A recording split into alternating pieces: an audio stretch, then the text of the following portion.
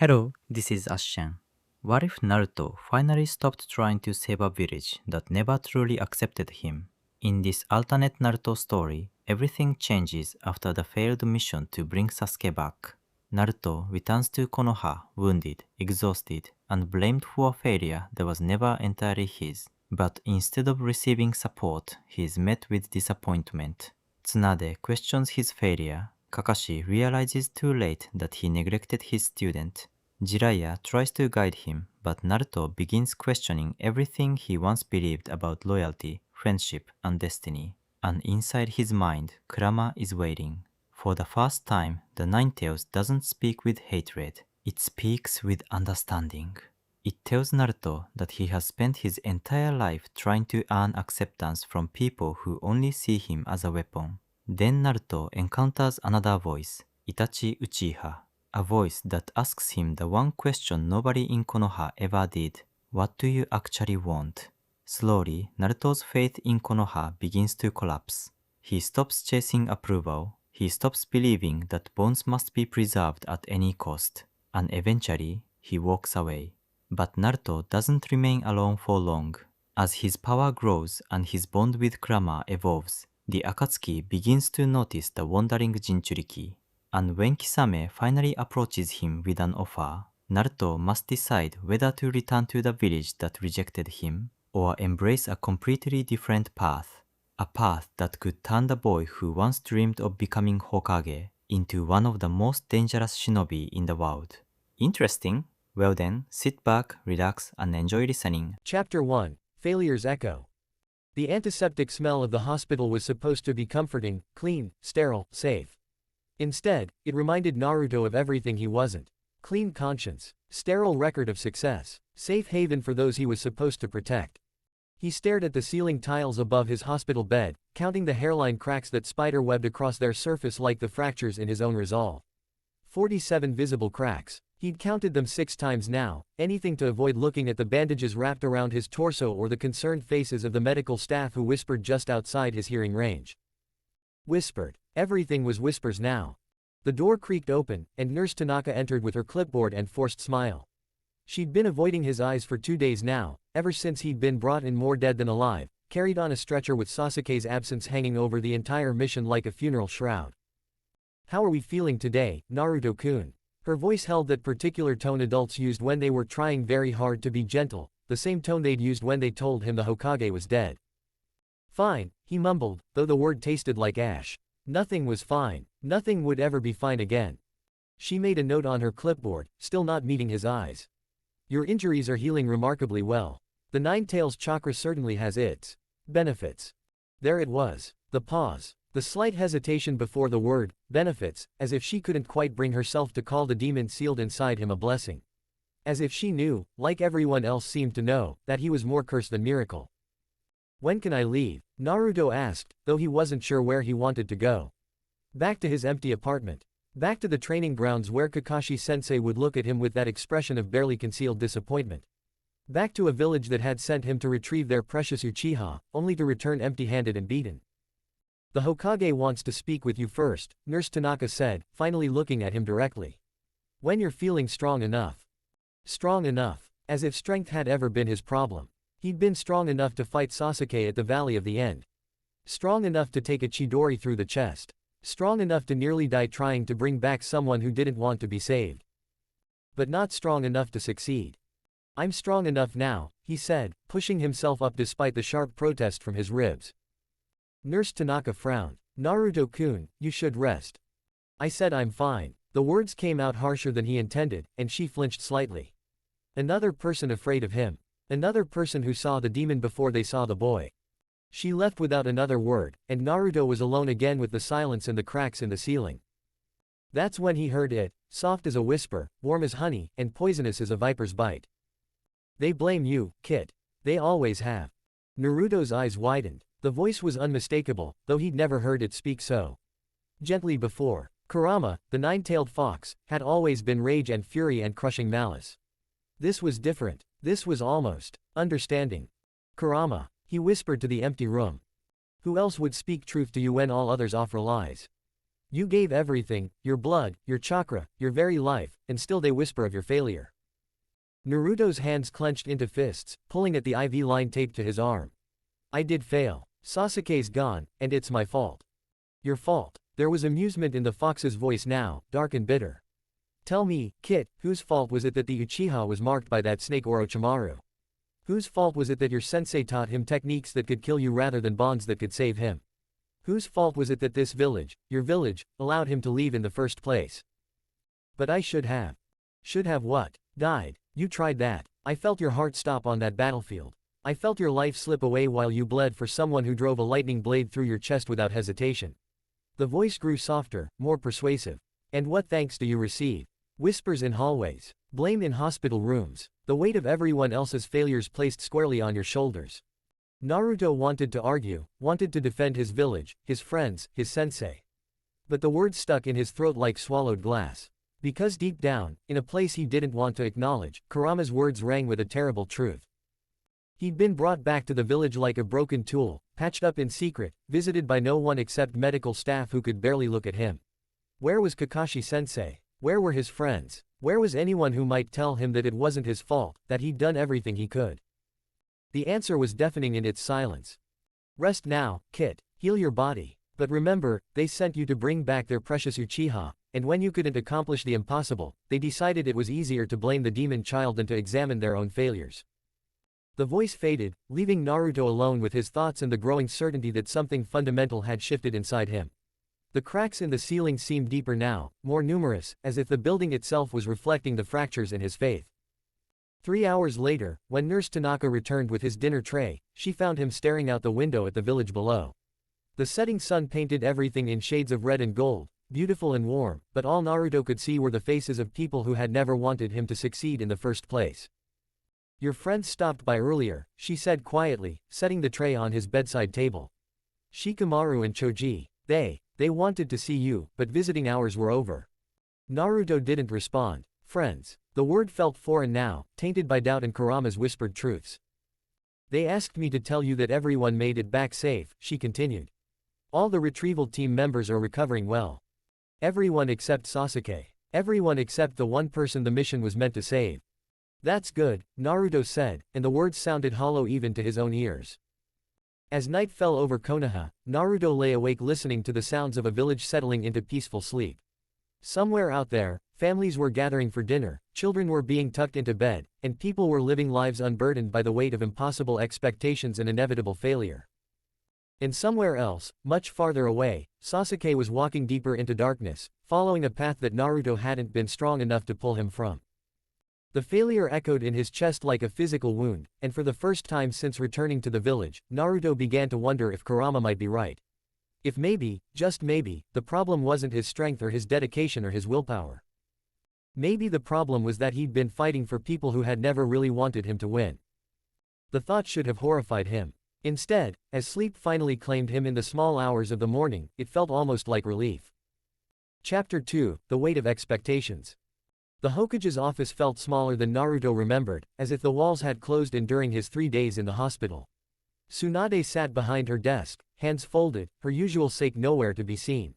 That alone told him how serious this conversation was going to be. Sit, she said without looking up from the mission report spread before her. Naruto remained standing. His ribs still ached with every breath, but he wasn't about to show weakness. Not here. Not when he could already feel the weight of disappointment pressing down on him like a physical thing. I said sit, Naruto. Tsunade's voice carried the authority of the Hokage, and despite everything, old habits died hard. He dropped into the chair across from her desk, its leather creaking under his weight. Silence stretched between them, broken only by the sound of shuffling papers and the distant noise of the village going about its daily business. Normal people doing normal things, unburdened by the crushing responsibility of being the supposed hero who couldn't even save his best friend. Finally, Tsunade looked up, and Naruto wished she hadn't. Her brown eyes held a mixture of disappointment, frustration, and something that might have been pity. He wasn't sure which one cut deeper. The mission was a failure, she said without preamble. Sasuke Uchiha has defected to Orochimaru. 3 team members were critically injured. The enemy escaped with their target. She set the report aside and leaned back in her chair. Tell me, Naruto, what part of this outcome resembles success? We all made it back alive, Naruto said quietly. That's something, right? Is it? Tsunade's voice was sharp now, cutting. Because from where I sit, it looks like I sent 5 of our most promising young shinobi on what should have been a simple retrieval mission, and they came back broken and empty-handed. Shikamaru is blaming himself for his tactical failures. Choji nearly died from those cursed pills. Neji's injuries will take weeks to heal properly. Kiba's been having nightmares about those sound ninja. Each name felt like a weight added to Naruto's shoulders. His friends, his teammates, all hurt because he hadn't been strong enough to stop Sasuke from leaving in the first place. But you, Tsunade continued, her gaze never wavering from his face, you were the one who was supposed to bring him back. You were the one who knew him best, who had the strongest bond with him. You were the one I trusted to succeed where others might fail. Listen to how she speaks to you, kid. As if their failures are your burden to bear. Naruto's hands clenched in his lap. Kurama's voice was becoming a constant presence now, a whispered commentary that made every interaction feel like a test he was doomed to fail. I tried, he said, and hated how small his voice sounded. I gave everything I had. Clearly, it wasn't enough. Tsunade stood and walked to the window, looking out at the village she was sworn to protect. Do you understand the position this puts us in? Sasuke was the last loyal Uchiha. His defection isn't just a personal loss, it's a strategic disaster. His Sharingan, his potential, his bloodline, all of it is now in the hands of our enemies. You think I don't know that? The words burst out of Naruto before he could stop them, louder and harsher than he'd intended. You think I don't replay every second of that fight? You think I don't see his face every time I close my eyes? Tsunade turned back to him, eyebrows raised at his outburst. Then you understand why. Why what? Why everyone looks at me like I personally handed Sasuke over to Orochimaru?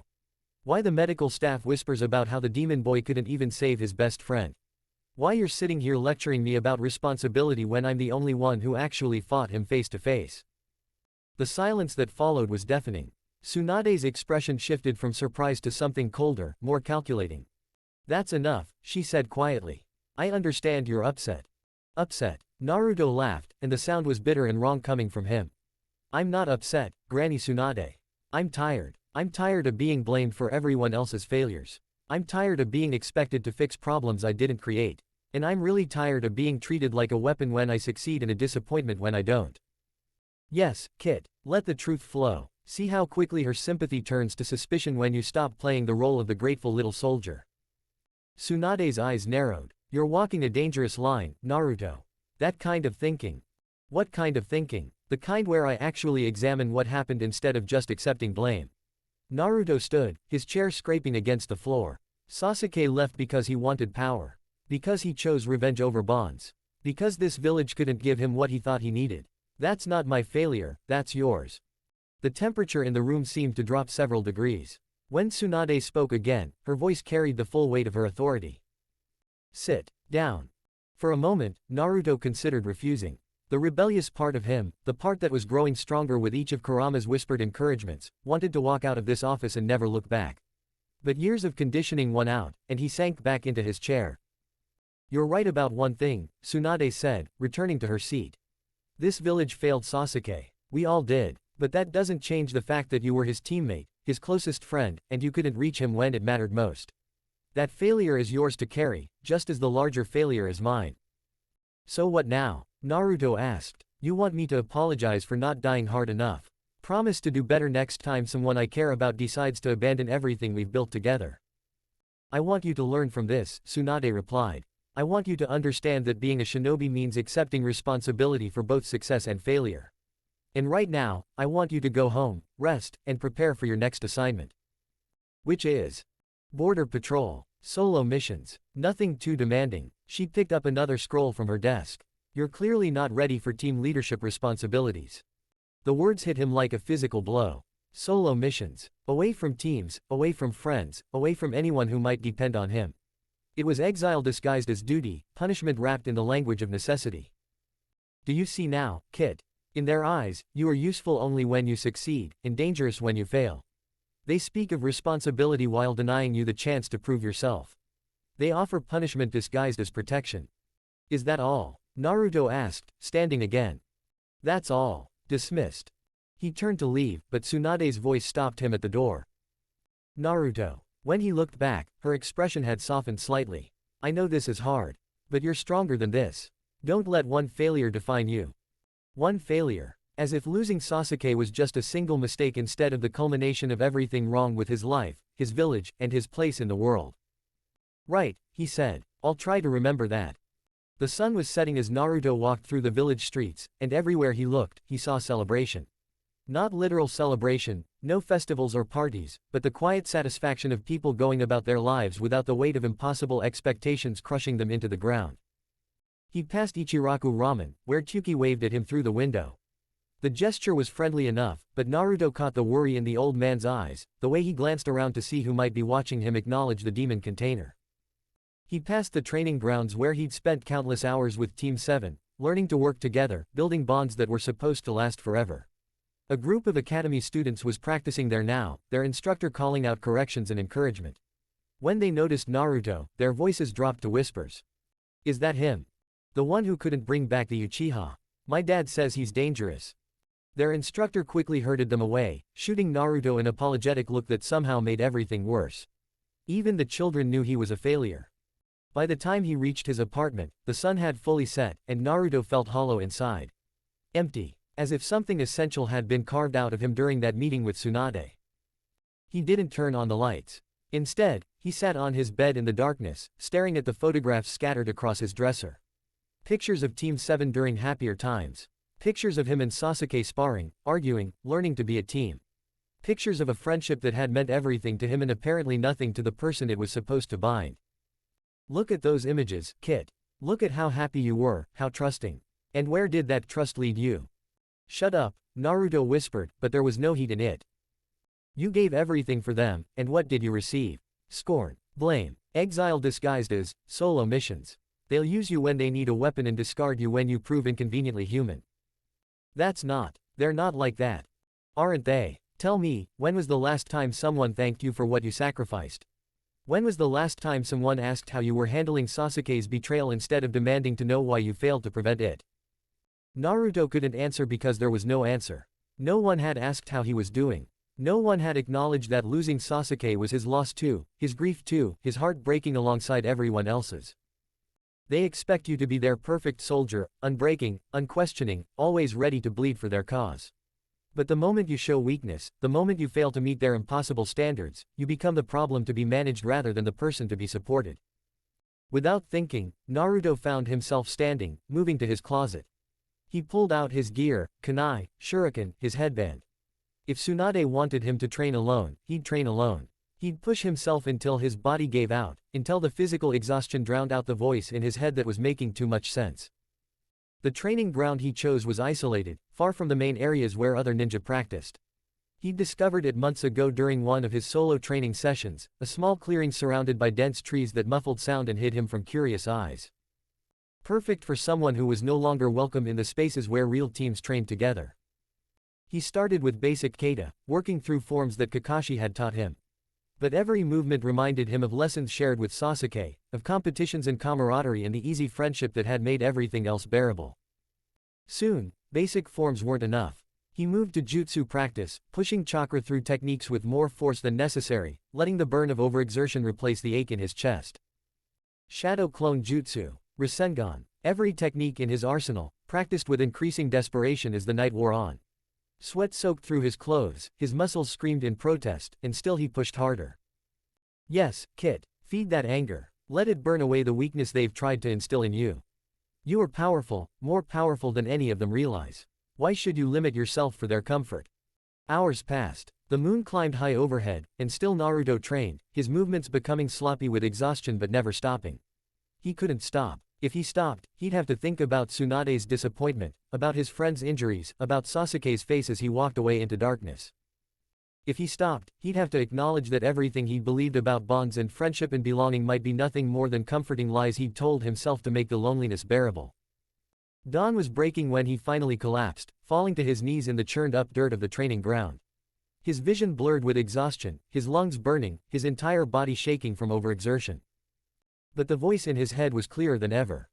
Look at you, Kit. Magnificent in your strength, terrible in your dedication. And they want to waste you on solo missions and border patrols.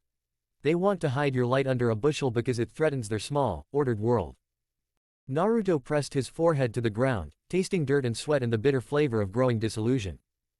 You gave everything for them, and what did you receive? Scorn. This time, he didn't argue. Chapter 3, Kakashi's Burden. Kakashi Hatake had never considered himself a particularly good teacher. This wasn't false modesty or self-deprecation, it was a cold assessment of facts. Good teachers inspired their students, guided them toward growth, and helped them navigate the complexities of both technique and philosophy. Good teachers built bonds that lasted beyond the classroom. Kakashi had failed to save either of his students. He stood on the roof of his apartment building in the pre-dawn darkness, looking out over the village he'd sworn to protect. Somewhere in those winding streets, Naruto was probably still training himself to exhaustion. The boy had been doing it every night since his release from the hospital, pushing his body past reasonable limits in isolated training grounds where he thought no one would notice. Kakashi noticed. He'd been watching from the shadows, too much of a coward to approach directly, too consumed by guilt to know what he'd say if he did. I failed you both, he thought, and the words felt like glass in his throat. I taught Sasuke techniques that made him more dangerous without teaching him the wisdom to use them responsibly. I focused on your natural talent, Naruto, without addressing the emotional wounds that made you so desperate for acknowledgement. The worst part was the timing. If he'd intervened earlier, if he'd recognized the signs of Sasuke's growing darkness, if he'd been the teacher they'd needed instead of the distant mentor he'd chosen to be. But, if, was a luxury he couldn't afford. Not when one student was walking deeper into Orochimaru's web with every passing day, and the other was slowly drowning in a village that expected him to be their perfect weapon without offering him the support he needed to maintain his humanity. A soft knock at his door interrupted his brooding. Kakashi wasn't expecting visitors, few people knew where he lived, and fewer still would visit at this hour. He dropped silently from the roof to his apartment, landing on the balcony and slipping through the sliding door. Another knock, more insistent this time. Kakashi-sensei. The voice was muffled but unmistakable. Naruto. For a moment, Kakashi hesitated. He'd been trying to work up the courage to approach his remaining student for days, but now that Naruto had come to him, he felt completely unprepared. What did you say to someone you'd failed so completely? How did you begin to bridge a gap that felt like an ocean? He opened the door. Naruto looked terrible. His clothes were stained with dirt and sweat, his hair was a mess, and there were dark circles under his eyes that spoke of too little sleep and too much self-punishment. But it was his expression that made Kakashi's chest tighten. Gone was the bright enthusiasm that had defined the boy since the day they'd met. In its place was something harder, more guarded, as if he'd built walls where there used to be open doors. Naruto, Kakashi said, stepping aside to let him in. This is unexpected. Yeah, well. Naruto entered the apartment but didn't sit, standing near the door as if ready to bolt at any moment. I wanted to ask you something. Of course. What is it? Naruto was quiet for a long moment, staring at his hands. When he finally looked up, his blue eyes held an intensity that was unsettling in someone so young. Why didn't you teach me the Chidori? The question hit Kakashi like a physical blow. He'd been expecting anger about the mission's failure, or questions about what they should do next, or even accusations about his shortcomings as a teacher. He hadn't expected this. Naruto. You taught it to Sasuke. You spent weeks working with him, perfecting his technique, making him stronger. But you never offered to teach it to me. Naruto's voice was steady, but there was something underneath it that made Kakashi's instincts prickle. Was it because I wasn't good enough? Because I didn't have the Sharingan to copy it perfectly? It wasn't about worthiness, Kakashi said carefully. The Chidori requires speed, precision, the ability to see your opponent's movements clearly. Naruto nodded. I know. Sasuke explained it to me right before he tried to put it through my chest. The casual way he said it, as if discussing the weather rather than a near-death experience, was more disturbing than any emotional outburst would have been. The technique wasn't right for your fighting style, Kakashi explained, though the words felt inadequate.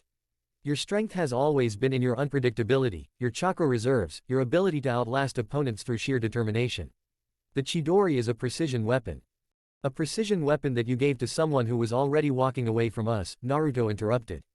Tell me, Kakashi-sensei, when you were teaching Sasuke to kill with lightning, did you ever think about what would happen if he decided we were his enemies? The question hung in the air between them like an accusation. Because the horrible truth was that Kakashi had thought about it, in the dark corners of his mind that he tried not to examine too closely. He'd seen the signs of Sasuke's growing isolation, his increasing obsession with power, his willingness to harm teammates in pursuit of his goals. And he'd chosen to ignore those signs in favor of focusing on technique and strength. I thought I could reach him, Kakashi said quietly. I thought that by helping him become stronger, I could give him the tools to overcome his darkness. And what about me? Naruto asked. What tools did you give me to overcome mine? You don't have darkness, Naruto. You're. Don't. The word came out sharp enough to cut. Don't you dare tell me I don't have darkness. I have a demon sealed inside me that whispers about power and revenge every time I close my eyes. I have a village that sees me as a weapon first and a person second. I have teammates who blame me for their failures and a sensei who, he stopped himself, but the damage was already done. A sensei who what? Kakashi asked, though he wasn't sure he wanted to hear the answer. Naruto was quiet for a long moment, and when he spoke, his voice was almost too soft to hear. A sensei who taught his star pupil how to kill but never taught his problem student how to live. The words hit harder than any jutsu Kakashi had ever faced. He opened his mouth to argue, to defend himself, to explain that it wasn't that simple, but the explanations died in his throat because maybe it really was that simple. He'd spent months teaching Sasuke advanced techniques while leaving Naruto to figure out basic chakra control on his own. He'd focused on Sasuke's tactical development while dismissing Naruto's emotional needs as something the boy would eventually grow out of. He'd poured his energy into saving the student who seemed destined for greatness while taking for granted the one who seemed too resilient to break. Do you see now, Kit? Even he cannot deny the truth of what you've observed. Naruto's hand went to his stomach for a moment, and something flickered across his expression, surprise, maybe, or recognition.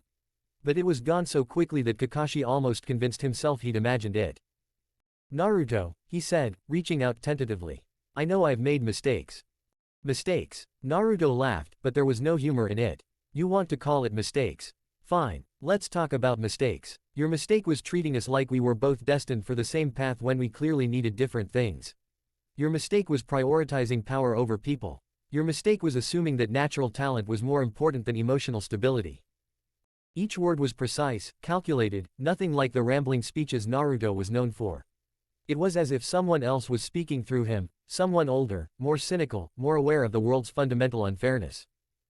But the biggest mistake, Naruto continued, was thinking that you could fix everything with technique and training. Some problems can't be solved with more jutsu, Kakashi-sensei. Some problems require actually caring about the person, not just the soldier.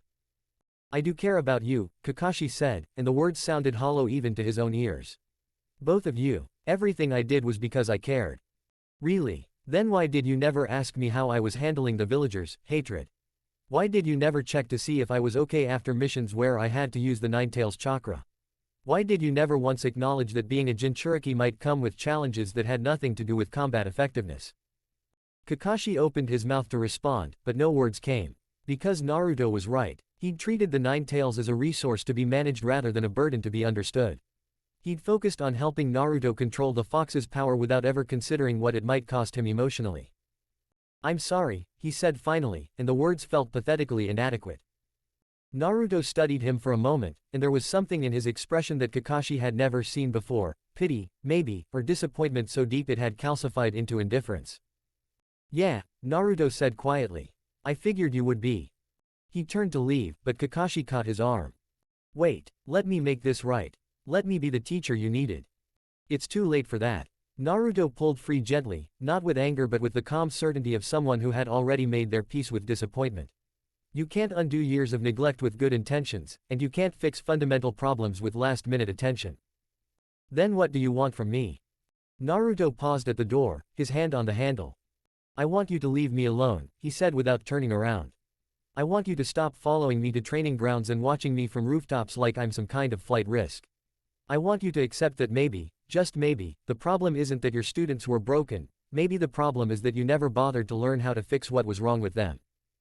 The door closed behind him with a soft click, leaving Kakashi alone with his guilt and the growing certainty that he'd just lost his second student in as many weeks.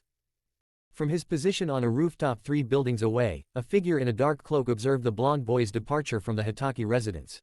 The conversation had been too distant to overhear, but body language spoke volumes. The tension, the obvious conflict, the way the boy had left without the reconciliation his teacher had clearly been hoping for. Interesting. The figure made a few quick hand signs, and a raven materialized from shadows. A brief message was attached to its leg, just a few words but enough to convey the essential information. Subject shows increasing isolation from support structure. Emotional bonds weakening. Recommend continued observation. The Raven took flight, disappearing into the pre-dawn darkness with its report. Soon, it would reach its destination, and the message would be passed up the chain of command to those who understood the value of a powerful young shinobi with nowhere else to turn. But that was for others to decide. For now, the observer simply watched as Naruto Uzumaki walked alone through empty streets, his shoulders set in a line that spoke of resolve rather than defeat. The boy was changing. The question was whether that change would serve their purposes or require intervention. Either way, he would be watched. The child of prophecy was too valuable to lose to the whims of village politics and failed mentorship. Far too valuable. Back in his apartment, Kakashi stood at his window and watched Naruto disappear into the maze of Konoha's streets. The boy moved differently now, more purposefully, with less of the bouncing energy that had once made him impossible to ignore. Even his posture had changed, becoming more closed off, more defensive. More like someone who expected the world to disappoint him. I did this, Kakashi thought, pressing his forehead against the cool glass. I broke him as surely as if I'd used a jutsu designed for that purpose. The worst part was that he could see the path forward from here. Naruto would continue to isolate himself, pushing away anyone who tried to help. He'd throw himself into training with increasing desperation, seeking in physical exhaustion what he could no longer find in human connection. He'd grow stronger, yes, but also colder, more bitter, more likely to make the same mistakes that had claimed so many promising shinobi before him. And Kakashi, paralyzed by guilt and uncertainty, would watch it happen while telling himself there was nothing he could do to stop it. Just like he'd watched Sasuke walk away. Just like he'd failed his own sensei all those years ago. Some patterns, it seemed, were destined to repeat themselves no matter how much you wanted to break free. Outside, the sun was rising over Konoha, painting the buildings in shades of gold and orange that should have been beautiful. Instead, all Kakashi could see was the shadow his failure had cast across his students' future, a shadow that was growing longer and darker with each passing day. And somewhere in that shadow, he was certain, something was waiting to take advantage of a lonely boy's pain. End of Chapter 3. The mission was supposed to be simple: escort a merchant caravan to a border town, ensure their safety, collect payment, return home. Standard C-rank work that barely required a genin, let alone someone with Naruto's capabilities. But Tsunade had been clear: solo missions only, nothing too demanding, prove you can handle responsibility on a smaller scale before being trusted with anything important. It was punishment disguised as duty, and they both knew it. Naruto crouched on a tree branch overlooking the winding mountain road, watching the caravan make its slow progress toward their destination.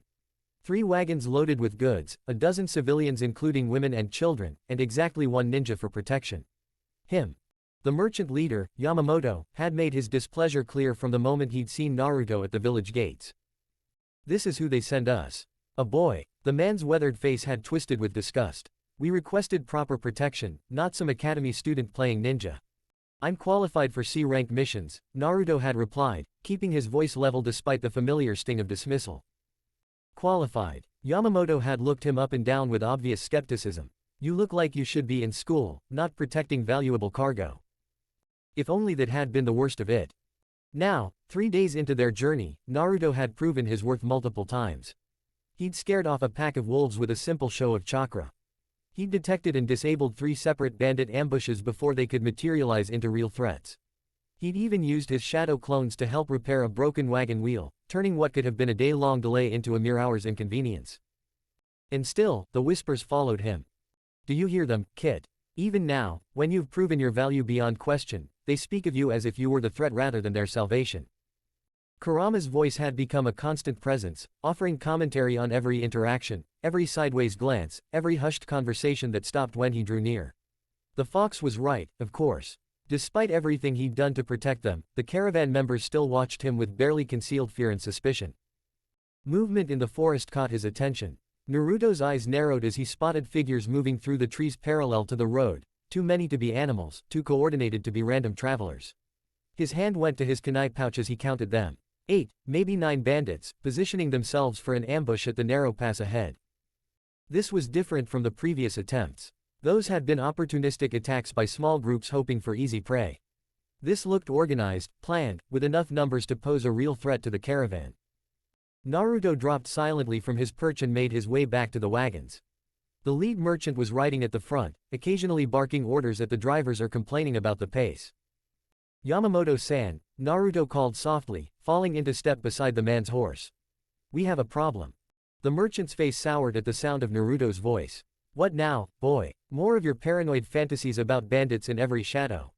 There are at least 8 hostiles positioned for an ambush in the pass ahead. I need you to halt the caravan while I deal with them. Deal with them, Yamamoto snorted. You're one child against 8 grown men. Even if your ridiculous story is true, what exactly do you plan to do? Naruto felt his patience fraying. My job. Just keep everyone here until I give the all clear. He turned to leave, but Yamamoto's voice stopped him. Wait, if there really are bandits ahead, shouldn't we turn back? Find another route. This is the only viable path to your destination, and turning back would add 3 days to the journey. I can handle 8 bandits. You're insane if you think. I'm a ninja, Naruto said flatly. This is what I do. The ambush site was perfectly chosen, a narrow canyon with steep walls on both sides, limiting escape routes and forcing travelers into a killing field. The bandits had positioned themselves well, with archers on the high ground and spearmen blocking the road ahead. Under normal circumstances, it would have been a death trap for any caravan. Unfortunately for them, Naruto was anything but normal circumstances. He studied their positions from concealment, counting weapons and assessing threat levels. These weren't desperate thieves looking for a quick score, they were organized, well-equipped, and clearly experienced in this type of operation. Their leader, a scarred man with a massive two-handed sword, was barking quiet orders to his subordinates with the authority of someone accustomed to command. Professional bandits. Probably the remnants of a disbanded mercenary unit or missing nin who'd turned to highway robbery when more legitimate work dried up. Which meant they were dangerous enough to kill civilians without hesitation, but not quite skilled enough to pose a serious threat to a Konoha ninja. Crush them, Kit. Show them what real power looks like. Make them regret the day they decided to prey on those under your protection. Naruto made the hand sign for Shadow Clone Jutsu, creating a dozen copies of himself. The clones scattered to different positions around the canyon, moving with the silent efficiency he'd developed through years of solo training. The attack came from all sides at once. The first bandit died without ever seeing what killed him, a kunai to the throat from a clone that materialized behind his position. The second managed a scream before another clone's Rasengan turned his chest into a crater. The archers on the canyon walls found themselves under assault from multiple angles as clones bounded up the stone faces with chakra-enhanced speed. It was over in less than 3 minutes. When the dust settled, 8 bodies lay scattered across the canyon floor. The leader, the scarred man with the two-handed sword, was still alive but only barely. Naruto had deliberately held back the killing blow, leaving him pinned to a tree with kunai through both shoulders. Please, the man gasped, blood running down his chin. We weren't going to kill anyone. Just rob them and let them go. Naruto studied him dispassionately. You had poison on your arrowheads. Killing blades, not sleeping darts. Don't lie to me. The bandit's eyes widened in surprise, then fear. How did you?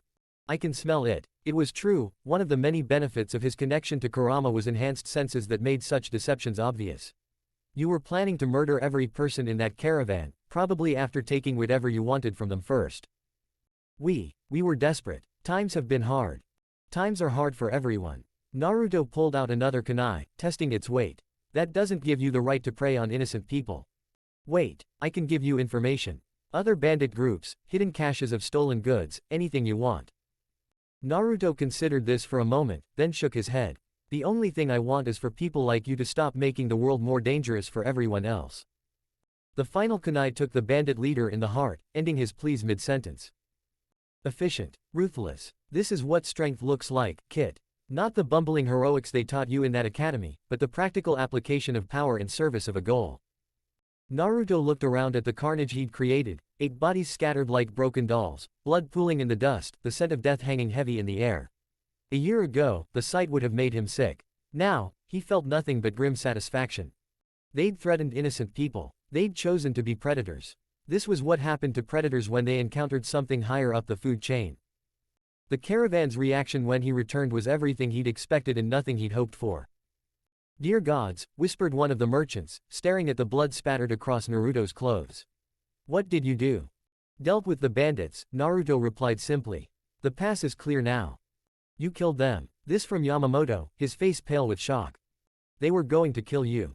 All of you. Naruto gestured toward the canyon ahead. Poisoned weapons, planned execution, robbery is an afterthought. This was the only way to ensure your safety. But you're just a boy, stammered one of the women. How could you? Listen to them, Kit. You saved their lives, protected their families, eliminated a threat that would have plagued other travelers for months or years to come. And their reaction is horror that you were capable of doing what needed to be done. Naruto watched their faces, the fear, the revulsion, the way they unconsciously stepped back from him as if he were the dangerous one. These people, whose lives he'd just saved, were looking at him like he was a monster. Maybe he was. The road ahead is safe, he said quietly. We can reach the border town by evening if we don't delay. The remainder of the journey passed in uncomfortable silence. The merchants and their families spoke in hushed whispers when they thought he wasn't listening, and the children who had been friendly during the early days of travel now hid behind their parents whenever he approached. Did you see how easily he killed them? 8 men, and he didn't even get hurt. What kind of training produces that sort of efficiency? I heard he has a demon inside him. Maybe that explains. Shish, he might hear you. By the time they reached their destination, Naruto felt like a plague carrier escorting a group of terrified refugees. The border town's gates were a welcome sight, not because they marked the completion of his mission, but because they represented the end of his current torment. The mission payment was completed in uncomfortable silence. Yamamoto handed over the agreed-upon fee without meeting Naruto's eyes, as if afraid that direct eye contact might somehow contaminate him. Thank you for your service, the merchant said stiffly. I'll be sure to mention your effectiveness in my report to the Hokage. Effectiveness. Not heroism, not protection, not going above and beyond to ensure their safety. Effectiveness, as if he were a particularly sharp tool rather than a person who'd risked his life for their benefit. Do you see now, kid? They will never accept you. You are their weapon, not their hero. No matter how many lives you save, how many threats you eliminate, how much you sacrifice for their sake, you will always be the monster they tolerate rather than the guardian they celebrate. As Naruto began the long journey back to Konoha alone, Kurama's words echoed in his mind with the weight of undeniable truth. He'd completed a perfect mission, no civilian casualties, threat eliminated, objectives achieved. And his reward was to be treated like a dangerous animal that had performed its trick adequately. The sun was setting when he stopped at a roadside inn for the night. The innkeeper, an elderly woman with kind eyes, took one look at his blood-stained clothes and the hollowness in his expression and offered him a room without questions. It was the first genuine kindness he'd encountered in days. Rough mission? She asked as she led him upstairs. Something like that. Well, you're safe here. Hot meal, clean bed, and no one will bother you with questions you don't want to answer. Her simple acceptance, the way she treated him as just another tired traveler rather than a potential threat, almost broke something inside him. This stranger showed him more consideration in 5 minutes than the people he'd risked his life to protect had managed in an entire week. That night, as he lay in a bed that smelled of lavender and listened to the sound of normal people living normal lives in the rooms around him, Naruto made a decision that would have terrified him a month earlier. He stopped caring what they thought of him. If they wanted to see him as a weapon rather than a person, fine. If they wanted to fear his effectiveness while benefiting from his protection, so be it. If they could only accept his service while rejecting his humanity, then perhaps it was time to stop offering his humanity for their consideration. Wisdom at last, kid. You are learning what I learned long ago, the only relationship that matters is the one between predator and prey. Everything else is just pretty words meant to disguise the fundamental truth of power. For the first time since the fox had started speaking to him, Naruto didn't argue with its assessment. Unknown to Naruto, his mentor Jiraiya had arrived in Konoha that very evening, having completed a particularly grueling intelligence-gathering mission on the borders of Rain Country. The Toad Sage was tired, dirty, and looking forward to a hot bath and a bottle of sake, roughly in that order. He was also completely unaware of his student's growing crisis. Jiraiya-sama. Tsunade's assistant appeared at his elbow almost before he'd cleared the village gates. The Hokage requests your immediate presence. She says it's urgent. Jiraiya suppressed a groan. Urgent usually meant either a new threat to the village's security or political complications that required his particular skill set to navigate. Either way, it meant his bath and sake would have to wait. What's the situation? He asked as they made their way through the village streets. Intelligence reports from our border stations. Increased Akatsuki activity, possible movements against other Jinchuriki villages. The Hokage wants your assessment of the threat level. Akatsuki. Jiraiya's expression darkened. He'd been tracking the organization's movements for months, trying to understand their ultimate goals and capabilities. If they were accelerating their timeline. Any word on specific targets? Preliminary reports suggest they may be moving against the Sand Village next. The one-tailed Jinchuriki. Gaara. Jiraiya picked up the pace. If Akatsuki was targeting Gaara, it meant they were moving into the active phase of their plan. which meant Naruto would be a target soon enough, if he wasn't already. His mind was so focused on the larger strategic implications that he completely missed the smaller crisis playing out in his student's heart. The reports of solo missions and isolation, the concerned whispers from hospital staff, the way certain merchants had described their ninja escort as effective but disturbing, all of it passed by his awareness like background noise. After all, Naruto was strong. Naruto was resilient. Naruto could handle a few difficult missions while the adults dealt with the real threats. It was exactly the kind of assumption that had already cost Konoha one promising student. And as the night deepened around the village, with Jiraiya locked in strategic planning sessions and Naruto lying awake in a roadside inn questioning everything he'd ever believed about heroism and sacrifice, the distance between teacher and student grew just a little bit wider. Just wide enough for something else to slip through the gap. End of Chapter 4. Sleep, when it finally came, brought no peace. Naruto found himself standing in a place that felt familiar yet wrong, the streets of Konoha, but empty of people and draped in perpetual twilight. The buildings were the right shape, the roads followed the correct paths, but everything was rendered in shades of gray and shadow, as if the color had been drained from the world. He walked through the deserted village, his footsteps echoing strangely in the silence. No shopkeepers calling out their wares, no children playing in the streets, no ninja leaping across rooftops on their way to missions. Just emptiness, stretching in every direction. Lonely, isn't it? Naruto spun toward the voice, his hand instinctively reaching for a kunai that wasn't there. Standing beneath a flickering streetlight was a figure in a black cloak marked with red clouds, tall, pale, with long dark hair framing features that were both beautiful and terrible. Itachi Uchiha. You, Naruto breathed, his heart racing. What are you doing here? This is a dream, Itachi said calmly, stepping forward into the light. His red Sharingan eyes seemed to glow in the gray twilight. Your dream, to be precise. I'm merely visiting. Naruto tensed, preparing to fight, but something felt off. His chakra felt sluggish, distant, as if he were trying to access it through thick glass. Even his body felt strange, present but not quite real, like a reflection in water. The fox's voice, when it came, was oddly subdued. Interesting. The Uchiha has skill, I'll give him that. What do you want? Naruto demanded, though his voice sounded hollow in the empty air. To talk. Itachi's expression was unreadable, neither threatening nor reassuring.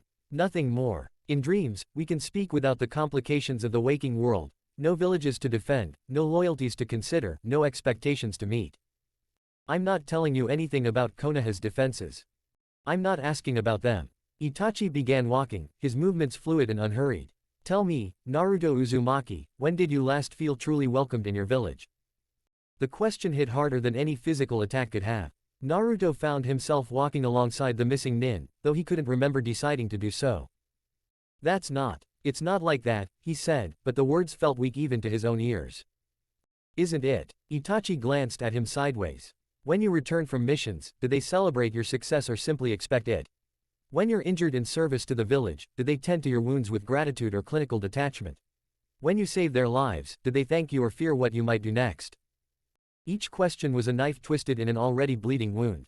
Because the terrible truth was that Naruto couldn't remember the last time someone had genuinely thanked him for his service, the last time his success had been celebrated rather than simply acknowledged as expected, the last time anyone had looked at him with gratitude instead of wariness. They're just scared, Naruto said weakly. The Nine Tails. The Nine Tails is part of you, not the whole of you. Itachi stopped walking and turned to face him directly. But they choose to see only the fox, don't they? The weapon they can deploy when convenient, the threat they must tolerate when not. He speaks truth, Kit. More truth than your so-called friends have offered in years.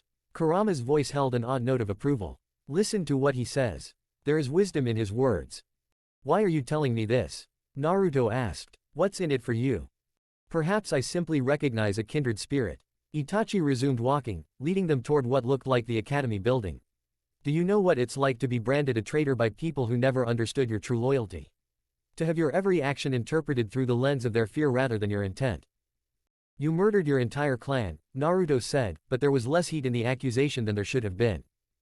Did I? Itachi's smile was enigmatic, neither confirming nor denying. Or did I do what was necessary to prevent a greater tragedy? The difference between those two interpretations often comes down to perspective, and whose version of events you choose to believe. They had reached the academy now, its familiar facade rendered strange and ominous in the dream light. Itachi gestured toward the building where Naruto had spent some of his most painful early years. Tell me about this place, he said. What do you remember most clearly? Without thinking, Naruto found himself answering. Being alone. Sitting by myself while everyone else had friends to talk to, groups to belong to. The teachers who looked at me like I was a problem to be managed rather than a student to be taught. And how did that make you feel?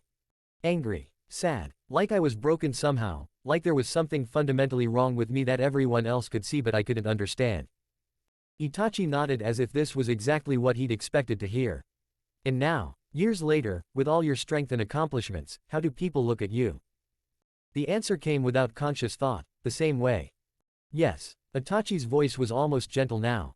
Because they never saw you as a person to begin with. You were always just a repository for their fears and expectations. A convenient solution to their problems when you succeeded, a dangerous liability when you failed. He understands, Kit. He sees what I have been trying to show you, that their acceptance was never real, their bonds were never true. They used you. But that's not. Naruto struggled to find words to refute what felt increasingly like truth. There are people who care about me. My teammates, my sensei. Your teammates who blame you for Sasuke's defection. Your sensei who taught your rival deadly techniques while leaving you to develop your own skills through trial and error. Itachi's questions were surgical in their precision. Tell me, when Sasuke chose to leave the village, who was held responsible? When the mission to retrieve him failed, who bore the burden of that failure? The silence stretched between them, heavy with implications Naruto didn't want to examine. You carry the weight of everyone else's shortcomings, Itachi continued. Their failures become your failures. Their fears become your isolation. Their limitations become your cage. They were walking through the academy halls now, past empty classrooms and silent corridors. In one room, Naruto could see ghostly images of his younger self, alone at a desk, ignored by teachers, mocked by classmates. I used to think things would get better, he said quietly, not sure why he was sharing this with someone who should be his enemy. I thought if I just got stronger, if I proved myself enough times, eventually they'd see me differently. And have they? The question hung in the air like a challenge. Because the honest answer, the answer Naruto had been trying not to think about for weeks, was no. If anything, his growing strength seemed to make people more afraid of him, not less. Strength without acceptance is just another form of imprisonment, Itachi observed. They keep you close enough to use your power, but far enough away to avoid confronting their own hypocrisy. Listen to him, Kit. He speaks of realities that your village mentors would never acknowledge. There is liberation in truth, even painful truth. What are you suggesting? Naruto asked, though part of him already knew. I'm not suggesting anything, I'm simply observing that you have choices they would prefer you never realize you possess. Itachi stopped beside a window that looked out over the dream version of Konoha. You could leave. You could find people who value strength over sentiment, results over rhetoric. You could discover what it means to be appreciated for what you are rather than tolerated for what you represent. Leave Konoha. The idea should have been unthinkable, but it wasn't. Over the past weeks, the thought had crossed his mind more than once, usually in the dark hours after particularly painful encounters with the village's judgment. Why not? What has your loyalty earned you? What has your sacrifice accomplished? What has your dedication brought you besides more expectations and greater isolation? Each question was a blow to foundations that were already cracking. Because when Naruto tried to think of reasons to stay, to continue fighting for people who seemed determined to see him as a weapon rather than a person, the list felt disturbingly short. There are people who need me, he said, but the words lacked conviction. Are there? Or are there people who need your power while remaining fundamentally uninterested in your well-being? Itachi turned from the window to look at him directly. The distinction matters, Naruto. One relationship is based on mutual respect. The other is simply exploitation dressed in prettier language. The dream village around them began to shift and blur, as if their conversation was reaching its natural conclusion. But Itachi's words remained crystal clear, each one etching itself into Naruto's consciousness with the weight of revelation. Think carefully about what you truly owe to people who have never truly accepted you, the Uchiha said, his form beginning to fade. And remember, there are others in this world who understand what it means to be cast aside by those who should have protected you. Others who value strength and loyalty over politics and fear. Wait, Naruto called out as the dream dissolved around them. What do you mean? Who are you talking about? But Itachi was already gone, and the gray twilight was giving way to deeper darkness. Interesting visitor, Kit. Very interesting indeed. You knew he was here. Naruto's mental voice was sharp with accusation. Why didn't you warn me? Warn you? Why would I warn you away from someone speaking sense for the first time in months? His words carry truth, even if his motives remain unclear. He's a criminal, a missing nin. So was I, in their eyes. So are all those who refuse to bow to the arbitrary authority of village elders and political structures. Perhaps the question isn't why someone like him would reach out to you, but why it took so long for anyone to do so. The fox's words followed Naruto into true sleep, where dreams gave way to deeper rest but no real peace. He woke in his roadside inn room with the taste of revelation bitter on his tongue. Dawn light was creeping through the shuttered windows, painting everything in shades of gold that seemed too bright, too cheerful for the darkness that had taken root in his thoughts. The dream felt more real than the waking world, more honest, more direct, more willing to confront truths that everyone else seemed determined to ignore. Itachi's questions echoed in his mind with the persistence of actual memories, each one forcing him to examine assumptions he'd never thought to question. What has your loyalty earned you? What has your sacrifice accomplished? What has your dedication brought you besides more expectations and greater isolation? Naruto sat on the edge of the narrow bed, his head in his hands, and tried to find answers that didn't sound hollow. He thought of all the missions completed, all the threats eliminated, all the people saved. But when he tried to balance that against gratitude received, genuine acceptance earned, or authentic friendships forged, the scales tipped in a direction that made his chest tight with something dangerously close to despair. Had it always been this one-sided? Or was he only now seeing clearly for the first time? The innkeeper knocked softly on his door, interrupting his brooding. "Breakfast is ready if you'd like some, young man. No charge, you looked like you could use a good meal." Her kindness was genuine, uncomplicated by fear or expectation. She wanted nothing from him except perhaps his company at her table, and even that was offered freely rather than demanded. It was the sort of simple human consideration that should have been commonplace but felt precious in its rarity. "Thank you," he called back. "I'll be down in a moment." As he gathered his gear and prepared to continue his journey back to Konoha, Naruto caught sight of his reflection in the room's small mirror. The face looking back at him was older than it should have been, marked by experiences that had aged him beyond his years. But it was the eyes that gave him pause, still blue, still bright, but holding a wariness that hadn't been there before. The eyes of someone who was learning not to trust too easily, not to hope too freely, not to give too much of themselves to people who might not value what they received. Change is natural, Kit. Growth requires the shedding of old illusions and the acceptance of harder truths. The boy who left on this mission is not the same as the one who will return. For once, Naruto didn't argue with the fox's observation. Because it was true, something fundamental had shifted inside him over the past few weeks.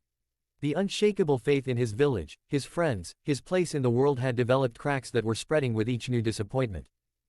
And maybe that wasn't entirely a bad thing. Maybe it was time to stop defining himself by other people's expectations and start considering what he actually wanted from his life. Maybe it was time to stop accepting crumbs of acknowledgement as if they were feast, and start demanding the respect his achievements had earned. Maybe it was time to consider that there might be other paths to the peace and belonging he'd always sought, paths that didn't require him to constantly prove his worth to people who seemed determined to withhold their acceptance no matter what he accomplished. The thought should have terrified him. Instead, as he made his way downstairs to share breakfast with a kind stranger who asked nothing of him except his company, it felt almost like freedom. End of Chapter 5. Naruto had been back in Konoha for exactly 4 hours when Jiraiya found him. He was sitting on the swings at the old academy playground, the same swings where he'd spent countless lonely afternoons as a child, watching other kids laugh and play while he remained on the periphery. The irony wasn't lost on him. Even as a teenager who'd saved the village multiple times, he still ended up in the same place, still on the outside looking in. "There you are," Jiraiya's voice boomed across the empty playground. "I've been looking everywhere for you, kid." Naruto didn't turn around, didn't get up from the swing, didn't show any of the enthusiasm that usually accompanied his mentor's arrival.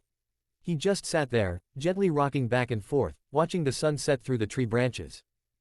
"Hey," Jiraiya said again, his tone shifting from boisterous to concerned as he approached. "Rough mission." "Completed successfully," Naruto replied without inflection. "Objective achieved, civilians protected, hostiles eliminated. The merchants will reach their destination safely and with all their goods intact." The clinical way he reported it made Jiraiya pause. This wasn't how Naruto usually described his missions. There were no animated gestures, no excited rambling about techniques he'd used or people he'd helped. Just facts, delivered with the emotional investment of someone reading a weather report. "That's good," Jiraiya said carefully, settling onto the swing beside his student.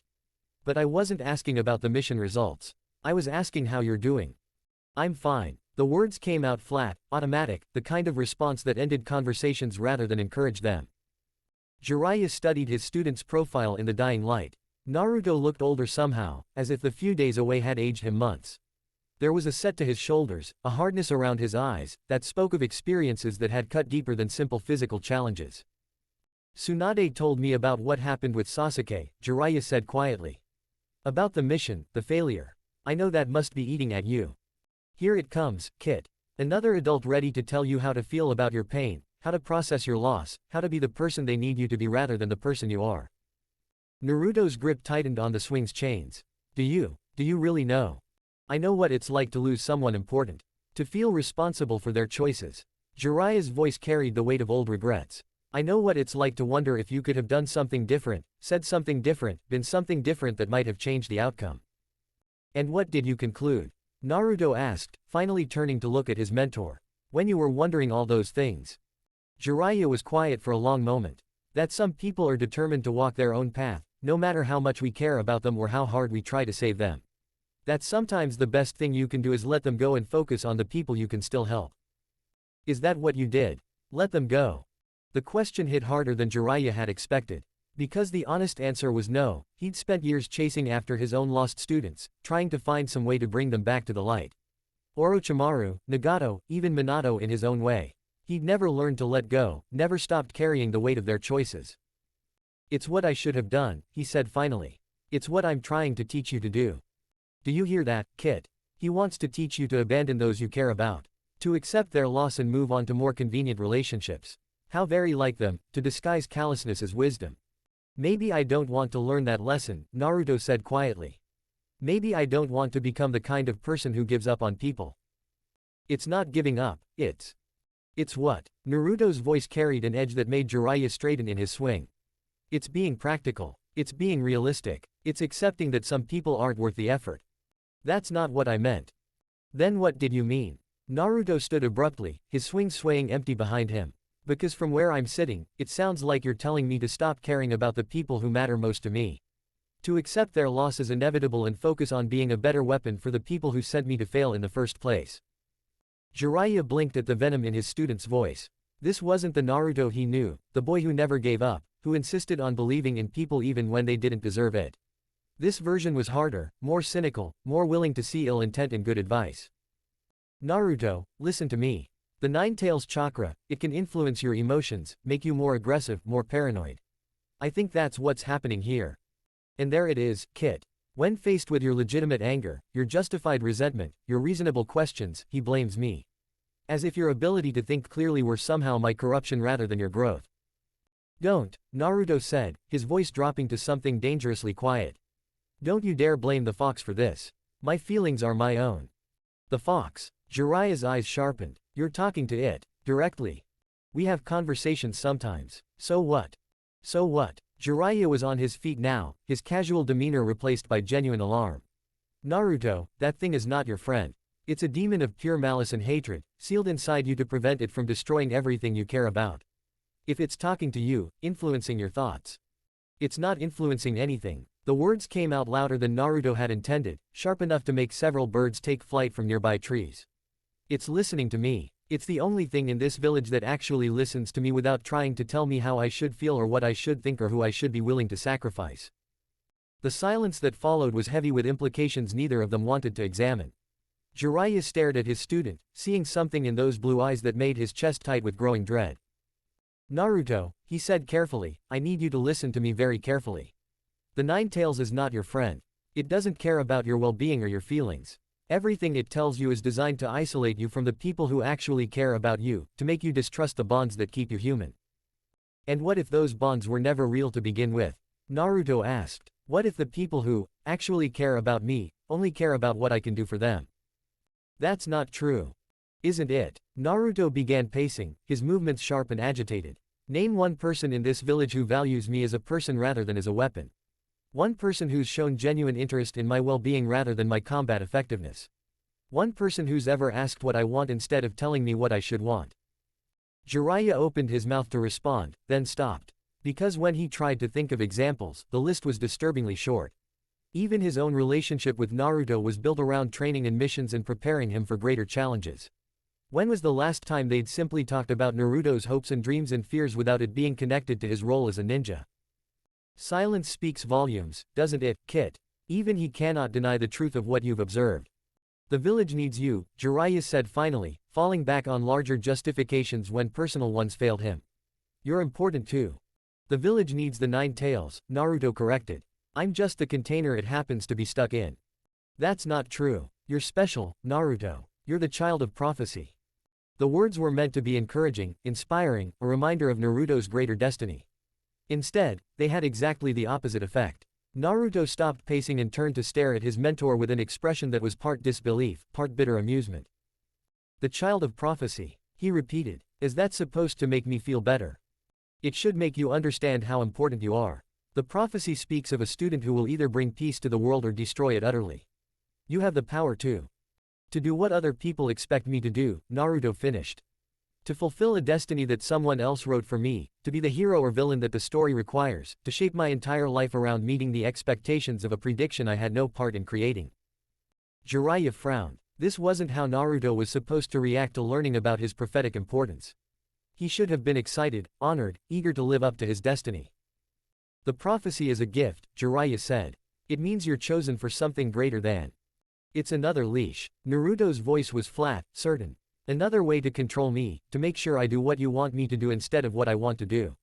First I'm the 9 tails container who has to stay loyal to protect the village. Then I'm the failed teammate who has to prove himself by bringing back Sasuke. Now I'm the prophetic child who has to save or damn the entire world according to someone else's vision. He speaks of prophecies while ignoring your pain, Kit. He offers you grand destinies while dismissing your simple need for acceptance and understanding. Do you see how they operate? Always the larger picture, never the individual cost. When do I get to choose? Naruto asked, his voice carrying a weight that made Jiraiya want to step back. When do I get to decide what I want my life to be instead of having it decided for me by village needs and prophetic requirements and other people's expectations? Naruto, you're letting the fox poison your thoughts. Stop blaming the fox. The shout echoed across the empty playground. Stop dismissing everything I think and feel as demonic corruption. Maybe, just maybe, I'm capable of having my own thoughts about my own life. Jiraiya held up his hands in a placating gesture. I'm not trying to dismiss your feelings. I'm trying to help you understand that the 9 tails. The 9 tails is the only thing in this village that acknowledges my feelings exist, Naruto said. It doesn't tell me how I should feel about being treated like a weapon. It doesn't explain why I should be grateful for scraps of acceptance.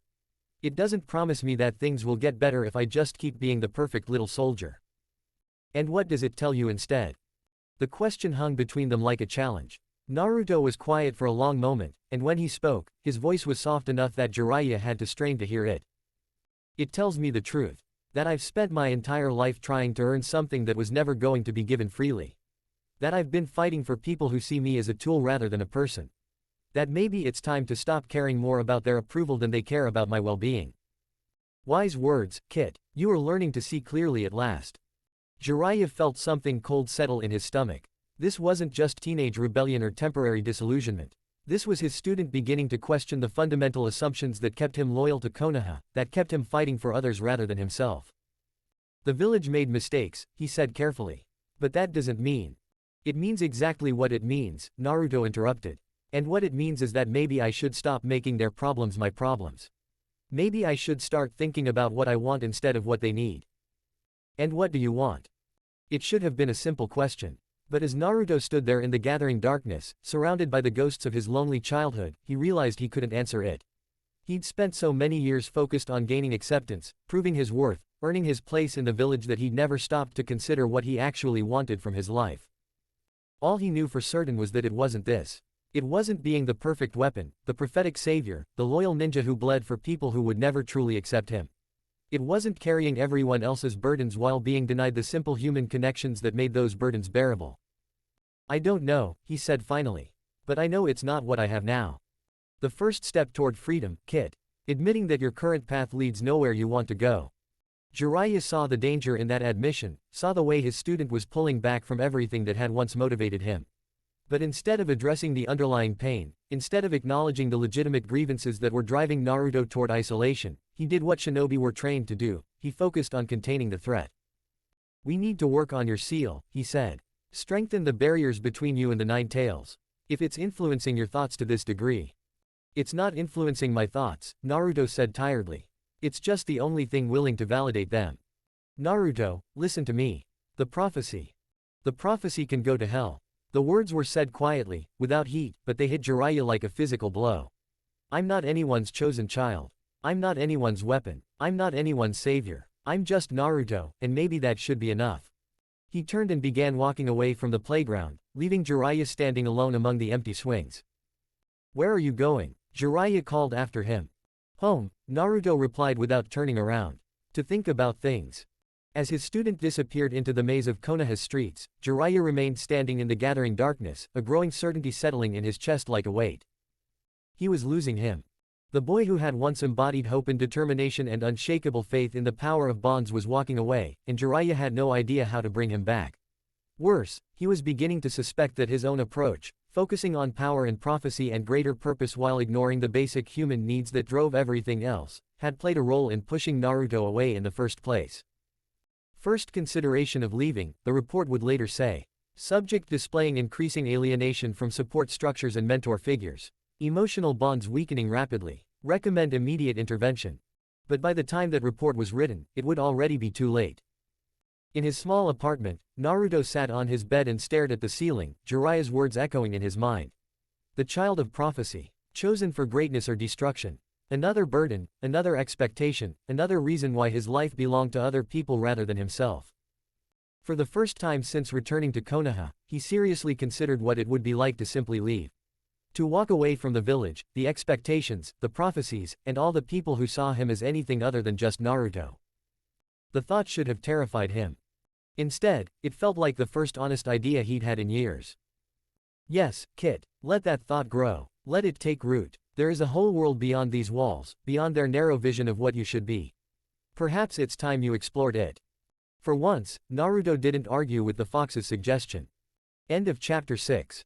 The training ground where Team 7 had once learned to work together felt like a graveyard. Naruto arrived exactly on time for what Kakashi had optimistically called a team meeting, though everyone knew it was really an intervention disguised as training. The copy ninja had been making increasingly desperate attempts to restore some semblance of their old dynamic, sending messages to both surviving members of Team 7 with requests that felt more like pleas. Sakura was already there, standing near the memorial stone with her arms crossed and her pink hair catching the morning light. She looked up when Naruto approached, and the expression on her face made his steps falter. Where there had once been warmth, concern, even the familiar exasperation of dealing with his antics, there was now something cold and accusatory that made his chest tight. You're late, she said, though he wasn't. I'm exactly on time, Naruto replied, settling into a defensive posture without thinking about it. Are you? Because it feels like you've been late for everything that mattered for months now. The words hit like a slap, precise and designed to wound. This wasn't the Sakura who used to scold him for being loud or punch him for saying something stupid. This was someone else wearing her face, someone harder, angrier, looking for someone to blame for a loss that was eating her alive. Listen to the venom in her voice, Kit. This is the same girl you once claimed to love, now speaking to you as if you were the enemy. Kakashi arrived a few minutes later, his usual tardiness somehow making the tension in the air even thicker. He took one look at the way Naruto and Sakura were positioned, carefully maintaining distance, avoiding eye contact, radiating hostility, and Naruto saw something die in his visible eye. Right, Kakashi said with forced cheer. I thought we could do some basic coordination exercises. Nothing too strenuous, just. Why? Sakura's voice cut through his attempt at normalcy like a blade. What's the point of coordination exercises when we're not actually a team anymore? We are a team, Kakashi insisted. We've always been a team, even when one of us abandons the village to join a psychopathic snake. Sakura's green eyes flashed as she turned to stare directly at Naruto. Even when another one fails so completely to stop him that we have to accept he's never coming back. Sakura-chan, Naruto said quietly, that's not fair. Not fair, she laughed, but there was no humor in it, just bitterness and grief and rage that had been building for weeks. You want to talk about fair? Is it fair that Sasuke is gone? Is it fair that he's probably dead in some laboratory while that monster experiments on him? Is it fair that the person who promised to bring him back came home empty-handed and beaten half to death? Each question was a knife twisted in wounds that were still bleeding. Naruto felt himself taking a step back, then another, as if physical distance could somehow protect him from the fury in her voice. I tried, he said, and hated how small his voice sounded. I gave everything I had. Did you? Sakura stepped closer, her hands clenched into fists at her sides. Because from where I was sitting, it looked like you couldn't even last 5 minutes in a real fight with him. It looked like all your big talk about bringing him home was just that, talk. She blames you for her own weakness, Kit. She stood by and watched as Sasuke walked into darkness, did nothing to prevent his corruption, offered no alternatives to his thirst for power. And now she makes her failure your burden to carry. I fought him, Naruto said, his own anger beginning to rise. I bled for him. I nearly died trying to knock some sense into him. What did you do, Sakura-chan? Besides stand there and let him walk away. The slap came fast and hard, rocking his head to the side and leaving his cheek stinging. But it was the look in Sakura's eyes that really hurt, pure hatred, as if he were personally responsible for every bad thing that had happened to Team 7. Enough. Kakashi stepped between them, his voice carrying the authority of command. Both of you, stop this. Now. Stop what? Sakura's voice was high and tight with barely controlled hysteria. Stop telling the truth. Stop acknowledging that Naruto failed in the one thing that mattered most. Stop pretending that everything is fine when our teammate is gone and it's his fault. It's not his fault, Kakashi said firmly. Sasuke made his choice. No one could have. Anyone else could have done better. Sakura whirled on their sensei, her training temporarily forgotten in the face of her grief. Rock Lee would have done better. Neji would have done better. Hell, even Kiba would have done better because at least he wouldn't have held back. Held back. Naruto's voice was dangerous now, the kind of quiet that preceded storms. You think I held back? I think you were more worried about not hurting your precious Sasuke than you were about actually stopping him, Sakura shot back. I think you cared more about maintaining your stupid rivalry than about bringing him home to the people who actually loved him. Do you hear her, Kit? She speaks of love while showering you with hatred. She speaks of failure while having contributed nothing to the solution herself. This is how they repay loyalty, with blame and accusation and demands that you bear the weight of their inadequacy. You want to know why I held back? Naruto's voice was rising now, his control slipping as weeks of suppressed pain and anger finally found a target. Because I still believed he was worth saving. Because I still thought there was good in him. Because I was stupid enough to think that bonds meant something. Bonds. Sakura laughed bitterly. What bonds? The bonds that let him put a Chidori through your chest. The bonds that made him choose power over friendship. The bonds that meant so little to him that he walked away without a second thought. The bonds that made me fight for him even when he was trying to kill me. Naruto shouted. The bonds that made me bleed and suffer and nearly die because I thought he was worth it. The bonds that apparently meant more to me than they did to anyone else on this team. If they meant so much to you, then why is he gone? Sakura's voice dropped to a whisper that somehow carried more impact than any scream. If you cared so much, if you tried so hard, if you gave everything you had, then why are we standing here without him? The question hung in the air like a curse, unanswerable and devastating. Because the horrible truth was that Naruto didn't know.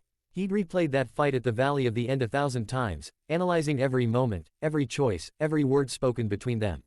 And he still couldn't identify the crucial moment where everything went wrong, the key decision that might have changed the outcome. All he knew was that he'd failed, and Sasuke was gone, and now even the people who should have understood his loss were turning their pain into weapons against him. That's enough, Kakashi said again, but his voice lacked conviction now. Even he seemed shaken by the venom in Sakura's words, the complete breakdown of anything resembling team cohesion. No, it's not enough, Sakura continued, her gaze never leaving Naruto's face.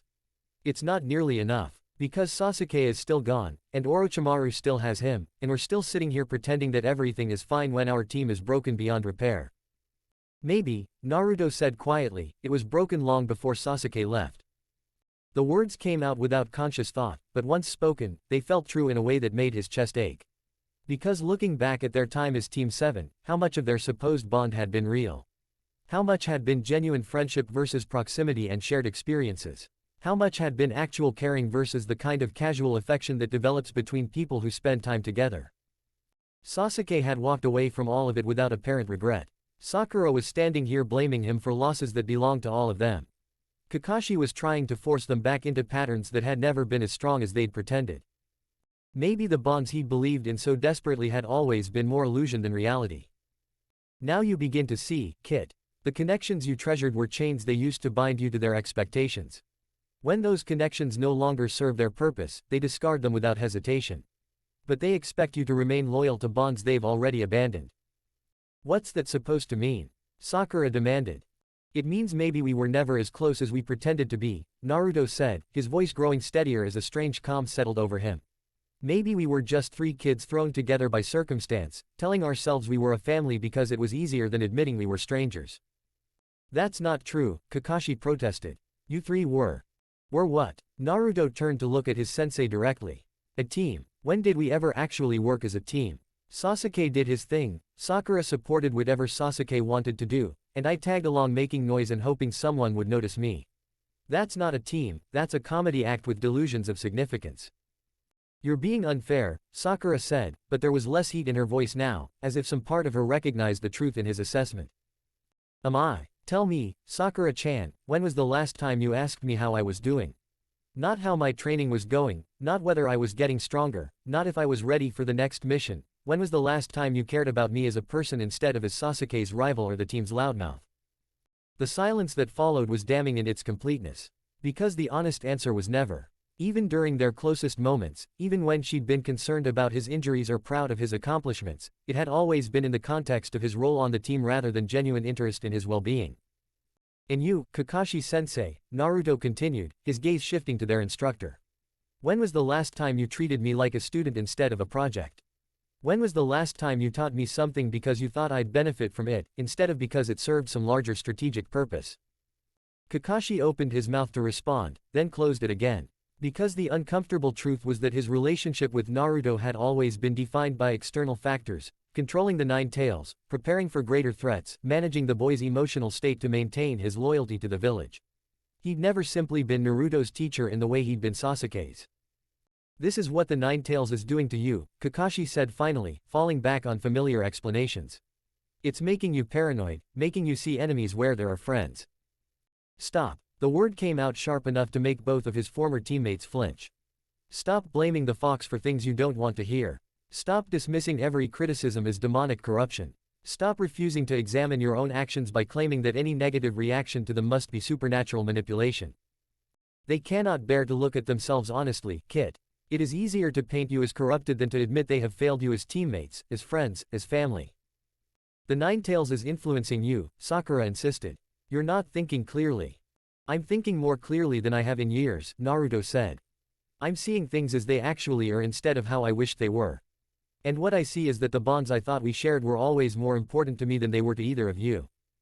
He began walking away from the training ground, from the memorial stone, from the sight of so many supposed victories that felt hollow in retrospect. Where are you going? Kakashi called after him. Somewhere else, Naruto replied without turning around. Somewhere I don't have to pretend that broken things can be fixed with good intentions and team-building exercises. Naruto, wait. But he was already gone, leaving behind two people who had once meant everything to him and now felt like strangers wearing familiar faces. That evening, Naruto found himself at Ichiraku Ramen, seeking comfort in the one place that had never demanded anything from him except payment for food. Chuki served him his usual with a smile that was warm but worried, clearly sensing something different in his most loyal customer. Everything all right, Naruto? The old man asked as he ladled broth into a bowl. It was such a simple question, asked with genuine concern rather than ulterior motive. The kind of basic human consideration that should have been commonplace but felt precious in its rarity. Just thinking about things, Naruto replied, accepting the bowl gratefully. Heavy thoughts, from the look of it. Naruto nodded, taking a sip of the familiar broth and feeling some of the tension in his shoulders ease. Chuki-san, can I ask you something? Of course. Do you think people can change? Really change, I mean. Not just get stronger or learn new skills, but fundamentally become someone different. The ramen chef was quiet for a moment, wiping down his counter while he considered the question. I think people can become who they really are, he said finally.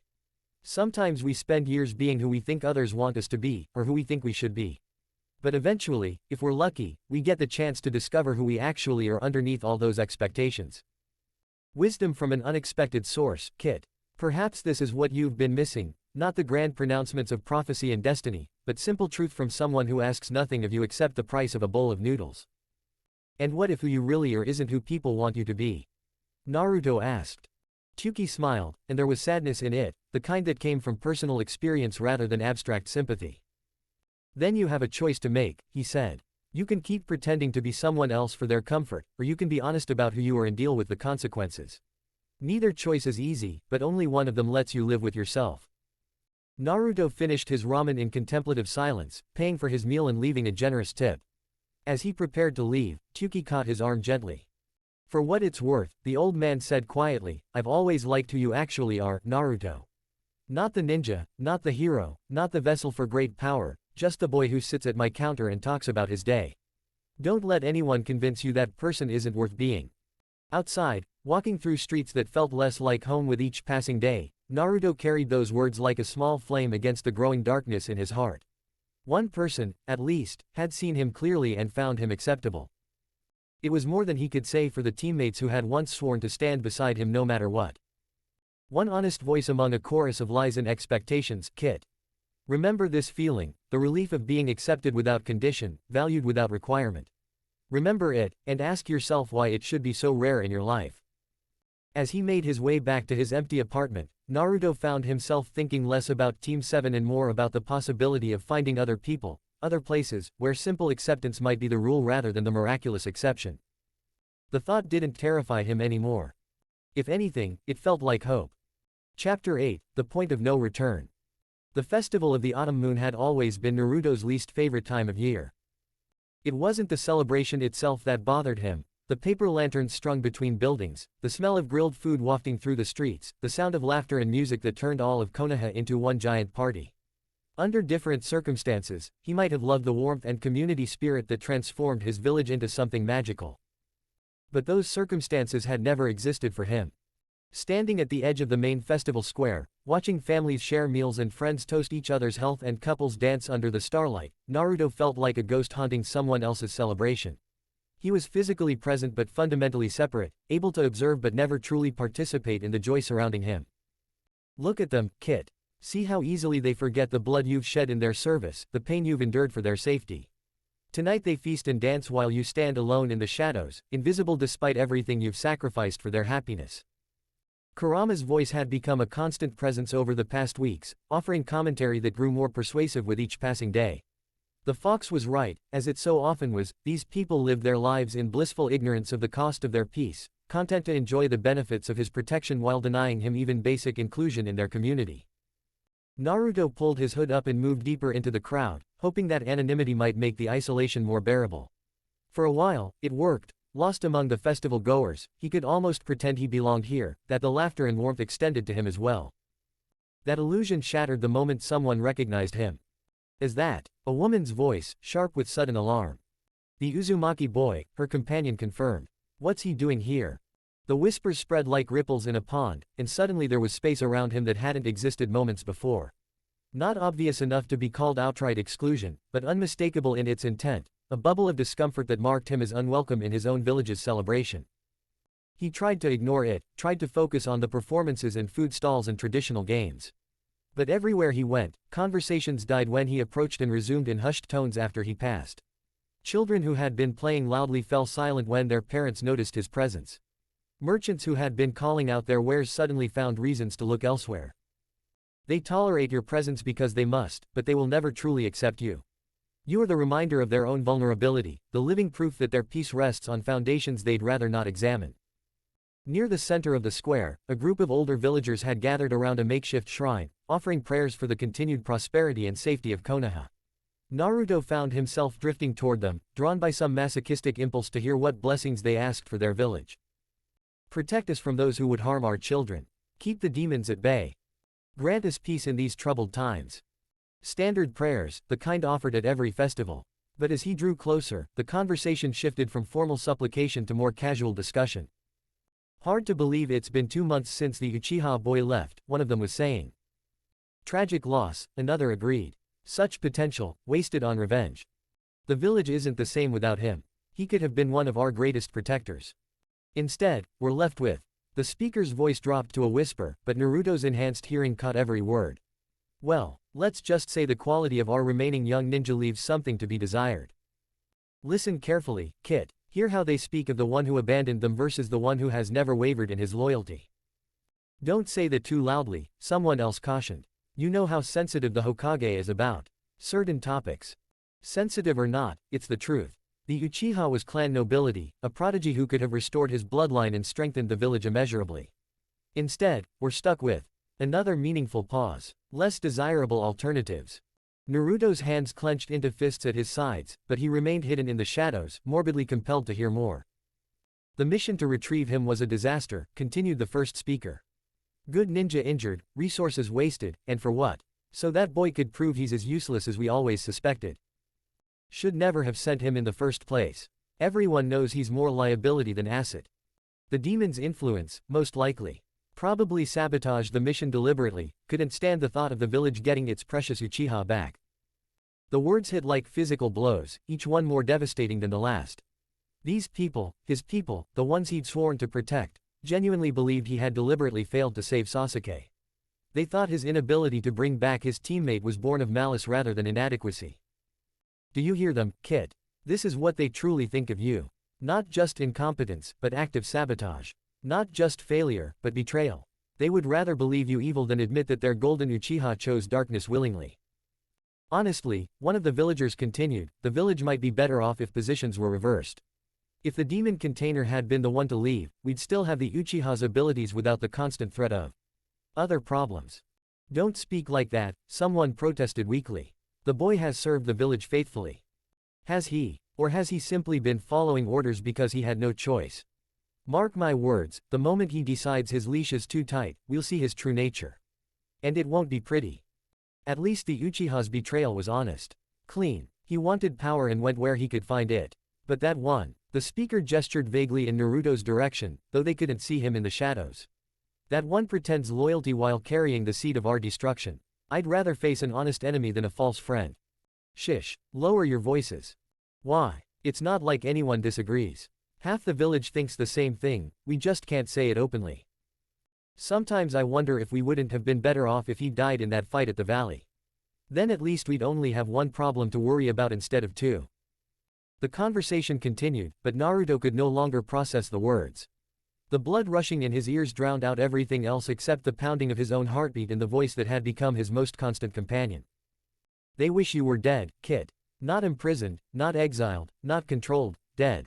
They would rather mourn the loss of their demon container than live with the inconvenience of your humanity. This is what your loyalty has earned you. This is what your sacrifice has purchased. He turned and walked away from the square, away from the celebration, away from the people whose prayers included his death as a reasonable solution to their problems. His feet carried him through empty side streets while his mind struggled to process what he'd heard. They wished he was dead. Not metaphorically, not theoretically, literally dead, removed from their world so completely that they could pretend he'd never existed at all.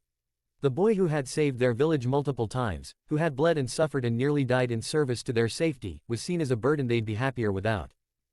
Now you understand the truth of your situation, kid. You are not their hero, you are their necessary evil, tolerated only as long as you remain useful and harmless.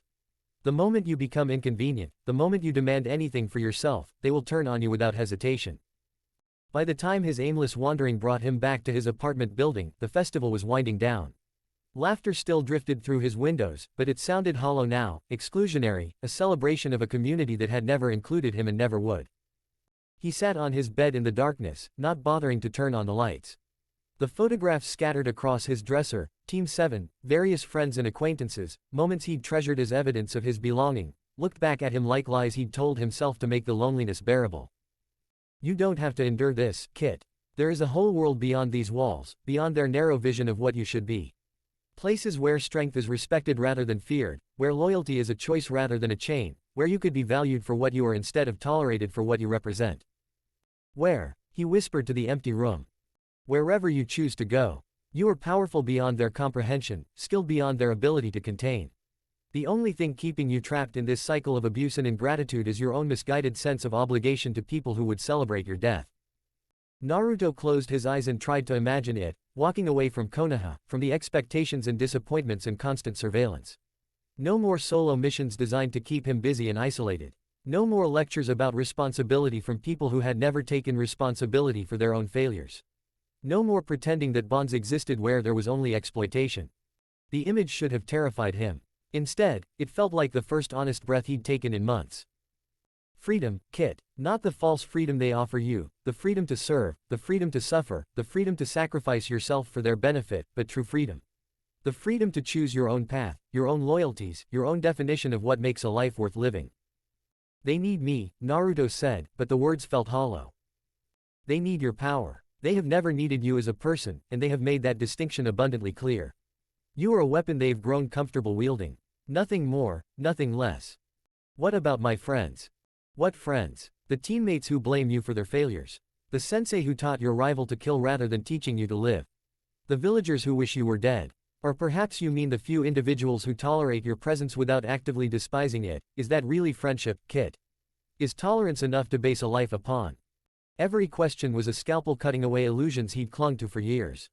Because when he examined his relationships honestly, when he looked past his desperate need to belong and see the actual evidence of how people treated him, the list of genuine connections was depressingly short.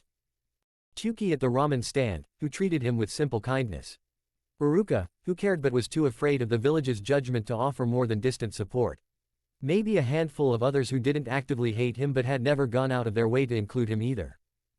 Set against that meager collection of lukewarm acceptance was an entire village that saw him as a necessary evil at best and an active threat at worst. You have given them everything, your loyalty, your service, your blood, your pain, your childhood, your adolescence, your dreams of belonging. And what have they given you in return? Suspicion, isolation, conditional tolerance, and prayers for your death. How long will you continue this one-sided relationship, Kit? How much more of yourself are you willing to sacrifice for people who would not mourn your loss? Dawn was breaking outside his windows, painting everything in shades of gold and orange that should have been beautiful but felt like mockery. Another day in paradise, another 24 hours of pretending that his life here was something other than elaborately disguised imprisonment. He looked around his small apartment, at the mission reports stacked on his desk, the training weights gathered in the corner, the photographs of people who had never really seen him as anything more than a useful tool.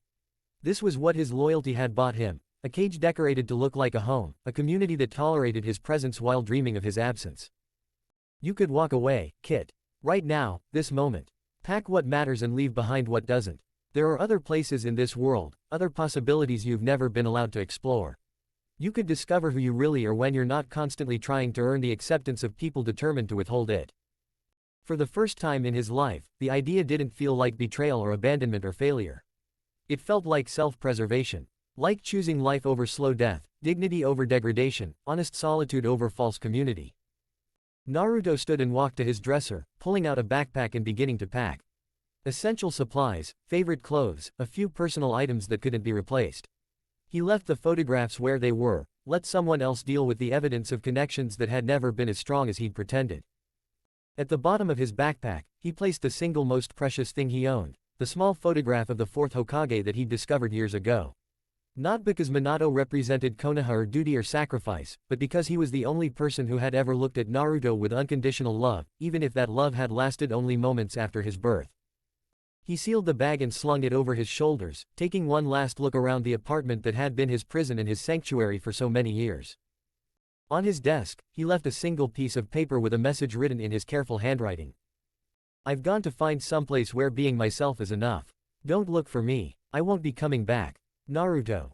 Simple, direct, final. No explanations or justifications that they wouldn't understand anyway.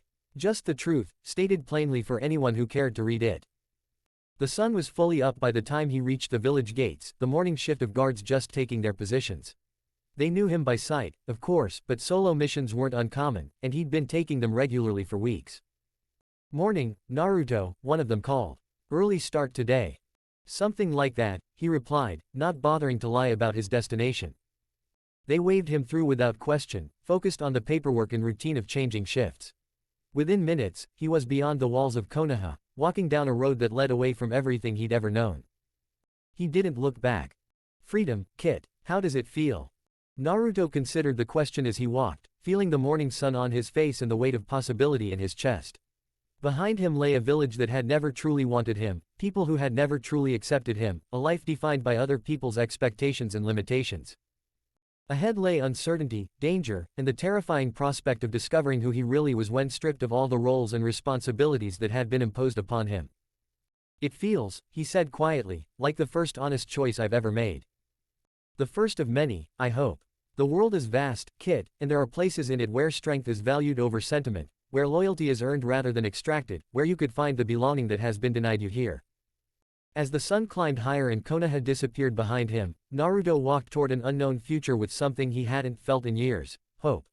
Not the desperate, clinging hope of eventual acceptance from people determined to withhold it, but the clean, honest hope of finding something better. Somewhere in the distance, a new life was waiting for him.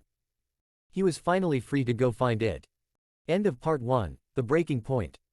The boy who had once sworn to become Hokage walked away from his village at dawn, carrying nothing but his pain and the growing certainty that some bonds were meant to be broken.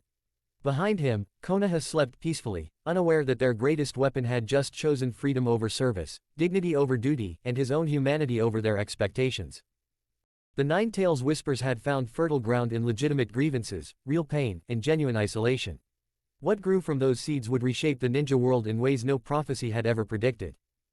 Part E, a lone wolf's journey would begin with a boy learning to survive without the safety net of village support, discovering abilities and alliances that would transform him from a failed hero into something far more dangerous, a powerful individual with nothing left to lose and no one left to protect. The child of prophecy was walking away from the light, and nobody was coming to bring him back. Chapter 9, Exodus. The morning sun felt different on his face, harsher somehow, less forgiving than it had ever been within Konoha's walls. Naruto had been walking for 3 hours, following a merchant road that led northeast toward the land of hot water, and already the familiar weight of the village at his back was gone, replaced by something he'd never experienced before: complete isolation.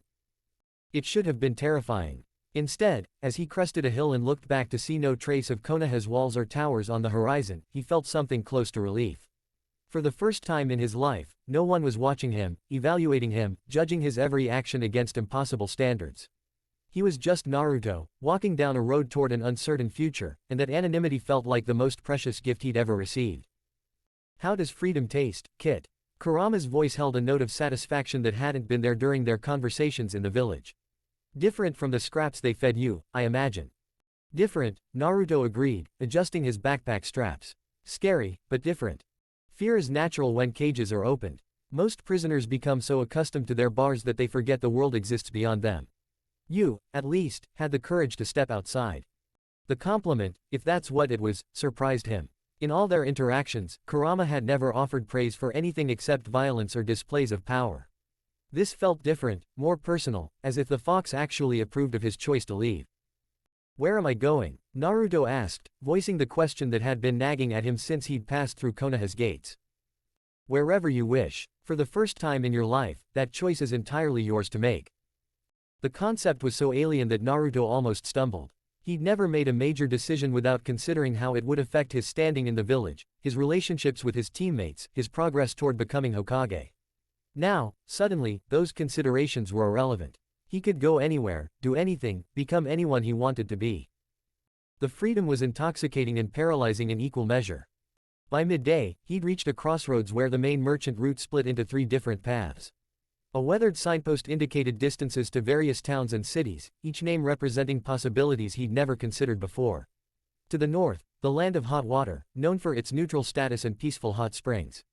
To the east, smaller villages in Fire Country's borderlands, places where a skilled ninja could find mercenary work.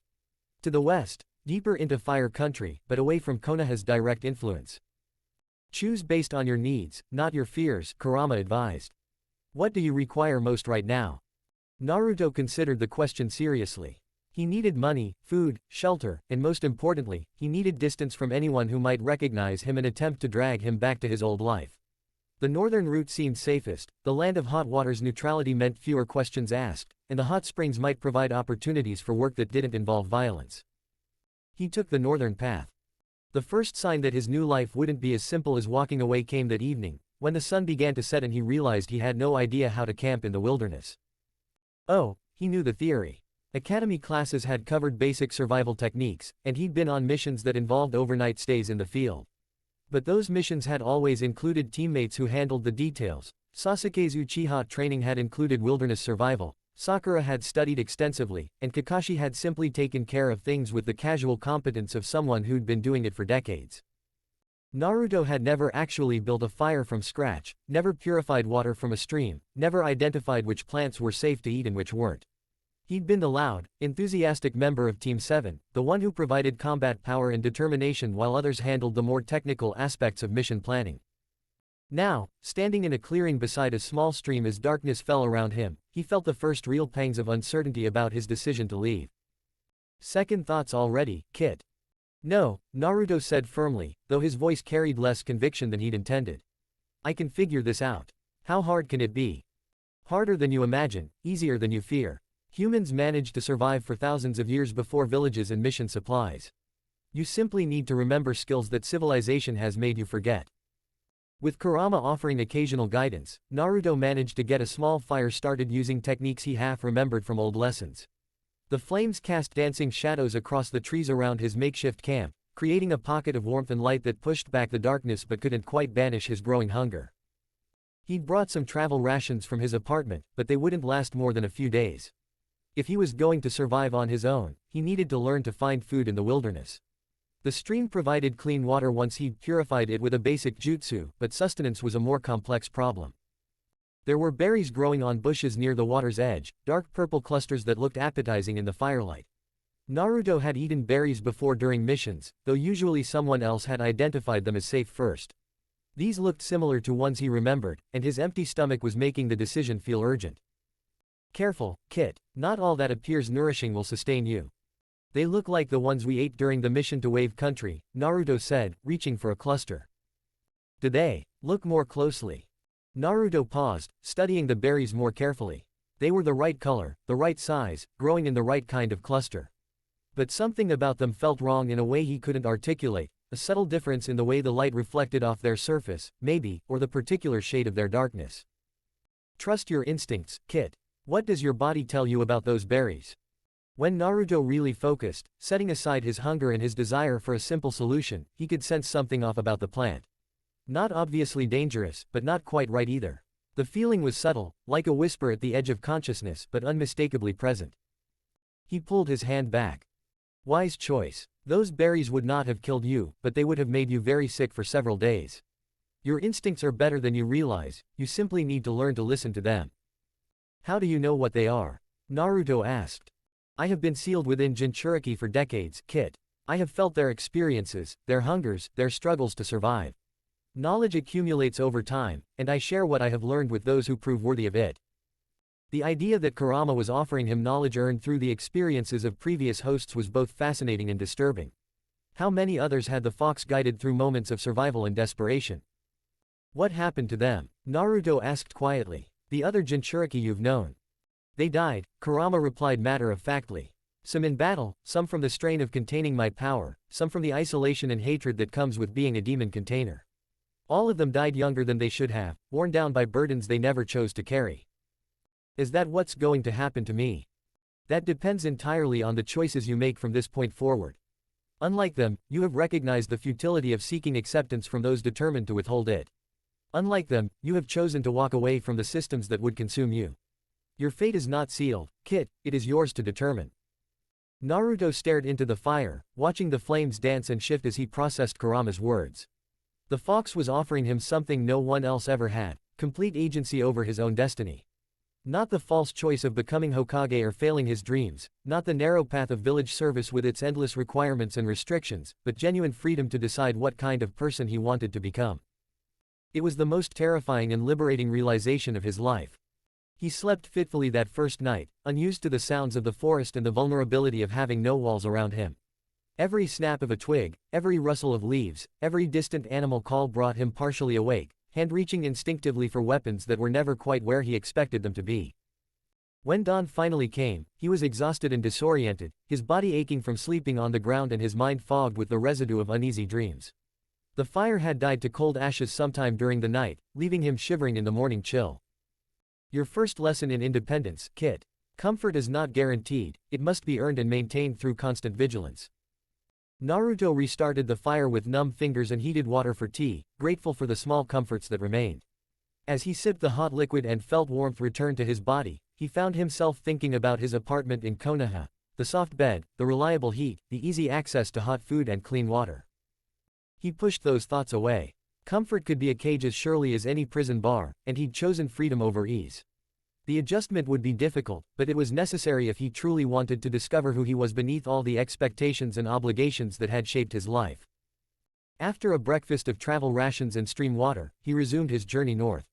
The road was less traveled here, winding through forests and hills that grew wilder with each passing mile. He saw other travelers occasionally, merchants with guards, lone wanderers like himself, the occasional patrol of ninja from villages he didn't recognize, but he avoided interaction, keeping to himself and drawing no attention.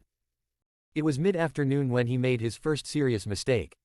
The berries grew beside a small pond where he'd stopped to refill his water bottles. They were different from the ones he'd almost eaten the night before, smaller, redder, growing in neat clusters that reminded him of ones he'd definitely eaten before during missions. His stomach had been growling for hours, his travel rations dwindling faster than expected, and these looked completely familiar. "Kit," Kurama's voice carried a note of warning, but Naruto was already reaching for the berries. "These are definitely safe," he said, popping several in his mouth before the fox could finish its objection. "I've had these exact ones before." The taste was wrong immediately, too bitter, with an acidic quality that made his mouth pucker and his throat burn.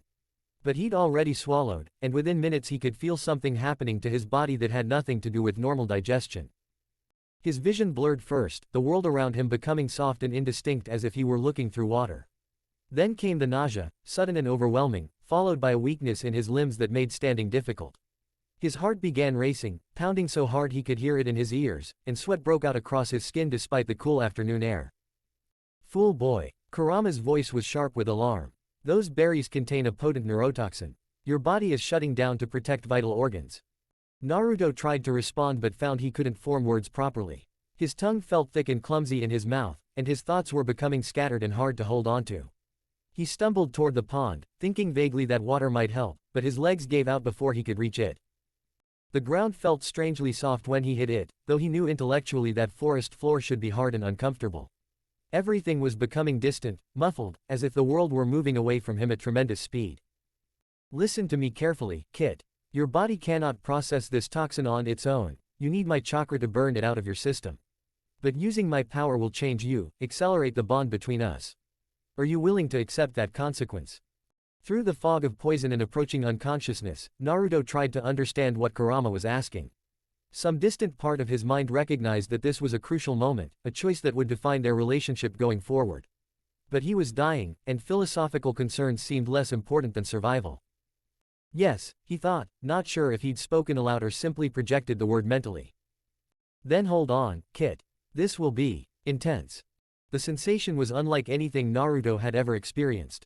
Kurama's chakra flooded through him like liquid fire, burning through his veins and searing away the poison with violent efficiency. But it didn't stop there, it poured into spaces in his body and mind that had always been his alone, claiming territory and establishing connections that felt permanent and profound. He could feel Kurama's presence more clearly than ever before, not just as a voice in his head but as an actual entity sharing his consciousness. The fox's emotions, ancient rage, bitter amusement, growing affection, mixed with his own until he couldn't tell where one ended and the other began. When the burning subsided and consciousness returned fully, Naruto found himself lying beside the pond with the taste of metal in his mouth and the feeling that he'd been fundamentally changed at a cellular level. He sat up slowly, testing his body's responses, and discovered that he felt stronger than before, not just recovered from the poisoning but actually enhanced. "The barriers between us have thinned considerably, Kit. From now on, my power will be more readily available to you, but my influence will also be more direct. We are becoming true partners rather than reluctant cohabitants." "Is that good or bad?" Naruto asked, though he suspected the answer was more complex than either option. "It is what it is. Power always comes with a price, and freedom always requires sacrifice. You have chosen both power and freedom, now you must learn to live with the consequences of those choices." As Naruto gathered his belongings and resumed his journey north, he could feel the truth of Kurama's words in every step he took. Something fundamental had shifted during those moments of shared desperation and mutual dependence. He was still himself, but he was also something more, something that had never existed before in the long history of Jinchuriki and their sealed demons. He was becoming a true partnership between human and fox, shaped by choice rather than forced by circumstance, motivated by mutual benefit rather than grudging coexistence. Behind him, in the shadows of the forest he'd left behind, figures observed his departure with interest that would have alarmed him if he'd been aware of their presence. In a cave hidden deep in the mountains of Rain Country, a figure with orange hair and ripple pattern eyes received a report delivered by a raven that had traveled for days to reach its destination. Subject has departed Konoha permanently, pain read aloud to his gathered subordinates. Displays increasing cooperation with Nine-Tails entity. Psychological isolation complete. Physical capabilities enhanced beyond previous assessments. Recommend transition to active recruitment phase. He set the message aside and looked around the cavern at the assembled members of Akatsuki, their faces hidden in shadow but their attention focused entirely on his words. The child of prophecy walks alone, he announced. And power without purpose seeks direction. Perhaps it is time we offered him both. In the darkness, several figures nodded their understanding. The time for passive observation was ending. The time for direct action, and the recruitment of the most powerful Jinchuriki alive, was about to begin. But Naruto, walking through forests that grew wilder with each passing mile, was unaware that his exodus from Konoha had triggered events that would reshape the ninja world. He was focused on simpler concerns, finding food that wouldn't kill him, water that was safe to drink, and shelter that would protect him from the elements. He was learning, step by painful step, that freedom was harder than servitude, that independence required skills he'd never needed to develop, and that true strength came not from others' approval but from his own determination to survive and grow despite any obstacle. Well done, Kit. You survived your first real test of independence. There will be many more, but each one will make you stronger, more self-reliant, more truly yourself. As the sun set on his first full day away from Konoha, Naruto made camp beside another stream, built another fire, and settled in for another night of learning to live by his own choices rather than others' expectations. It was harder than anything he'd ever done. It was also the most honest life he'd ever lived. End of Chapter 9. Chapter 10, Survival of the Fittest. Naruto had been on the road for 5 days when he learned his first hard lesson about the difference between being a Konoha ninja with backup and being a lone wanderer with nothing but his wits and whatever power he could muster. The lesson came in the form of 8 men with scarred faces and predatory grins, emerging from the forest on either side of the narrow mountain pass he'd been following toward the hot water border.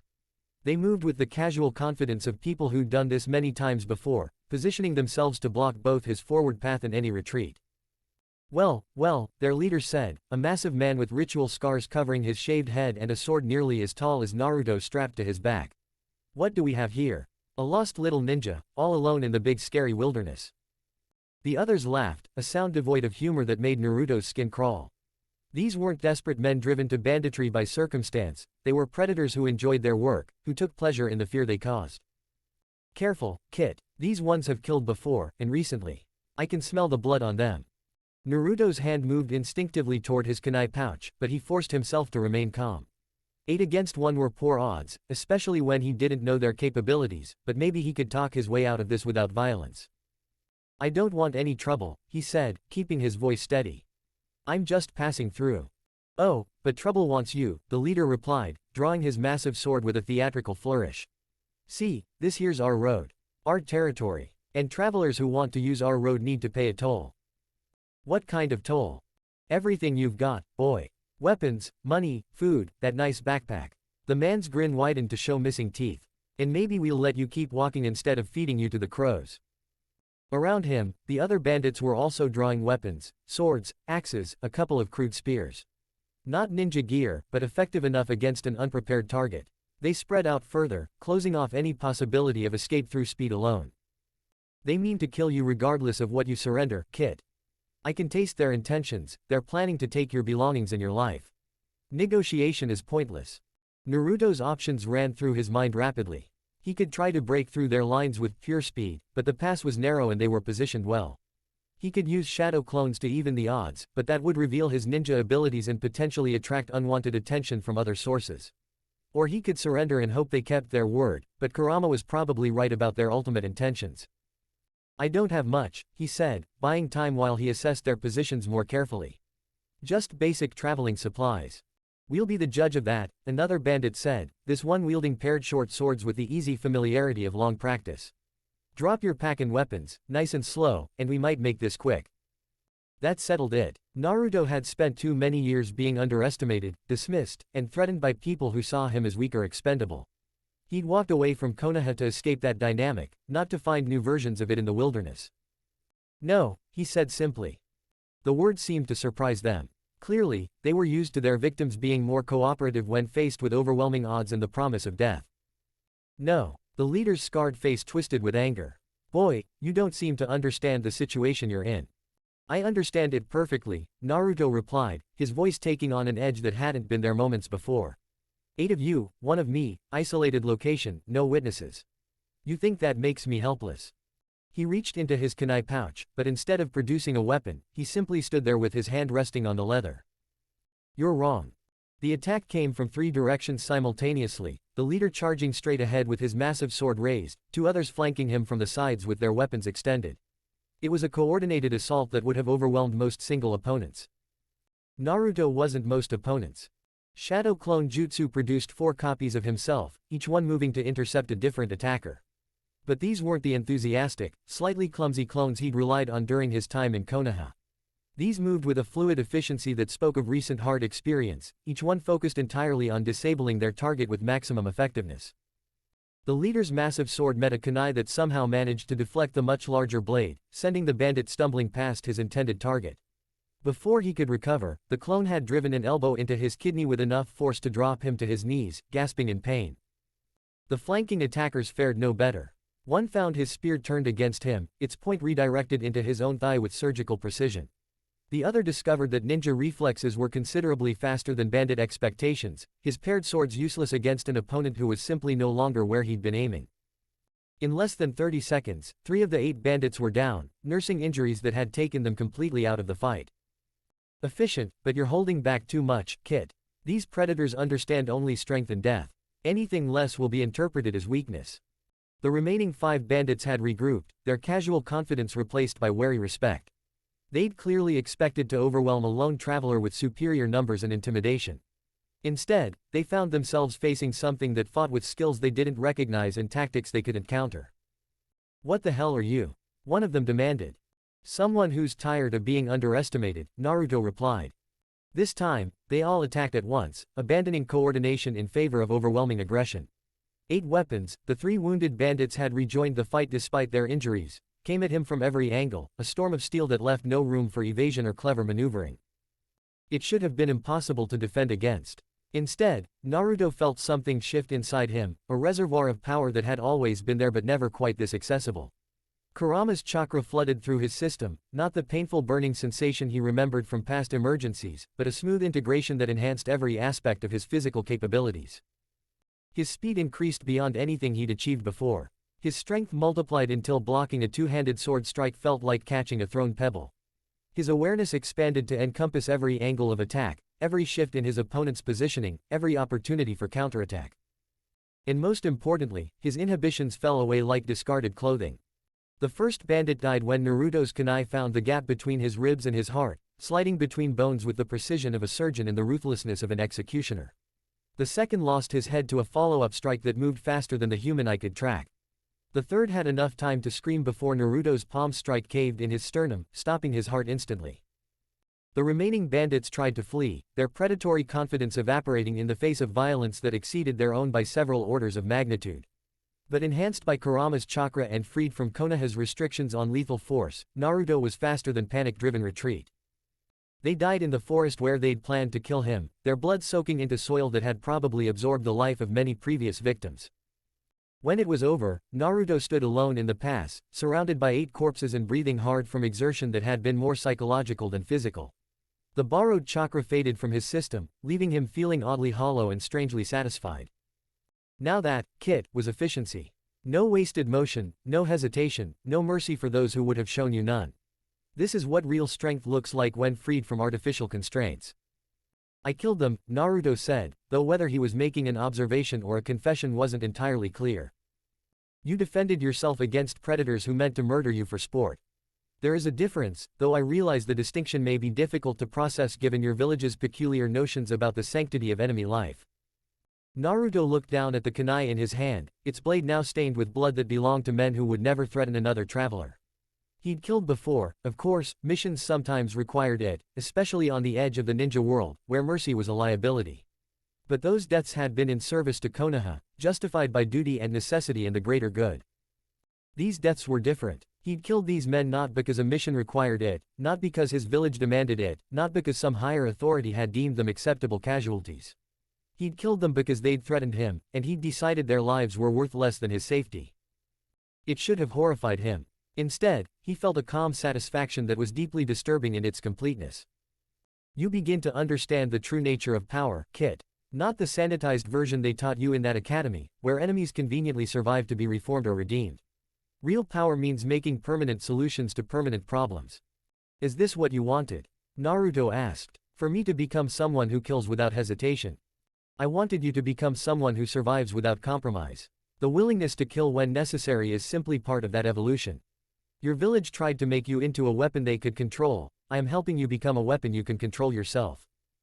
As Naruto searched the bodies for anything useful, money, supplies, information, he found himself thinking about how his former teammates would react to this scene. Sakura would be horrified at the casual efficiency of the deaths. Kakashi would lecture him about the importance of restraint and the value of preserving enemy life when possible. But they weren't here, and their opinions no longer mattered. What mattered was that he was alive, uninjured, and in possession of enough coin and supplies to make his journey significantly easier. The bandits had been carrying more money than honest brigands should have had, along with wanted posters that suggested they'd been collecting bounties on various criminals and missing nin. Apparently, they'd been operating as both bandits and bounty hunters, preying on travelers while supplementing their income with legitimate work. It was an interesting business model, and one that gave Naruto ideas about his own future employment opportunities. Back in Konoha, the morning shift of Anbu operatives was conducting their routine security sweep when they discovered that the Nine-Tails Jinchuriki had been absent from his apartment for several days. The discovery triggered immediate emergency protocols. Within minutes, Kakashi was standing in Naruto's small living space, staring at the note his former student had left behind with a growing sense of dread. I've gone to find someplace where being myself is enough. Don't look for me. I won't be coming back. Naruto. How long? He asked the Anbu operative who'd briefed him.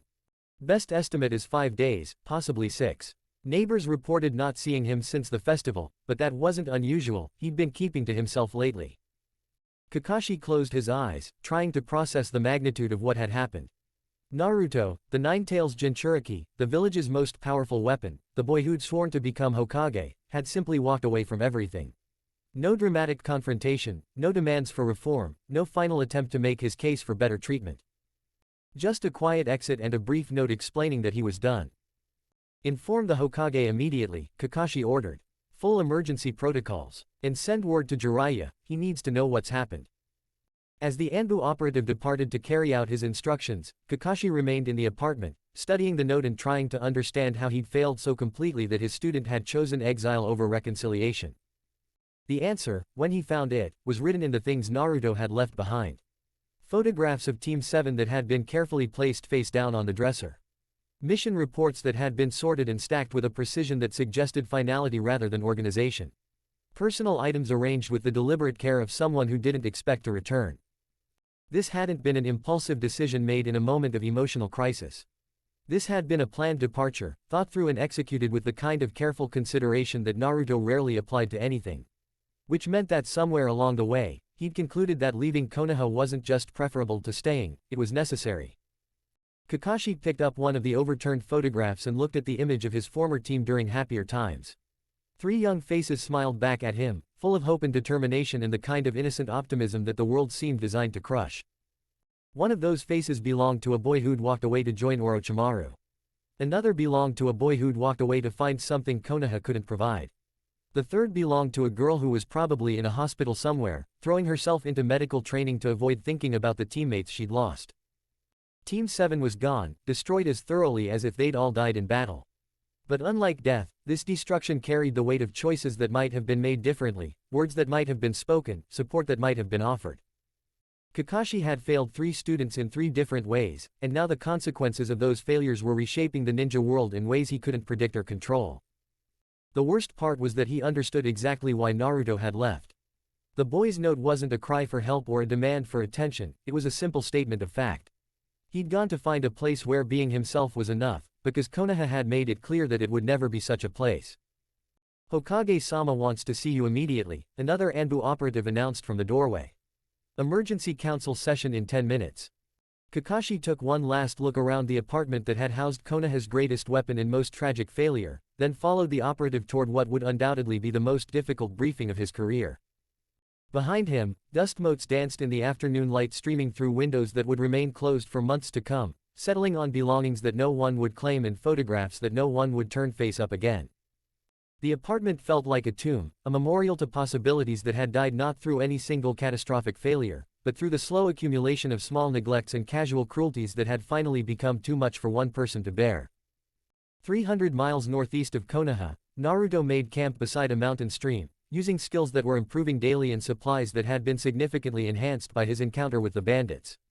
The fire he built was efficient and well constructed, the shelter he erected was weatherproof and concealed, and the meal he prepared from foraged plants and stream fish was both nutritious and satisfying. He was becoming competent at this life he'd chosen, learning through necessity and guided by an inner voice that never let him forget the lessons each challenge provided. You're adapting well, Kit. Most village-trained ninjas struggle considerably when forced to survive without support structures. Your progress has been impressive. I had good teachers, Naruto replied, though he wasn't entirely sure if he meant his academy instructors or the harsh realities of wilderness survival. The best teacher is experience, and the best experience is that which you survive to learn from. Today's encounter was educational in several important ways. Naruto nodded, poking at the fire with a stick while he considered the day's events. The fight with the bandits had been educational, but not in ways his village instructors would have approved of. He'd learned that he could kill efficiently when necessary, that Kurama's power was more accessible than ever before, and that he felt no guilt about eliminating people who posed a threat to his well-being. Most importantly, he'd learned that he was capable of surviving on his own terms, using his own judgment about what constituted acceptable behavior and necessary action.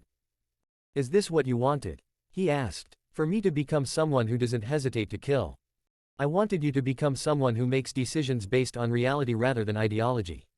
Whether that involves killing depends entirely on the circumstances you encounter. Today, killing was the appropriate response to the threat you faced. Tomorrow, it may not be. And I'm supposed to decide that for myself. You are supposed to decide everything for yourself, Kit. That is what freedom means, the responsibility to make choices and live with their consequences, without the comfortable illusion that someone else's authority absolves you of moral weight. As Naruto settled into his bedroll and prepared for sleep, he found himself thinking about the bandits' faces in their final moments. Not with regret or guilt, but with a kind of detached analysis that would have alarmed anyone who'd known him in Konoha.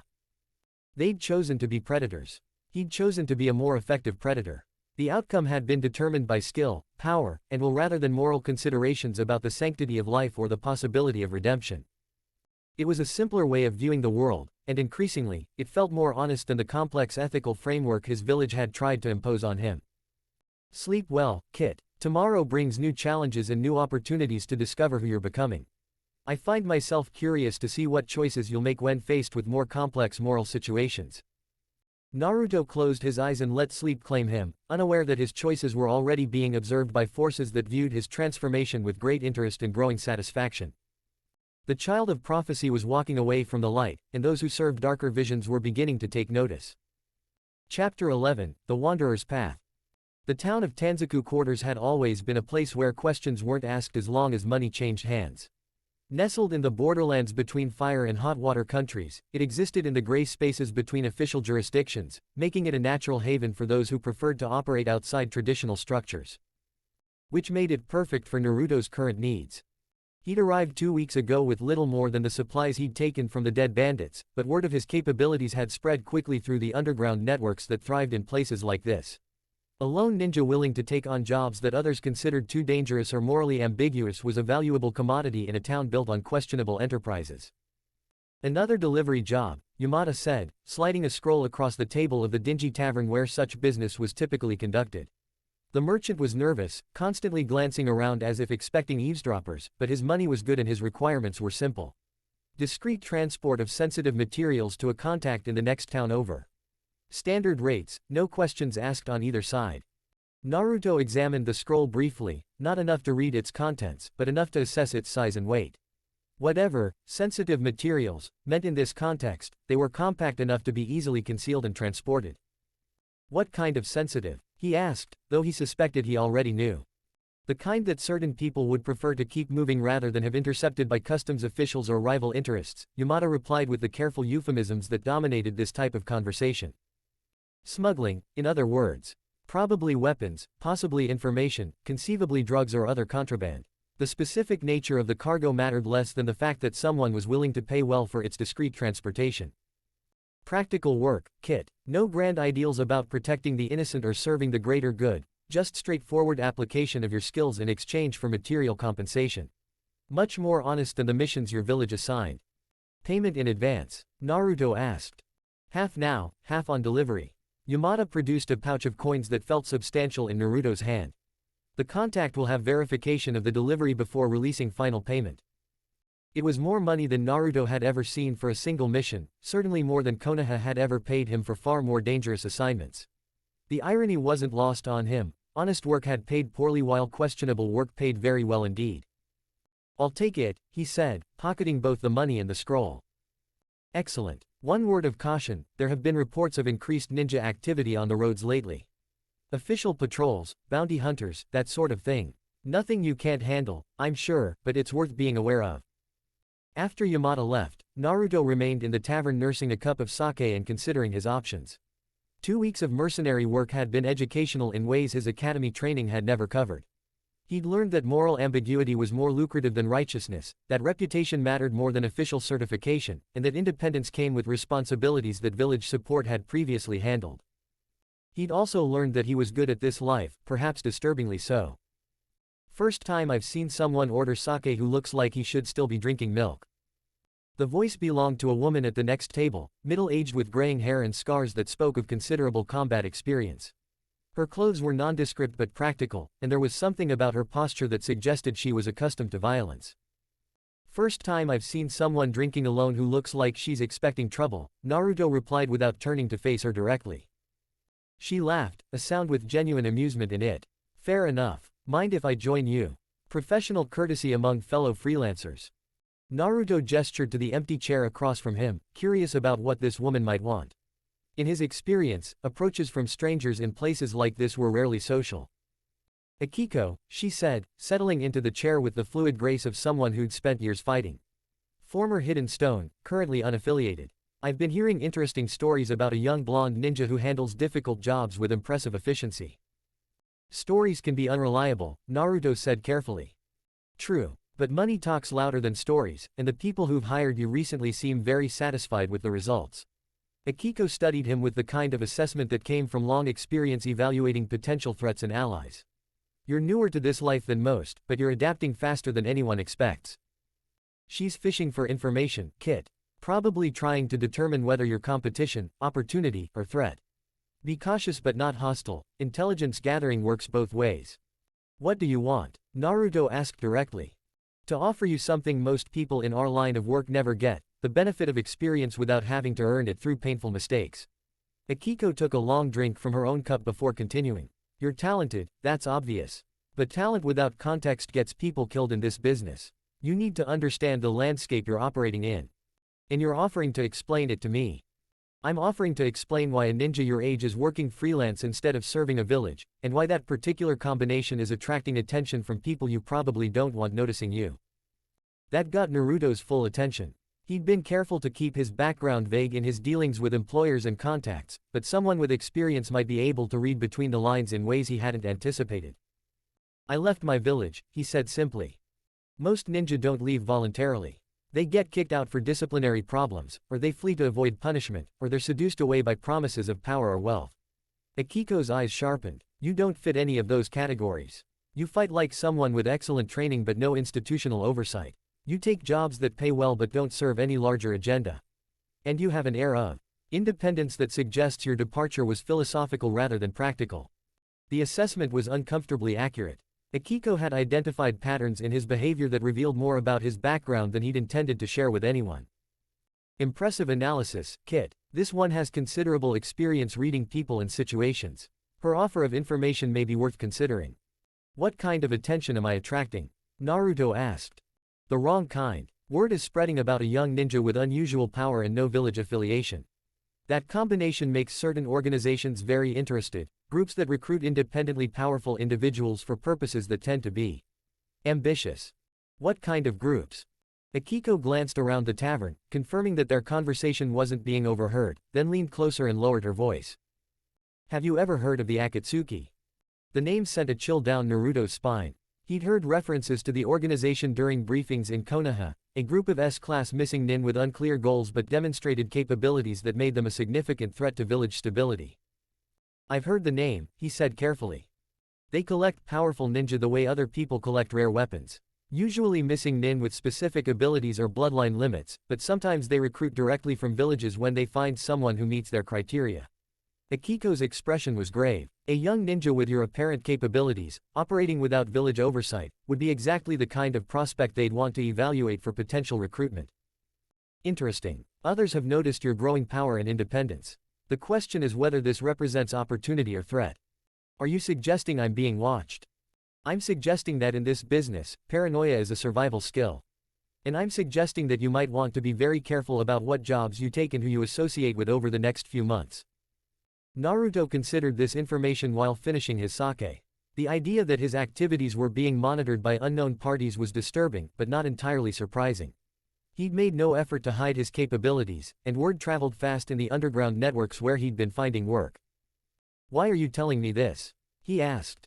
Professional courtesy, like I said. And because. Akiko hesitated, as if deciding whether to reveal something personal. Because I recognize something in you that I saw in myself years ago. The look of someone who walked away from everything they'd known because staying would have destroyed them. What happened to you? Hidden Stone decided I was too independent, too willing to question orders that didn't make tactical sense. They tried to correct my attitude through increasingly punitive assignments. Eventually, I realized that loyalty to an institution that didn't respect my judgment was just another form of self-destruction. She shrugged. So I left. Been doing this work ever since. The parallel to his own situation was obvious, and Naruto found himself studying this woman with new interest. She'd made the same fundamental choice he had, abandoning village security for personal autonomy, and she'd apparently survived and even prospered in the years since. Do you regret it? He asked.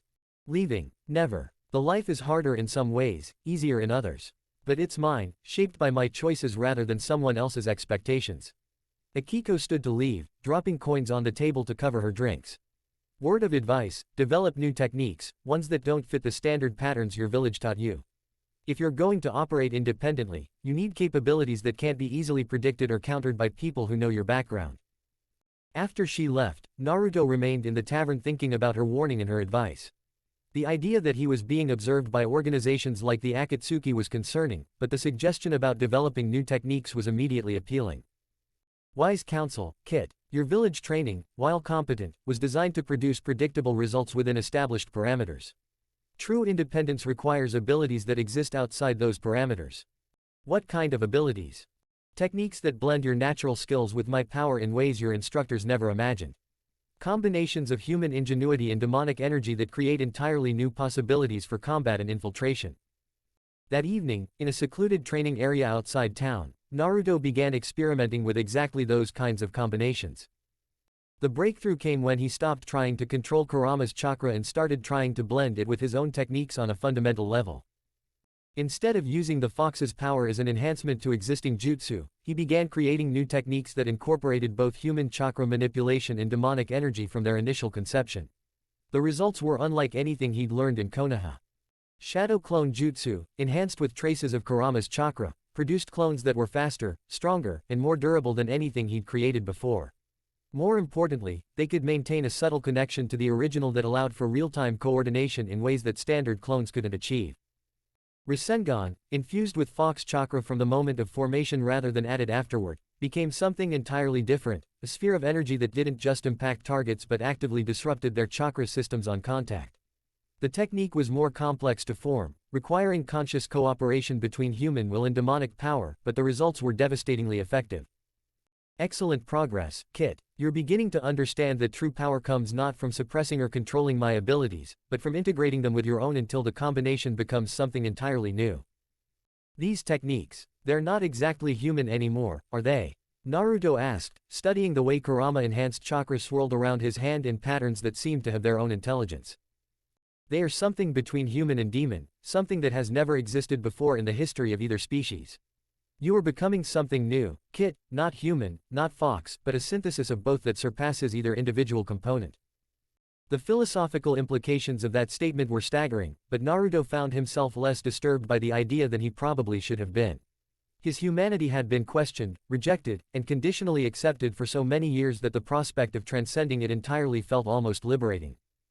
If being purely human meant being trapped by the limitations and expectations that had defined his life in Konoha, then perhaps being something more than human was an acceptable trade-off. He was deep in his training, working on a technique that combined shadow clones with fox fire chakra, when he became aware that he was no longer alone in the clearing. The presence was subtle, expertly concealed, but Kurama's enhanced senses made hiding completely impossible. Someone was watching him from the tree line, observing his training with professional interest. "We are not alone, Kit. Someone has been observing your progress for some time." "How long?" Naruto asked without stopping his practice, not wanting to alert the observer that he'd been detected. "Approximately 20 minutes. They arrived shortly after you began experimenting with the fox fire technique. Professional surveillance, very skilled." Rather than confront the observer directly, Naruto decided to put on a demonstration worth watching. He created a dozen shadow clones, each one infused with enough fox chakra to make them visibly different from standard techniques, and began practicing combat formations that showcased both power and tactical sophistication. The observer remained hidden, but Naruto could sense their continued attention throughout the display. When he finally ended the training session an hour later, the presence faded back into the forest without revealing itself. "Impressive patience and professionalism, Kit. Whoever is watching you has considerable skill and specific interest in your capabilities. The question is whether they represent evaluation for recruitment or assessment for elimination." As Naruto gathered his gear and prepared to return to town, he found himself thinking about Akiko's warning about the Akatsuki. If powerful organizations were indeed taking interest in his activities, then his training sessions might be serving as auditions for opportunities he hadn't yet imagined. The thought should have been alarming. Instead, as he walked back toward Tanzaku quarters under a star-filled sky, he found himself curious about what kind of offer such an organization might make. Konoha had demanded his loyalty while withholding their acceptance. What would an organization that actively recruited power and independence offer someone who possessed both? Patience, Kit. All questions are answered in their proper time. For now, continue to grow stronger, continue to develop your unique capabilities, and continue to establish your reputation as someone worth recruiting rather than eliminating. Back in town, Naruto completed his delivery mission without incident, collected his payment, and began considering what job to take next. The scroll's contents had been weapons-grade explosive tags, nothing that would destabilize entire regions, but dangerous enough to make their discreet transportation worthwhile. He was becoming comfortable with moral ambiguity, he realized. The absolute certainties that had defined his worldview in Konoha were giving way to more pragmatic considerations about what was necessary, profitable, and personally satisfying. It was a troubling evolution, but one that felt increasingly natural with each passing day. 300 miles away, in a hidden cave deep in the mountains of Rain Country, a figure with orange hair and ripple-pattern eyes listened to a report delivered by one of his most trusted subordinates. "The Nine-Tails Jinchuriki has been operating as a freelance mercenary for 2 weeks," the subordinate reported. "His capabilities have increased significantly since leaving Konoha, particularly in techniques that blend human jutsu with demon chakra. He shows no signs of attempting to return to his village, and his moral flexibility appears to be developing rapidly." Moral flexibility. He has accepted contracts involving smuggling, intimidation, and elimination of targets designated by his employers. No apparent ethical constraints beyond practical considerations about risk and payment. Payne nodded slowly, processing this information against his larger strategic goals. The Jinchuriki's departure from Konoha had created an unprecedented opportunity. Never before had someone with his power and potential been available for recruitment without the complications of village loyalty or institutional oversight. Continue surveillance. Do not approach directly, but ensure we have complete information about his activities, associations, and psychological state. When we make contact, I want to be certain our offer addresses his specific needs and motivations. And if other organizations attempt to recruit him first, then we will demonstrate why Akatsuki is the superior choice. But I doubt that will be necessary. From what you've described, the Jinchuriki is discovering the same truths about power and purpose that brought all of us to this organization. His recruitment will be a matter of timing, not persuasion." As his subordinate departed to continue their surveillance, Payne remained in the cavern contemplating the possibilities represented by an unaffiliated Jinchuriki of such tremendous potential. The child of prophecy was walking away from the light, developing power without restraint, and learning to value results over ideology. Soon, very soon, it would be time to offer him a new purpose that matched his evolving understanding of how the world truly worked. And when that offer was made, Pain was confident that the boy who had once dreamed of becoming Hokage would find the vision of peace through pain far more compelling than anything his former village had ever provided. Chapter 12. Blood and Honor. The border dispute between Kusagawa and Minami had been simmering for 3 years, ever since a drought had forced both farming communities to compete for water rights from the same mountain stream. What had started as neighborly disagreements over irrigation schedules had escalated into armed skirmishes, burned crops, and the kind of generational hatred that turned practical problems into blood feuds. Neither village could afford to hire ninja from the major hidden villages, the fees were astronomical and the politics complicated. But they could afford a freelance mercenary with a growing reputation for solving problems efficiently and permanently. That's where Naruto came in. The situation is intolerable, Hayashi, the village elder of Kusagawa, explained as he led Naruto through fields that showed clear signs of recent violence. Irrigation channels had been deliberately damaged, storage buildings had been burned, and several fields bore the scorched earth marks of fire jutsu. They attack our farmers in broad daylight, steal our supplies, destroy our infrastructure. We need someone who can make them understand that this aggression cannot continue. What kind of understanding? Naruto asked, though he suspected he already knew what the old man wanted. The permanent kind, Hayashi replied without hesitation. We've tried negotiation, mediation, even involving the local magistrate. Nothing works. They see our reluctance to escalate as weakness, our attempts at peace as invitation for further attacks. Listen to his words, Kit. This is how the world actually works, not through noble speeches about peace and understanding, but through demonstrations of superior force that make continued aggression too costly to consider. They reached a hilltop that provided a clear view of both villages, separated by perhaps 2 miles of disputed farmland and the stream that caused all the trouble. Minami was slightly larger, with newer buildings and better fortifications, suggesting they'd been winning the economic war that accompanied the physical one. Show me what happened last week, Naruto said. Hayashi's expression darkened. 20 of their fighters hit our eastern fields at dawn. Burned 3 storage buildings, destroyed the main irrigation pump, killed 2 of our young men who tried to stop them. They left a message saying it was retaliation for something we supposedly did to their livestock. Did you do something to their livestock? Of course not. We're farmers, not barbarians. But it wouldn't matter if we had. Every incident gets blamed on us, every act of retaliation gets justified as necessary defense.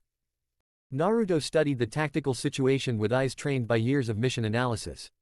Minami held the high ground and better defensive positions. Kusagawa had more arable land but was exposed to attack from multiple directions. The stream ran closer to Minami, giving them first access to the water that both communities needed. From a purely strategic perspective, Minami was winning because they understood that superior force trumped moral righteousness. Kusagawa was losing because they kept expecting fairness from people who had decided that victory mattered more than ethics. The stronger village takes what it needs, the weaker village suffers the consequences. This is the natural order that your village tried to hide behind pretty words about protection and justice.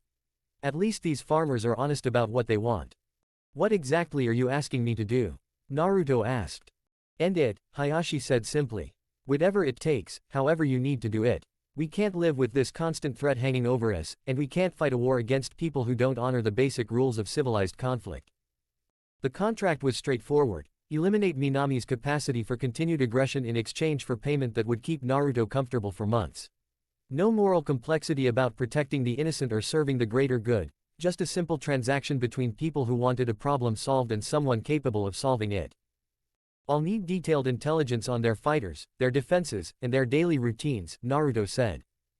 Already prepared, Hayashi produced a scroll containing maps, personnel assessments, and tactical analysis that was surprisingly thorough for farmers. We may not be warriors, but we're not fools. We know what kind of information professionals need. That evening, Naruto studied the intelligence while sitting in the inn room the village had provided. Minami had approximately 30 fighters of varying skill levels, mostly farmers with basic weapons training but a few with genuine combat experience. Their leader was a former missing nin from Hidden Grass who'd settled in the village years ago and had been gradually militarizing their response to the water dispute. The missing nin was the real problem. Without his tactical knowledge and combat skills, the farmers would probably revert to the kind of low-level harassment that could be managed through deterrence rather than elimination. With him, they were capable of the kind of coordinated assault that had devastated Kusagawa's infrastructure. Remove the leader, and the followers lose both direction and confidence. Simple, efficient, effective. This is how real problems are solved, by identifying the source and eliminating it permanently. Just kill him, Naruto asked. Just kill him. His death will demonstrate to the others that their aggression carries consequences they cannot bear, while removing the strategic intelligence that makes their attacks effective. 2 problems solved with 1 action. The moral calculus was cleaner than anything Naruto had encountered during his village missions. No civilians to protect, no complex political considerations, no demands that he find non-lethal solutions to fundamentally lethal problems. Just a straightforward application of superior force to end a conflict that was destroying both communities. It was almost refreshing in its simplicity. Naruto struck just before dawn, when the guards would be tired and the village would be focused on preparing for the day's work rather than defending against attack. The missing nin's house was isolated on the village's eastern edge, positioned to provide early warning of assault from Kusagawa's direction. It was a tactically sound choice that unfortunately made the target easier to approach from unexpected angles. Naruto's enhanced speed and stealth capabilities, honed through weeks of operating without backup or support, allowed him to reach the building's roof without detection. From there, he could observe the interior through carefully created gaps in the tiles, mapping the layout and identifying the target's location. The missing nin was awake, sitting at a table reviewing what appeared to be plans for another attack on Kusagawa. He was older than Naruto had expected, perhaps 40, with the kind of scarred, weathered appearance that spoke of decades spent in violent pursuits. Not a desperate farmer driven to extremes by circumstances, but a professional warrior who'd found a new outlet for his skills. A predator who has discovered a hunting ground where his prey cannot effectively fight back. This is not a man driven by necessity but by the enjoyment of domination. His death will be justice as much as strategy. Naruto dropped through the roof in complete silence, landing behind the missing nin with a kunai already in hand. The man had time to register the attack but not to prevent it. The blade went between his ribs and into his heart with the precision of surgical technique and the finality of executioner's judgment. What? The missing nin tried to speak, but blood was already filling his lungs. Kusagawa sends their regards, Naruto said quietly, though he doubted the man could still understand him. It was over in less than 30 seconds. Professional, efficient, permanent. Excellent technique, Kit. Clean, quick, decisive. This is how problems are solved when diplomatic solutions prove inadequate. Naruto searched the house briefly, collecting intelligence about planned attacks and tactical assessments that would be useful for preventing future conflicts. Then he began the second phase of his mission, ensuring that Minami understood the consequences of continued aggression. He moved through the village like a ghost, leaving signs of his presence without revealing himself directly. Storage buildings that were mysteriously damaged overnight. Weapons caches that simply disappeared. Guard posts where the sentries were found unconscious with no memory of what had happened to them. By the time the sun rose and the missing nin's body was discovered, Minami's capacity for organized assault had been systematically dismantled. Not through wholesale slaughter, but through surgical strikes that removed their ability to threaten Kusagawa while leaving the civilian population intact. The message was clear: continued aggression would result in escalated consequences that they were not equipped to handle. The village council of Minami requested a meeting that same afternoon. Naruto arrived at the designated neutral ground, a small shrine situated halfway between the two communities, to find a group of nervous farmers accompanied by what appeared to be their most senior warrior. They had the look of people who'd been forced to confront realities they'd previously been able to ignore. "You're the one Kusagawa hired," the senior warrior said. It wasn't a question. "I'm the one they hired to solve their problem," Naruto confirmed.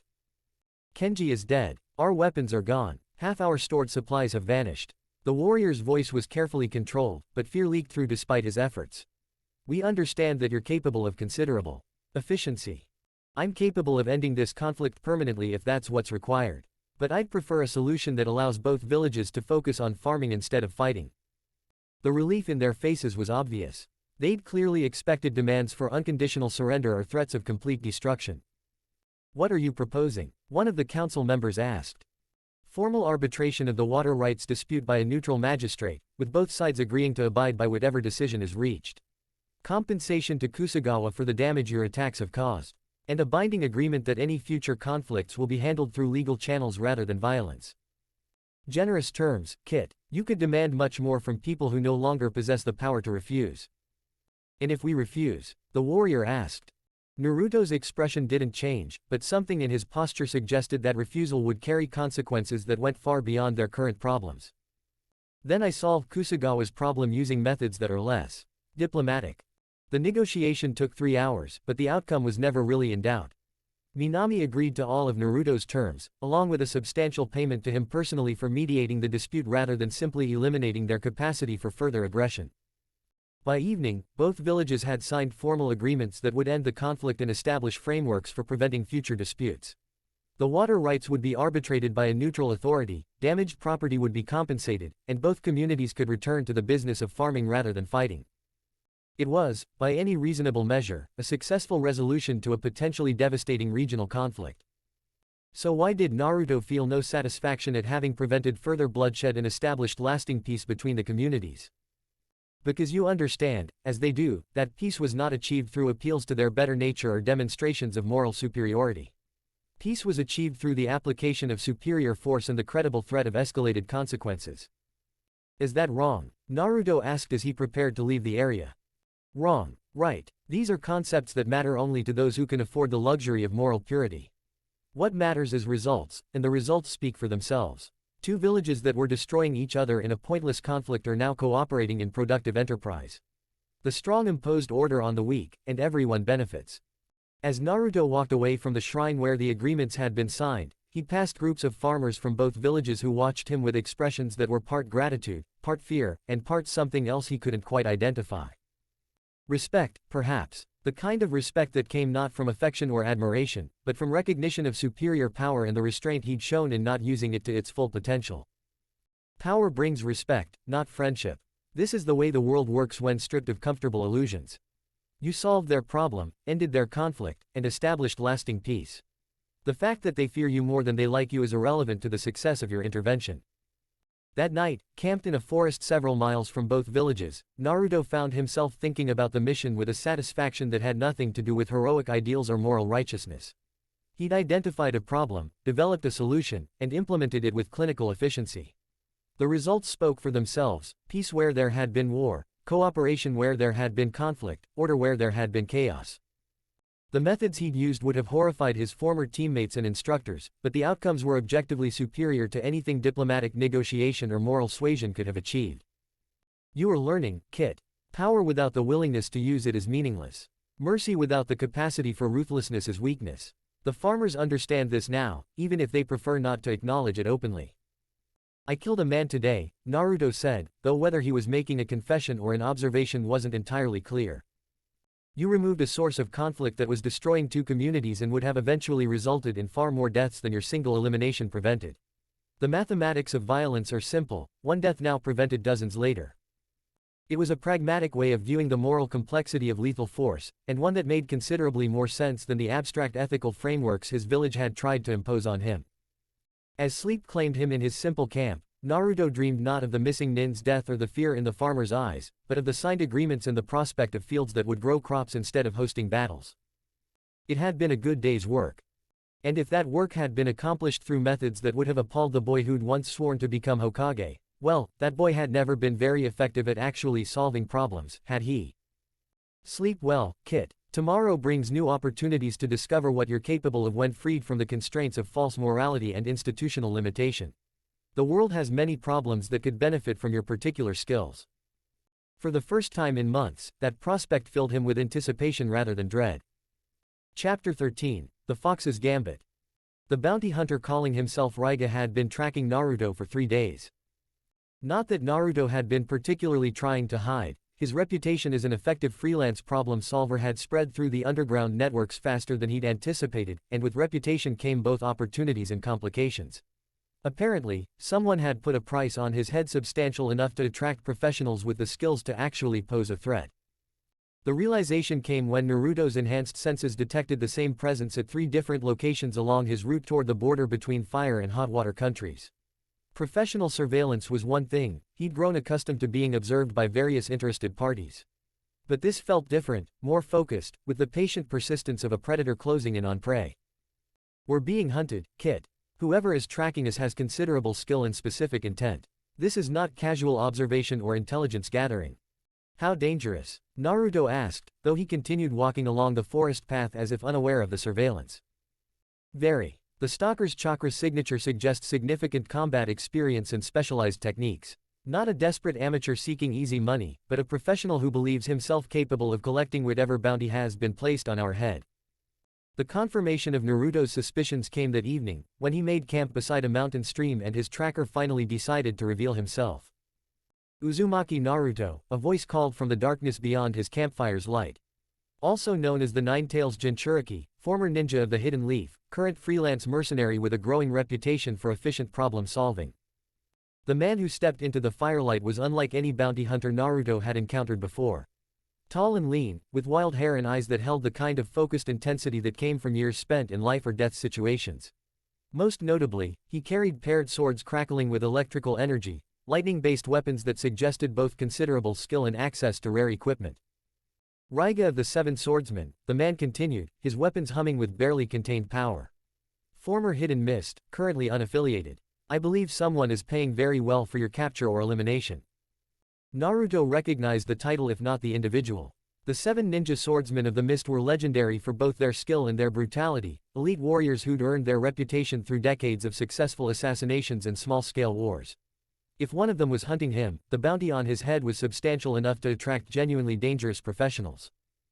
Capture or elimination? Naruto asked, standing slowly with his hands visible but ready to reach for weapons. Which pays better? Capture, actually. 50% bonus for bringing you in alive. Raiga's grin revealed sharpened teeth. But elimination is so much simpler, and dead targets don't try to escape during transport. This one is genuinely dangerous, Kit. His electrical techniques will be difficult to counter with standard approaches, and his experience gives him significant advantages in both strategy and timing. This may require deeper cooperation between us. Who's paying? Naruto asked, though he suspected the answer wouldn't change the immediate tactical situation. Anonymous commission through intermediaries. Could be your former village wanting their weapon back, could be rivals eliminating competition, could be collectors who specialize in exotic acquisitions. Raiga began moving in a wide circle around the campfire, his weapons leaving trails of electricity in the air. Doesn't really matter to me, money is money, and you're worth enough to retire comfortably.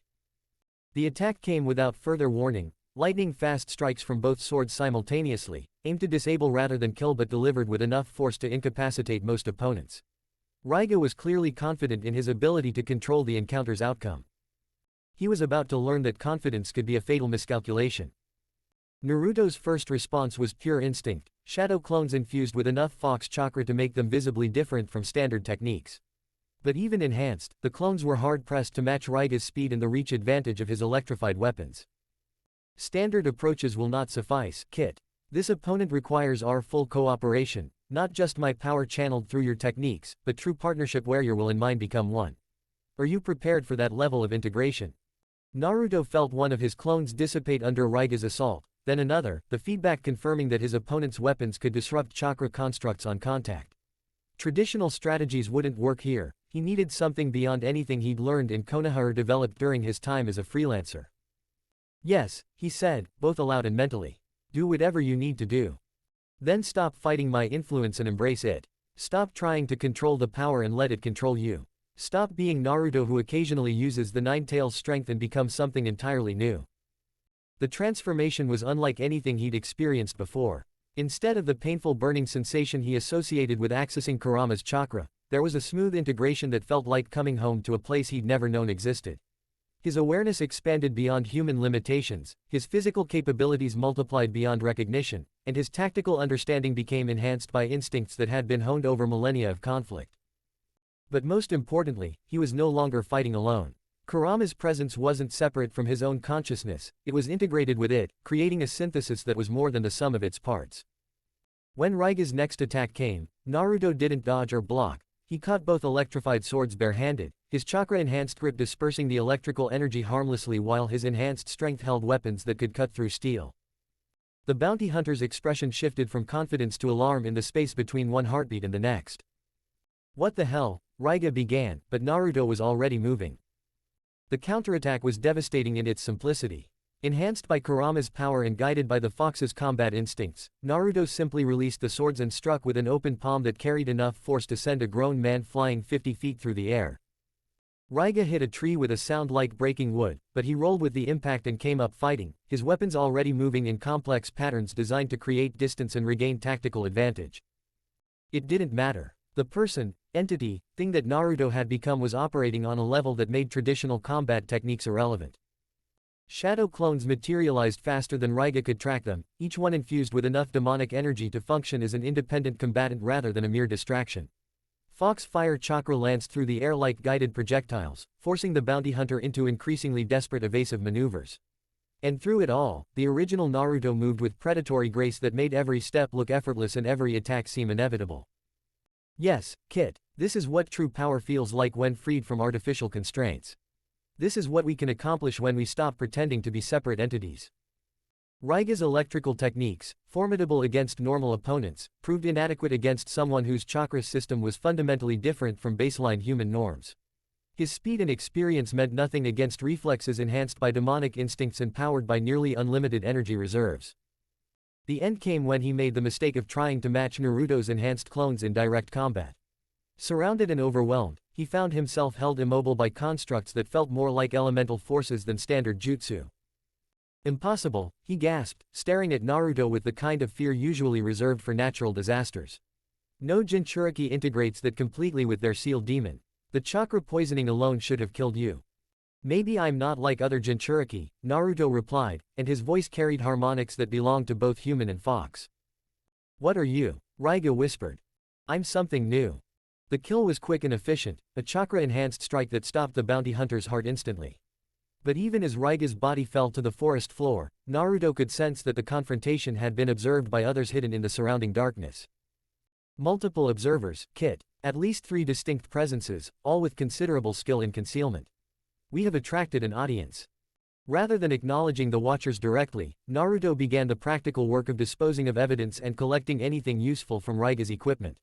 The lightning swords were too distinctive to keep, but his money pouch was substantial and his travel supplies were of excellent quality.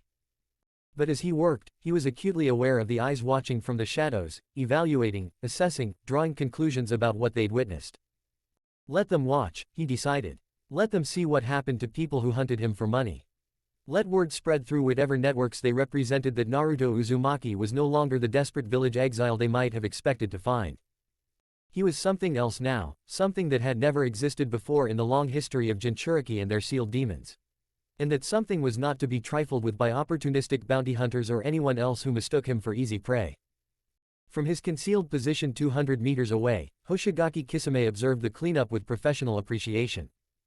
He'd been tracking the Jinchuriki for weeks as part of Akatsuki's evaluation process, documenting capabilities and psychological development to determine the optimal approach for eventual recruitment.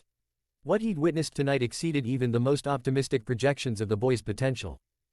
The integration between human and demon had been seamless, creating a combat effectiveness that rivaled some of the legendary Sannin. More importantly, the boy had shown no hesitation about killing when threatened, no moral anguish about the necessity of violence, no attempt to find non-lethal alternatives to permanent solutions. He was becoming exactly what Akatsuki needed, powerful enough to serve their purposes, pragmatic enough to accept their methods, and isolated enough to appreciate what they offered. Impressive, Kisame murmured to himself, making mental notes that would become part of his next report to Pain. Very impressive indeed. The Jinchuriki finished his cleanup and resumed his journey north, moving with the confident ease of someone who no longer questioned his right to eliminate threats to his well-being. There was no regret in his posture, no indication that the evening's violence had troubled him psychologically. Perfect. Kisame waited until the boy was well out of sight before emerging from concealment. He had a report to deliver, and based on what he'd observed, Pain would want to accelerate their recruitment timeline significantly. The Nine-Tails Jinchuriki was ready, perhaps even eager, to hear what Akatsuki had to offer someone with his particular combination of power and pragmatism. The other witnesses to the battle were considerably less sanguine about what they'd seen. Did you see the way he moved? One whispered as they crept through the forest toward the nearest town.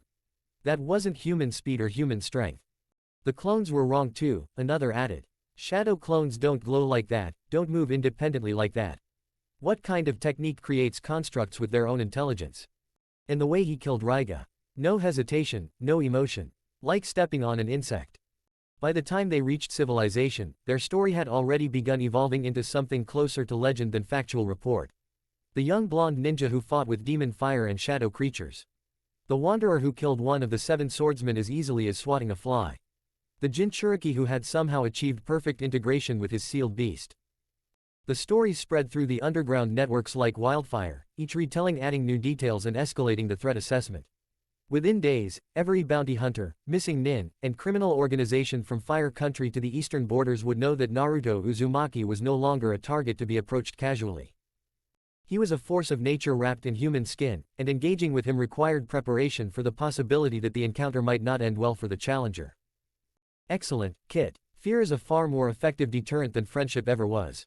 Those who witnessed our partnership tonight will spread word that we are not to be trifled with. Future challenges will be fewer and of higher quality. Is that what we are now? Naruto asked as he made camp several miles from the battle site. Partners. We are whatever we choose to be, Kit. But yes, tonight we chose to be partners rather than reluctant cohabitants. The question is whether you find that transformation disturbing or liberating. Naruto considered the question while building his fire and preparing his evening meal.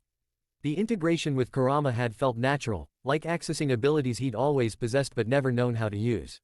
There had been no sense of losing himself or being controlled by alien will, just the sensation of becoming more than he'd been before. Liberating, he said finally. Definitely liberating. Good. Because there are others in this world who will recognize what we've become and seek to either recruit or eliminate us. Our next encounters will likely be with individuals who represent organizations rather than personal ambitions. Organizations like the Akatsuki. Among others. The question is whether we approach such encounters as opportunities or threats. Power like ours is valuable to those with vision and ambition. The right alliance could provide resources, training, and purpose that independent operation cannot match. As he settled into his bedroll and prepared for sleep, Naruto found himself thinking about what kind of organization might value someone with his particular combination of abilities and moral flexibility. An organization that understood the practical applications of power. An organization that didn't waste time on moral complexities when simple solutions were available.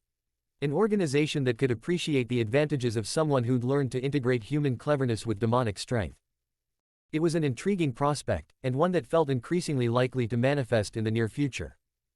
After all, if he could sense the Watchers observing his battles, it was only logical that they were evaluating him for purposes beyond casual intelligence gathering. Sleep well, Kit. Tomorrow brings new possibilities and new challenges. But whatever comes, we face it together now, as true partners rather than reluctant allies. For the first time since leaving Konoha, that thought filled him with something approaching genuine anticipation. Chapter 14. Rumors and Legends. The stories began in the taverns and trading posts scattered across the borderlands between fire and hot water countries, whispered accounts that grew more dramatic with each retelling. I heard it was 8 men he killed in that mountain pass, all of them at once. My cousin saw the aftermath, bodies everywhere, torn apart like wild animals had gotten to them. They say he moves faster than lightning and his clones breathe fire. The Demon Fox Wanderer, that's what they're calling him. Young guy, blonde hair, fights with techniques that ain't natural. The merchants who carried these tales from town to town embellished them freely, understanding that dramatic stories were as valuable as trade goods in establishments that catered to people seeking distraction from hard lives. Within 2 weeks of the encounter with Raiga, every inn and tavern from the hot water border to the edges of Rain Country had heard some version of the legend. And like all legends, the truth became less important than the meaning people found in the telling. In the Hidden Leaf Village, the first credible reports reached Tsunade's desk on a Tuesday morning that started badly and got worse from there. Multiple confirmed sightings of a blonde ninja matching Uzumaki's description, the Anbu operative reported, his mask concealing whatever emotions the intelligence might have stirred. Operating as a freelance mercenary throughout the border regions. Significant escalation in both capabilities and methods since his departure from the village. Tsunade set down her sake cup. It was barely noon, but the Naruto situation had been driving her to drink earlier and earlier each day, and focused on the report with the grim attention it deserved. Escalation how? Elimination of multiple targets with extreme prejudice. Destruction of infrastructure when tactically necessary. Use of techniques that don't match any known Konoha training protocols. The Anbu operative paused. Several witnesses describe abilities that suggest significant advancement in his relationship with the Nine-Tails entity. What kind of advancement? Integration, Hokage-sama. Not the controlled channeling we've observed previously, but what appears to be voluntary partnership between human will and demonic power. The words hit Tsunade like a physical blow. She'd been afraid of something like this since the day they'd discovered Naruto's departure, that isolation and desperation would drive him toward deeper cooperation with the entity sealed inside him. The Nine-Tails was ancient, intelligent, and utterly without moral constraints when it came to achieving its goals. If Naruto was actively partnering with it rather than simply using its power. Any indication of his ultimate destination or objectives? Negative, Hokage-sama. His movements appear random, following opportunities for employment rather than any strategic plan. However, the operative hesitated. Spit it out. There are reports of increased Akatsuki activity in the same regions where he's been operating. Could be coincidence, but the timing suggests possible surveillance or evaluation for recruitment purposes. Tsunade's blood went cold. The idea of Naruto, with his power, his knowledge of Konoha's defenses, and his growing willingness to use lethal force, falling into Akatsuki's hands was a nightmare scenario that made every other problem she faced seem trivial by comparison. Double the search teams, she ordered. Full authorization for whatever resources they need. And get me Kakashi, I want him personally leading the retrieval operation. Hokage-sama, should the teams be briefed for capture or other contingencies? The question hung in the air like a curse. Because the horrible truth was that if Naruto had truly allied himself with the Nine Tails and was considering joining Akatsuki, retrieval might not be an option. The threat he represented to village security could exceed his value as a weapon in their service. Capture if possible, she said finally. But team safety takes priority over target preservation. After the operative left, Tsunade sat alone in her office contemplating the magnitude of her failure. She'd let her disappointment and frustration drive away the village's most powerful asset, and now that asset was becoming a potential threat that might require elimination to prevent catastrophic consequences. The irony was sharp enough to draw blood. In trying to discipline Naruto into becoming a better weapon, she'd driven him to become a weapon pointed at their own hearts. Kakashi received the mission briefing 2 hours later, in a secure conference room where Jiraiya was waiting with an expression that mixed determination with barely concealed dread. The trail is approximately 2 weeks old, Kakashi reported, spreading maps across the table that showed confirmed sightings and probable routes. He's been moving northeast, following trade routes and taking mercenary contracts. Standard freelancer pattern, except for the dramatically enhanced capabilities and complete willingness to use lethal force. How enhanced? Jiraiya asked, though his tone suggested he already knew the answer would be worse than he wanted to hear. Witnesses describe techniques that blend standard jutsu with what can only be Nine Tails chakra in ways we've never seen before. Shadow clones that operate independently, elemental manipulation that exceeds known human capabilities, physical enhancement that rivals the strongest taijutsu specialists. Jiraiya closed his eyes, undoubtedly thinking about the prophecy that had driven so much of his relationship with Naruto. The child who would bring either peace or destruction to the world, and who seemed to be choosing the latter path with devastating efficiency.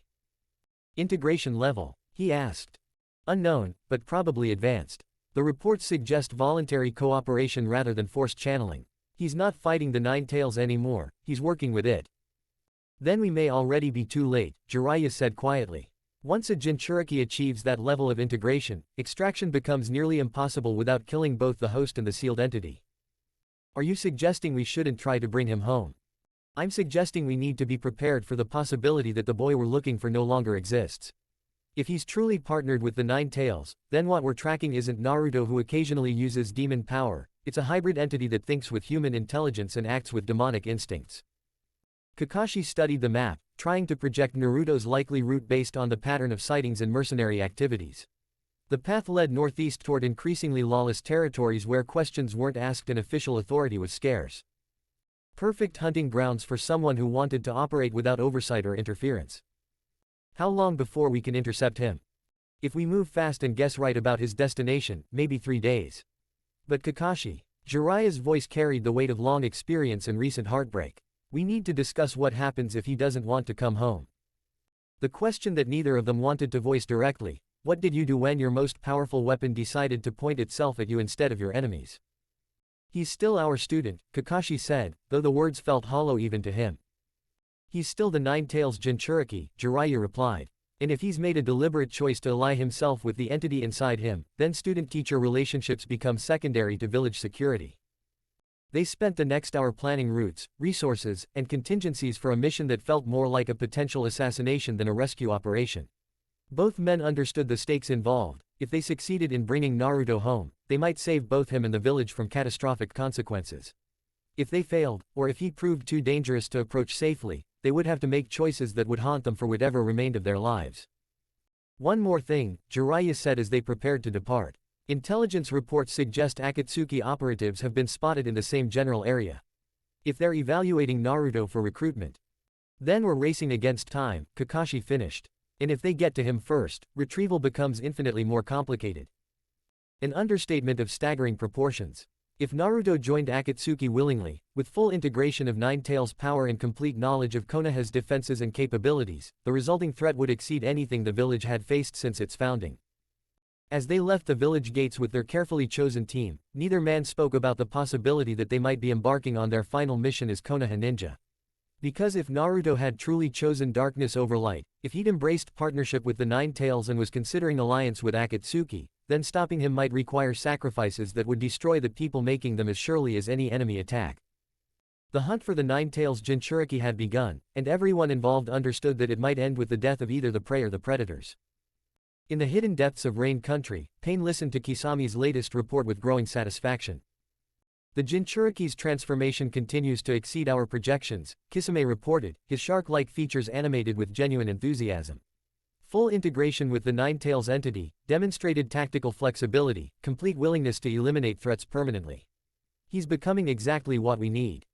And his psychological state? Stable, from what I can observe. No signs of the mental degradation that typically accompanies advanced Jinchuriki integration. If anything, he seems more focused and decisive than the reports from his village days suggested. Pain nodded slowly, processing this information against the larger strategic picture that drove all of Akatsuki's operations. A willing recruit with Nine-Tails power would be invaluable for their ultimate goals, but only if that recruit could be trusted to prioritize organizational objectives over personal considerations. What about his former village? Any indication they're attempting retrieval? Intelligence suggests they're mobilizing search teams, probably led by his former instructor. But they're at least 2 weeks behind his current position, and their approach will be hampered by attempting to minimize civilian casualties and preserve target viability for return to service. Weaknesses we don't share, Pain observed. Exactly. If we move now, we can make contact before any rescue attempt reaches him. And given his current psychological state, I believe he'll be receptive to what we can offer. Pain considered this assessment while studying reports from other Akatsuki operations across the region. The timing was indeed optimal. The Jinchuriki was isolated, powerful, and apparently free from moral constraints that might interfere with their methods. He demonstrated both capability and pragmatism, the two qualities most essential for Akatsuki recruitment. Initiate direct contact, he decided. But approach carefully, we want him to choose us rather than feeling coerced. Someone with his power and current mindset will respond better to respect and opportunity than to threats or manipulation. Understood. Any specific parameters for the recruitment offer? Full membership, equal status, resources commensurate with his abilities. Make it clear that we value what he's become rather than trying to change him back into what he was. After Kisame departed to carry out his orders, Pain remained in the hidden chamber contemplating the strategic advantages represented by willing Nine-Tails integration. Every previous Jinchuriki they'd encountered had been fighting their sealed entity, limiting both power and tactical flexibility. This one was different. This one had chosen partnership over resistance, cooperation over control. The resulting capabilities would exceed anything they'd previously incorporated into their organization. The child of prophecy was walking toward them of his own accord, driven not by their manipulation but by the natural consequences of his village's failures and his own evolution beyond their limiting expectations. Soon, very soon, he would have the chance to discover what Akatsuki could offer someone who'd outgrown the need for conventional morality and traditional loyalty. Pain suspected the offer would be very well received indeed. 200 miles northeast of Konoha, Naruto sat beside another campfire in another forest clearing, unaware that he'd become the focus of multiple organizations' attention and planning. His evening had been spent practicing techniques that blended his own chakra manipulation with Kurama's power in increasingly sophisticated ways. The fox had proven to be an excellent teacher once their relationship had evolved beyond reluctant coexistence into genuine partnership. Your progress continues to exceed expectations, Kit. The integration techniques you've developed tonight would have taken most Jinchuriki years to master, assuming they ever achieved such cooperation at all. It feels natural, Naruto replied, studying the way Fox fire chakra swirled around his hand in patterns that seemed to have their own intelligence. Like this is what I was always meant to become. Perhaps it is. Your village saw you as a weapon to be controlled, but weapons are limited by their wielder's imagination and courage. Partnership creates possibilities that neither human nor demon could achieve alone. As if summoned by their conversation about possibilities, Naruto's enhanced senses detected a presence approaching through the darkness, careful, professional, but making no real effort at concealment. Whoever was coming wanted to be noticed, which suggested either confidence or stupidity. Single individual, considerable power, no immediate hostile intent. This one approaches for conversation rather than combat. Should I be worried? Naruto asked. That depends entirely on what they want to discuss. But I suggest you listen to what they have to say. Opportunities rarely announce themselves so politely. The figure that emerged from the treeline was immediately recognizable from the wanted posters Naruto had seen during his mercenary activities. Tall, blue-skinned, with a massive wrapped sword strapped to his back and the kind of predatory grace that marked truly dangerous individuals. Hoshigaki Kisame, one of the 7 ninja swordsmen of the mist and a confirmed S-class missing nin with a bounty that exceeded the annual budgets of most small villages. Good evening, Kisame said with genuine courtesy, stopping at the edge of Naruto's firelight. I hope I'm not interrupting anything important. Depends on what you want, Naruto replied, neither welcoming nor hostile. If you're here for the bounty, you should know that the last professional who tried that approach didn't survive the attempt. I heard about Raiga. Impressive work. Kisami's shark-like grin revealed rows of pointed teeth. But I'm not here for bounty collection. I'm here to make you an offer that I think you'll find considerably more interesting than anything the freelance market can provide. This is it, Kit. The approach we've been expecting. Listen carefully to what he proposes, it may represent exactly the opportunity we've been seeking. What kind of offer? Naruto asked. The kind that comes from an organization that values strength over sentiment, results over rhetoric, and practical solutions over moral complexity. Kisame settled into a relaxed crouch across the fire from Naruto. An organization that's been watching your recent activities with considerable admiration and growing interest. Akatsuki, Naruto said. It wasn't a question. Akatsuki, Kisame confirmed. We've been impressed by your evolution since leaving the Hidden Leaf. Your integration with the Nine Tails, your tactical flexibility, your willingness to make permanent solutions to permanent problems. These are qualities we value highly. And what exactly are you offering? Partnership with individuals who share your pragmatic approach to problem solving. Resources and training that will help you develop your unique abilities to their full potential. Purpose that matches your power rather than limiting it to politically acceptable applications. Kisame paused, letting the implications sink in before continuing. Most importantly, we're offering you the chance to work with people who see your transformation as strength rather than corruption, who value what you've become rather than mourning what you've left behind. Listen to his words, Kit. This is exactly what we discussed, an organization that appreciates power without apologizing for it, that values results without constraining methods. This could be the opportunity we've been seeking. What would you want in return? Naruto asked. Your skills in service of our larger goals. Your power applied to objectives that match your capabilities. Your partnership in creating a world where strength determines outcomes rather than politics and sentiment. It was exactly what Naruto had been unconsciously seeking since leaving Konoha. A purpose that matched his evolved abilities, companions who wouldn't try to change him back into something he'd outgrown, and the chance to apply his power in service of goals that made practical sense. I'm listening, he said. Kisami's grin widened. Excellent. Let me tell you about our vision for bringing true peace to this world, and about the role someone with your particular talents might play in achieving it. As the night deepened around them, 2 missing nin sat beside a dying fire and discussed possibilities that would reshape the balance of power across the entire ninja world. Behind them, unseen in the darkness, other forces were converging on their location with very different intentions and much more desperate urgency. The hunt for the Nine Tails Jinchuriki was about to become considerably more complicated. Chapter 15, The Offer. The fire crackled between them as Kisame began to speak, his voice carrying the kind of quiet conviction that came from absolute certainty in one's cause. Tell me, Naruto, he said, using the familiar name with casual presumption, what do you think causes wars? It wasn't the question Naruto had expected from an S-class criminal, but he found himself considering it seriously. Months of operating outside village structures had given him perspectives on conflict that his academy education had never covered.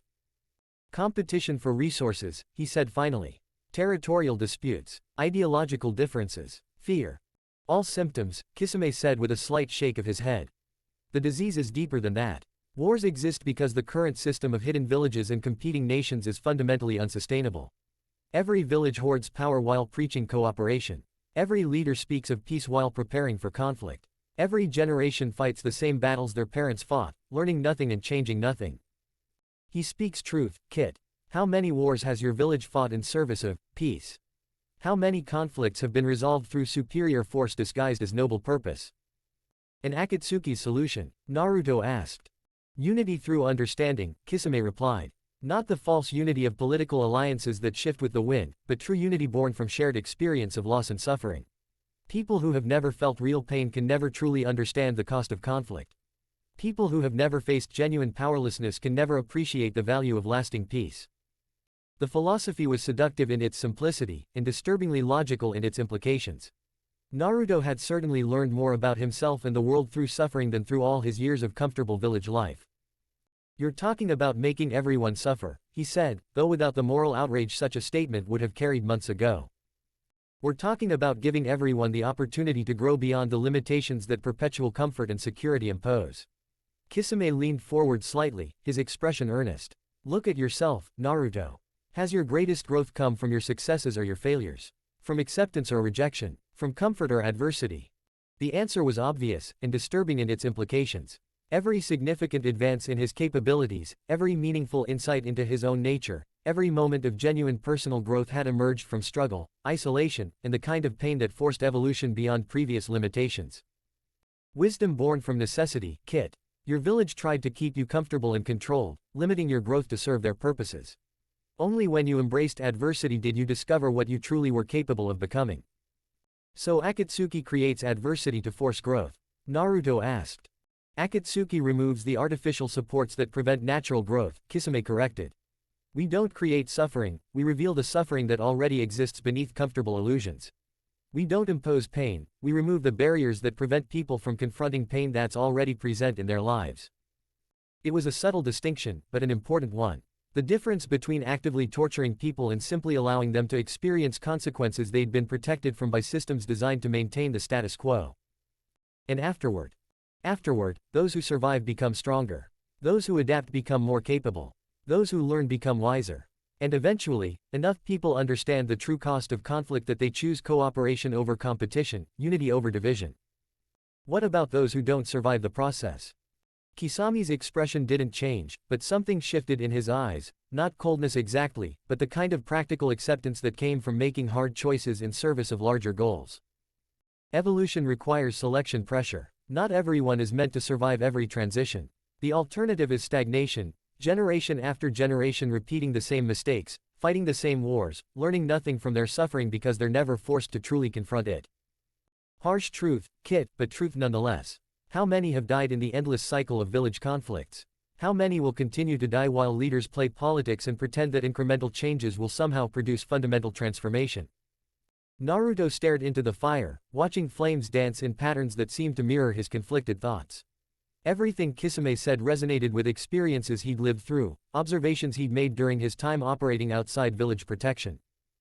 The system was broken, the current approach to peace was demonstrably ineffective, and the alternative being offered, while harsh, seemed to address root causes rather than merely treating symptoms. "What would my role be?" he asked. "That depends on what you're capable of and what you're willing to do," Kisame replied. "Your power makes you valuable for direct action when necessary. Your experience with both village loyalty and village betrayal makes you useful for understanding how others might be motivated to join our cause. Your unique relationship with the Nine Tails makes you irreplaceable for certain specialized operations." "What kind of operations?" "The kind that require someone who can operate beyond normal human limitations. The kind that need tactical flexibility unconstrained by moral qualms about collateral damage.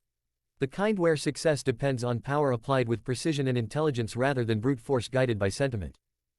It was a flattering assessment, and one that matched Naruto's growing understanding of his own capabilities. He'd become something beyond standard ninja classifications, something that traditional tactics couldn't easily counter or conventional morality could adequately constrain.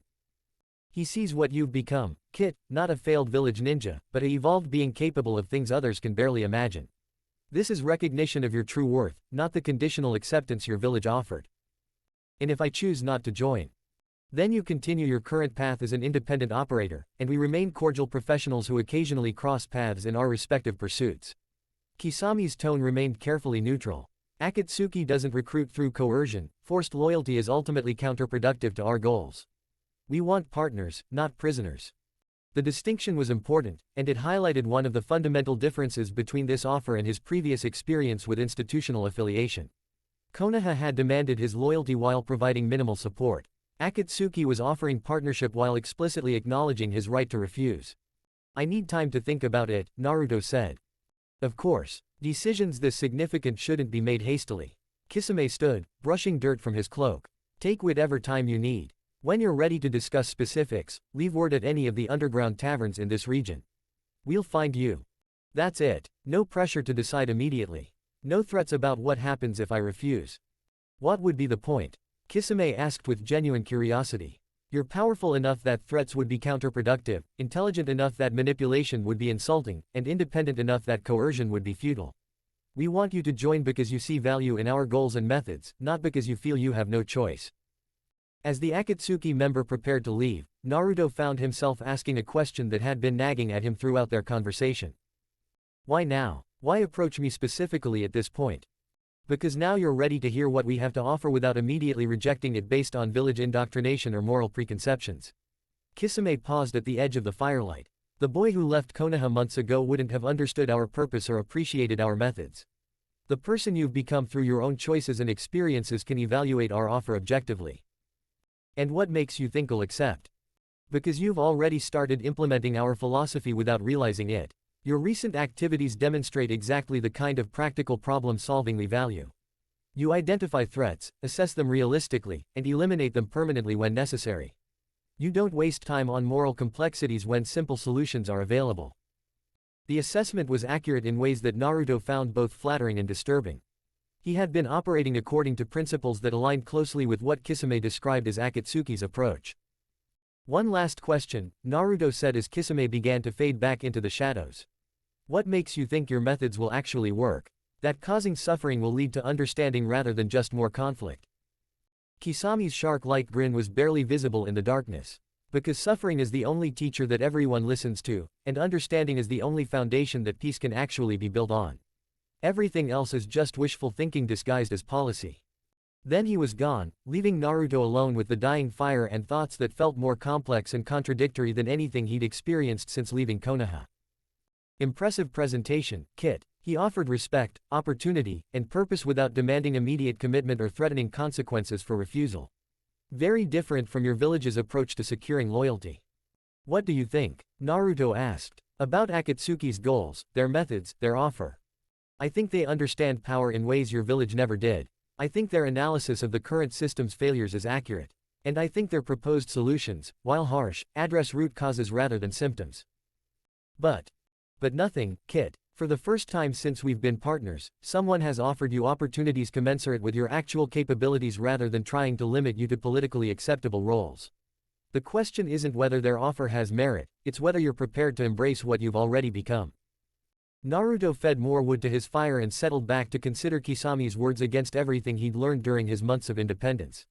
The Akatsuki member's arguments were logical, his assessment of systemic problems was accurate, and his proposed solutions were at least theoretically workable.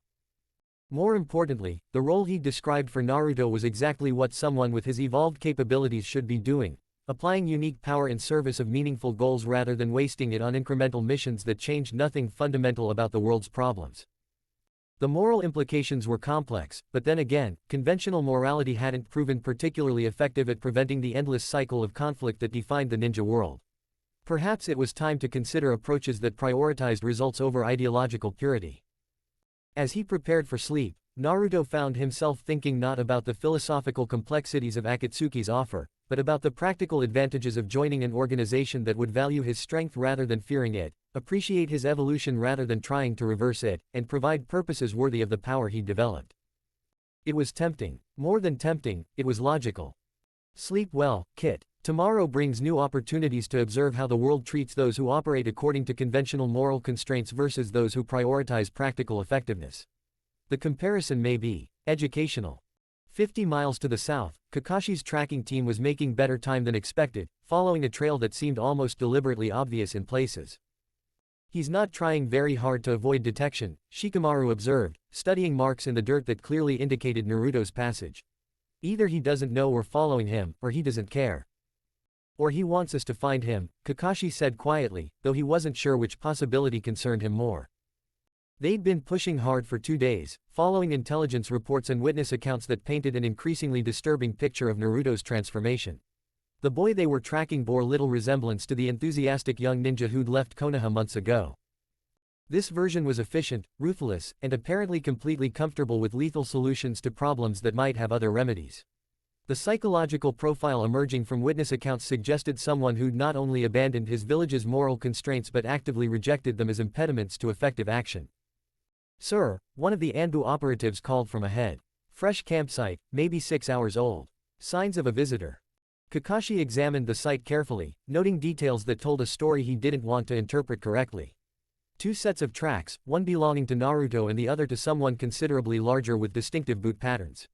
A conversation that had lasted several hours based on the arrangement of disturbed ground around the fire pit. Most concerning, no signs of struggle, no evidence of conflict, no indication that the meeting had been anything other than cordial. "Akatsuki?" Shikamaru asked quietly. "Probably." Kakashi studied the larger set of tracks, comparing them to intelligence files he'd memorized years ago. Boot pattern matches known associates, timing fits surveillance reports, and the conversation length suggests recruitment rather than confrontation. The implications were staggering. If Akatsuki had made contact with Naruto, if they were actively recruiting rather than simply monitoring, then the window for successful retrieval was closing rapidly. "How much time do we have?" Shikamaru asked. "Maybe none," Kakashi replied grimly. "If he accepts their offer, bringing him home becomes infinitely more complicated. If he joins willingly, with full knowledge of what they represent." He didn't finish the thought, but everyone present understood the implications. A willing Akatsuki recruit with Nine Tails power would represent an existential threat to every major village in the ninja world. "Double pace," Kakashi ordered. "Whatever it takes, we need to reach him before he makes a decision we can't help him undo." As the team resumed their desperate pursuit, none of them spoke about the possibility that they might already be too late, that the boy they were trying to save might have already chosen a path that would require them to destroy him rather than retrieve him. But the thought hung over them like a funeral shroud as they raced toward a confrontation that would determine not just Naruto's fate, but the future balance of power in a world where the difference between salvation and catastrophe often came down to the choices made by a single individual with the power to reshape everything. Chapter 16: The Student Becomes the Teacher. The smoke was visible from 3 miles away, a dark column rising from what had once been a small farming settlement on the border between fire and grass countries. Naruto might have ignored it entirely, just another casualty of the endless conflicts that plagued the region, except for what his enhanced senses detected beneath the acrid smell of burning wood and stone. Fear, desperation, and something else that made his chest tight with unwanted recognition, the particular terror that belonged to children who had lost everything and didn't understand why the world had suddenly become a place of violence and death. "You intend to investigate, don't you, Kit?" Kurama's voice carried a note of weary resignation. "Despite everything you've learned about the futility of playing hero to people who will never appreciate the sacrifice." "I'm curious," Naruto replied, though he wasn't entirely sure that was the whole truth. Curious about what could reduce an entire settlement to ash and leave survivors behind. Survivors who will undoubtedly prove to be complications rather than opportunities. But very well, your curiosity has served us well in the past. Perhaps this will provide another educational experience. The settlement had indeed been thoroughly destroyed. Buildings reduced to charred foundations, fields burned to sterile earth, even the well poisoned with something that made the water reek of chemical death. Professional work, designed not just to eliminate the current population but to ensure the land couldn't support life for years to come. And huddled in the ruins of what had been a grain storage building, Naruto found them, 7 children ranging in age from perhaps 6 to 12, dirty and hollow-eyed and clinging to each other with the desperate intensity of people who had learned that the world offered no safety beyond what they could create for themselves. They scattered when he approached, like wild animals confronted by a predator.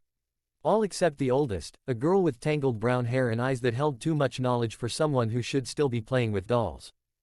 "Stay back," she warned, producing a kitchen knife that trembled in her small hands. "We don't have anything worth stealing, and we're not going anywhere with strangers." Intelligent child. She's learned to assume the worst of adults and prepare for violence as a first resort rather than a last one. Your village's approach to child rearing could learn from her pragmatism. "I'm not here to steal from you or take you anywhere," Naruto said, settling into a crouch that made him less threatening while keeping his hands visible. "I saw the smoke and wondered what happened here." "Raiders," the girl said without lowering her weapon, "came 3 days ago demanding tribute for protection. When the village elders refused, they burned everything and killed everyone who tried to stop them. Everyone except you 7. We hid in the root cellar until they left. Then we came out too." She gestured helplessly at the devastation around them. "To this. It was a story Naruto had heard variations of dozens of times during his months as a freelancer. Small communities caught between competing powers, destroyed by people who could take what they wanted by force and faced no consequences for their actions. The kind of routine atrocity that the great hidden villages ignored because it didn't threaten their strategic interests. The natural order asserting itself, Kit. The strong take what they need, the weak suffer the consequences, and those who survive adapt or perish. Your village would call this tragic. I call it educational. Where will you go now? Naruto asked. Nowhere to go, another child spoke up, a boy of perhaps 10 with a bandaged arm and clothes that hung loose on his too thin frame. Next settlement is 40 miles, and they've got their own problems. Nobody wants extra mouths to feed, especially kids with no family to speak for them. The practical hopelessness of their situation was obvious. 7 children with no resources, no protection, and no skills beyond basic farming in a region where violence was commonplace and charity was a luxury few could afford. They would be dead within a week, either from starvation, exposure, or the attention of predators who specialized in exploiting the vulnerable. Under normal circumstances, Naruto would have felt compelled to help, to escort them to safety, find them homes, ensure their survival through whatever means necessary. The impulse was still there, buried beneath months of harder lessons, but it was accompanied now by a colder assessment of what help actually meant. You're thinking of interfering, aren't you? Of taking responsibility for their welfare despite having no obligation to do so and no reasonable expectation of gratitude for the effort. I'm thinking they need to learn how to survive on their own, Naruto said quietly. Because no one else is going to take care of them, and false hope is crueler than honest reality. Now that, Kit, sounds like wisdom. The question is whether you're prepared to teach them what they truly need to know rather than what you wish they could learn. You want to survive? Naruto asked the oldest girl. She nodded, still gripping her knife but no longer pointing it directly at him. Then put away the kitchen knife. It's useless against anyone who actually wants to hurt you, and waving it around makes you look like prey trying to seem dangerous. His voice carried an authority that made her compliance automatic. Real survival starts with accurate threat assessment. Over the next hour, Naruto found himself doing something he'd never expected, teaching desperate children the harsh lessons he'd learned during his own transformation from village ninja to independent survivor. Forget everything adults taught you about fairness and justice, he told them as they huddled around a small fire he'd helped them build in the ruins. The world doesn't care about what you deserve or what's morally right. It cares about what you can take and what you can keep. But that's wrong, the youngest protested, a girl who couldn't have been more than 7. People are supposed to help each other. People are supposed to do a lot of things they don't actually do, Naruto replied with the kind of gentle cruelty that came from experience rather than malice. People are supposed to protect children, supposed to care for the weak, supposed to share resources when they have abundance. How well did those supposed twos work out for your village? Harsh truth delivered with surgical precision, Kit. You're teaching them to see the world as it is rather than as they wish it were. This is genuine kindness disguised as callousness. The lessons continued as night fell. How to identify genuine threats versus mere intimidation. How to find shelter that provided concealment as well as protection from elements. How to scavenge for supplies without attracting attention from people who might take what you'd found. Most importantly, how to think like predators when necessary and prey when advantageous, switching between roles based on situation rather than moral preference. The people who destroyed your village understood something your elders didn't, Naruto explained as he demonstrated techniques for purifying contaminated water. They understood that power determines outcomes, not righteousness. They took what they wanted because they could, and they faced no consequences because no one was strong enough to impose any. So we should become like them? The oldest girl asked. Hurt people weaker than us. You should become whatever you need to be to survive and protect what matters to you, Naruto corrected. If that means being ruthless with threats, be ruthless. If it means being cooperative with potential allies, be cooperative. If it means killing people who try to harm you, kill them without hesitation or regret. The children absorbed these lessons with the grim attention of people who'd learned that ignorance was a luxury they could no longer afford. They asked practical questions about techniques and tactics, gradually abandoning moral objections in favor of operational effectiveness. By dawn, they were different children than they'd been 12 hours earlier. Harder, more realistic, less burdened by expectations that the world would treat them fairly if they followed rules that clearly didn't apply to everyone. Where will you go now? Naruto asked as he prepared to continue his own journey. South, the oldest girl replied with new confidence in her voice. There are ruins of an old fortress about 10 miles from here. Defensible position, freshwater source, close enough to trade routes for scavenging but far enough away to avoid casual notice. And if other people want to use those ruins, then we'll negotiate if they seem reasonable, or we'll make it too expensive for them to take what they want if they don't. Her hand rested on a proper combat knife Naruto had given her from his own supplies. Like you taught us. Excellent progress, Kit. In a single night, you've transformed helpless victims into potential survivors.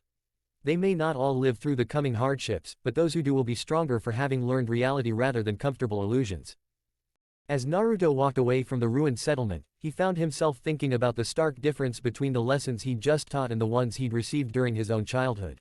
His instructors in Konoha had emphasized protection of the innocent, sacrifice for the greater good, and the importance of bonds between people who cared for each other. All admirable ideals that had ultimately proven inadequate when faced with a world that operated according to harsher principles. The children he'd just left behind would face terrible challenges in the days and months ahead. Some of them would probably die despite everything he'd taught them. But those who survived would do so because they understood how the world actually worked rather than how it was supposed to work. They would be strong because they'd been forced to become strong, not because someone had protected them from the necessity of strength. You're becoming someone your village would no longer recognize, Kit. The boy who dreamed of becoming Hokage would have tried to save those children through kindness and protection. The person you're becoming saved them through education and harsh truth. Is that wrong? Naruto asked. Wrong. Right. These distinctions matter less than results. Those children now have skills and knowledge that might keep them alive. Your village's approach would have provided them with temporary safety followed by inevitable disaster when that safety was removed. But I used to be like them. Innocent, hopeful, believing that people were basically good and that trying hard enough could solve any problem. And look what that innocence cost you, years of rejection, exploitation, and being treated as a weapon rather than a person. Would you choose to return to that ignorance, even if it meant reclaiming the naive optimism that once defined you? The answer was immediate and certain, no. The person he'd been in Konoha had been weak in ways that went beyond physical capabilities. Weak in understanding, weak in judgment, weak in his willingness to accept harsh truths about how power and loyalty actually functioned in the world. The person he was becoming was stronger not just in terms of raw capabilities, but in his ability to operate effectively in a world that didn't reward moral purity or innocent hopes. Then embrace the transformation, Kit. Stop mourning the loss of illusions that were always obstacles to your growth. Become the teacher those children needed rather than the protector they expected. As the sun climbed higher, Naruto found himself considering Kisami's offer with new clarity. Akatsuki understood the world's harsh realities in ways that his village never had.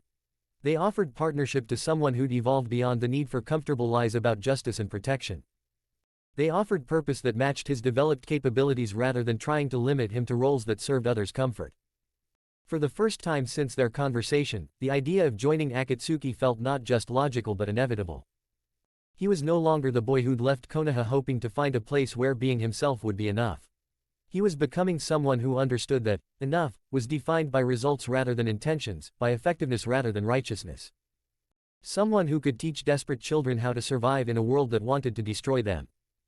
Someone who could impose order on chaos through superior power applied with surgical precision. Someone who might be exactly what an organization like Akatsuki needed to achieve goals that conventional methods had proven incapable of reaching. The student becomes the teacher, the protected becomes the protector, the naive dreamer becomes the pragmatic realist. Your transformation is nearly complete, Kit. Soon, you'll be ready to choose a purpose worthy of what you've become. That evening, as he made camp beside another stream in another anonymous forest, Naruto composed a message that would be delivered through the underground networks Kisame had mentioned. It was brief, direct, and carried implications that would reshape the balance of power across the entire ninja world. I'm interested in hearing more about your organization's specific goals and methods. When would be convenient for a more detailed discussion? As he sent the message on its way through channels that would eventually reach Akatsuki's leadership, Naruto felt something he hadn't experienced since leaving Konoha, anticipation for a future that might finally provide challenges worthy of his abilities and purposes worthy of his power. The boy who'd once dreamed of becoming Hokage was dead, replaced by someone who understood that real change required methods his village would never approve and goals they would never understand. It was time to discover what he might become when freed from their limitations entirely. Well done, Kit. You've chosen growth over comfort, reality over illusion, effectiveness over sentiment.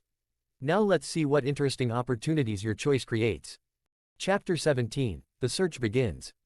The emergency council meeting had been called for dawn, but by the time all the relevant parties assembled in the secure conference room beneath the Hokage Tower, the sun was already climbing toward its zenith. The delay wasn't due to logistics or scheduling conflicts, it was because no one wanted to be the first to voice what they all suspected about Naruto's transformation from missing person to potential threat. Tsunade sat at the head of the table, flanked by her advisors and the village's senior military commanders. Dark circles under her eyes spoke of sleepless nights spent reviewing intelligence reports that grew more disturbing with each update. Across from her, Jiraiya slumped in his chair with the defeated posture of a man watching his worst fears come to life in meticulous detail. Status report, Tsunade said without preamble, her voice carrying the authority of command but also the strain of someone who'd been dreading this conversation for weeks. Kakashi stood, his usual casual demeanor replaced by the grim professionalism that emerged when the stakes became life or death. 3 months since initial departure from the village. Confirmed sightings across the northeastern border regions, operating as a freelance mercenary with dramatically enhanced capabilities. He activated a chakra-powered projection that displayed a map marked with red indicators. 14 separate incidents involving individuals matching Naruto's description. Escalating pattern of violence, increasing integration with Nine Tails chakra, and complete abandonment of non-lethal approaches to problem resolution. Abandonment or evolution? Asked Danzo, his voice carrying the kind of cold pragmatism that made everyone in the room uncomfortable. From the reports, his effectiveness has increased dramatically since leaving village oversight. His effectiveness at killing has increased, Kakashi corrected sharply. Along with his willingness to accept contracts that prioritize results over ethical considerations. Which is exactly what we trained him to do, Danzo replied with insufferable logic. The difference is that now he's applying those skills in service of his own goals rather than the village's. The silence that followed was heavy with implications no one wanted to examine directly. Because the horrible truth was that Danzo was right, they had trained Naruto to be a weapon, to solve problems through superior force, to eliminate threats permanently when necessary. They'd simply expected him to remain pointed in directions they approved of. Intelligence suggests possible contact with Akatsuki operatives, Shikaku Nara reported, his tactical assessment delivered with the detached precision that made him invaluable in situations like this. Timing and locations correlate with known patterns of their recruitment activities. Jiraiya's head snapped up at that, his expression shifting from defeated resignation to genuine alarm. Contact or recruitment? Unknown, but the behavioral changes documented in recent sightings suggest significant external influence on his psychological development. Or natural maturation accelerated by isolation and necessity, Tsunade said quietly, though her tone suggested she didn't believe her own optimistic interpretation. Hokage-sama, one of the Anbu commanders spoke up, we need to address the classification issue. Is Uzumaki Naruto a missing village asset to be retrieved, or a rogue ninja to be eliminated? The question hung in the air like an executioner's blade. Because the answer would determine not just their operational approach, but how they understood their relationship with someone who'd been both their greatest weapon and their most tragic failure. He's our responsibility either way, Tsunade said finally, though the words felt inadequate even to her. The question is whether we're trying to save him or stop him. With respect, Hokage-sama, the Anbu commander continued, that distinction may be academic. If he's truly integrated with the Nine Tails to the extent suggested by witness accounts, retrieval may not be possible without eliminating the threat he represents to village security. He's not a threat, Kakashi said with more conviction than the evidence supported. He's confused, isolated, and making poor decisions based on incomplete understanding of the consequences. He's killed 14 people in 3 months, Danzo observed, including a former 7 swordsman and multiple village-trained ninja. If that doesn't constitute a threat, what would? Those were defensive actions or contracted eliminations, Kakashi protested. There's no evidence he's actively targeting village interests or personnel. Yet, Jiraiya said quietly, and the single word carried enough weight to silence the entire room. Because they all understood what he meant. The boy who'd once sworn to become Hokage, who defined himself through his desire to protect and belong and earn acceptance, was becoming someone who operated according to very different principles. Someone who might eventually view his former village as just another obstacle to overcome rather than a home to return to. What are you thinking, Jiraiya? Tsunade asked. The Toad Sage was quiet for a long moment, staring at the projected map as if it might reveal secrets beyond the simple plotting of locations and incidents. I'm thinking about a prophecy, he said finally. About a student who would either bring peace to the world or destroy it utterly. About choices that would determine the fate of everything we've built. And I'm terrified that we're watching the prophecy fulfill itself in exactly the way I hoped it never would. The implications of that statement sent a chill through everyone present. Jiraiya's prophecies had guided major strategic decisions for decades, their accuracy proven through events that had shaped the entire ninja world. If he believed Naruto was walking toward the destructive interpretation of his prophetic role. Recommendations. Tsunade asked, though she suspected she already knew what the tactical assessment would conclude. Immediate deployment of retrieval teams with authorization to use whatever force necessary to secure the target, Shikaku reported with mechanical precision. Primary objective. Return Uzumaki Naruto to village custody for evaluation and possible rehabilitation. Secondary objective. Prevent his recruitment by hostile organizations. Tertiary objective. He paused, clearly reluctant to voice the final contingency. Say it, Tsunade ordered. Tertiary objective. Eliminate the threat if retrieval proves impossible and his capabilities are assessed to exceed acceptable risk parameters. There it was, spoken aloud at last, the possibility that they might have to kill the boy they'd failed to save, destroy the weapon they'd failed to control, eliminate the person whose only crime had been wanting to belong somewhere he was valued. I'll lead the retrieval mission, Kakashi said immediately. If anyone can reach him, if there's any chance of bringing him home. You'll lead one team, Tsunade corrected. Jiraiya will lead another, approaching from a different vector. Multiple angles of approach, multiple opportunities for successful contact before. She couldn't bring herself to finish the sentence. Before we have to treat him as an enemy rather than a lost student, Jiraiya completed grimly. Team composition. Kakashi asked, though his mind was already working through the tactical requirements and personal considerations involved. Your choice for personnel, but remember, this isn't a training exercise or a routine mission. If Naruto has truly integrated with the Nine Tails and is considering alliance with Akatsuki, the people you bring need to be prepared for combat against someone who might be beyond reasoning with. Kakashi nodded, understanding the subtext. This mission required ninja who could fight Naruto if necessary, who could survive an encounter with integrated Nine Tails power, and who could make the hard choice to eliminate him if retrieval proved impossible. It required people who could kill their former teammate to save their village. Timeline, he asked. Immediate departure. Every day we delay increases the likelihood that other factors will complicate the situation beyond our ability to manage. As the meeting broke up and various commanders departed to organize their respective elements of the operation, Tsunade remained seated at the table with Jiraiya, both of them staring at the tactical display that showed Naruto's probable current location. Do you really think we can bring him back? She asked quietly. I think we have to try, Jiraiya replied. Because the alternative, accepting that we've lost him permanently, means acknowledging that everything we built this village to represent was ultimately inadequate when it mattered most. And if trying fails, if he's gone so far down this path that there's no way back. Jiraiya was quiet for a long time before answering. Then we'll have to live with the consequences of our failures. And we'll have to make choices that will define what kind of people we really are when the comfortable illusions are stripped away. Through the conference room's small window, they could see Konoha going about its daily business, merchants setting up stalls, children playing in streets, ninja heading out on routine missions that didn't involve hunting down former comrades who'd become existential threats. Normal life, continuing because the people living it didn't yet understand how fundamentally their world had changed when one angry, isolated boy decided he'd had enough of being their unwilling weapon. Hokage-sama, an aide appeared in the doorway. There are reports of increased civilian unrest. Word is spreading about Naruto's absence, and people are asking questions about village security. Tsunade closed her eyes, feeling the weight of leadership settling on her shoulders like a burial shroud.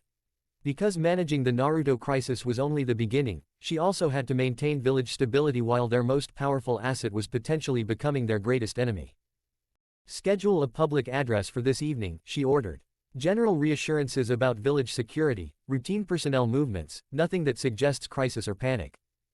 After the aide left, she turned back to Jiraiya with an expression that mixed determination with barely concealed desperation. Find him, she said quietly. Whatever it takes, whoever you have to bring, whatever choices you have to make, find him before someone else does. Find him before he becomes something we can't save and can't afford to let live. Jiraiya nodded and stood to leave, but paused at the door. Tsunade. If this goes wrong, if we're too late or if he's changed too much to reach. The village will survive. It survived the Nine Tails attack, it survived the war, it'll survive whatever comes next. Will we?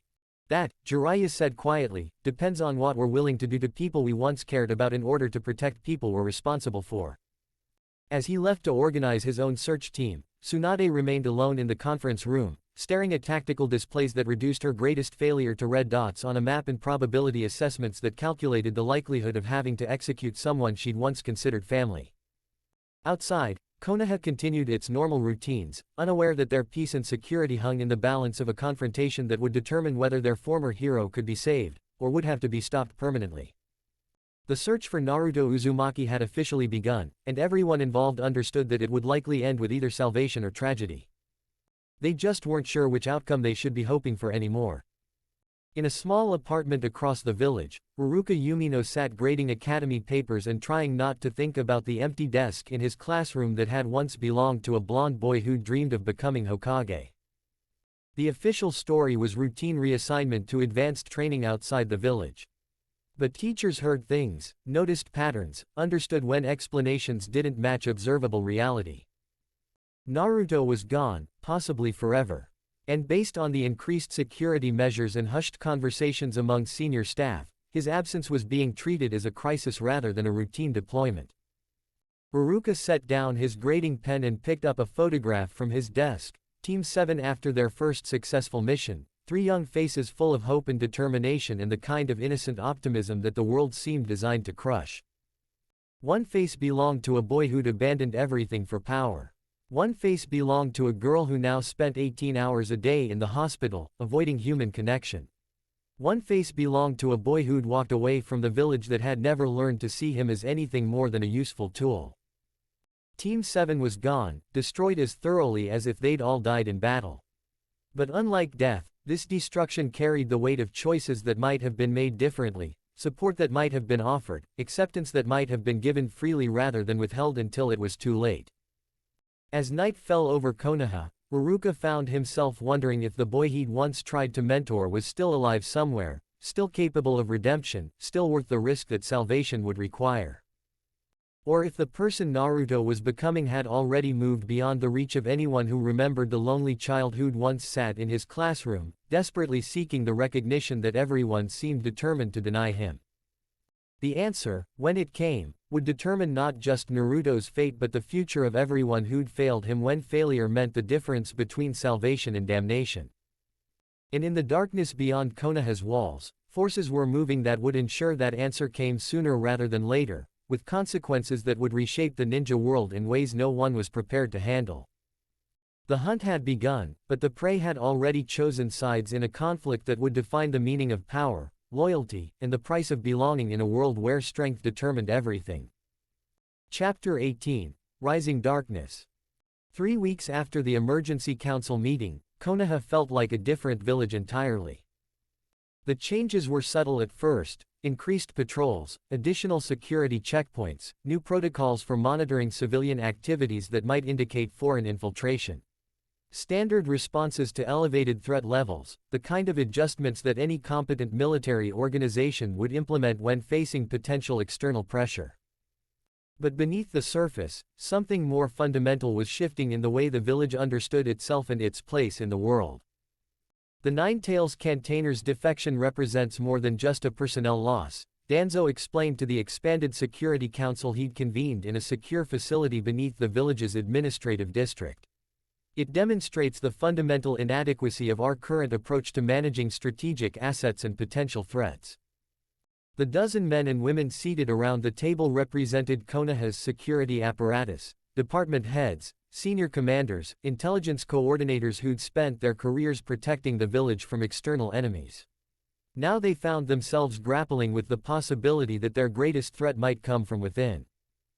Our psychological assessments indicate widespread morale degradation among the younger generation, reported Yamanaka Inoichi, his mental analysis techniques having been deployed extensively over the past weeks. The Uzumaki boy represented hope and determination to many of them.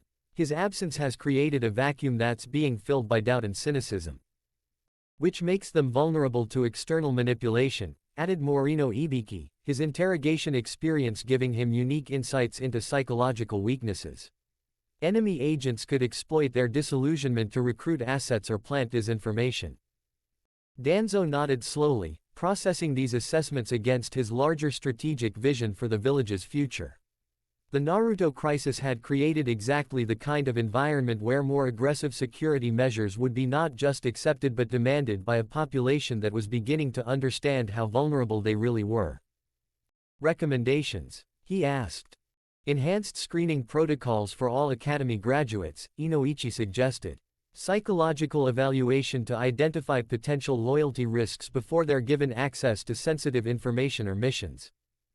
Expanded surveillance of civilian populations, particularly those with histories of discontent or anti-village sentiment, Ibiki added. If we're going to prevent future defections, we need to identify problems before they metastasize. In preemptive action against individuals assessed as potential security risks, concluded a root operative whose presence at the meeting would have surprised many senior village officials. Detention, re-education, or elimination depending on threat level and remediation potential. The suggestions were exactly what Danzo had hoped to hear, practical security measures that would expand his organization's authority while appearing to address legitimate concerns about village stability. The Naruto situation had provided perfect justification for implementing policies he'd been advocating for years. I'll draft proposals for the Hokage's consideration, he said with satisfaction barely concealed beneath professional concern. The current crisis requires decisive action to prevent future disasters of similar magnitude. In the academy training grounds, the impact of Naruto's absence was immediately visible to anyone who understood what to look for. Rock Lee stood before a group of second-year students, leading them through basic taijutsu forms with his usual enthusiasm, but even his legendary optimism couldn't completely mask the changes that had affected the entire training program. Remember, he called out as the students practiced their stances, dedication and hard work can overcome any obstacle. The flames of youth burn brightest when facing adversity. But the words felt hollow in ways they never had before. Because everyone present, instructors and students alike, was aware that dedication and hard work hadn't been enough to keep their most famous graduate from abandoning everything the village represented. Sensei, one of the students asked during a break, is it true that Naruto-san left the village because he was angry about failing his mission? Lee paused, considering how to answer a question that cut to the heart of what everyone was thinking but few were willing to voice directly. Naruto-san made choices based on circumstances that were complicated, he said finally. But that doesn't change the fact that dedication to your teammates and your village is the foundation of everything we do here. But what if your village doesn't want you? Another student pressed. What if you try your hardest and it's never enough? The question hung in the air like an accusation, because it touched on fears that many of the students harbored about their own futures. If someone as powerful and accomplished as Naruto could be rejected by the village he'd sworn to protect, what hope did any of them have for genuine acceptance? Then you try harder, Lee replied with forced conviction. You prove through your actions that you deserve the trust and respect you seek. Like Naruto did, the first student asked with the kind of brutal innocence that children specialized in. He saved the village lots of times, but people still treated him like a monster. How much harder was he supposed to try? Lee opened his mouth to provide the traditional answer about perseverance and eventual recognition, but the words died in his throat. Because the honest answer was that Naruto had tried hard enough to deserve everything the village should have offered him, and it hadn't been sufficient to overcome their fundamental prejudice against what he represented. The circumstances were unique, he said weakly, falling back on the official explanation that satisfied no one. We can't let one person's choices determine our own commitment to the village that protects us.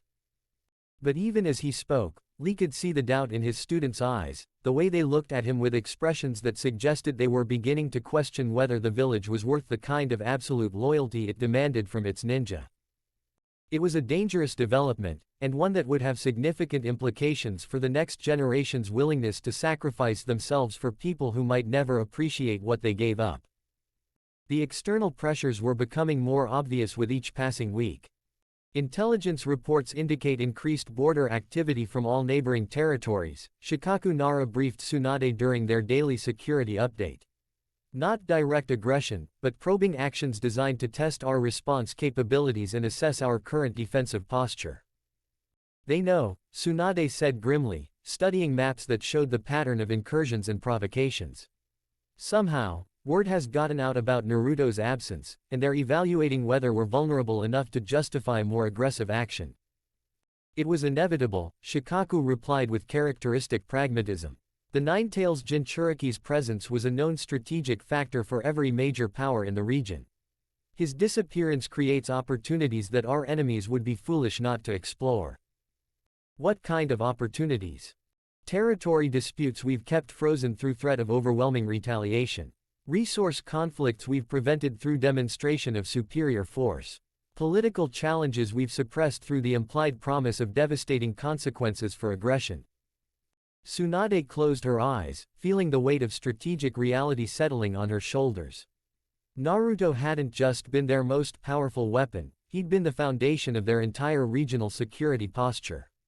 His mere existence had prevented conflicts that were now beginning to resurface as their enemies recalculated the cost-benefit analysis of challenging Konoha directly. Recommendations: show of force deployments to key border regions, accelerated training programs for our remaining Jinchuriki assets, and Shikaku hesitated before continuing. Consideration of alternative deterrent strategies that don't rely on assets we can no longer guarantee will remain under village control. Such as preemptive strikes against enemies who are positioning for potential aggression, alliance negotiations that trade territorial concessions for security guarantees, and enhanced internal security measures to prevent future defections that could compromise our strategic position.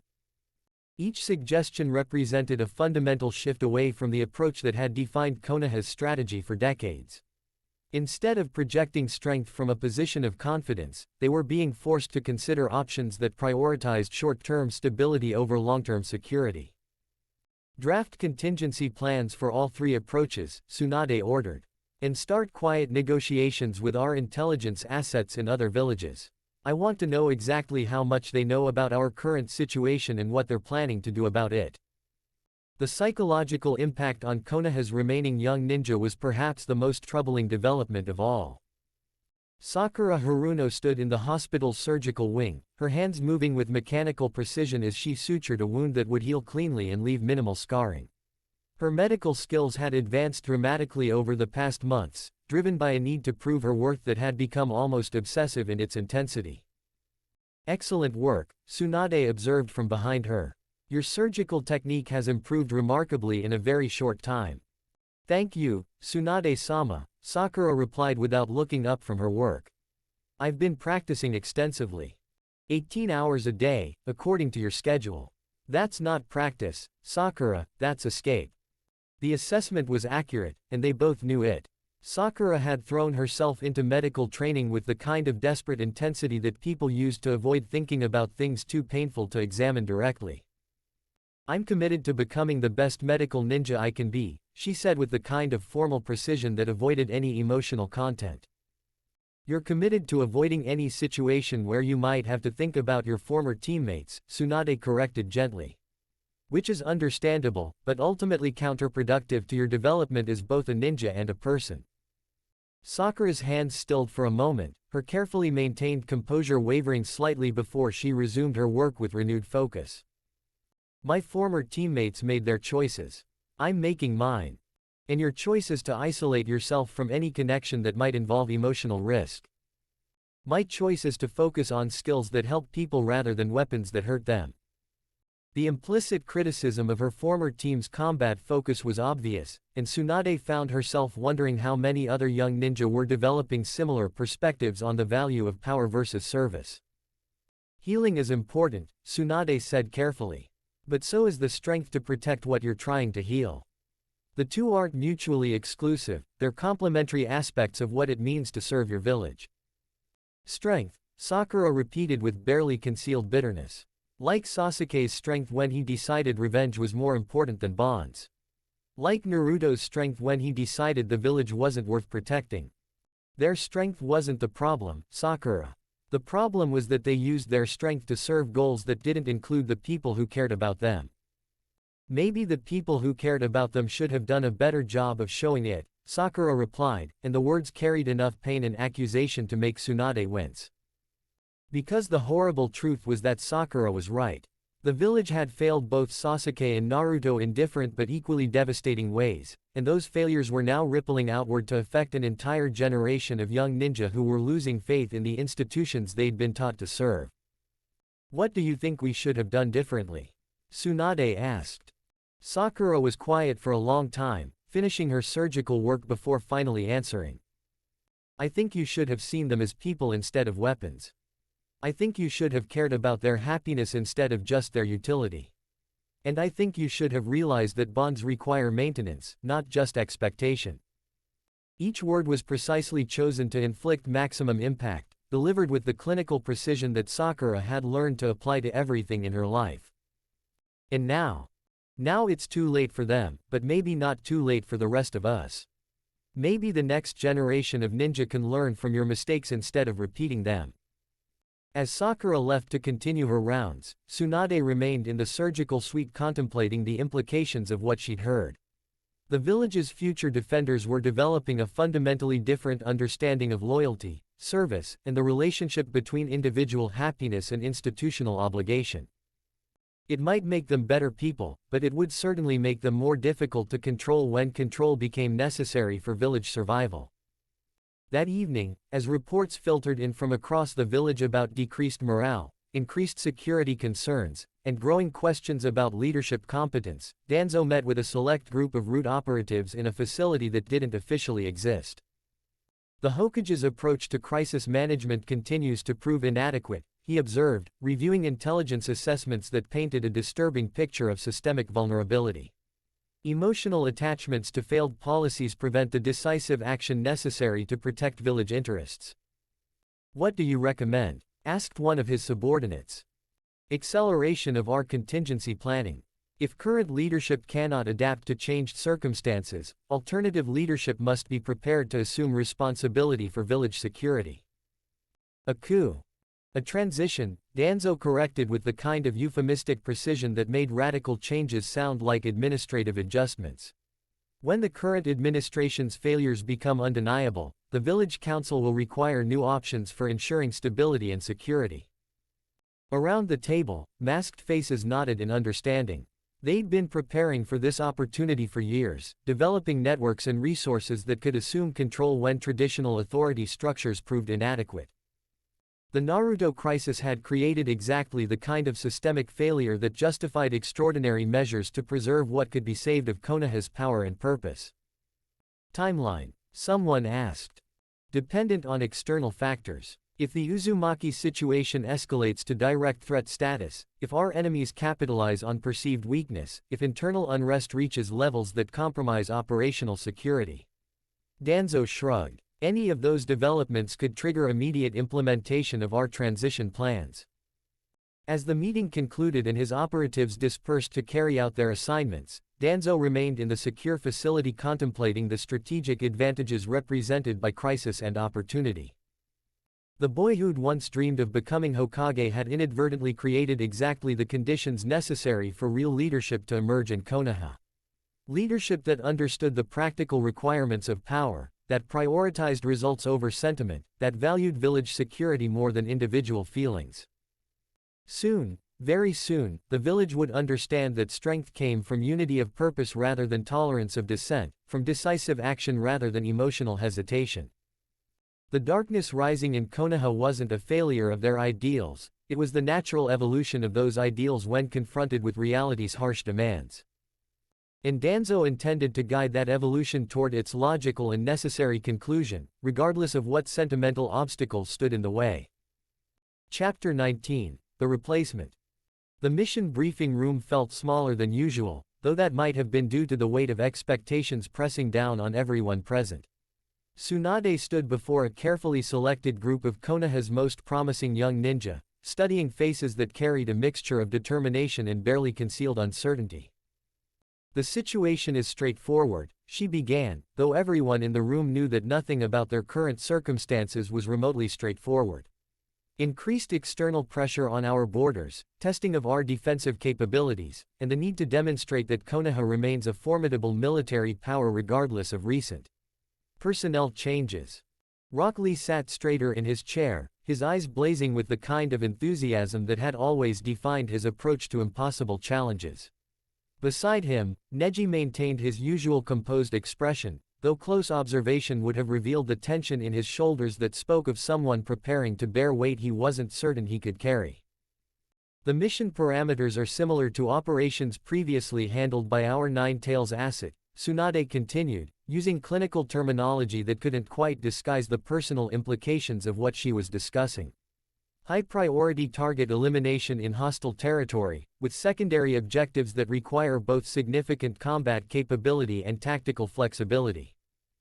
You want us to replace Naruto, Tenten said quietly, voicing what everyone was thinking but no one had wanted to say directly. I want you to demonstrate that Konoha's strength isn't dependent on any single individual, Tsunade corrected, though the distinction felt academic to everyone present. That our village produces exceptional ninja capable of handling whatever challenges we face. The problem, as everyone in the room understood, was that replacing Naruto wasn't simply a matter of finding ninja with comparable combat skills. His unique combination of raw power, tactical unpredictability, and psychological impact on both allies and enemies had made him irreplaceable in ways that went far beyond conventional military assessment. What's the target? Neji asked, his analytical mind already working through the strategic requirements and resource allocation necessary for success. Rogue missing Nin from Hidden Rock, S-class designation, confirmed to be organizing resistance movements in 3 separate territories. Tsunade activated a projection that displayed intelligence assessments and geographical data. Standard elimination protocol would require a full Anbu team with extended mission timeline. We're assigning it to your squad with expectation of completion within 1 week. The timeline was aggressive to the point of being unrealistic, and they all knew it. Under normal circumstances, such a mission would indeed require specialized Anbu teams with months of preparation and intelligence gathering. The compressed schedule was clearly designed to test whether they could achieve results comparable to what Naruto had been capable of during his most effective operational periods. Squad composition, Lee asked, though he suspected he already knew the answer. U3, plus Kiba and Shino for tracking and reconnaissance support. 5-man team, maximum flexibility, full authorization for whatever tactical approaches you deem necessary. No mention of non-lethal alternatives or civilian casualty minimization, the kind of restrictions that had been standard for missions involving younger ninja. They were being given the same operational freedom that had been reserved for the village's most elite assets. It was both an opportunity and a burden that none of them felt entirely prepared to shoulder. When do we leave? Neji asked. Tomorrow at dawn. Intelligence suggests the target will be moving to a new location within the next few days, so timing is critical for successful interception. As the briefing concluded and the team began discussing tactical approaches, Tsunade remained behind to observe their planning process. She was looking for signs that they understood the true nature of what they were being asked to do, not just complete a mission, but prove that Konoha could function without the weapon they'd lost. The early discussions were encouraging. Lee's enthusiasm was infectious, driving the team toward aggressive approaches that prioritized speed and decisive action. Neji's analytical capabilities helped refine those approaches into workable tactical plans. The combination suggested they might indeed be capable of achieving results comparable to what Naruto had provided. But as the planning continued, subtle problems began to emerge. The target's known capabilities include Earth-style jutsu that could neutralize our speed advantages, Neji observed, studying the intelligence reports. If we can't maintain mobility superiority, the mission timeline becomes much more challenging. We adapt and overcome, Lee declared with characteristic optimism. The flames of youth burn brightest when facing adversity. Enthusiasm doesn't counter advanced Earth techniques, Tenten replied pragmatically. We need strategic solutions, not motivational speeches. The exchange highlighted exactly the problem Tsunade had been afraid they'd encounter. Lee's determination and Neji's intelligence were formidable assets, but they lacked the raw overwhelming power that had made Naruto's approach to similar challenges so effective. Naruto would have simply powered through defensive Earth techniques with Nine-Tails enhanced strength, or used mass shadow clones to overwhelm tactical disadvantages through sheer numerical superiority. These ninja, for all their considerable skills, were constrained by normal human limitations that required far more complex solutions to the same problems. "We'll work around the limitations," Neji said finally. "Detailed reconnaissance, multiple contingency plans, careful coordination of our individual specialties." It was a sensible approach, the kind of professional mission planning that characterized Konoha's best teams. But it was also exactly the kind of methodical, resource-intensive operation that Naruto's unique capabilities had allowed them to avoid. One ninja with overwhelming individual power could accomplish in days what even their best teams might require weeks to achieve safely. 3 days later, the mission's first reports arrived at Tsunade's desk, and her worst fears were confirmed. "Initial contact achieved, target located and assessed," she read from Neji's field report. "Enemy capabilities exceed intelligence estimates. Requesting backup and extended timeline for completion." The request was professionally written and tactically justified, but it represented exactly the kind of outcome they'd been hoping to avoid. Instead of demonstrating Konoha's continued strength, the mission was highlighting their new limitations. "Additional intelligence suggests target has recruited local support, increasing operational complexity," the report continued. "Current team composition may be inadequate for successful completion within original parameters." Tsunade set down the report and rubbed her temples, feeling the familiar pressure of problems that had no good solutions. Sending backup would compromise the demonstration of strength they'd hoped to achieve. Extending the timeline would suggest weakness to any foreign observers monitoring their operations. But allowing the mission to fail would be even worse for village morale and external perceptions. "Hokage-sama," her assistant appeared in the doorway, "there's been a development. The team is requesting immediate extraction." The words hit her like a physical blow. Not mission completion, not even mission extension, extraction, the admission of failure that would undo weeks of careful diplomatic and psychological management. What happened? Ambush by superior forces, multiple team members injured, target escaped to fortified position that would require siege tactics to assault successfully. The assistant's voice carried the kind of careful neutrality that bad news demanded. "Casualties are manageable, but mission objectives are no longer achievable with available resources." Tsunade closed her eyes, feeling the weight of strategic reality crushing down on her shoulders. The mission that was supposed to prove Konoha's continued strength had instead demonstrated their new vulnerabilities in the most public way possible. "Authorize extraction," she said quietly. "Full medical support, immediate debriefing, and prepare cover stories that minimize the political implications." After her assistant left, Tsunade remained alone in her office contemplating the magnitude of what this failure represented. It wasn't just a failed mission, it was proof that replacing Naruto's unique capabilities was far more complicated than simply assigning comparable missions to other skilled ninja. The village had become dependent on having a weapon so powerful that traditional tactical considerations were irrelevant. Without that weapon, they were forced to acknowledge limitations they'd grown comfortable ignoring. The team's return 2 days later confirmed what the reports had already made clear. Lee sat in the hospital bed with his left arm in a sling and bandages covering burns from Earth-style techniques that had proven more advanced than their intelligence had suggested. His usual enthusiasm was notably absent, replaced by the kind of subdued introspection that came from confronting personal limitations in ways that had real consequences. "The target was stronger than we expected," he admitted when Tsunade visited for debriefing. "But that's not why we failed." "Then why did you fail?" "Because we spent so much energy trying to be what we're not that we forgot to be what we are," Lee said quietly. "We tried to accomplish the mission the way Naruto would have, instead of finding our own approach to the problem." The insight was more sophisticated than Tsunade had expected from Lee, and it highlighted exactly the psychological challenge they were facing. The village's remaining ninja were measuring themselves against Naruto's capabilities rather than developing approaches that suited their own strengths. And what approach would have worked better? Longer timeline, more comprehensive intelligence gathering, coordinated assault using our individual specialties instead of trying to replicate overwhelming individual power. Lee's analysis was tactically sound, even if it represented the kind of methodical approach that Naruto's presence had allowed them to avoid. "We're good ninja, Tsunade-sama, but we're not the same kind of ninja."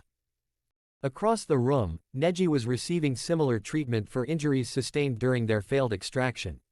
His Byakugan had been crucial for getting the team out alive, but even his enhanced perception hadn't been enough to compensate for the tactical disadvantages they'd faced. The mission parameters were unrealistic, he reported with characteristic directness. Designed around capabilities we don't possess rather than strategic objectives we could actually achieve. Meaning that trying to replace Naruto's individual combat effectiveness is probably impossible, but that doesn't mean we can't accomplish the same strategic goals through different methods. It was the same conclusion Lee had reached, and one that suggested the village's approach to managing Naruto's absence needed fundamental reconsideration. What do you recommend? Stop trying to find a replacement. Start developing new tactical approaches that utilize our available assets effectively instead of trying to compensate for assets we no longer have. The recommendation made sense, but it also represented an admission that Konoha would need to fundamentally change how it operated in the world. Instead of projecting power through overwhelming individual capability, they would need to rely on more traditional approaches to military strength. It was a more realistic strategy, but also one that would require time, resources, and political adjustments they might not be able to afford while their enemies were actively testing their perceived weaknesses. The psychological impact of the mission's failure rippled through the village's young ninja community with devastating efficiency. So much for replacing the dead last, Kiba muttered during the informal debriefing session that had spontaneously formed in Training Ground 44. Turns out the dead last was carrying the rest of us the whole time. The bitter acknowledgement of Naruto's importance was shared by most of the ninja present. They'd all grown up competing with him, measuring their progress against his development, defining their own worth partly through comparison to his achievements. Now they were discovering that those achievements had been more significant than any of them had realized, and that his absence left a gap none of them were capable of filling individually. Maybe that's the point, Shikamaru said quietly, his analytical mind working through implications that others were still struggling to process. Maybe we were never supposed to be able to replace him. Maybe the village's strategy depended on having someone irreplaceable. And now that someone's gone, Ino added with growing understanding, we're all having to figure out what we're actually worth without him to define ourselves against. The conversation was moving into territory that felt dangerous, touching on questions about village leadership and strategic planning that young ninja weren't supposed to examine too closely. What happens now? Choji asked. Do we keep trying to be something we're not, or do we figure out what we're actually capable of? It was exactly the question their instructors and commanders were struggling with, though they'd been approaching it from strategic rather than personal perspectives. We prove that strength comes from more than just individual power, Lee said with returning conviction. We demonstrate that teamwork and dedication can accomplish what raw force alone cannot. Pretty words, Kiba replied skeptically. But the mission reports suggest that teamwork and dedication aren't enough when you're facing opponents who don't care about your philosophical approach to problem solving. The harsh reality check silenced Lee's response, because everyone present had read the same reports and reached similar conclusions about the practical limitations of their idealistic approaches. Maybe, Shikamaru said after a long silence, the real problem isn't that we can't replace Naruto. Maybe the problem is that we let ourselves become dependent on someone being irreplaceable in the first place. The observation carried implications that none of them wanted to examine too closely, because it suggested that their village's strategic approach had been fundamentally flawed from the beginning. Building military strategy around irreplaceable assets was inherently unstable, creating vulnerabilities that would eventually be exploited by enemies or circumstance. Naruto's departure had simply exposed weaknesses that had always existed beneath the comfortable illusion of overwhelming individual power. So what do we do about it? Tenten asked. We become stronger, Lee replied with characteristic determination.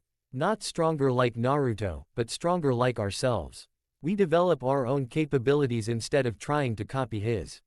And if that's not enough, Kiba pressed, if our enemies don't give us time to develop alternative approaches, if they attack while we're still figuring out what we're actually capable of, The questions hung in the air like accusations, because they touched on fears that everyone was harboring about their village's current vulnerability and their own inadequacy to fill roles that had been defined around capabilities they didn't possess. Then we find out what we're really made of, Neji said quietly from the edge of the group, his injuries making his presence more symbolic than physical.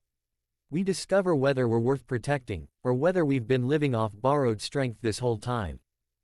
As the informal gathering broke up and the various ninja returned to their individual training and assignments, each of them carried away a new understanding of both their personal limitations and their collective responsibilities.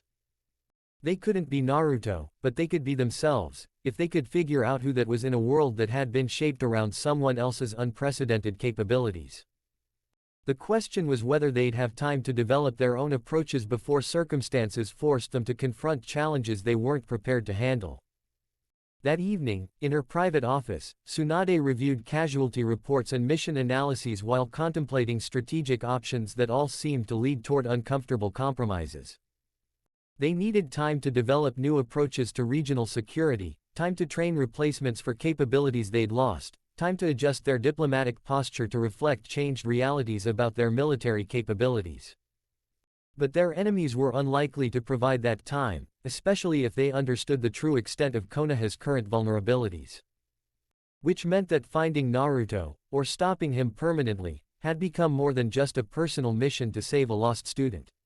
It had become essential to the village's survival in a world where strength determined everything and the appearance of weakness invited predatory behavior. As she prepared for another sleepless night of crisis management, Tsunade found herself wondering whether they were trying to save Naruto for his sake or for their own. And whether that distinction would matter when the final confrontation came. Chapter 20, Kakashi's Guilt. Kakashi had been tracking Naruto for 6 weeks, and the search was destroying him in ways he hadn't anticipated. Not physically, though the constant travel, irregular sleep, and poor nutrition were taking their toll on his 30-year-old body. Not tactically, his skills as a tracker and investigator remained as sharp as ever, allowing him to follow a trail that most ninja would have lost within days. The destruction was psychological, manifesting in the slow erosion of certainties he'd built his adult life around. Each witness interview, each piece of evidence, each confirmation of his former students' activities forced him to confront the magnitude of his failure as a teacher, a mentor, and a human being. The latest report had come from a tavern keeper in a border town whose name Kakashi had already forgotten. Like so many others, the man had been eager to share his story about the Demon Fox Wanderer, embellishing details with each retelling until fact and legend became indistinguishable. Blonde kid, maybe 16, 17, the keeper had said, wiping down glasses with the mechanical precision of someone who'd told this story dozens of times. Came in looking for information about some missing nin who'd been terrorizing local merchants. Polite enough, paid for his drink, didn't cause trouble. What happened? Kakashi had asked, though he suspected he already knew the general outline. Found the missing nin 3 days later. Or what was left of him. The keeper's expression had grown distant, haunted. Wasn't pretty. Looked like he'd been hit by a lightning storm, then trampled by something with claws the size of kunai. And the boy? Gone by then. Left payment for his room, even cleaned up after himself. But the locals? The keeper had shaken his head. They were grateful he'd solved their problem, but scared of how easily he'd done it. Said his eyes weren't right, like he was looking through them instead of at them. Another data point in a pattern that had become disturbingly familiar. Naruto was completing objectives with ruthless efficiency, leaving behind no witnesses to his methods and no survivors among his targets. Professional work that demonstrated both advanced capabilities and complete moral flexibility about the means necessary to achieve desired ends. The kind of work that suggested someone who'd stopped seeing human life as inherently valuable and started viewing it as a resource to be managed according to practical considerations. Kakashi sat now in another anonymous inn in another forgettable town, staring at a map covered with red pins that marked confirmed sightings and incident locations. The pattern they formed told a story he didn't want to believe: steady movement toward the northeastern borders, increasingly sophisticated missions, growing reputation that would inevitably attract attention from organizations with their own uses for someone with Naruto's particular combination of power and moral flexibility. If he'd wanted to be found, Kakashi thought for the 1000th time, he'd have left a clearer trail. If he'd wanted to come home, he'd have sent some kind of message by now. The implications of that observation were too painful to examine directly, but they'd been growing stronger with each passing day. This wasn't the wandering of someone who was lost or confused about his direction. This was the methodical progress of someone who knew exactly where he was going and had no intention of being redirected by well-meaning pursuers. Another drink? The innkeeper asked, appearing at Kakashi's table with the kind of professional courtesy that didn't quite mask genuine concern. You look like you could use it. Kakashi glanced down at his hands, noticing for the first time that they were shaking slightly. When had that started? When had the constant stress and sleepless nights begun manifesting in physical symptoms he couldn't control? Information, he said instead. I'm looking for someone. Young man, blonde hair, blue eyes, probably traveling alone. Goes by the name Naruto. The innkeeper's expression shifted immediately, friendly professionalism replaced by wary recognition. You're the one who's been asking about the fox, he said quietly. Third person this week. Someone's got a lot of interest in finding that particular individual. Kakashi's attention sharpened. Third person. First was a woman, maybe 40, scars on her face like she'd seen serious combat. Asked the same questions you're asking, paid well for answers, moved on the next day. The innkeeper glanced around the common room, ensuring their conversation wasn't being overheard. Second was a man with blue skin and a sword bigger than most people. Didn't ask questions so much as make statements about what he knew. Akatsuki. The description matched intelligence profiles for Hoshigaki Kisame, one of their most dangerous operatives. Which meant they weren't just monitoring Naruto's activities, they were actively tracking him, possibly for immediate recruitment. When? Kakashi asked, fighting to keep desperation out of his voice. 2 days ago. Maybe less. 2 days. After 6 weeks of following a trail that seemed to grow colder with each passing hour, Kakashi was suddenly within 48 hours of his target. Close enough that immediate action might prevent whatever offer Akatsuki was preparing to make.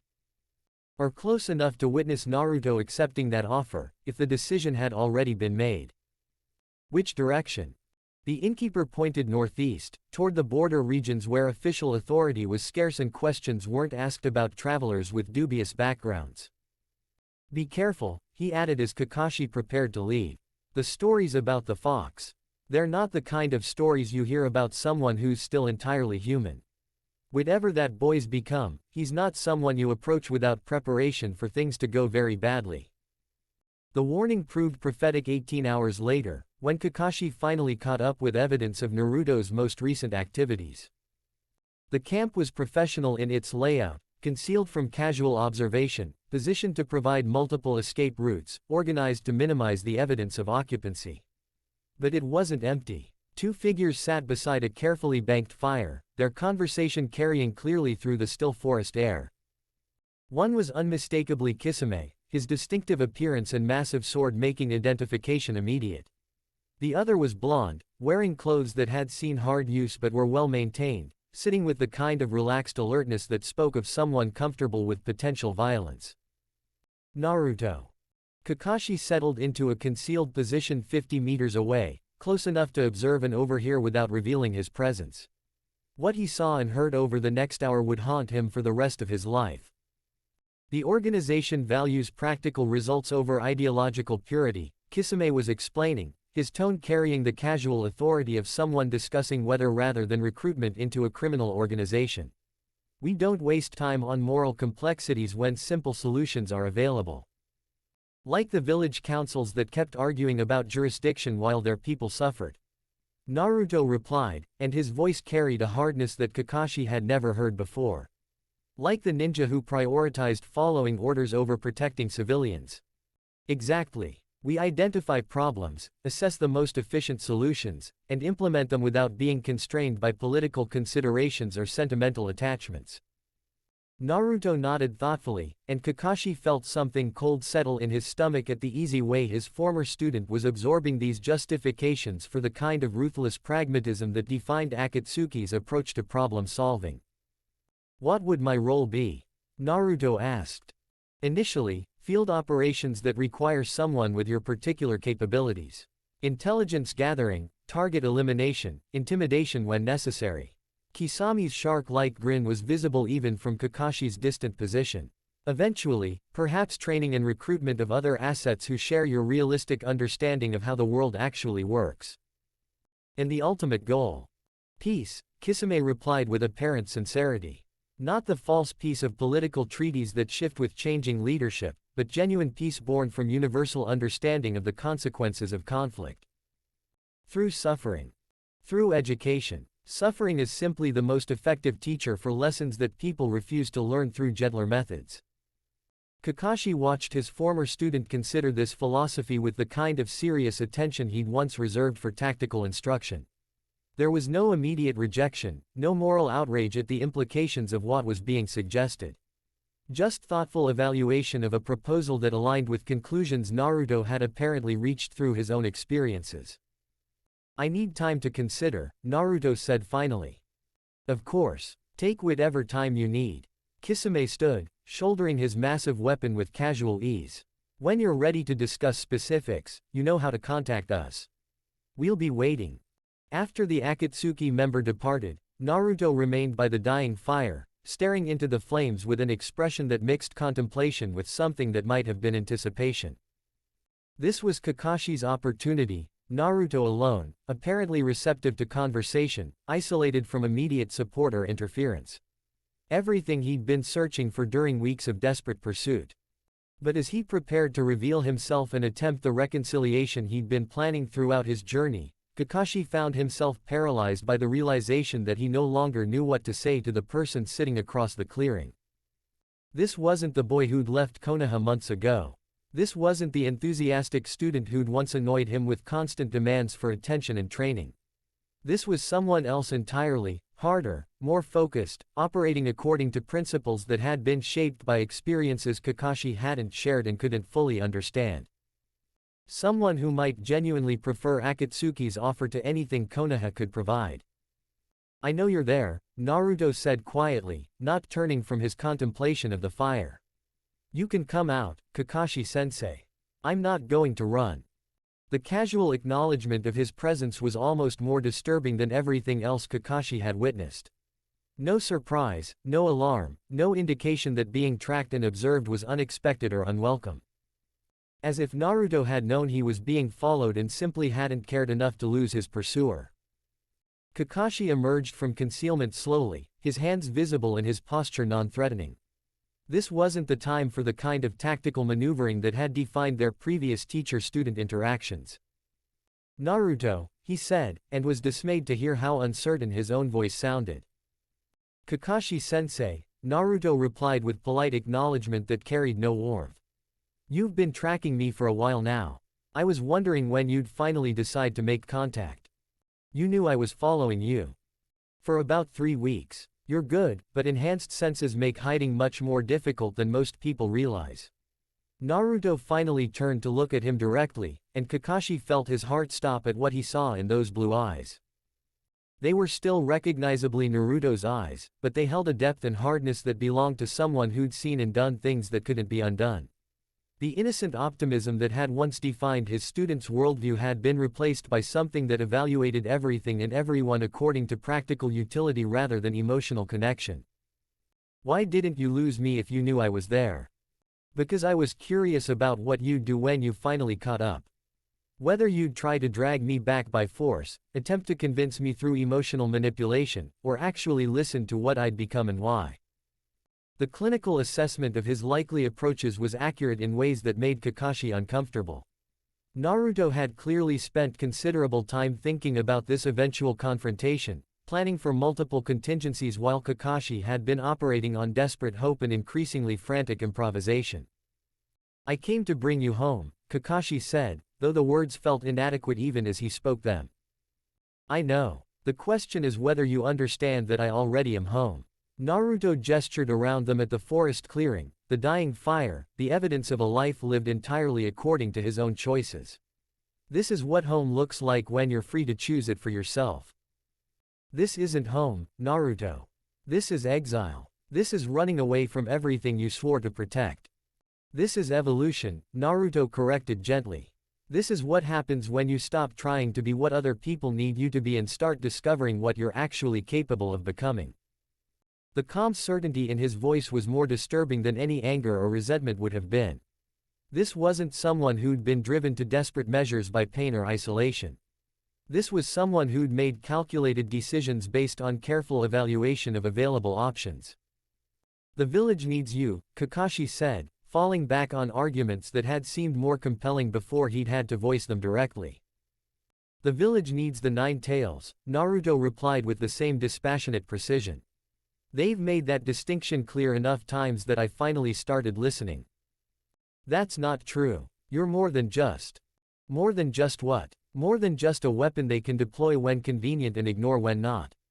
More than just a symbol they can manipulate to maintain morale while denying me the basic acceptance they give to every other ninja who serves their interests. Each question was a blade twisted in wounds that had never properly healed. Because the horrible truth was that Naruto was right, the village had never seen him as more than the sum of his utility to their strategic objectives. I failed you, Kakashi said quietly, the admission torn from him by the weight of evidence he could no longer deny. As your teacher, as your mentor, as someone who should have seen what was happening and intervened before it was too late. Yes, Naruto agreed without anger or accusation, just matter-of-fact acknowledgement of something they both knew to be true. You did fail me, but so did everyone else who was supposed to care about my well-being rather than my combat effectiveness. Let me make it right. Let me help you come home and what? Pretend that nothing has changed. Go back to being their loyal weapon while they continue to treat me as a useful monster rather than a person. Naruto shook his head. I've moved beyond the need for their approval, Kakashi-sensei. I've discovered what it means to be valued for what I am rather than tolerated for what I represent. By Akatsuki, they're using you just as much as. They're offering me partnership. Genuine partnership between equals who share common goals and compatible methods. Not the false partnership of village service, where I provide the power and others make the decisions about how it's used. The distinction was crucial, and one that Kakashi couldn't argue against because it was accurate. Konoha had never offered Naruto true partnership, they'd offered conditional acceptance in exchange for absolute loyalty, service without agency, belonging without respect. Akatsuki, for all their moral failures, were at least honest about what they wanted and what they offered in return. Their methods involve mass murder and psychological torture, Kakashi said desperately. They want to reshape the world through forced suffering and elimination of anyone who opposes them. And our methods involve maintaining the status quo through selective violence and preservation of systems that create the suffering they're trying to end. Naruto's response was immediate and devastating in its logic. At least their approach addresses root causes rather than managing symptoms. Kakashi opened his mouth to argue, to defend the village's approach to peace and security, but the words died in his throat. Because when he examined Konoha's actions honestly, the wars they'd fought, the enemies they'd eliminated, the political compromises they'd made, he couldn't identify fundamental moral differences between their methods and Akatsuki's. The only real difference was scale and honesty about ultimate objectives. You're not thinking clearly, he said finally, falling back on the explanation that had become reflexive whenever Naruto expressed ideas that challenged comfortable assumptions. The Nine Tails is influencing your judgment. Stop. The word came out sharp enough to cut, carrying authority that made Kakashi's objection die instantly. Stop blaming the fox for thoughts and conclusions I've reached through my own experiences. Stop dismissing every criticism of the village as demonic corruption rather than legitimate assessment of their failures. Naruto. The Nine Tails didn't make me leave Konoha. Your failures did. The Nine Tails didn't drive me to accept contracts that prioritize results over sentiment. The village's hypocrisy did. And the Nine Tails didn't make Akatsuki's offer appealing, your inability to provide meaningful alternatives did. Each accusation hit with surgical precision, targeting the guilt and self-doubt that had been growing in Kakashi's mind throughout his weeks of pursuit. I can change, Kakashi said desperately. The village can change. Give us another chance too. I've given you 15 years of chances, Naruto interrupted. 15 years of hoping that dedication and service would eventually earn the acceptance you kept promising was just around the corner. I'm done giving chances to people who've proven they don't value what I offer. The finality in his voice was unmistakable. This wasn't negotiation or emotional manipulation, it was simple statement of a decision that had already been made and wouldn't be reconsidered based on last-minute appeals. So what happens now? Kakashi asked. Now you go back to Konoha and report that you found me healthy, capable, and committed to a path that doesn't include service to people who never appreciated what they had. Naruto stood, beginning to pack his minimal gear with efficient movements. And I continue my journey toward purposes worthy of what I've become. I can't just let you walk away. You can't stop me from walking away, Naruto corrected gently. But you're welcome to try, if you think violence will succeed where conversation has failed. The offer was made without hostility, just practical acknowledgement that their conflict had reached a point where words were no longer adequate to resolve fundamental differences. Kakashi studied his former student, assessing capabilities that had clearly advanced far beyond anything he'd witnessed during their time together. The relaxed confidence, the subtle signs of enhanced physical abilities, the complete absence of doubt about his capacity to handle whatever challenges might arise, all indicators that a direct confrontation would end very badly for the person stupid enough to initiate it. I won't fight you, he said finally. Good. That shows wisdom I wasn't entirely certain you possessed. Naruto shouldered his pack and prepared to leave. Give my regards to anyone who actually cared about my well-being rather than my utility. It should be a short list. Naruto, wait. But he was already gone, vanishing into the forest with the kind of enhanced speed that made pursuit futile even if Kakashi had been inclined to attempt it. Alone in the clearing with a dying fire and the weight of absolute failure crushing down on his shoulders, Kakashi finally understood what he'd been refusing to acknowledge throughout his desperate search. The student he'd been trying to save no longer existed. The boy who'd once dreamed of becoming Hokage had been replaced by someone who'd learned to find meaning and purpose outside the systems that had failed him. Someone who might genuinely be better off with Akatsuki than with the village that had shaped his transformation through their casual cruelty and institutional neglect. As dawn broke over the forest and Kakashi began the long journey back to report his failure, he carried with him the certainty that he'd just witnessed the death of the last innocent idealism in his former student's heart. And the birth of something that would reshape the ninja world in ways no prophecy had ever predicted. Chapter 21, The World Shifts. The attack on Konoha's eastern border station came at dawn, executed with the kind of precision that spoke of extensive intelligence gathering and careful tactical planning. 12 ninja from Hidden Stone, moving in coordinated assault formations that maximized their Earth-style techniques while minimizing exposure to counterattack.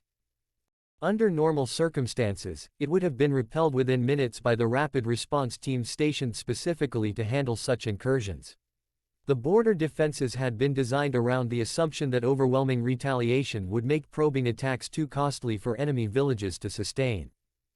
Under normal circumstances, the attackers would have faced not just the border guards but the immediate deployment of Konoha's most devastating asset, a Jinchuriki whose mere presence on the battlefield shifted tactical calculations in ways that made direct confrontations suicidal for conventional forces. These were not normal circumstances. Casualties. Tsunade asked as she reviewed the after-action report, her voice carefully controlled despite the rage building behind her carefully maintained composure. 4 dead, 7 wounded, station temporarily abandoned, reported the Anbu commander who'd led the counterattack. Enemy withdrew before we could inflict significant casualties, but they achieved their apparent objective of testing our response capabilities and timeline. Response timeline. 18 minutes from initial contact to arrival of relief forces. Under previous protocols with Nine-Tails deployment, response time would have been under 6 minutes with overwhelming superiority established immediately upon contact. The numbers were stark in their implications. Konoha's enemies had conducted detailed analysis of their defensive capabilities with and without Naruto's participation, and the results had emboldened them to begin testing whether the village's reputation for devastating retaliation was still supported by practical reality. Intelligence assessment. This was reconnaissance in force, designed to gather tactical data rather than inflict strategic damage. They wanted to know how we'd respond, how quickly, and with what resources. The commander's voice carried the grim professionalism that bad news demanded. Based on their withdrawal timing and coordination, they got everything they came for. Tsunade set down the report and studied the tactical map that showed not just this incident but a pattern of similar probes along 3 different border regions over the past 2 weeks. Each attack had been precisely calibrated to test specific aspects of Konoha's defensive capabilities while avoiding escalation to levels that would require massive retaliation. Professional work that demonstrated both detailed intelligence about Konoha's current vulnerabilities and confidence that those vulnerabilities could be exploited safely. Recommendations: enhanced patrol schedules, additional rapid response teams positioned at strategic locations, and the commander hesitated before continuing. Consideration of preemptive strikes against staging areas we've identified in enemy territory. The suggestion represented a fundamental shift in Konoha's strategic approach, from reactive defense based on deterrence through overwhelming force to active offense designed to prevent enemy initiatives before they could be launched. It was an admission that their previous approach had become untenable without the weapons that had made it effective. Draft operational plans for all 3 approaches, Tsunade ordered. But remember, any escalation will be met with escalation. We start hitting their staging areas, they start hitting our infrastructure. We're not ready for full-scale conflict with multiple opponents simultaneously. Then what do you recommend, Hokage-sama? Tsunade was quiet for a long moment, studying intelligence assessments that painted an increasingly grim picture of their strategic position. Without Naruto's presence as a deterrent, every enemy village in the region was recalculating the cost-benefit analysis of challenging Konoha directly. And those calculations were apparently reaching conclusions that justified increased aggression. Find him, she said finally. Whatever it takes, however long it requires, whatever compromises we have to make, find Naruto and bring him home before our enemies realize just how vulnerable we really are. 300 miles away, Jiraiya crouched in the ruins of what had once been a prosperous trading town, studying evidence that made his blood run cold with implications he didn't want to acknowledge.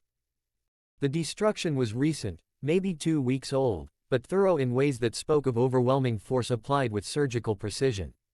Buildings reduced to rubble, infrastructure systematically destroyed, population centers eliminated with the kind of efficiency that required both advanced planning and capabilities that exceeded normal ninja operations.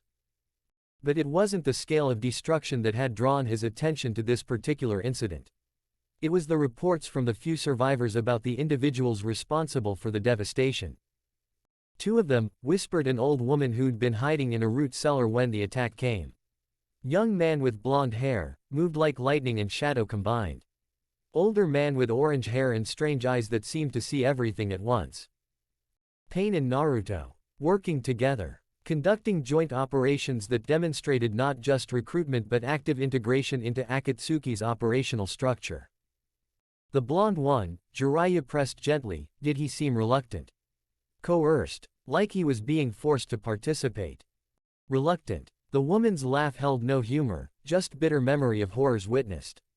He was the one giving orders. The one with the strange eyes deferred to him, called him partner, like they were equals. The words hit Jiraiya like physical blows, each one confirming fears he'd been harboring but hadn't wanted to voice directly. This wasn't kidnapping or coercion or even gradual seduction into Akatsuki's ranks. This was willing partnership between equals who shared compatible goals and complementary methods. What were they after? He asked. Information about trade routes, village defenses, shipping schedules for merchant caravans carrying valuable cargo. The woman's voice grew distant with remembered fear. They questioned people systematically, recorded everything they learned, then eliminated everyone who'd heard the questions.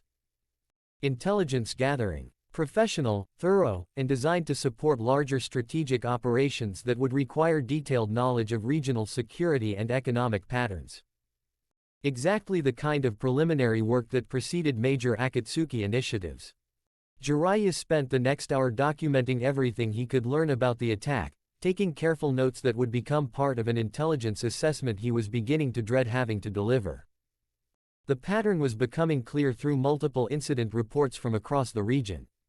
Akatsuki operations had increased dramatically in both frequency and sophistication over the past month, often involving a blonde ninja whose techniques matched descriptions of advanced Nine-Tails integration. But more disturbing than the operational tempo was the strategic coherence emerging from what had initially appeared to be random attacks.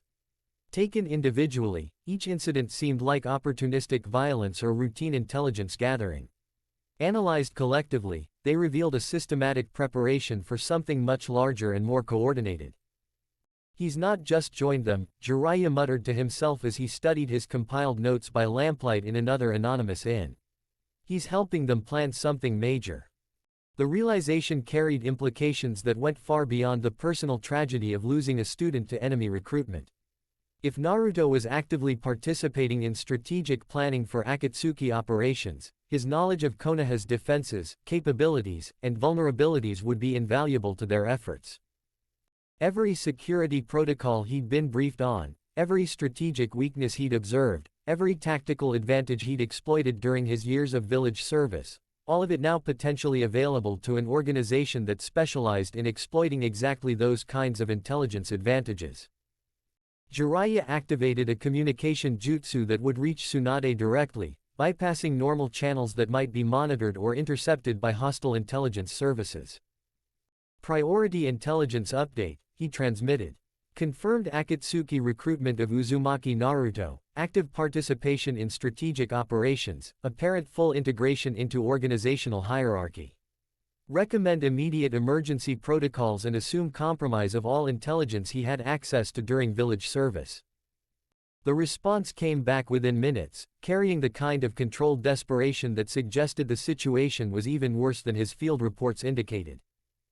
"Understood. Return immediately for full briefing. External pressure increasing, timeline for resolution decreasing rapidly.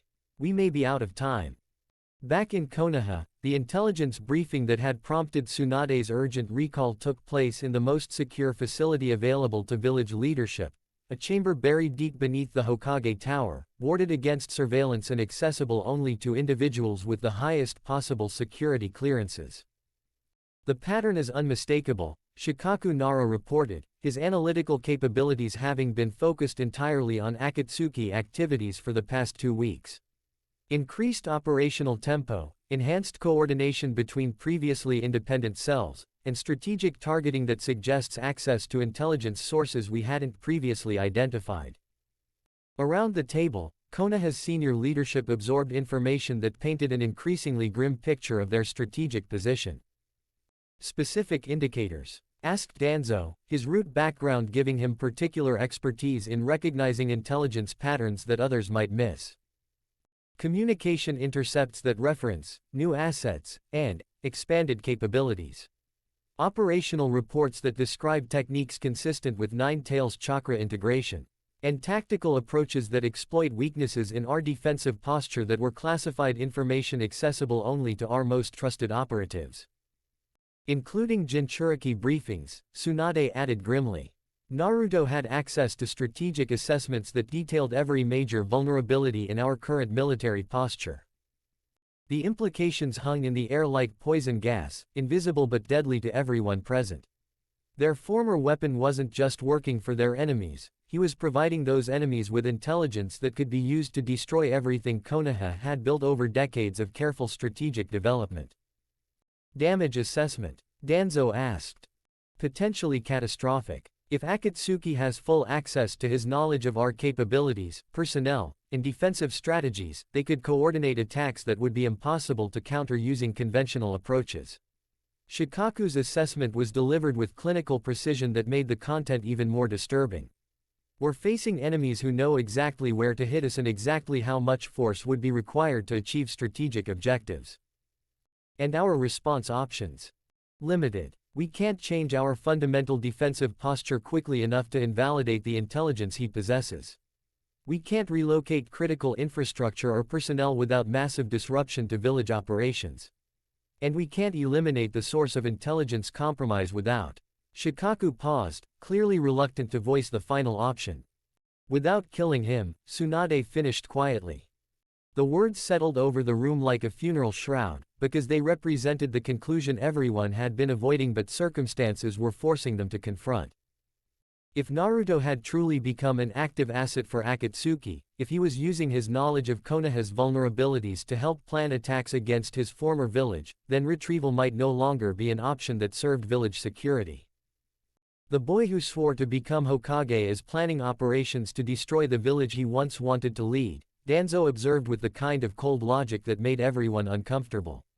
At what point does sentiment become a luxury we can't afford? We don't know that he's planning attacks against us specifically, Tsunade protested. The intelligence suggests he's participating in Akatsuki operations, but we have no evidence those operations target Konoha directly. Yet, Jiraiya said quietly, having arrived just in time to hear the last exchange. But if their ultimate goal is reshaping the entire ninja world, Konoha will eventually be a target whether Naruto wants us to be or not. His travel-stained appearance and exhausted expression spoke of someone who'd been pushing himself beyond reasonable limits in pursuit of information no one wanted him to find. Report, Tsunade ordered. Confirmed participation in joint operations with Pain himself. Strategic planning role, not just muscle. And, Jiraiya hesitated before delivering the final devastating piece of intelligence. According to multiple witnesses, he appears to be enjoying the work. The silence that followed was heavy with implications that went beyond tactical assessment into the realm of personal tragedy. Enjoying it? Tsunade asked. Professional satisfaction. The kind of confidence that comes from finally finding work that matches your capabilities and philosophical outlook. He's not being coerced or manipulated, he's found exactly what he was looking for when he left us. Which was purpose, respect, and the freedom to apply his power according to his own judgment rather than others' limitations. Each word was precisely chosen to inflict maximum impact, because Jiraiya understood that comfortable illusions about Naruto's motivations were preventing them from making the hard decisions that village survival might require. Recommendations? Tsunade asked, though she suspected she already knew what the tactical assessment would conclude. Reclassify Uzumaki Naruto from missing village asset to active enemy combatant. Deploy all available resources to locate and eliminate the intelligence security threat he represents. And prepare for the possibility that our former weapon will be used against us in ways specifically designed to exploit his intimate knowledge of our weaknesses. The recommendation was logical, professionally sound, and absolutely devastating to everyone who remembered the boy they'd failed to save. I can't authorize elimination of someone who was once our most loyal defender, Tsunade said finally. Not without attempting one final approach to resolve this situation through negotiation. And if negotiation fails? Tsunade was quiet for a long time before answering, the weight of leadership forcing her to consider choices that would define not just her own moral character but the future survival of everyone she was responsible for protecting. Then we do what's necessary to protect the village, she said quietly. Even if what's necessary destroys us as surely as any enemy attack. As the meeting broke up and various commanders departed to implement crisis protocols that might already be too late, Tsunade remained alone in the secure briefing room contemplating intelligence reports that reduced her greatest failure to threat assessments and elimination priorities. Outside, Konoha continued its daily routines, unaware that their former hero had become their most dangerous enemy, and that the choices made in the next few days would determine whether their village survived or joined the long list of civilizations that had been destroyed by the weapons they'd created to protect themselves. The world was shifting beneath their feet, and the boy who'd once sworn to protect them from change was becoming the primary instrument of their transformation. Whether that transformation led toward salvation or destruction would depend entirely on decisions that everyone involved understood might be too late to matter. Chapter 22, Bonds of the Past. Uruka Yumino stood in his empty classroom long after the last student had gone home, staring at a desk in the third row that had been unoccupied for months but still dominated the room with its absent presence. The desk belonged to no one now. Officially, it was simply available space that could be assigned to any new student who enrolled in the academy. But everyone who entered the classroom felt the weight of its emptiness, the way it seemed to accuse every adult who passed by of failures they preferred not to examine directly. Naruto's desk. The place where a lonely boy had once sat dreaming of acceptance, while the adults responsible for nurturing him systematically failed to provide the support he desperately needed. Still here, Uruka-sensei. A voice from the doorway made him look up. One of his colleagues stood there with the kind of concerned expression that teachers used when discussing problematic students. But there was something else in his tone, something that hadn't been there during Naruto's academy days, a subtle satisfaction that made Iruka's skin crawl. Just finishing up some paperwork, Iruka replied without turning from his contemplation of the empty desk. You've been doing that a lot lately. Staying late, working through weekends, avoiding the teacher's lounge when other people are around. The instructor entered the classroom uninvited, his footsteps echoing in the silence. People are starting to talk. Let them talk. They're saying you blame yourself for what happened to the Uzumaki boy. That you think if you'd been a better teacher, a more supportive mentor, he might not have developed the problems that led to his current situation. The casual way his colleague discussed Naruto's defection, as if it were a predictable outcome rather than a devastating failure of everyone who should have protected him, made Iruka's hands clench into fists. His name is Naruto, he said quietly. Not the Uzumaki boy, not the Nine Tails container, not any of the other dehumanizing terms people use to avoid acknowledging that we failed a child who trusted us. Failed. The instructor's laugh held no warmth. Iruka, the boy was always unstable. The demon's influence, his genetic predisposition to violence, the psychological trauma of being an orphan, any rational assessment would have predicted exactly this outcome. Any rational assessment would have predicted that a child denied love and acceptance would eventually seek those things elsewhere, Iruka corrected, finally turning to face his colleague directly. What's happening now isn't some inevitable consequence of his nature, it's the direct result of choices made by adults who should have known better. Adults like you. The question was asked with mock sympathy, but Iruka could hear the real accusation underneath. Because his colleague was right, Iruka had been one of the adults responsible for Naruto's development, one of the people who should have recognized his growing isolation and intervened before it was too late. Adults like all of us, Iruka replied. But yes, especially adults like me. That night, alone in his small apartment, Iruka found himself looking through old academy files and student records, tracing the trajectory of Naruto's academic career with the kind of systematic attention he should have paid years ago.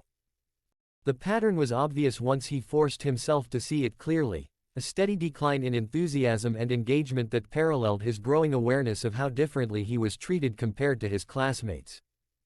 First year, eager to please, constantly volunteering for demonstrations, stays after class to ask questions about lessons he'd missed due to other students' disruptions of his learning.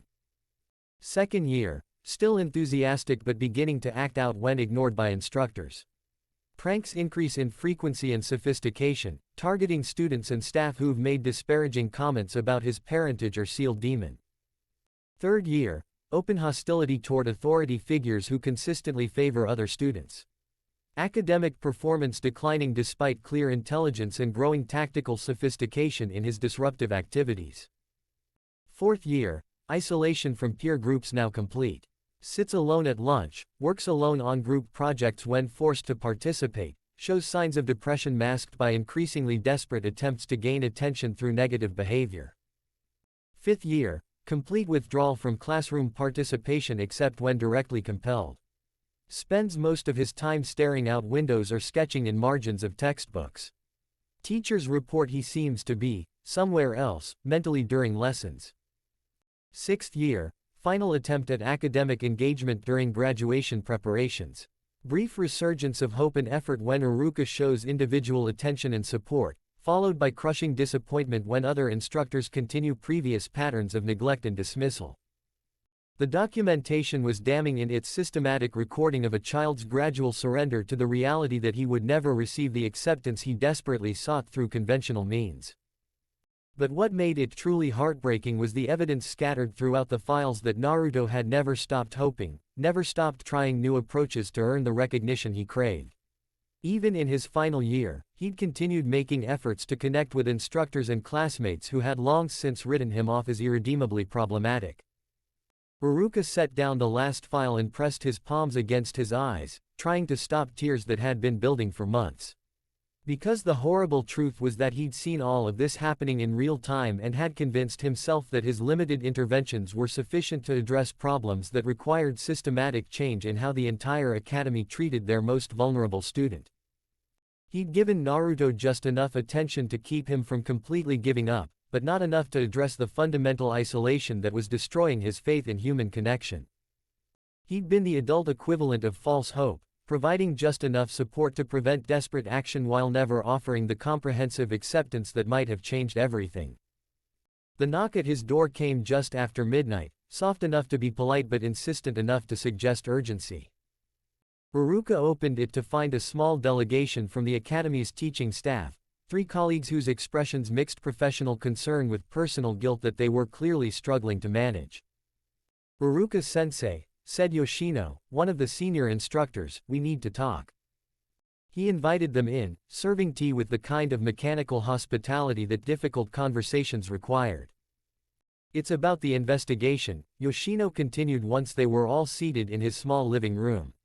"The Hokage's office has been conducting detailed interviews with everyone who had significant contact with Uzumaki during his academy years." "What kind of interviews?" "The kind that ask very specific questions about our individual teaching methods, our assessment of his psychological state, and our recommendations for alternative approaches that might have prevented his current situation." The euphemistic language couldn't disguise what they were really discussing, a formal inquiry into institutional failures that had contributed to the village's greatest strategic disaster in decades. "They're looking for someone to blame," added Kenji, another instructor whose classes Naruto had struggled through. "Someone whose documented failures can explain how our most powerful asset became our most dangerous enemy. And they're finding plenty of documentation," concluded Yuki, the youngest member of their group. "Every incident report, every disciplinary action, every assessment that characterized him as problematic rather than struggling, it's all there in official records that paint a very clear picture of systemic neglect."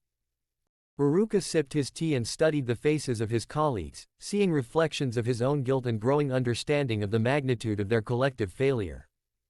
"What did they want from these interviews?" he asked. "Accountability," Yoshino replied simply.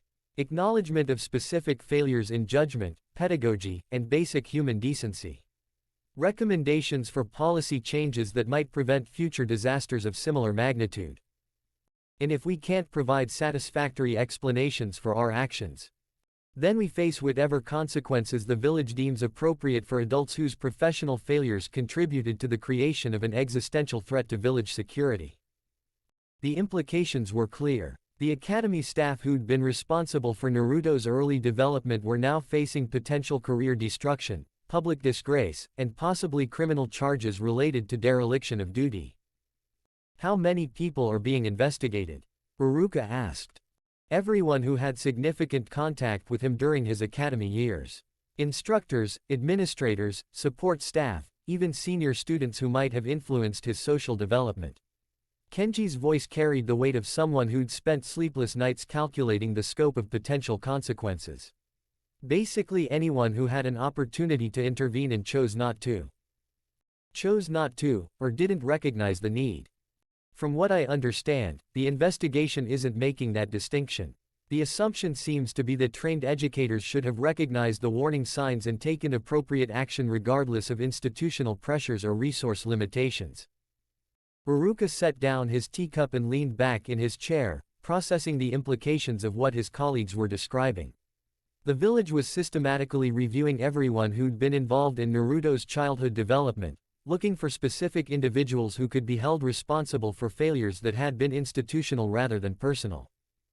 "They need scapegoats," he said finally. "They need explanations," Yoshino corrected.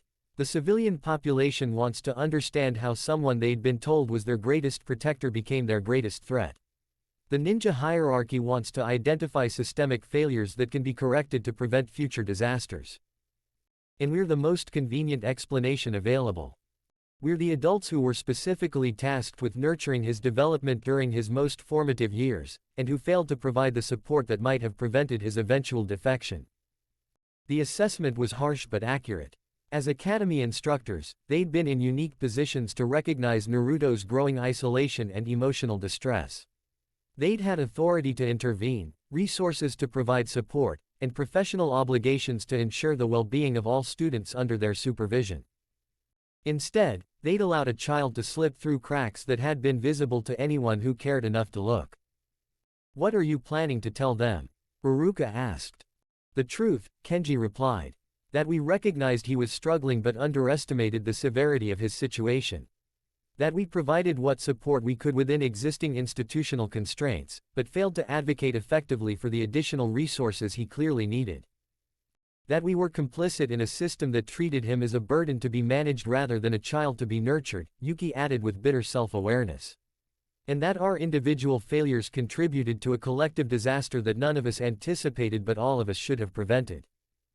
The honesty was admirable, but Uruka suspected it wouldn't be sufficient to satisfy investigators who needed concrete explanations for abstract institutional failures. Have any of you considered, he asked quietly, that maybe they're right to hold us accountable? The question hung in the air like an accusation, because it touched on guilt they'd all been carrying but none had wanted to voice directly. What do you mean? Yoshino asked. I mean maybe we were so focused on maintaining classroom order and meeting curriculum requirements that we forgot our primary responsibility was to help children develop into healthy, productive adults. Uruka's voice carried the weight of months of self-examination. Maybe we were so concerned about Naruto's disruptive behavior that we never seriously considered why a child would act out so desperately for attention. We did what we could within the constraints of our positions, Kenji protested. Did we? When was the last time any of us stayed after class to help him with material he was struggling with? When did we invite him to join social activities with other students? When did we recommend additional support services or advocate for modified approaches to his education? The silence that followed was answer enough. They'd all recognized that Naruto needed more attention than they were providing, but they'd rationalized their inaction through appeals to fairness, resource limitations, and institutional priorities. He was just one student among many, Yuki said weakly. We couldn't provide individual attention to every child who was having difficulties. He wasn't just having difficulties, Uruka replied with growing intensity. He was systematically isolated, consistently rejected, and progressively abandoned by every adult who should have been supporting his development. And we documented every step of that abandonment in official reports that characterized his natural responses to emotional neglect as character defects. So what are you saying? I'm saying that when they ask me what went wrong, I'm going to tell them the truth. That we had a child who desperately needed acceptance and support, and we gave him just enough attention to keep him from completely giving up while never addressing the fundamental problems that were destroying his faith in human connection. His colleagues exchanged uncomfortable glances, clearly recognizing the accuracy of his assessment but also understanding its implications for their own professional futures. That kind of honesty might not be in your best interests, Yoshino warned. My best interest stopped being relevant the day I let institutional convenience override my responsibility to a child who trusted me, Uruka replied.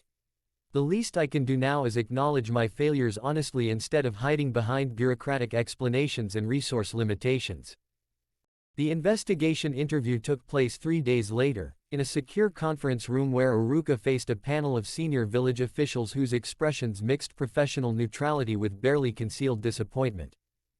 Instructor Yumino, the lead investigator began, please describe your relationship with Uzumaki Naruto during his academy years. Professional relationship with significant personal elements, Uruka replied carefully. He was one of my students, but I also recognized that he had support needs that extended beyond normal classroom instruction. And how did you address those support needs? Inadequately. The blunt admission seemed to surprise the panel. I provided additional attention when I could, offered encouragement when he was struggling, and tried to help him understand that his worth wasn't determined by other people's opinions of him. But I failed to address the systematic isolation and rejection he experienced from the institution as a whole. Could you be more specific about those failures? Uruka had spent hours preparing for this question, examining his own actions with the kind of ruthless honesty that few people were willing to apply to their professional performance. I recognized that he was being treated differently from other students, but I didn't advocate strongly enough for policy changes that might have addressed that differential treatment. I saw that he was becoming increasingly isolated from his peer group, but I didn't develop systematic approaches to help him build healthy social connections. And most importantly, I provided just enough individual support to prevent him from completely giving up, but not enough to address the fundamental problems that were destroying his emotional development. In your professional opinion, could different approaches have prevented his eventual defection? The question cut to the heart of everything Iruka had been struggling with since learning about Naruto's departure from the village. I believe, he said carefully, that if we had treated him as a child who needed extra support rather than a problem who needed to be managed, if we had addressed his isolation systematically rather than hoping individual kindness would be sufficient, and if we had prioritized his emotional development alongside his combat training, he might have developed the sense of belonging and acceptance that would have kept him loyal to the village. So you believe institutional failures were the primary factor in his defection? I believe that a child who had been consistently supported and valued would not have been vulnerable to recruitment by organizations offering the acceptance we denied him. The stark assessment sent ripples through the panel, because it placed responsibility for the current crisis squarely on the shoulders of the adults who had been tasked with nurturing Naruto's development. Any other observations you'd like to share? Iruka took a deep breath, preparing to voice the conclusion that had been building in his mind for months. Naruto Uzumaki was the most loyal, determined, and fundamentally decent student I ever had the privilege to teach. If someone with his character and dedication could be driven to abandon everything he once believed in, then we need to examine very carefully what we did to create that outcome. And what did we do? We failed him. Completely, systematically, and inexcusably. And now we're all living with the consequences of that failure. As the interview concluded and Iruka prepared to leave, the lead investigator made one final observation. Instructor Yumino, your honesty is refreshing. Most of the people we've interviewed have been more interested in defending their actions than examining their failures. Defending my actions won't bring back the boy who once sat in my classroom dreaming of becoming Hokage, Iruka replied. But maybe acknowledging my failures honestly will help us avoid creating more children who feel like their only option is to seek acceptance from our enemies. That evening, as word of the investigation's findings began to spread through the village's educational and administrative hierarchy, Iruka sat in his classroom grading papers and thinking about the desk that would forever remind him of his greatest professional failure. The village was finally beginning to understand what they had lost when Naruto walked away. Not just a powerful weapon, but a genuinely good person whose loyalty and dedication had been so absolute that even systematic rejection hadn't been able to destroy it completely. Until it finally had. The bonds of the past couldn't be restored, the damage couldn't be undone, and the child who had once looked to them for guidance and support was now helping their enemies plan operations that might destroy everything they had built. But maybe, if they were brutally honest about their failures, they could prevent the next generation of children from discovering that acceptance had to be earned from their village's enemies because it would never be freely given by the people who were supposed to love them. It was a small hope, but it was the only one Iruka had left. As he prepared to leave the empty classroom, he paused at Naruto's desk and whispered the words he should have said years ago.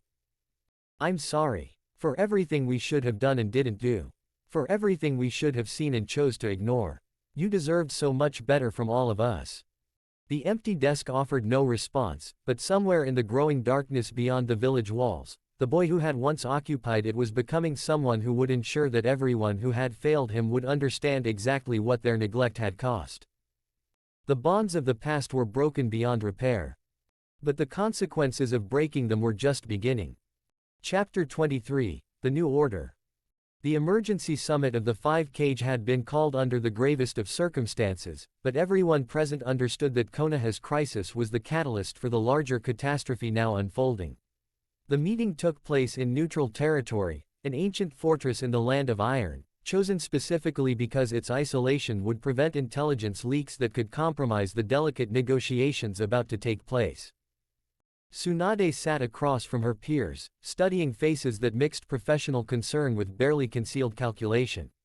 But the usual political maneuvering was absent from the Sand delegation. Tamari sat in the Cage's seat, her expression a mask of grief and fury, with her brother Kankuro standing grimly behind her.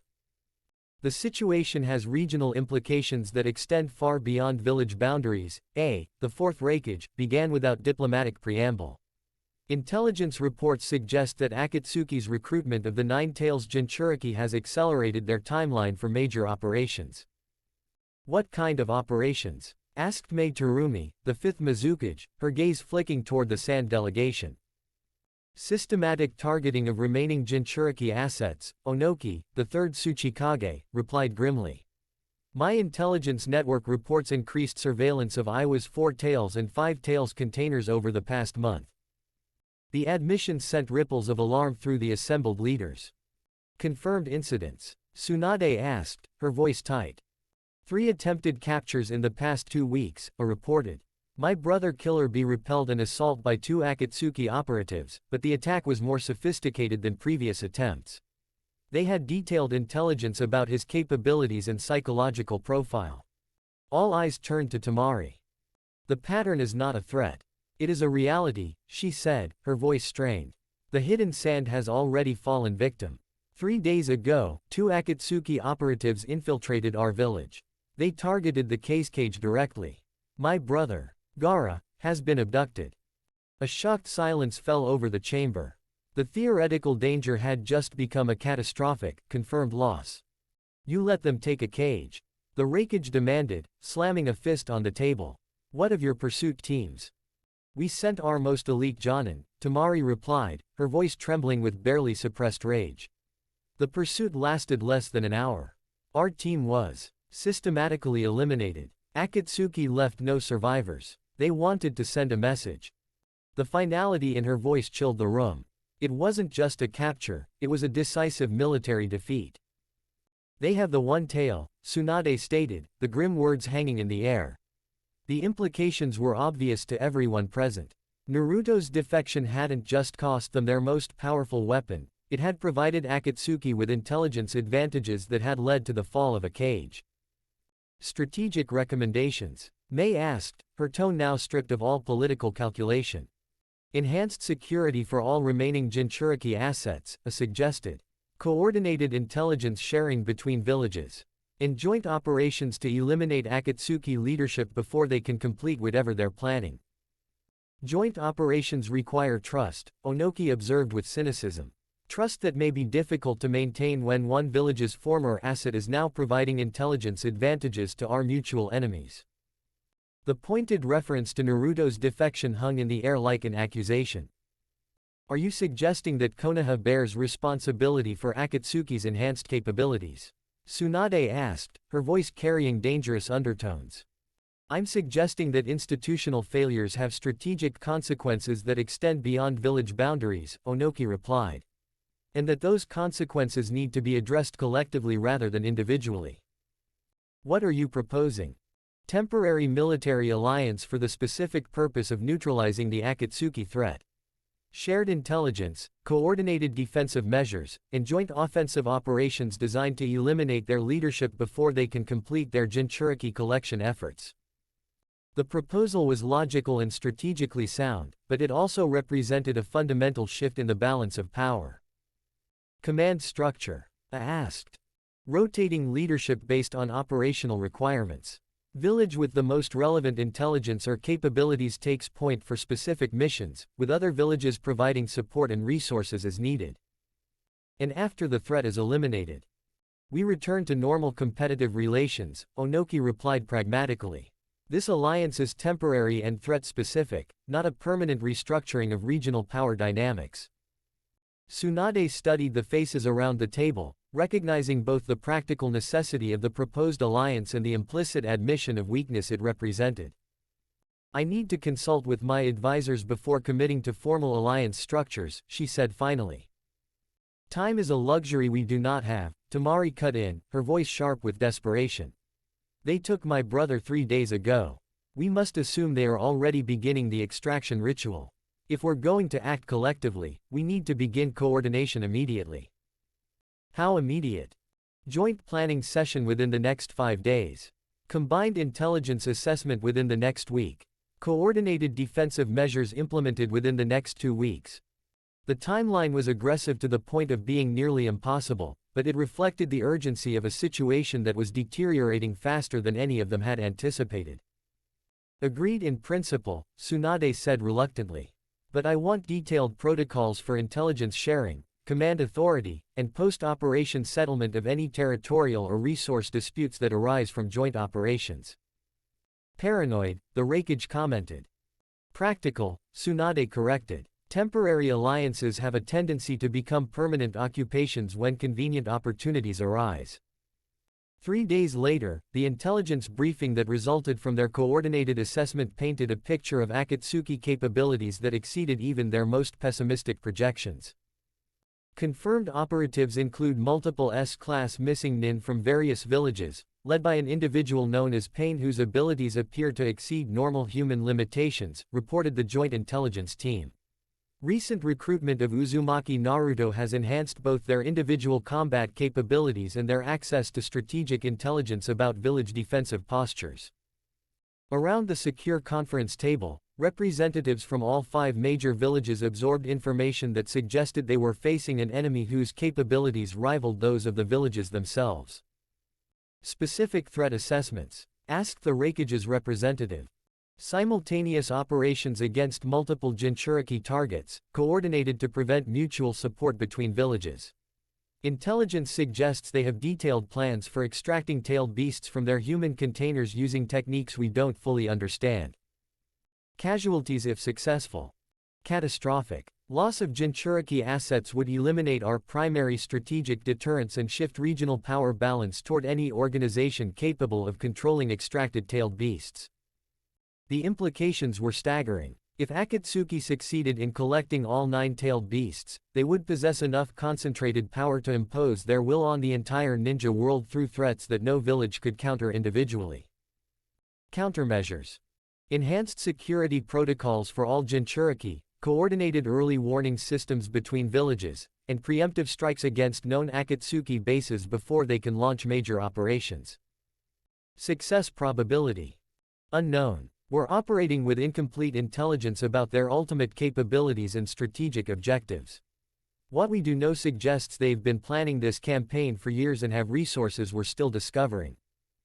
Tsunade reviewed the assessment reports while calculating the political and military costs of the alliance she was being forced to consider. Cooperating with other villages would provide enhanced security for their remaining strategic assets, but it would also require sharing intelligence and operational control in ways that could compromise Konoha's long-term independence. Hokage-sama, her advisor whispered, were receiving reports of increased Akatsuki activity in the Eastern Territories.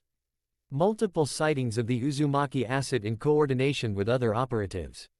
The news hit her like a physical blow, because it confirmed that Naruto wasn't just passively cooperating with Akatsuki recruitment, he was actively participating in operations that would determine the future balance of power in the ninja world. Specific activities. Intelligence gathering about 2 Tails and 8 Tails security protocols. Surveillance of Cloud Village defensive positions. Coordination meetings with other Akatsuki operatives that suggest preparation for major assault operations. Timeline. Intelligence suggests coordinated attacks against multiple targets within the next 2 weeks. Possibly simultaneous operations designed to prevent mutual support between villages. The assessment confirmed what the Joint Intelligence Analysis had projected. Akatsuki was preparing for the decisive phase of their campaign, using intelligence provided by Naruto to optimize their chances of success. Recommendations. Immediate implementation of emergency security protocols. Full alliance with other villages regardless of long-term political costs. And, the advisor hesitated before continuing. Serious consideration of targeted elimination of the intelligence security threat represented by the Uzumaki asset. The euphemistic language couldn't disguise what was being suggested, that the village's survival might require killing the boy who had once been their greatest hope for the future. I won't authorize assassination of someone who was once our most loyal defender, Tsunade said, though her voice lacked the conviction it once would have carried. Even if that person's continued existence threatens the survival of everyone you're responsible for protecting. The question hung in the air like a sword, because it touched on the fundamental tension between personal loyalty and institutional responsibility that defined leadership during crisis. Give me alternatives, she said finally. There may not be any that don't involve his death or capture. Intelligence suggests he's fully integrated into Akatsuki's command structure and actively participates in strategic planning. He's not a hostage or a coerced recruit, he's a willing partner whose contributions are essential to their enhanced capabilities. The assessment was devastating in its clinical accuracy. The boy who had once sworn to protect the village was now helping their enemies plan operations that could destroy everything he'd once fought to preserve. Then we focus on preventing Akatsuki from achieving their objectives rather than attempting to redeem someone who's chosen sides in a conflict where neutrality isn't an option. That evening, alone in her office while emergency protocols transformed Konoha into a fortress preparing for siege, Tsunade found herself staring at official documents that reduced her greatest failure to threat assessments and elimination priorities. The village she led was being forced to choose between sentiment and survival, between loyalty to someone who'd served them faithfully and protection of people who still needed their leadership. It wasn't really a choice at all. Outside her window, she could see increased patrols, enhanced security checkpoints, and all the other visible signs of a community preparing to defend itself against enemies who knew exactly where to strike for maximum damage. Enemies led by someone who had once sat in this same office, accepting missions with enthusiasm and swearing oaths of loyalty that had seemed unbreakable. The boy who had dreamed of becoming Hokage was now helping others plan the destruction of the village he'd wanted to lead. And the woman who held the title he'd coveted was being forced to consider whether his death might be necessary to preserve what remained of his former home. The new order emerging from their collective failures would be defined by hard choices that destroyed the people making them as surely as any enemy attack. But those choices would be made, because the alternative was surrender to forces that offered no mercy for sentiment, no consideration for past loyalties, and no acknowledgement that some bridges should never be burned. As reports continued arriving throughout the night, more sightings, more intelligence, more evidence that time was running out for diplomatic solutions, Tsunade began drafting orders that would commit her village to actions she'd once thought unthinkable. The child of prophecy had chosen his side in a conflict that would reshape the ninja world. Now everyone else would have to live with the consequences of that choice, no matter how much it cost them to do what survival required. Chapter 24, Point of No Return. The photograph arrived at Tsunade's desk on a Tuesday morning that had started no differently from any other day in the endless crisis that had consumed her administration. Delivered by an Anbu operative whose expression suggested the contents were worse than any verbal briefing could convey. Intelligence intercept from our deep cover asset in Rain Country, the operative reported. Confirmed visual documentation of Uzumaki Naruto in active coordination with Akatsuki leadership. Tsunade's hands trembled slightly as she opened the sealed envelope, though whether from anticipation or dread she couldn't say. Inside were 3 photographs, each one crystal clear despite having been taken from considerable distance under adverse conditions. The first showed Naruto in conversation with Pain, both of them studying what appeared to be tactical maps while other Akatsuki members provided input from positions around a large table. His posture was relaxed, confident, that of someone comfortable with both his companions and his role in whatever they were planning. The second captured him during what was clearly a training session, demonstrating techniques to other Akatsuki operatives while wearing the organization's distinctive black cloak marked with red clouds. The Nine-Tails chakra visible around his hands glowed with an intensity that spoke of complete integration rather than forced channeling.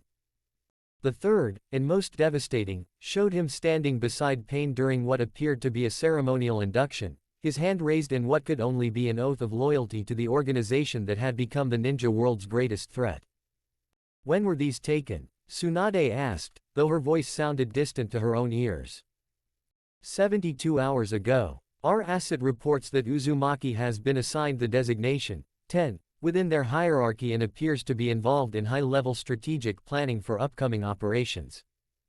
The clinical language couldn't soften the impact of what the photographs represented. This wasn't coercion or kidnapping or gradual seduction into enemy ranks. This was willing, enthusiastic partnership with people whose stated goal was the destruction of everything Konoha represented. Distribute copies to Jiraiya and Kakashi immediately, she ordered. And schedule an emergency council session for this afternoon. Classification level. She paused, recognizing that the words she was about to speak would cross a line from which there could be no return. Classification level, enemy asset elimination. Jiraiya received his copy of the photographs while researching prophecies in the archives beneath Mount Myoboku, surrounded by ancient texts that had once seemed to offer hope for his student's ultimate destiny. The first photograph made him set down his tea with hands that had begun shaking. The second forced him to grip the edge of his reading desk to keep from falling. The third drove him to his knees in the dusty archives, overcome by a grief so profound that even the great Toad Sage's presence couldn't provide comfort.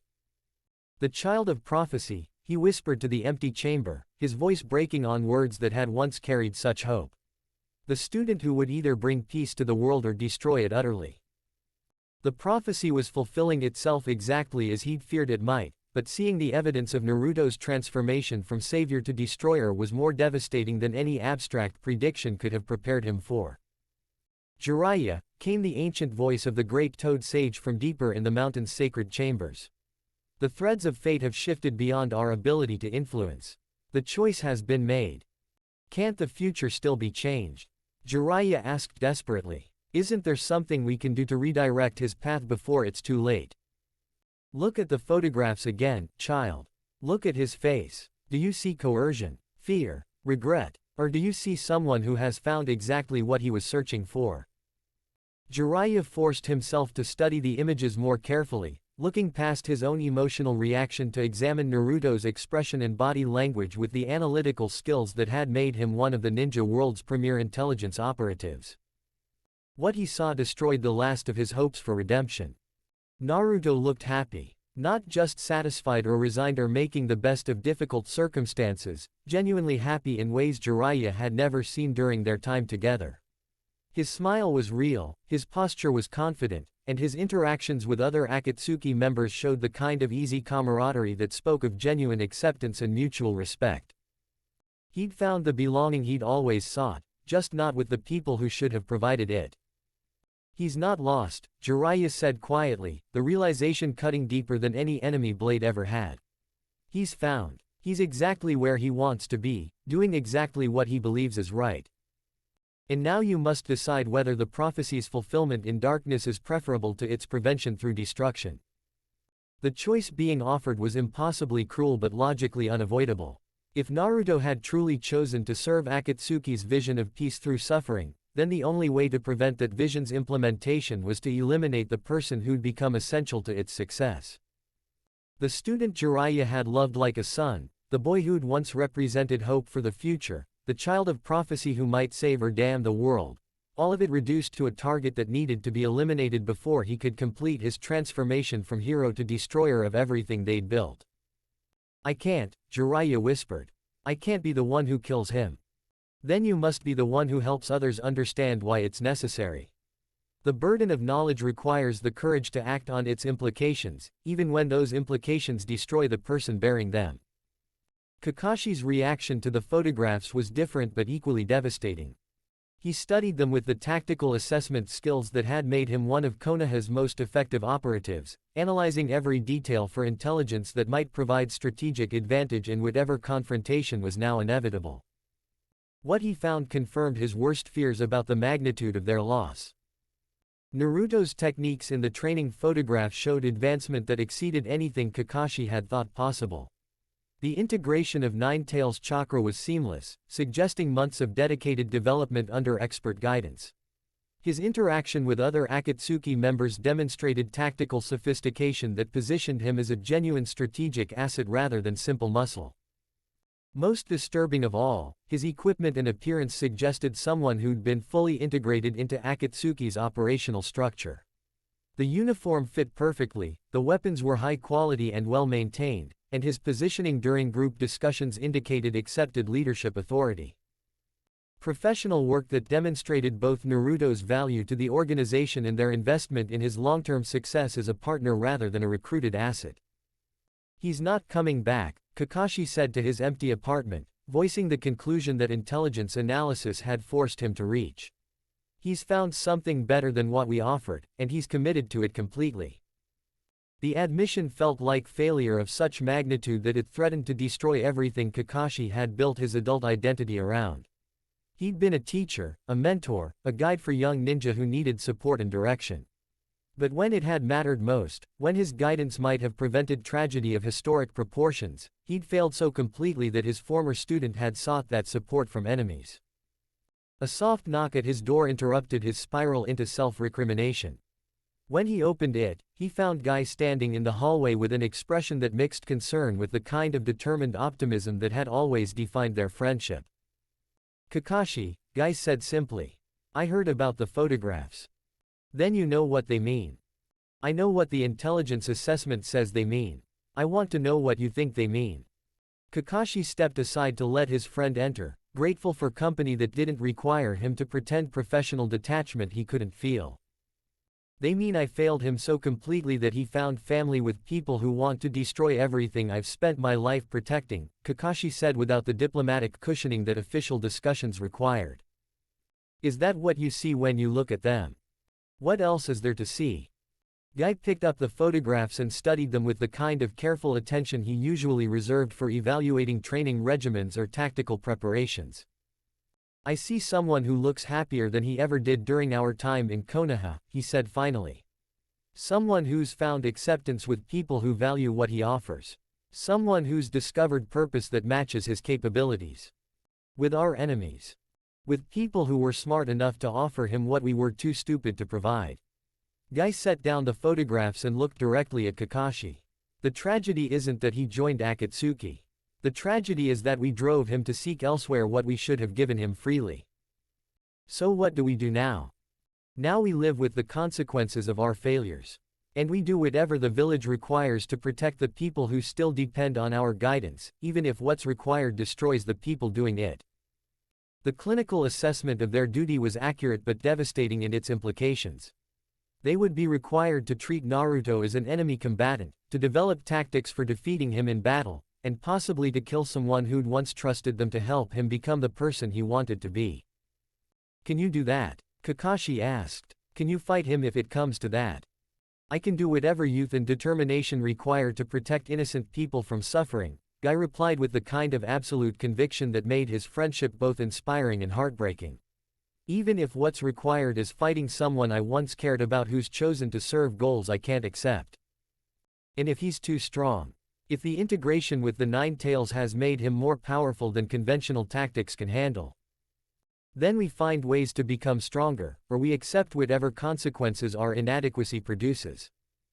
The matter-of-fact acceptance of potentially fatal duty was typical of Guy's approach to challenges that seemed impossible, but it also highlighted the magnitude of what they were facing. Naruto had been their strongest asset when he was partially integrated with the Nine Tails and constrained by village moral guidelines. Now he was fully integrated, unconstrained by ethical limitations, and enhanced by training from some of the world's most dangerous individuals. Fighting him wouldn't just be difficult, it would likely be suicidal for anyone who attempted it using conventional approaches. "Maybe," Kakashi said quietly, "that's the real point of no return. Not that he's joined our enemies, but that he's become too powerful for us to stop even if we wanted to." The emergency council session that afternoon was unlike anything in Konoha's history. The photographs were projected for all senior leadership to examine, followed by intelligence assessments that painted a comprehensive picture of Naruto's integration into Akatsuki's command structure. The evidence was overwhelming, undeniable, and devastating to everyone who'd harbored hope for eventual reconciliation. "Strategic assessment," Tsunade said without preamble, her voice carrying the authority of command but also the strain of someone who'd been dreading this moment for months. "Uzumaki Naruto is now confirmed as an active enemy combatant with access to our most sensitive security protocols, detailed knowledge of our defensive capabilities, and strategic intelligence about our personnel and resources." Shikaku's briefing was delivered with clinical precision that made the content even more disturbing. His continued existence represents an existential threat to village security. Threat level. Maximum. His individual combat capabilities now exceed our ability to counter using conventional approaches. His intelligence about our vulnerabilities could enable Akatsuki to conduct operations that would be impossible to defend against. And his psychological impact on our remaining forces. Shikaku paused before continuing. "Morale assessments suggest that many of our ninja would have difficulty engaging him in combat due to personal relationships and lingering loyalty. The implications were staggering. Not only had they lost their most powerful weapon, but that weapon had been turned against them in ways that exploited both tactical and psychological vulnerabilities they'd never anticipated having to address. Countermeasures? Asked Danzo, his root background making him the person most qualified to discuss elimination of high-value enemy targets. Limited. His capabilities now exceed our intelligence projections by significant margins. Standard assassination techniques would be ineffective, and direct confrontation would require resources we can't afford to lose in what might be unsuccessful attempts. So we're helpless. We're disadvantaged. There may be tactical approaches that could succeed, but they would require sacrifices of personnel and resources that might leave us vulnerable to other threats even if we succeeded in eliminating this one. Tsunade studied the faces around the table, recognizing in each of them reflections of her own struggle to balance personal attachment against institutional responsibility. Recommendation? She asked. Official classification of Uzumaki Naruto as an enemy of the village. Authorization for elimination by any means necessary. And preparation for the possibility that success in that elimination might cost more than failure. The formal language couldn't soften the reality of what was being proposed. The boy who'd once sat in this same room accepting missions with enthusiasm was now being discussed as a target whose death was necessary for their survival. Objections? Tsunade asked. The silence that followed was heavy with grief, guilt, and the kind of desperate acceptance that came when all alternatives had been exhausted. Then it's unanimous, she said quietly. Uzumaki Naruto is hereby classified as a rogue ninja and enemy of the Hidden Leaf Village. All personnel are authorized to use lethal force if confronted with his presence. And, she paused, recognizing that the next words would complete their transformation from his protectors to his executioners. Special operations teams are authorized to actively pursue his elimination as a high-priority target. The words settled over the room like a funeral shroud, because they represented the death of hope, the abandonment of redemption, and the acceptance that some failures created consequences too dangerous to tolerate. After the meeting broke up and various commanders departed to implement orders that would transform their former weapon into their primary target, Tsunade remained alone in the conference room contemplating intelligence reports that reduced her greatest failure to elimination priorities and tactical assessments. Through the secure facility's small window, she could see Konoha going about its daily business, unaware that their former hero had officially become their greatest enemy, and that the choices made in the coming days would determine whether their village survived the consequences of its own failures. The boy who had once dreamed of becoming Hokage was now helping others plan the destruction of everything the title represented. And the woman who held that title was preparing to authorize his death, because sometimes leadership required destroying the people you'd failed to save in order to protect the people you still had a chance to preserve. It was the kind of choice that defined the difference between sentiment and survival, between personal loyalty and institutional responsibility, between the comfortable illusions of peacetime and the harsh realities of existential crisis. The point of no return had been crossed, the bridge had been burned, and whatever came next would be shaped by decisions that none of them could undo and all of them would have to live with. In the growing darkness beyond the village walls, the child of prophecy was walking toward his destiny, and those who'd failed to guide him toward the light were finally beginning to understand the full cost of letting someone that powerful discover that belonging could be found with their enemies. The reckoning was coming, and everyone involved understood that it would likely destroy both the hunters and the hunted before determining which vision of the future would survive to shape the world that emerged from the ashes of their failures.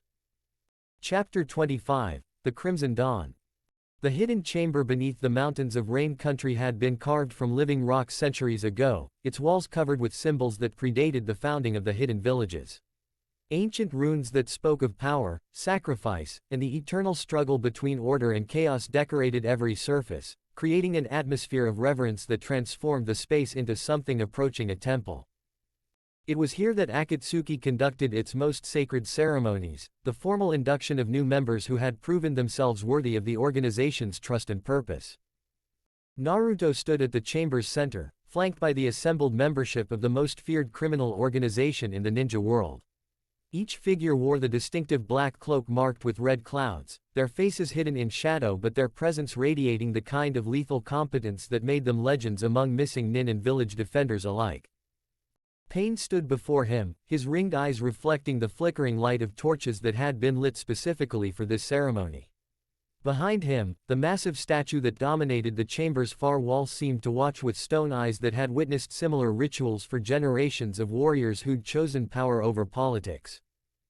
Naruto Uzumaki, Pain began, his voice carrying the authority of absolute conviction. You stand before us having proven your commitment to our cause through deed rather than word, through sacrifice rather than sentiment. The formal language felt appropriate to the occasion's gravity. This wasn't a recruitment meeting or strategic discussion, this was the moment when Naruto would officially abandon his past identity and embrace whatever future Akatsuki offered. You have demonstrated understanding of the world's fundamental failures, Pain continued, his words echoing in the chamber's ancient acoustics. You have recognized that the current system of competing villages and political compromises creates more suffering than it prevents. And you have chosen to join those who would replace that failed system with something worthy of the power required to maintain it. Listen to his words, Kit, Kurama whispered with satisfaction that had been building throughout Naruto's journey toward this moment. He speaks of realities your village would never acknowledge, goals they would never pursue, methods they would never accept. This is what leadership sounds like when freed from the constraints of popular opinion and moral squeamishness. Around the chamber, other Akatsuki members maintained their positions in what was clearly a ritualized formation. Kisame stood to Naruto's right, his shark-like features visible in the torchlight, wearing an expression of approval that suggested genuine pride in the recruit he'd helped guide toward this decision. To his left, other figures whose reputations had made them legends in intelligence reports watched with the kind of professional interest that came from evaluating a new colleague's potential contributions to their shared objectives. The path you have chosen is not without cost, Pain acknowledged, his tone carrying the weight of someone who understood exactly what those costs entailed. You will be hunted by former allies, condemned by people who once called you friend, and marked for elimination by the very village you once swore to protect. I understand, Naruto replied, and the steadiness of his voice surprised even him. I've already been hunted, condemned, and marked for elimination. The only difference now is that I'll have allies who value what I offer rather than enemies who fear what I represent. More than allies, Pain corrected. Family. Brothers and sisters in purpose who share your understanding of what the world requires and your commitment to providing it regardless of what comfortable lies must be destroyed in the process. The word, family, hit harder than Naruto had expected. It represented exactly what he'd been seeking since childhood, not just acceptance or recognition, but genuine belonging with people who saw his value and welcomed his contributions without reservation or condition. Family chosen rather than imposed, Kit. Bonds forged through shared understanding rather than forced proximity. This is what your village could have offered if they'd possessed the wisdom to see what they had. The organization's goals are simple to state but complex to implement, Pain continued, beginning the philosophical portion of the ceremony that would define Naruto's understanding of his new role. We seek to end the cycle of conflict that has defined human civilization since the dawn of recorded history. Not through temporary treaties or political compromises that shift with changing leadership, but through fundamental transformation of how power is understood and wielded. Pain gestured toward the ancient symbols covering the chamber walls. These runes were carved by people who understood that lasting peace requires absolute authority backed by irresistible force. Not the false peace of competing powers held in temporary balance, but genuine peace born from universal recognition that resistance to established order is futile. And if people resist that order, then they learn through experience why resistance is inadvisable, Pain replied with the kind of matter-of-fact certainty that characterized all his discussions of difficult topics. Suffering is the most effective teacher for lessons that people refuse to learn through gentler instruction. We don't create pain arbitrarily, we apply it precisely where it will produce the most educational value for the greatest number of people. Practical wisdom, Kit. Your village tried to maintain order through threats they were never prepared to carry out. These people understand that credible deterrence requires both the capacity and willingness to impose consequences that make defiance too costly to consider. The logic was seductive in its simplicity and brutal in its efficiency. Instead of the complex moral calculations that had paralyzed village leadership during every significant decision, Akatsuki offered straightforward assessment. resistance led to suffering, compliance led to peace, and the choice belonged to those who would experience the consequences. Your role within the organization will evolve as your capabilities develop and our strategic needs change, Payne explained. Initially, you'll participate in operations that require your unique combination of power and intelligence. Eventually, you may lead such operations, training and guiding other assets who share your commitment to results over rhetoric. What kind of operations? Intelligence gathering from sources that require persuasive techniques to encourage cooperation. Elimination of individuals whose continued existence impedes our objectives. Capture and extraction of strategic assets that will enhance our capabilities. Payne's enumeration was clinical, professional, devoid of moral qualification or ethical hedging. Whatever serves the larger goal of bringing genuine peace to a world that has proven incapable of achieving it through conventional means. Each category represented activities that his village training had characterized as criminal, immoral, or strategically unacceptable. But viewed through the lens of Akatsuki's larger objectives, they became necessary tools for achieving goals that conventional methods had repeatedly failed to accomplish. No moral complexity, no political constraints, no demands that you limit your effectiveness to preserve the comfort of people who profit from the status quo. This is what it means to serve a purpose worthy of your capabilities. Are you prepared to accept these responsibilities? Payne asked. The question hung in the chamber's ancient air like a challenge, because everyone present understood that this was the final moment when retreat remained possible. Once Naruto accepted formal membership, once he donned the cloak and ring that marked him as Akatsuki, there would be no return to his previous life or identity. But as he looked around the chamber at figures who'd chosen power over popularity, results over reputation, and effectiveness over ethical purity, Naruto felt something he'd never experienced in any of Konoha's ceremonies or meetings. He felt like he was exactly where he belonged. I accept, he said clearly, the words carrying no hesitation or qualification. Payne nodded and gestured to Kisame, who approached carrying a black cloak that seemed to absorb the torchlight rather than reflecting it. The fabric was unlike anything Naruto had seen, soft as silk but tough as armor, decorated with red clouds that seemed to shift and move in the flickering illumination. This cloak has been worn by warriors whose names have become legend, Payne explained as Kisame helped Naruto into the garment. Some died in service to our cause, others achieved goals that reshaped the balance of power across entire regions. All of them understood that true strength requires the courage to act according to conviction rather than convenience. The weight of the cloak was significant, but not uncomfortably so. More importantly, it felt right in ways that his Konoha uniform never had. This wasn't clothing designed to make him blend in or appear non-threatening. This was a statement of affiliation with forces that commanded respect through demonstrated capability rather than political maneuvering. Mark this moment, Kit. This is when you stop pretending to be what others need you to be and begin becoming what you were always meant to be. No more limits imposed by people who fear your strength. No more constraints designed to serve others' comfort. Just power applied according to your own judgment in service of goals worthy of what you've become. Next came the ring, a band of metal inscribed with the character for 10, and designed to channel chakra in ways that enhanced both individual techniques and group coordination. As Naruto slipped it onto his finger, he felt a subtle shift in his connection to the Nine Tails' power, as if the jewelry were designed to facilitate rather than restrict the flow of demonic energy. The ring serves multiple functions, Payne explained. Communication with other members across any distance, coordination of techniques that require group effort, and enhancement of your natural abilities through principles that village-trained ninja never learn. What kind of principles? The kind that recognize chakra as a tool rather than a burden, power as a gift rather than a curse, and strength as something to be celebrated rather than apologized for. With the ceremony's physical elements complete, Payne stepped back to address the assembled membership. Brothers and sisters, he announced, his voice carrying the authority of absolute leadership, I present to you our newest member, Naruto of Akatsuki, the Ten Tails Herald, partner in our mission to bring true peace to a world that has forgotten what peace actually requires. The title was new, chosen specifically to reflect both his connection to the Nine Tails and his role in the organization's larger objectives. Not the child of prophecy, or the demon container, or any of the other labels that had defined his identity in relation to other people's needs, but something that belonged entirely to him and the choices he'd made. Around the chamber, the other members spoke in unison, "Welcome, brother. May your strength serve our cause, and may our cause worthy of your strength."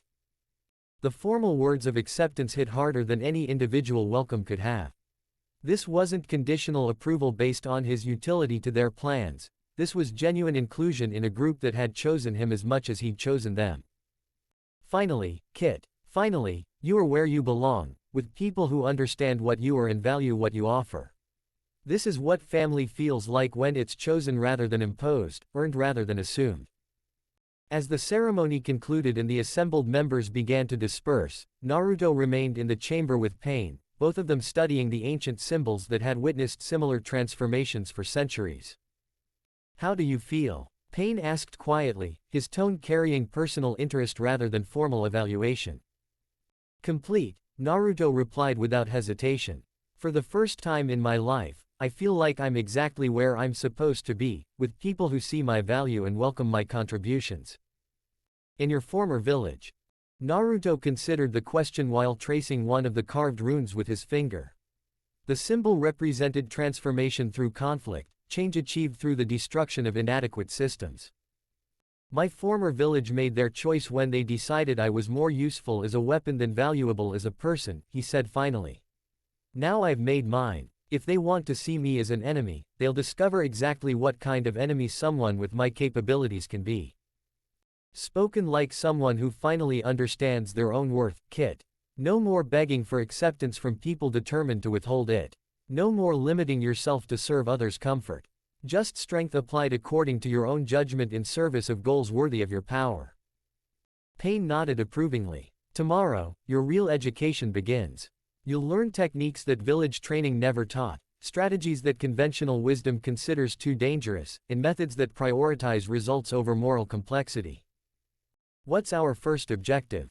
"Intelligence gathering about the Two Tails Jinchuriki's current location and security protocols," Pain replied with the casual precision that characterized all Akatsuki planning.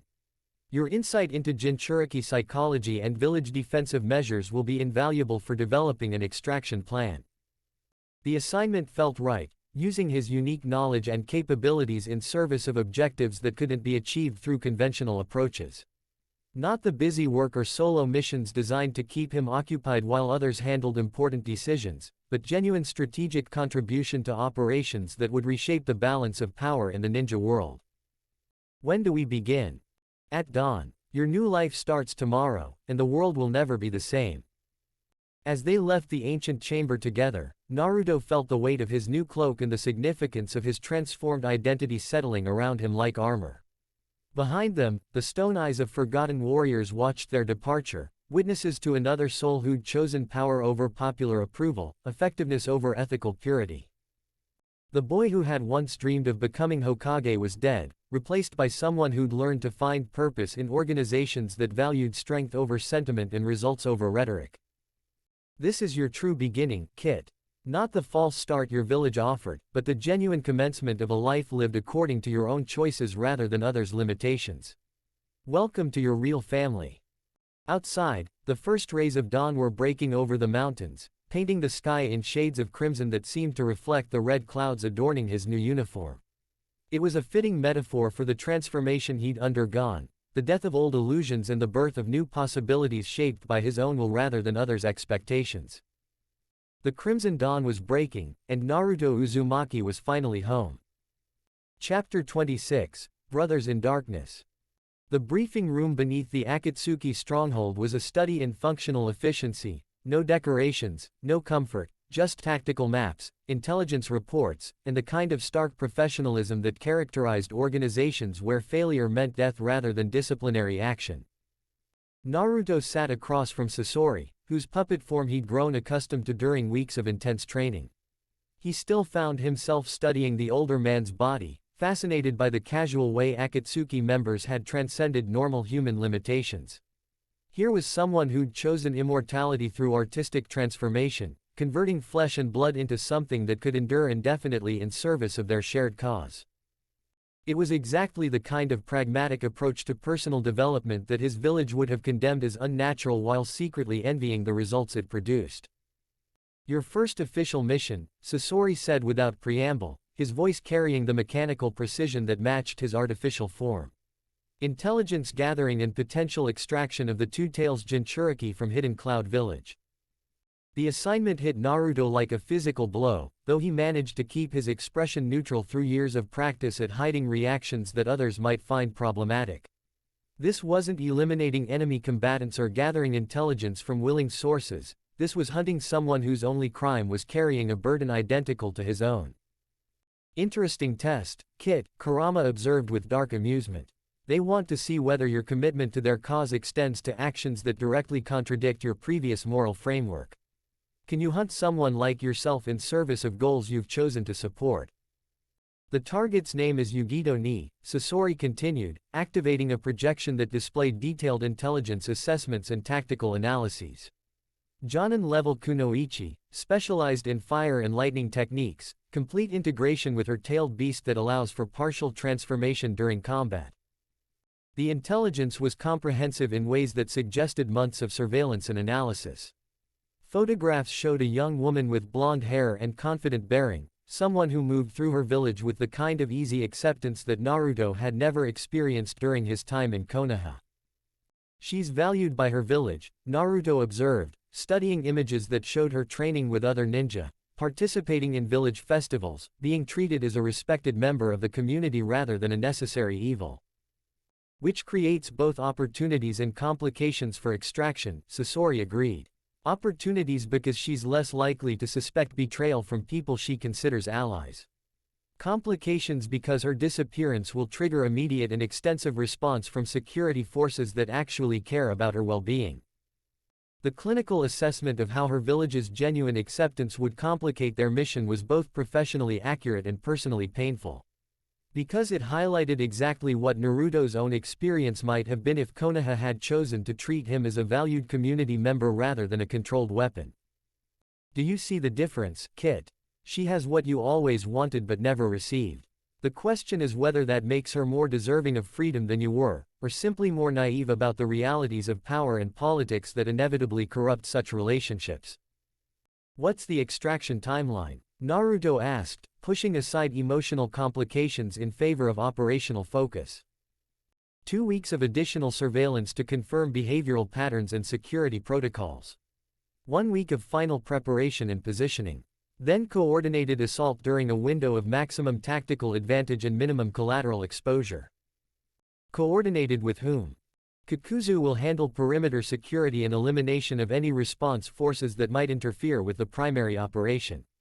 You'll be responsible for direct engagement with the target and neutralization of her combat capabilities. I'll provide tactical support and ensure extraction routes remain viable. The assignment of roles was logical and played to each member's strengths, but it also meant that Naruto would be the one directly responsible for subduing and capturing someone whose only difference from himself was the luck of being born into a village that had learned to value their Jinchuriki properly. Perfect assignment for determining what you've truly become, Kit. Will you hesitate when facing someone who mirrors your own experience? Will you allow sentiment to compromise operational effectiveness? Or will you demonstrate that your commitment to Akatsuki's goals exceeds any lingering attachment to people who happen to share your burden? Any special considerations for Jinchuriki extraction? Naruto asked. Several, Sasori replied, sliding a small, heavily inscribed parchment across the table. The Fuinjutsu characters on it were complex and aggressive, coiling like serpents. Standard capture methods are inadequate for containing someone with access to tailed beast chakra. These sealing arrays will suppress her ability to access the Two Tails power while maintaining her physical integrity for the extraction ritual. Naruto stared at the intricate design, recognizing the principles of suppression but twisted into a form meant to tear apart, not just contain. The sealing techniques were sophisticated beyond anything he had learned during his village training, representing centuries of development by practitioners who specialized in containing and manipulating forces that conventional shinobi considered uncontrollable. How long does the extraction process take? 3 days of continuous ritual work to separate the tailed beast from its human container without destroying either entity, Sasori explained with the matter-of-fact tone of someone discussing routine technical procedures. The Jinchuriki typically survives the first day, sometimes the second. Survival through the complete process is unlikely. A cold knot formed in Naruto's stomach, a phantom echo of the seal on his own skin. He pushed the feeling down, focusing on the mission parameters. The euphemistic language couldn't disguise what was being described. This wasn't just capture, it was prolonged torture followed by inevitable death, inflicted on someone whose only crime was carrying a burden that Naruto understood better than anyone else alive. And now you understand the true nature of your commitment, Kit. Not just philosophical agreement with Akatsuki's goals, but willingness to inflict on others the suffering that was inflicted on you. The question is whether your evolution beyond village morality extends to this level of practical application. What happens to the tailed beast once it's extracted? Sealed into a statue designed to contain multiple such entities until they can be combined into a single weapon of unprecedented power, Sasori replied. The ultimate goal is concentration of all tailed beast chakra into one source that can be wielded by someone with sufficient will and capability to reshape the world according to rational design. The scope of Akatsuki's ambitions was staggering in ways that Naruto was only beginning to appreciate. They weren't just seeking to eliminate specific enemies or capture strategic resources, they were attempting to fundamentally restructure the balance of power that had defined civilization for millennia. And they wanted him to play a central role in that restructuring, starting with the capture and eventual death of someone who could have been his sister in all but name. When do we begin surveillance? He asked. Tomorrow. You'll establish observation posts in the mountains overlooking Cloud Village while I coordinate with our intelligence assets inside their borders. Initial assessment suggests the target follows predictable patterns that will create opportunities for isolated engagement. And if she doesn't follow those patterns, then we create circumstances that force her to deviate in directions that serve our operational requirements, Sasori replied with the kind of casual precision that spoke of extensive experience in manipulating targets through applied pressure. Threats to civilians she cares about, attacks on infrastructure she's responsible for protecting, escalating provocations that force her to respond in ways that expose her to capture. Each suggested approach was logical from an operational standpoint, but they all involved using innocent people as leverage to manipulate someone whose only crime was serving her village faithfully. The kind of calculated cruelty that Akatsuki employed as standard operating procedure. This is what strength without moral constraint looks like when applied to complex problems, Kit. No agonizing over civilian casualties, no hesitation about inflicting necessary suffering, no waste of time and resources on approaches that preserve ethical purity at the cost of operational effectiveness. I understand the mission parameters, Naruto said finally. When do we depart? At dawn. Pack for extended field operations, we may be in position for several weeks depending on how long it takes to create optimal extraction conditions. As the briefing concluded and Sasori departed to make his own preparations, Naruto remained in the tactical planning room studying intelligence photographs and psychological assessments that reduced a living person to operational variables and strategic considerations. Yugito Ni looked happy in most of the surveillance images. Not the desperate, needy happiness of someone trying to convince others of their worth, but the genuine contentment of someone who belonged somewhere and knew it. She trained with teammates who respected her abilities, lived in a village that valued her contributions, and carried herself with the confidence of someone who'd never been made to feel like a monster for circumstances beyond her control. Everything Naruto had wanted and never received. Everything he was now going to destroy in service of goals that made such individual happiness irrelevant to larger strategic considerations. Second thoughts, Kit. Regrets about the path you've chosen. Or simply professional assessment of the challenges involved in hunting someone who shares your unique circumstances. Professional assessment, Naruto replied, though he wasn't entirely certain that was the complete truth. She'll be more difficult to capture than standard targets because she understands tailed beast integration in ways that most ninja never learn. Her combat effectiveness will be enhanced by cooperation rather than hindered by internal conflict. And does that cooperation make her stronger or weaker than someone who's learned to thrive despite constant internal struggle? It was an interesting question, one that touched on fundamental differences between Jinchuriki who'd been accepted versus those who'd been forced to develop independence through rejection and isolation. "We'll find out," Naruto said quietly.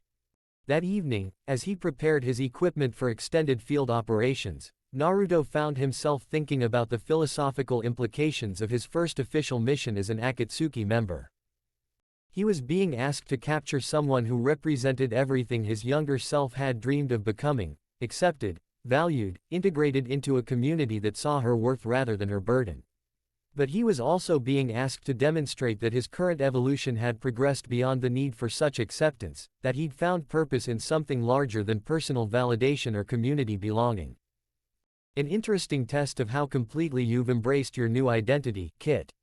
Will you see her as a kindred spirit deserving of mercy, or as an obstacle to objectives that transcend individual considerations? She made her choice when she chose to serve a village rather than seeking something greater, Naruto said aloud, testing the words to see if they felt true. I made mine when I recognized that individual happiness matters less than collective transformation. Spoken like someone who's learned to rationalize necessary cruelty as philosophical consistency. But do you believe those words, or are you simply practicing arguments that will make the mission more bearable? The question cut deeper than Naruto wanted to admit, because it forced him to examine motivations he preferred not to analyze too closely. Was he genuinely committed to Akatsuki's vision of peace through strength, or was he simply finding ways to justify actions that served his psychological need for belonging regardless of their moral implications? He looked again at the images of Yugito, at the easy smile of a woman who had never known his brand of loneliness. If Konoha had been different, could that have been him? Happy, trusted, and ultimately, complacent. A willing, valued part of the very system that perpetuated the endless cycle of war and suffering. Yes, her happiness was a luxury afforded by a flawed world, a comfortable cage he had chosen to escape. To pity her for losing that cage would be to mourn the loss of his own ignorance. It was a sentiment his old self would have clung to, a weakness. It doesn't matter what I believe, he said finally. What matters is what I'm willing to do in service of goals I've chosen to support. And I'm willing to do whatever is necessary to ensure Akatsuki's success. Even if what's necessary includes destroying someone who could have been you under different circumstances. Especially then. Because if I can capture someone with her advantages, if I can succeed despite whatever sympathy I might feel for her situation, then I've proven that my commitment to our cause exceeds any lingering attachment to the person I used to be. The reasoning was sound, even if it left him feeling hollow in ways he didn't want to examine. But Akatsuki didn't need its members to feel good about necessary actions, it needed them to be effective regardless of personal cost.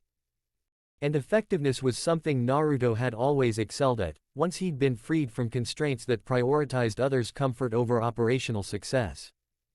The next morning, as he prepared to depart on his first mission as an official Akatsuki member, Naruto caught his reflection in the polished metal of his new weapons. The black cloak with red clouds transformed his silhouette into something that commanded respect through implied threat rather than earned affection. The ring on his finger connected him to power networks that spanned continents and influenced the fate of nations.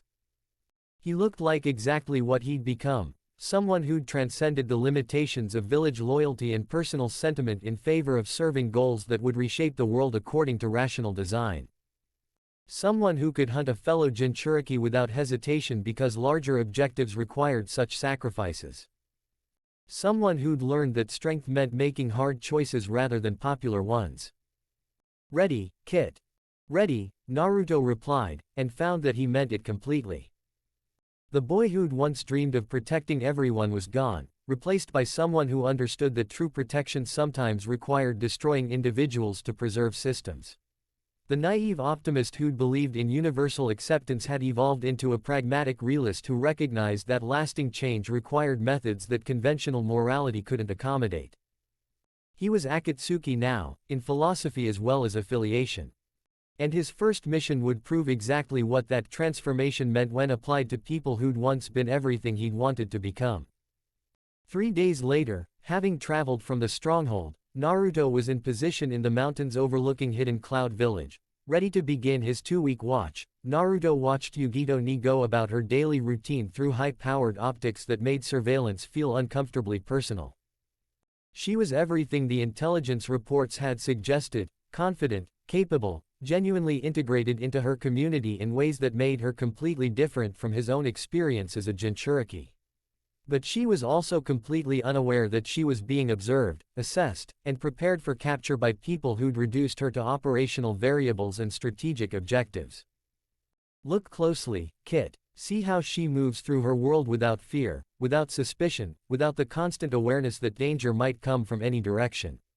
This is what trust looks like when it's never been systematically betrayed. It's what weakness looks like when it's disguised as confidence, Naruto corrected, adjusting his position to maintain optimal observation angles. She's vulnerable because she's never learned to assume the worst of people's intentions. And that vulnerability will make your mission easier to complete. Yes, Naruto agreed, feeling nothing but professional satisfaction at the tactical advantages represented by his target's naive trust in her community's protection. It will. As evening fell over the village below and Yugito returned to her apartment after another day of comfortable belonging, Naruto began detailed planning for the operation that would end her happiness and probably her life in service of goals she would never understand. It felt like exactly the kind of work he'd been born to do. Chapter 27: The Art of War. The training ground hidden deep within Akatsuki's mountain stronghold bore no resemblance to anything Naruto had experienced during his years in Konoha. Instead of practice posts and target ranges designed for conventional ninja development, this space had been carved specifically for techniques that pushed beyond normal human limitations into realms that most villages considered forbidden. Ancient ceiling arrays covered every surface, designed not to contain power but to amplify it safely. Reinforced walls bore scars from training sessions that would have destroyed lesser facilities. And most importantly, the atmosphere itself hummed with residual chakra from techniques that redefined what was possible when moral constraints were abandoned in favor of pure effectiveness. Forget everything your village taught you about chakra control, Kakuzu instructed as he led Naruto through exercises that felt more like rituals than training. Their methods prioritize safety and predictability over power and results. We'll teach you to embrace the chaos that creates real strength. The older man's approach to instruction was unlike anything Naruto had encountered before. Instead of careful progression through established techniques, Kakuzu pushed him immediately into applications that required instinctive adaptation rather than methodical learning. Finally, Kit, Kurama observed with satisfaction as Naruto struggled to maintain control over chakra flows that exceeded anything he'd previously attempted. Training that acknowledges what you're capable of rather than what they think you should be limited to. The Nine Tails chakra isn't separate from your own, Kakuzu explained, watching Naruto's aura shift between human blue and demonic red as he worked to integrate the energies. That's village thinking, treating it as a foreign substance to be controlled rather than a natural extension of your capabilities to be developed. Then how should I think about it? As part of yourself that you've never been allowed to fully explore. Your village wanted you to suppress and limit the fox's influence because they feared what you might become if you embraced it completely. We want you to discover exactly what that complete integration looks like. The philosophical difference was immediately apparent in the practical results. Instead of the careful, restrained channeling that Konoha had taught him, Kakuzu's methods encouraged complete fusion between human will and demonic power. The sensation was intoxicating, raw force flowing through his system without artificial barriers, enhancement of every physical and mental capability beyond what either human or fox could achieve alone. But more than the power itself was the sense of wholeness it provided, the feeling that he was finally accessing abilities he'd always possessed but never been permitted to use. This is what partnership truly feels like, Kit. Not the grudging cooperation your village demanded, but genuine synthesis where our combined strength exceeds the sum of our individual capabilities. Excellent progress, Kakuzu noted after several hours of intensive practice. Most Jinchuriki require months just to achieve the initial breakthrough you've managed in a single session. You have a natural aptitude for this. Now the real work begins. Maybe because most Jinchuriki are trained by people who fear their potential rather than people who want to maximize it, Naruto replied, studying the way Nine Tails chakra now flowed as naturally as his own breath. Precisely. Fear creates artificial limitations that serve others' comfort rather than your development. We eliminate those limitations to discover what you're truly capable of achieving. The next phase of training took place in deeper chambers where Pain himself oversaw instruction in techniques that had been developed specifically for Akatsuki operations.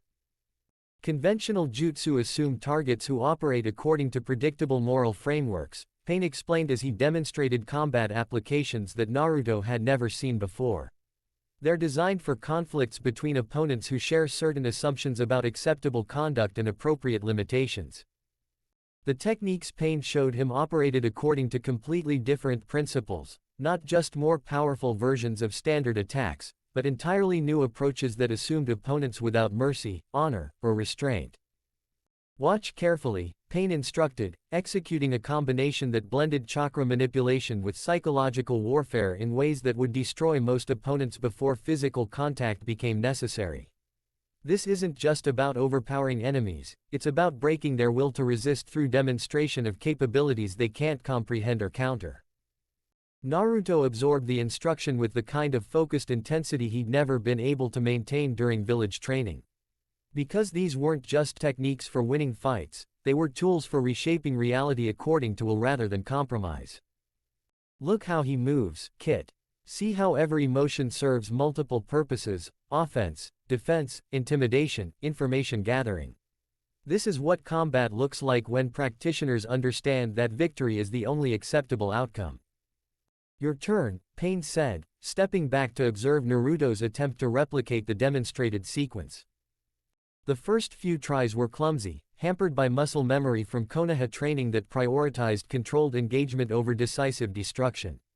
But as he incorporated Kurama's chakra into the techniques, they began to flow with the kind of natural efficiency that suggested genuine understanding rather than rote memorization.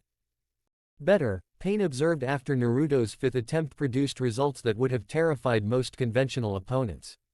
You're beginning to understand that true strength comes from the willingness to use whatever methods produce desired outcomes. What about collateral damage? Civilian casualties? What about them? Pain's response was immediate and matter-of-fact. If civilians position themselves between you and legitimate objectives, their fate becomes their responsibility rather than your constraint. Effective operations can't be limited by the poor decisions of uninvolved parties. The logic was brutal but undeniable. Allowing opponents to use innocent people as shields meant accepting tactical disadvantages that could lead to mission failure and greater suffering in the long term. No more fighting with one hand tied behind your back, Kit. No more accepting defeat because victory might cost more than your village's moral purity could tolerate. Just results achieved through whatever means prove necessary. Show me more, Naruto said. The days that followed blurred into a relentless cycle of training, debate, and operational theory. He spent time with each of the Akatsuki, learning from their unique specializations.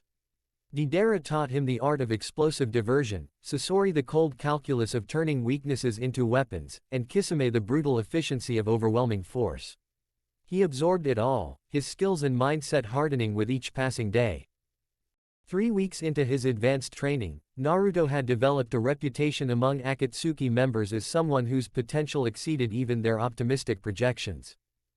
The fox adapts quickly, Deidara observed during a break between training sessions, his artistic appreciation for destructive techniques giving him unique insight into Naruto's developing capabilities. Most new recruits require months to unlearn village limitations. He's embracing our methods like he was born for them, Because he was born for them, replied Sasori, whose own transformation from human to puppet had given him perspective on what was possible when conventional limitations were abandoned. Village training tried to force him into patterns that conflicted with his natural abilities. We're simply allowing him to become what he always had the potential to be. Around the training area, other members paused in their own practice to observe Naruto's latest attempt at a technique that combined shadow clone proliferation with Nine Tails chakra enhancement in ways that created tactical possibilities no village-trained ninja had ever considered. The result was stunning in its effectiveness, dozens of enhanced clones operating with genuine independence, each one capable of techniques that would challenge most Jonin-level opponents while maintaining connection to the original that allowed for real-time tactical coordination. Magnificent, yeah, Deidara exclaimed, his appreciation for explosive artistry extending to other forms of creative destruction. That's not just technique, that's artistic expression of power liberated from artificial constraints. Do you hear that, Kit? Recognition from people who understand what real strength looks like when it's freed from the limitations your village tried to impose. This is what it feels like to be valued for your capabilities rather than feared for your potential. The technique needs refinement, Naruto said, though he was clearly pleased with the results he'd achieved. The chakra cost is still too high for extended operations, and the coordination delay creates tactical vulnerabilities that experienced opponents could exploit. Perfectionist, noted Kisame approvingly. Most people would be satisfied with techniques that exceeded their previous capabilities by several orders of magnitude. You're already planning improvements that will make them even more effective. Adequate isn't acceptable when people's lives depend on operational success, Naruto replied with the kind of professional focus that had defined his approach to training since joining Akatsuki. If I'm going to represent this organization in the field, my techniques need to be flawless rather than merely impressive. The commitment to excellence was exactly what Pain had hoped to see from their newest recruit. Not just acceptance of Akatsuki methods, but genuine dedication to perfecting them in service of their shared objectives. Your first field test will come sooner than originally planned, Pain announced, appearing in the training area with the kind of purposeful movement that suggested important developments. I thought the surveillance phase was scheduled for 2 weeks, Naruto noted, his focus shifting instantly from training to strategy. The situation has changed, Pain replied, his tone leaving no room for debate. Our asset inside Hidden Cloud reports they are moving the Jinchuriki to a more secure, bunker, facility in 72 hours. Once she is inside, extraction will become nearly impossible. The transfer itself, however, creates a temporary window of vulnerability. The long-term plan is no longer viable. You'll deploy with Sasori tomorrow to intercept that transfer. The announcement sent ripples of anticipation through the assembled members. Everyone understood that first missions were crucial for establishing a new recruit's operational capabilities and psychological commitment to organizational goals. Ready? Pain asked. More than ready, Naruto replied, and the confidence in his voice carried the weight of weeks spent developing capabilities that exceeded anything he'd possessed as a village ninja.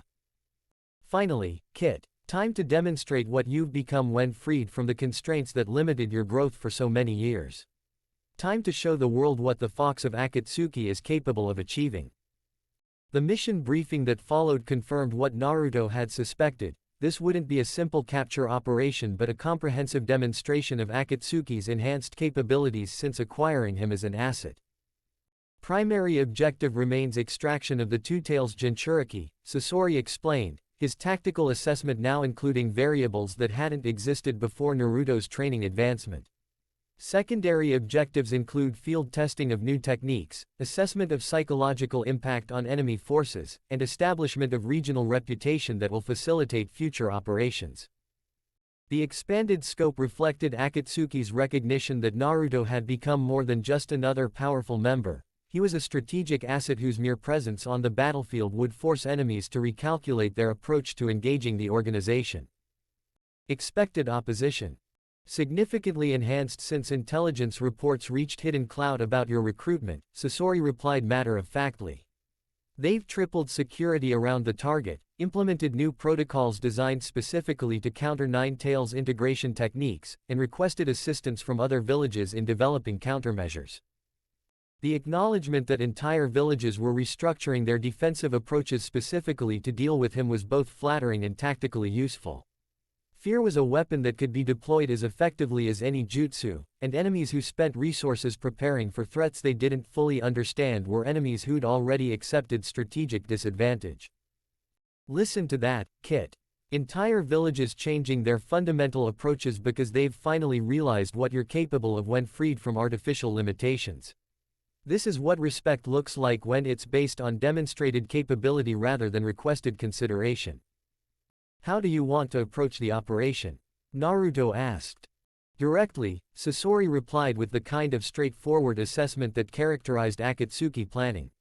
Stealth and deception are useful when dealing with opponents who might successfully resist open confrontation.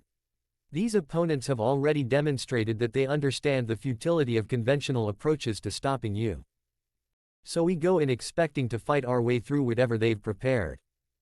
We go in expecting to demonstrate why their preparations are inadequate for the threat they're facing.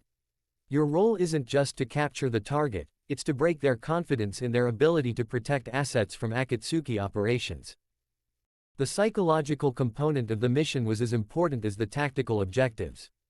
Not just acquiring the two tails, but establishing precedent that would make future operations easier by convincing potential opponents that resistance was futile. Understood, Naruto said. When do we depart? At sunset. The operation begins when the target is most vulnerable and their security forces are transitioning between day and night shifts. As the briefing concluded, Naruto found himself thinking about how different this felt from any mission he'd undertaken as a Konoha ninja. No moral complexity about methods, no political constraints on objectives, no demands that he limit his effectiveness to preserve others' comfort. Just clear goals, appropriate resources, and complete authorization to use whatever capabilities proved necessary for success. This is what it feels like to serve a purpose worthy of your strength, Kit. No more artificial limitations, no more requests to fight with one hand tied behind your back, no more acceptance of failure because victory might require methods your village considered unseemly. Are you ready for this? Sasori asked as they prepared to depart. I've been ready for this my entire life, Naruto replied, adjusting his Akatsuki cloak and checking weapons that had been specifically chosen for the enhanced techniques he'd developed. I just didn't know it until I found people who were willing to let me discover what I was capable of becoming. That evening, as they left the mountain stronghold for his first official mission as the Fox of Akatsuki, Naruto felt something he'd never experienced during his village service. Complete confidence that his capabilities matched his responsibilities, that his methods were appropriate to his objectives, and that success was not just possible but inevitable. The art of war, he was discovering, was much more elegant when practiced without moral constraints or political limitations. And he was very much looking forward to demonstrating exactly what that elegance looked like when applied to people who'd made the mistake of thinking they could protect valuable assets from someone who no longer accepted artificial boundaries on what constituted acceptable conduct. The Fox of Akatsuki was going hunting, and his prey had no idea what kind of predator was coming for them. Chapter 28: Unlikely Alliances. The mission to capture Yugito-ni had been a complete success, executed with the kind of overwhelming efficiency that left no doubt about Akatsuki's enhanced capabilities since Naruto's recruitment. But more than the tactical victory was what had emerged during the operation itself, genuine camaraderie between team members who discovered they worked together with an almost supernatural coordination. Now, 3 days later, they sat in the organization's common area sharing drinks and stories in the aftermath of a mission that had exceeded even Payne's optimistic projections. The look on their faces when you created 50 enhanced clones simultaneously, Deidara said with the kind of artistic appreciation that made everything sound like poetry, pure terror mixed with disbelief. They knew they were facing something completely outside their tactical experience. Naruto accepted the praise with the casual confidence he'd developed since joining Akatsuki. The technique still needs refinement. The chakra distribution was uneven, and 3 of the clones dissipated before completing their assigned tasks. Perfectionist, Sasori observed approvingly. Most ninja would be satisfied with techniques that overwhelmed an entire village's defensive capabilities. You're already planning improvements that will make future operations even more decisive. The conversation felt different from anything Naruto had experienced during his time in Konoha. Not the forced team-building exercises that Kakashi had attempted, or the awkward social interactions that came from people who tolerated his presence without genuinely enjoying it. This was organic fellowship between people who'd chosen each other as companions rather than being assigned to work together. Listen to how they speak to you, Kit, Kurama observed with satisfaction. No condescension, no fear, no attempts to limit your capabilities for their comfort. Just professional appreciation from equals who understand what real strength looks like. Tell us about your village, Kisame suggested, refilling drinks with the kind of casual hospitality that characterized Akatsuki's informal gatherings. What was it like growing up as a Jinchuriki in a place that supposedly valued you? The question touched on topics that Naruto had never discussed honestly with anyone, partly because he'd never had listeners who might understand his experience without judgment or attempts at false reassurance. They didn't value me, he said quietly, the admission feeling strangely liberating after years of pretending otherwise. They tolerated me because they needed what I represented, but they never actually wanted me as a person. Ah, Deidara said with immediate understanding. The useful monster syndrome. They want your power when it serves their purposes, but they want you to disappear when convenience doesn't require your presence. Exactly. The simple acknowledgement of his experience without attempts to rationalize or excuse his village's behavior was more validating than years of empty reassurances about eventual acceptance. I spent my entire childhood trying to earn something they were never planning to give freely. Most villages are the same, Sasori added with the clinical assessment that characterized his approach to analyzing systemic failures. They create the conditions that drive their most powerful assets away, then express shock when those assets seek appreciation elsewhere. Around the common area, other Akatsuki members nodded in recognition. Because this wasn't just Naruto's story, it was a pattern that had driven most of them to seek alternatives to village service. What about you? Naruto asked Deidara. What drove you to leave Hidden Stone? Artistic censorship, Deidara replied with bitterness that hadn't faded despite years of distance from the experience. They wanted me to use my abilities for constructive purposes, rather than exploring the true beauty of explosive art. Every technique I developed, every innovation I created, they tried to limit and constrain until it served their narrow vision of acceptable conduct. They were afraid of what you might create if they gave you complete freedom. They were afraid of anything that challenged their comfortable assumptions about what art should be. So I left to find people who could appreciate beauty in its purest forms, regardless of whether those forms made others uncomfortable. The parallel to Naruto's own experience was obvious, talented individuals constrained by institutions that feared the full expression of their capabilities. And Sasori? Similar story, different specifics, the puppet master replied. Hidden Sand wanted me to develop techniques that served their strategic objectives rather than my personal vision of artistic perfection. They saw my work as tools rather than art, utility rather than beauty. So you found a way to transcend their limitations entirely. I found a way to become immortal in service of goals worthy of immortality, Sasori corrected with precision that reflected his transformed nature. Village objectives are temporary, political, subject to change with shifting leadership. Art is eternal, and should be pursued by those capable of eternal dedication. Each story resonated with themes that Naruto understood from his own experience, exceptional individuals driven away by institutions that wanted to use their abilities without acknowledging their humanity. Do you see the pattern, Kit? Everyone here made the same fundamental choice you made, to seek elsewhere what their villages refused to provide. The difference is that you found us before bitterness completely consumed your capacity for genuine connection. What about you, Kisame? Naruto asked. What's your story? The shark-like man's expression grew distant, as if he were looking back across years of choices that had led him far from his original path. Betrayal, he said simply. Discovered that my village was willing to sacrifice its own people for political advantage. When I tried to prevent that sacrifice, I became the enemy rather than the people actually deserving of elimination. They turned you into what they claimed to be fighting against. They demonstrated that loyalty flows only one direction in village politics, upward to leadership, never downward to those who serve. When I refused to accept that dynamic, I became a target rather than an asset. The bitter irony was familiar to everyone present. Villages that created their own enemies through systematic failure to value the people who served them most faithfully. And now, Naruto asked, do you regret leaving? I regret taking so long to recognize that village loyalty was a trap designed to exploit my dedication while denying me genuine consideration, Kisame replied. Everything worthwhile in my life has come from relationships I chose rather than obligations I inherited. The conversation continued deep into the night, with each member sharing stories that revealed common threads of abandonment, betrayal, and eventual liberation from systems that had never deserved their loyalty. But more than the individual stories was the growing sense of connection that emerged from shared understanding. These weren't just colleagues who worked together, They were people who'd made similar choices for similar reasons, who understood each other's journey from idealism to pragmatism. This is what family feels like when it's chosen rather than imposed, Kit. Bonds forged through mutual understanding rather than forced proximity. People who see your value and choose to associate with you because they want to, not because they have to.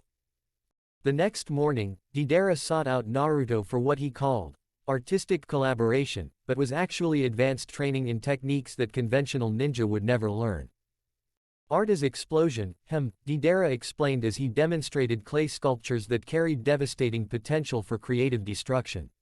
But explosion requires understanding of balance. Too little force and you achieve nothing significant, too much and you destroy what you meant to preserve. The philosophy was immediately applicable to Naruto's own developing techniques. His enhanced shadow clones were powerful, but they required precise chakra distribution to maintain effectiveness without waste. Show me, Deidara instructed, how you create multiple enhanced constructs while maintaining individual control over each one. Naruto executed the technique with the fluid precision he'd developed through weeks of practice, creating a dozen clones that moved with independent intelligence while maintaining connection to his tactical awareness. Beautiful, Deidara said with genuine appreciation. But watch what happens when you integrate artistic principles into the formation pattern. He guided Naruto through modifications that transformed the clone creation from simple multiplication into choreographed expression of power. The result was not just more clones, but clones that emerged in formations designed to maximize psychological impact on observers. Combat is performance art when practiced by true masters, The goal isn't just to defeat enemies, it's to create displays of capability that eliminate resistance before it can form. He understands what your village never did, Kit, that strength isn't just about raw power, but about the intelligent application of that power in ways that serve multiple objectives simultaneously. The technique serves tactical purposes, Naruto observed as he practiced the enhanced formations, but it also demoralizes opponents by demonstrating capabilities they can't counter or comprehend. Exactly. True art serves multiple purposes: aesthetic, practical, and psychological. When you perfect techniques that function on all those levels simultaneously, you become more than just another powerful ninja. You become an artist whose medium is controlled violence in service of larger objectives. The distinction was crucial, and one that explained why Akatsuki operations were so much more effective than conventional military actions. They weren't just applying force, they were creating experiences that changed how opponents understood the nature of power and resistance. That afternoon, Sasori approached him with a different kind of instruction that focused on the strategic rather than tactical applications of enhanced capabilities. Power without purpose is mere destruction, Sasori explained as they walked through corridors lined with puppet masterpieces that represented decades of artistic evolution. Your village taught you to use strength reactively, responding to threats, defending against attacks, preserving existing conditions. We'll teach you to use it proactively, shaping circumstances, creating opportunities, imposing your will on situations rather than merely responding to them. What's the difference in practice? The difference between being a weapon wielded by others and being a force that shapes reality according to your own vision. Sasori paused before one of his more elaborate creations, a puppet so lifelike that it seemed to watch their conversation with genuine intelligence. This puppet was once a living person who challenged my artistic vision. Rather than simply defeating him, I transformed him into something that serves my purposes eternally. The casual way Sasori discussed converting enemies into resources was both chilling and instructive.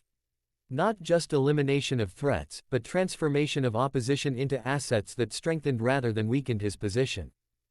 You're suggesting that I think of opponents as potential resources rather than obstacles to overcome.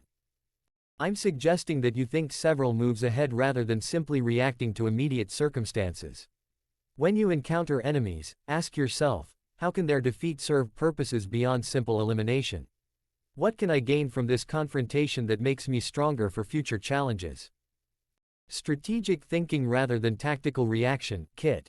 Your village taught you to solve immediate problems without considering how those solutions might create advantages for larger objectives. This is what it means to operate with genuine intelligence rather than mere competence. The instruction continued for hours, with Sasori guiding Naruto through analysis of past encounters that could have been leveraged for greater strategic advantage if approached with proper foresight. The Two Tails extraction mission, Sasori said, using their recent success as a case study. What did we gain beyond the immediate objective?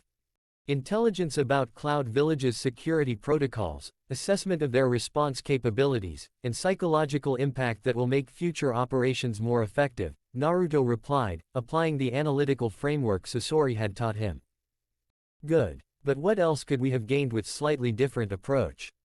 Naruto considered the question while reviewing tactical decisions that had seemed optimal at the time. Conversion of opposition forces who might serve our purposes better alive than dead. Extraction of additional intelligence about other villages' defensive preparations.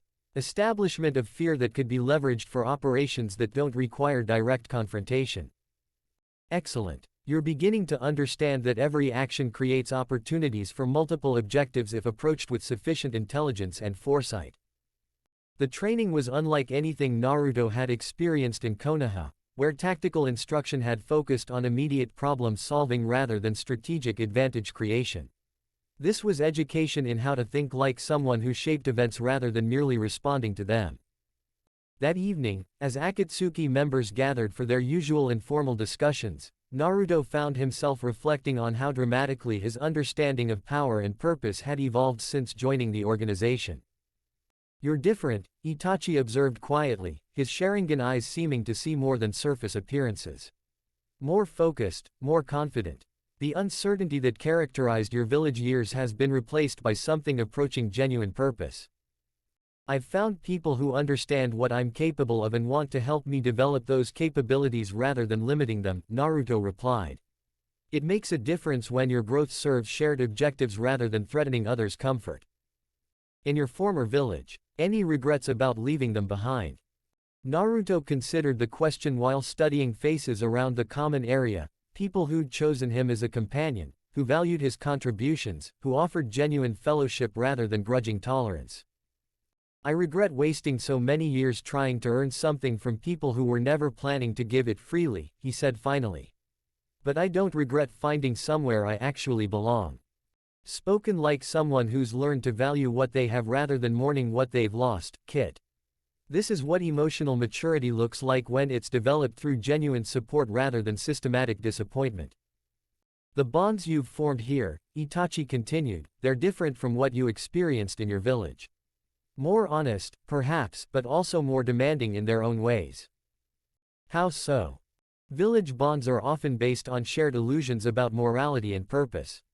These bonds are based on shared understanding of what the world actually requires from people with our capabilities. Honesty has its own burdens.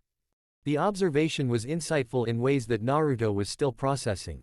His relationships with other Akatsuki members were indeed more demanding than his village friendships had been, but they were also more rewarding because they were built on genuine acceptance rather than conditional tolerance. I prefer honest burdens to false comfort, he said. At least here I know where I stand and what's expected of me. And you're satisfied with what's expected. I'm satisfied with being expected to use my full capabilities in service of objectives that make sense rather than being asked to limit myself for others' peace of mind. As the evening wore on and conversations shifted to upcoming operations and strategic planning, Naruto felt a contentment he'd never experienced during his village years. Not just professional satisfaction from work that matched his abilities, but genuine emotional fulfillment from relationships that valued him as a complete person rather than a useful tool. This is what you were always meant to find, Kit, people who see your worth and choose to associate with you because they want to, not because they need to.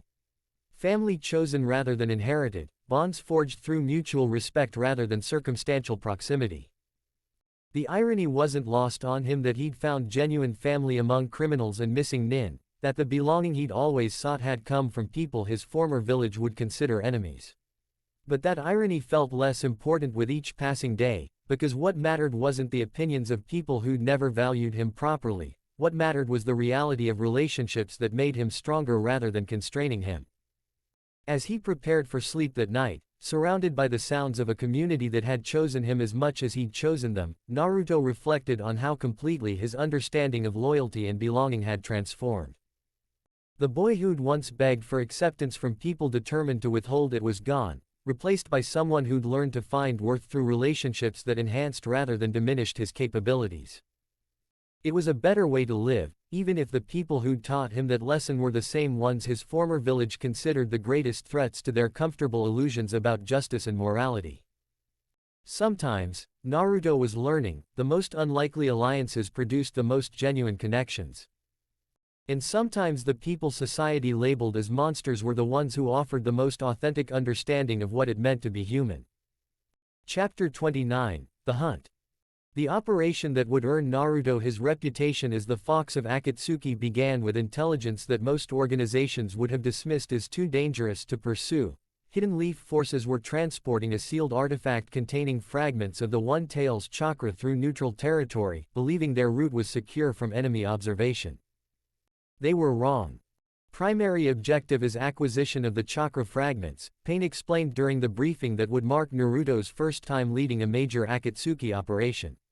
Secondary objectives include field assessment of Konoha's current defensive capabilities and psychological evaluation of how their forces respond to encountering their former asset as an enemy. Around the tactical planning table, other Akatsuki members studied intelligence reports that detailed the convoy's composition, route, and estimated defensive capabilities.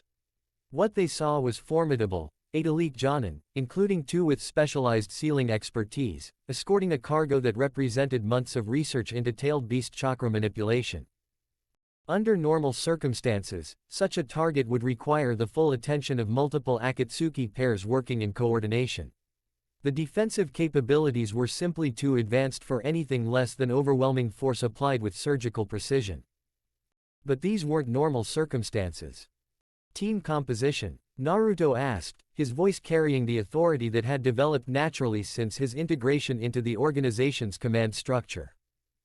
You'll have operational command, Pain replied. Deidara and Sasori will provide tactical support, but strategic decisions and engagement priorities will be yours to determine. The responsibility was significant and the confidence it represented was not lost on anyone present. Entrusting a former village ninja with command authority over veteran Akatsuki operatives required trust that had been earned through demonstrated competence and psychological commitment. Leadership at last, Kit, Kurama observed with satisfaction.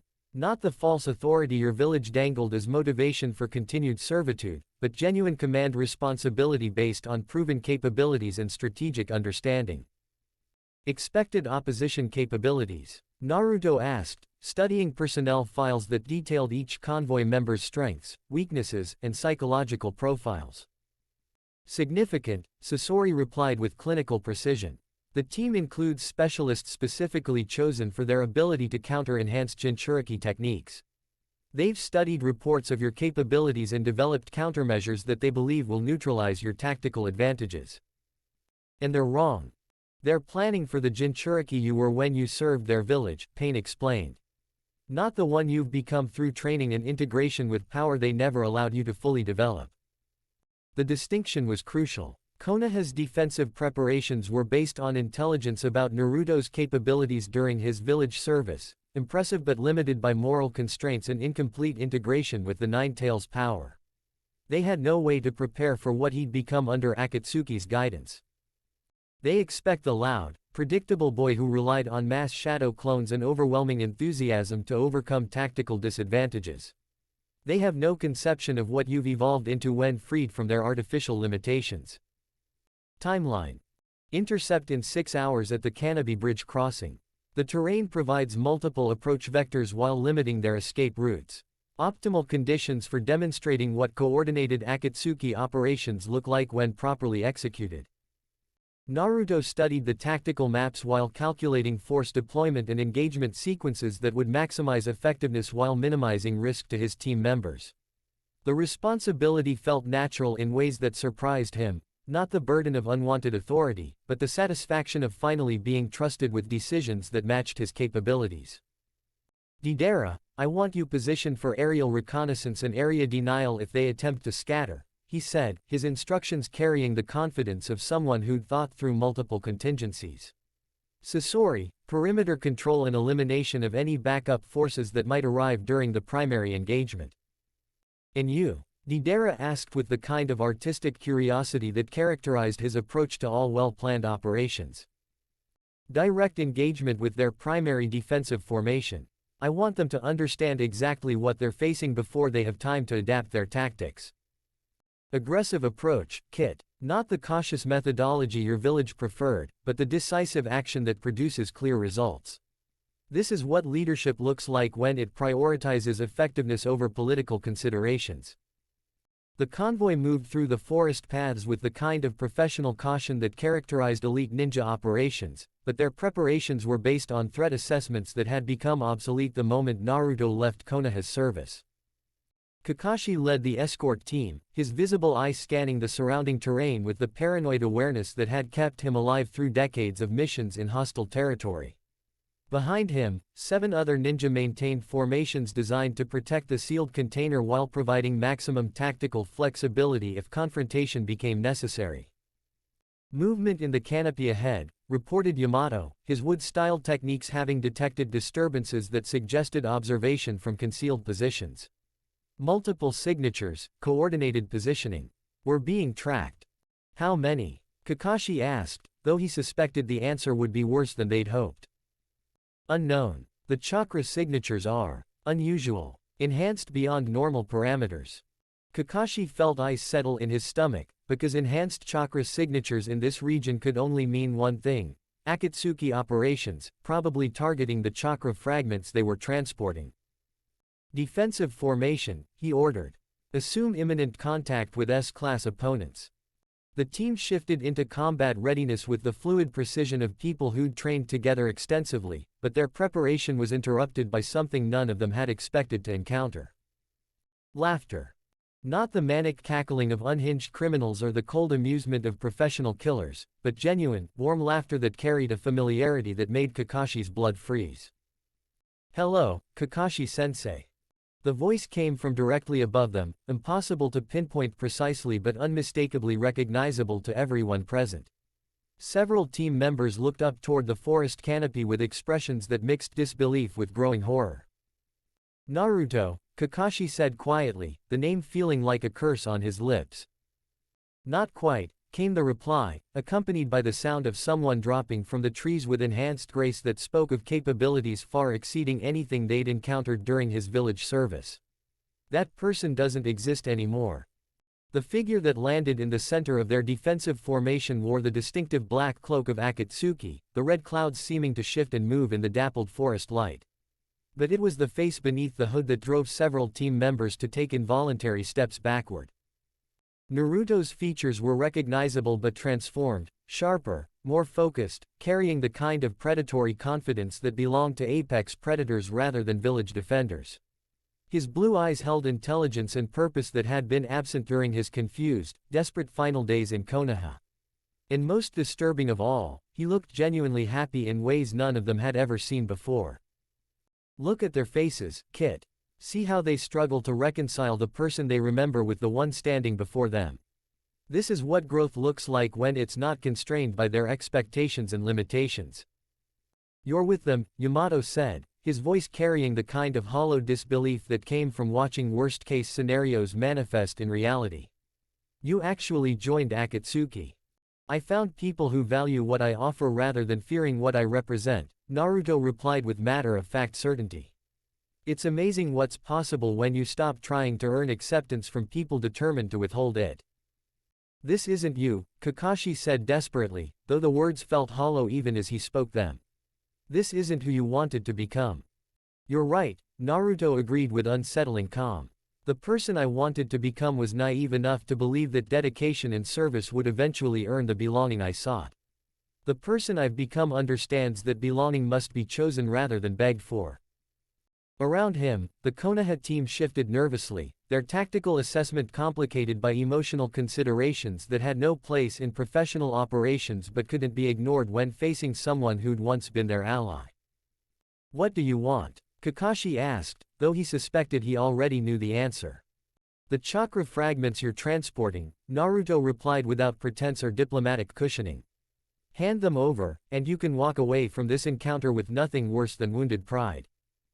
And if we refuse? Naruto's expression didn't change, but something shifted in his posture that made every person present suddenly aware of how exposed they were in this terrain, how perfectly positioned he was for whatever he'd planned next. Then you'll discover what the Fox of Akatsuki is capable of when dealing with people who mistake past relationships for current tactical advantage. They're calculating whether sentiment might stay your hand, Kit. Show them that your evolution extends beyond emotional manipulation. The attack, when it came, was unlike anything any of them had witnessed before. Instead of the mass shadow clone assault they'd prepared to counter, Naruto created 6 enhanced clones that moved with independent intelligence while maintaining perfect coordination with each other and the original. Each clone carried techniques that blended Nine Tails chakra with refined skill applications that had never existed during his village training. But more devastating than the raw power was the tactical sophistication that guided its application. This wasn't the wild, enthusiastic combat style they remembered. This was surgical precision enhanced by instincts that seemed to anticipate their responses before they'd fully formed in their own minds. Yes, Kit, show them what partnership truly looks like when human intelligence combines with demonic instinct. This is what they feared you might become, and why they tried so desperately to limit your development. Yamato's wood-style defenses were overwhelmed by clones that attacked from angles that shouldn't have been possible to coordinate simultaneously. His defensive barriers were destroyed not through overwhelming force but through precise application of power to structural weaknesses that required intimate understanding of both the technique and its limitations. 2 other team members found themselves facing clones whose combat style adapted in real time to counter their individual specializations. Not general tactical adjustments, but specific modifications that suggested analysis of their psychological profiles and fighting preferences. He's not just stronger, one of them gasped between defensive maneuvers that were barely sufficient to avoid elimination. He's smarter. He's thinking 3 moves ahead of everything we do. Impossible, another replied, though his actions suggested growing desperation rather than confident contradiction. This can't be the same person. Because it isn't, Kit. The boy they knew was constrained by their expectations and his own desperate need for their approval. You've transcended those limitations to become something they never imagined possible. Kakashi, meanwhile, found himself facing the original Naruto in single combat that revealed exactly how dramatically his former student's capabilities had evolved. The techniques were familiar in name but transformed in application. Rasengan enhanced with Nine Tails chakra that disrupted not just physical targets but chakra systems themselves, shadow clones that maintained independent tactical thinking while sharing strategic awareness. Most disturbing was the complete absence of hesitation or emotional conflict that had characterized Naruto's previous combat style. This version fought with the cold efficiency of someone who'd eliminated internal contradictions and moral complexity in favor of pure operational effectiveness. "You're holding back," Naruto observed during a brief pause in their engagement, his voice carrying professional assessment rather than personal accusation. "You're fighting the person you remember instead of the one actually facing you." "Because I still believe you can come home," Kakashi replied desperately. "I still believe the person we knew is somewhere inside what you've become." "That person was a lie," Naruto said with gentle finality. "A role I played because I didn't understand that I had other options. The person standing here is who I actually am when freed from the need to be what others required." The psychological impact of his words was as devastating as any physical technique. Because they carried the ring of truth that couldn't be dismissed as enemy manipulation or temporary madness. This wasn't corruption or coercion, this was authentic evolution by someone who'd discovered better alternatives to what they'd previously been offered. "Final warning," Naruto said, his clones having systematically dismantled their defensive formation while the original maintained Kakashi's attention. "Surrender the chakra fragments, or discover what happens when sentiment conflicts with operational necessity." Around them, his team members were pinned down by enhanced clones whose capabilities exceeded anything they'd prepared to counter. Their tactical options had been systematically eliminated through combinations of power and intelligence that left them with no viable strategies beyond surrender or annihilation. "We can't," Kakashi said quietly. "Those fragments represent months of research that could help other Jinchuriki learn too."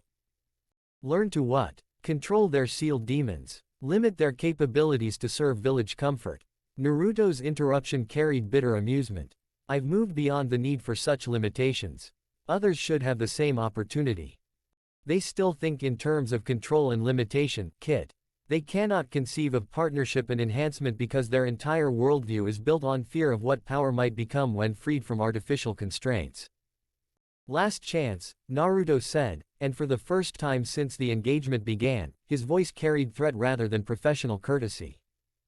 Kakashi looked around at his team, pinned down, outmaneuvered, facing opponents whose capabilities exceeded their preparation by margins that made continued resistance suicidal rather than heroic. Stand down, he ordered quietly. Sensei, one of his team began to protest. Stand down, Kakashi repeated with the authority of command backed by tactical reality. That's an order. The sealed container containing the One-Tail's chakra fragments changed hands with anticlimactic efficiency, passed from defeated village forces to Akatsuki operatives who handled it with the casual competence of people accustomed to acquiring whatever they needed regardless of who tried to stop them. Professional courtesy, Naruto said as his clones began to dissipate and normal forest sounds returned to the suddenly quiet clearing. No pursuit, no attempts at tracking, no reports about tactical capabilities you've observed here today. In return, you walk away alive and unharmed. And if we refuse those terms, then you don't walk away at all. The matter-of-fact delivery made the threat more chilling than any dramatic declaration could have. This wasn't bluster or intimidation, this was simple statement of consequences that would follow automatically from choices they might make. Understood, Kakashi said finally. As the Akatsuki team prepared to withdraw, Naruto paused to address his former teacher directly. For what it's worth, Kakashi-sensei, I don't blame you for what happened between us. You did what you thought was right based on the information and options available to you. But that doesn't change the fact that I've found better alternatives. Better? Kakashi asked desperately. This is better. Criminal organizations and terrorist operations. This is honest, Naruto corrected gently. Goals that match my capabilities, companions who value my contributions, purposes that don't require me to pretend I'm less than what I've become. If that makes me a criminal in your village's estimation, then perhaps your village's definitions need reconsideration. With that, he vanished into the forest along with his teammates, leaving behind a group of Konoha ninja who'd discovered that their former ally had become someone they no longer recognized and couldn't hope to defeat. 3 hours later, as they made camp in a secure location far from the encounter site, the Akatsuki team debriefed their first operation under Naruto's tactical command. Flawless execution, Sasori observed with professional appreciation. No casualties on either side, objective achieved, psychological impact maximized.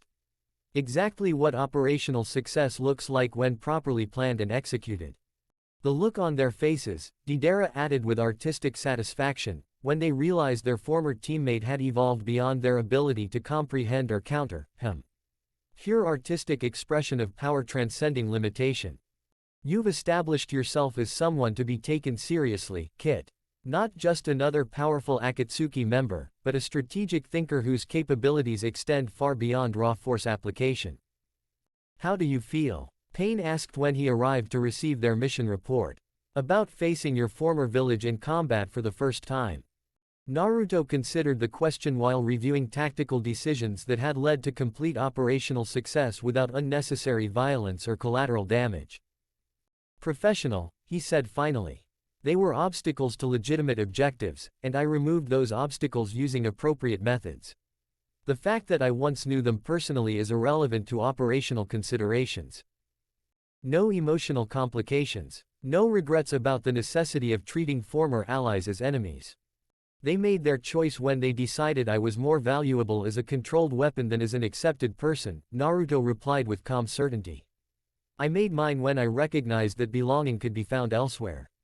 Everything that followed was simply logical consequence of those fundamental decisions.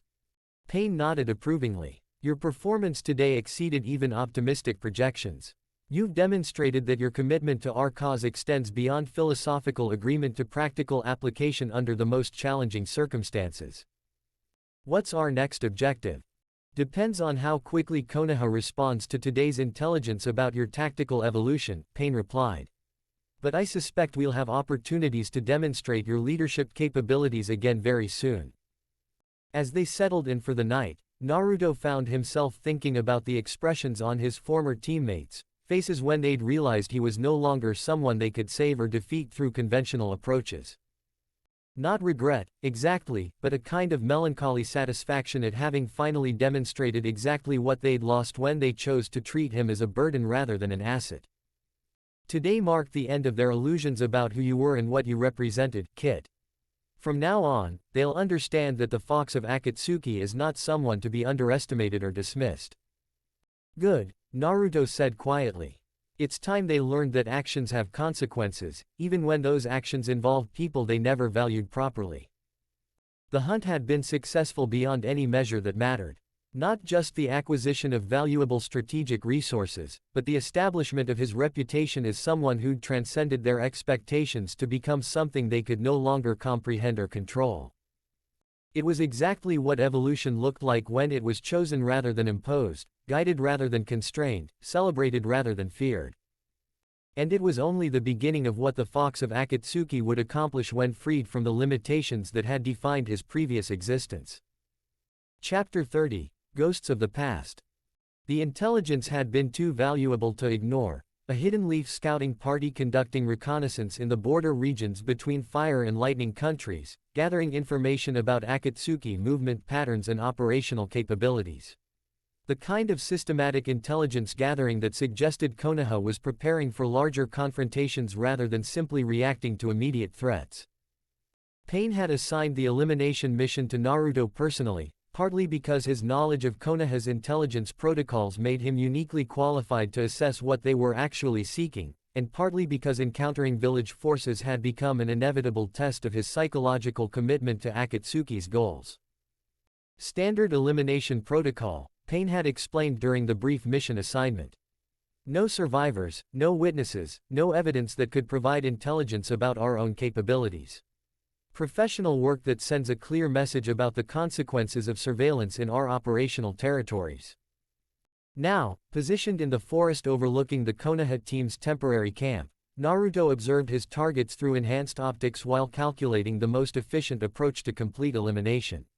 6 ninja, all of them familiar from his academy days, all of them people who'd once shared classrooms and training exercises and the comfortable camaraderie of childhood friendships.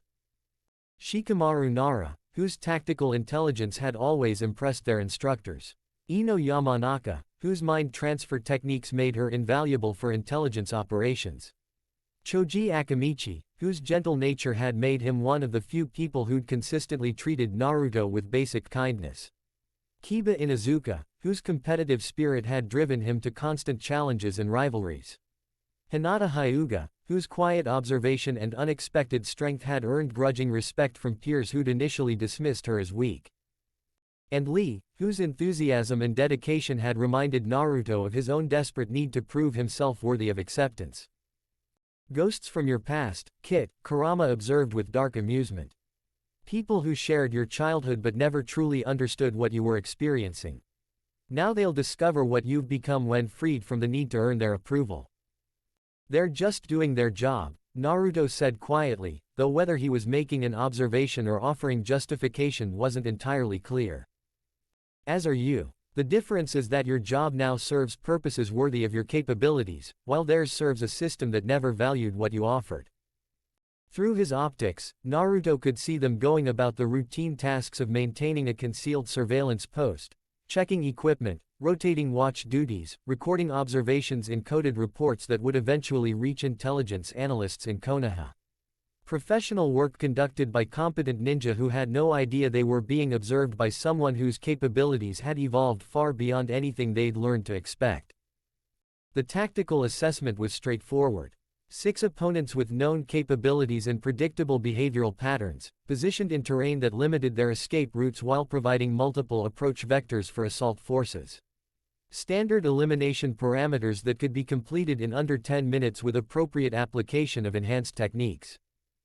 But as Naruto prepared to initiate the attack, he found himself hesitating, not from sentiment or moral qualms, but from strategic consideration of what these particular eliminations might accomplish beyond the immediate operational objective. Second thoughts, kit, or tactical refinement of your approach. Tactical refinement, Naruto replied, lowering his optics while he considered alternatives that might serve larger strategic purposes. Simple elimination sends a message about our capabilities, but it doesn't maximize the intelligence value of this encounter. What are you thinking? I'm thinking that some of them need to survive to carry back reports about what they witnessed. Fear is more useful than ignorance when it comes to influencing enemy decision-making. The strategic calculation was sophisticated in ways that reflected his evolution under Akatsuki tutelage. Not just completing assigned objectives, but enhancing their impact through careful consideration of psychological and intelligence factors that conventional elimination wouldn't address.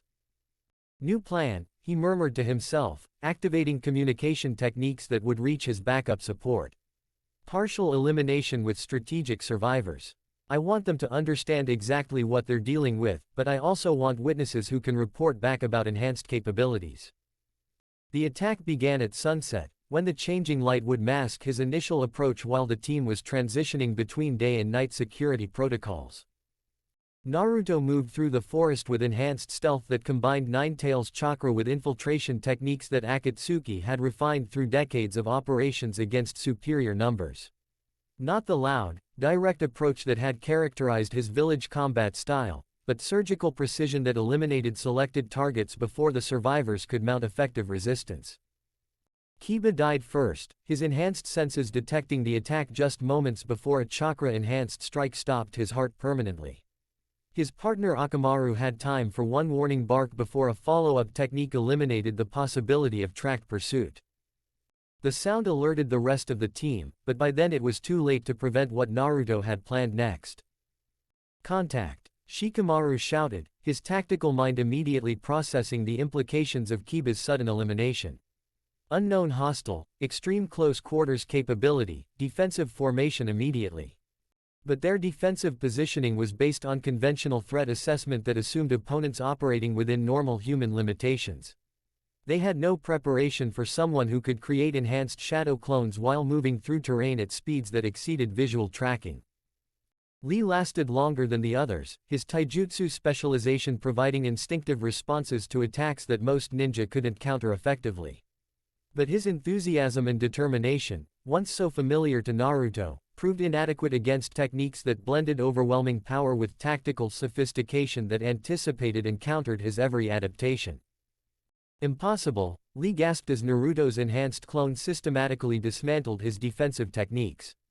This kind of speed, this level of coordination, who are you? The clone that was engaging him paused just long enough for Lee to see his face clearly in the dying light. The recognition that followed was more devastating than any physical attack could have been. Naruto, Lee whispered, his voice carrying the kind of hollow disbelief that came from watching fundamental assumptions about reality crumble in real time. Not anymore, the clone replied with matter-of-fact certainty before delivering the strike that ended Lee's confusion permanently. Do you feel anything, Kit? Watching someone who once shared your dreams and ambitions die by your hand. Professional satisfaction at operational efficiency, Naruto replied without hesitation. He was an obstacle to legitimate objectives. The fact that I once knew him personally is irrelevant to current tactical requirements. Spoken like someone who's learned to prioritize results over sentiment. Your evolution continues to exceed even my optimistic projections.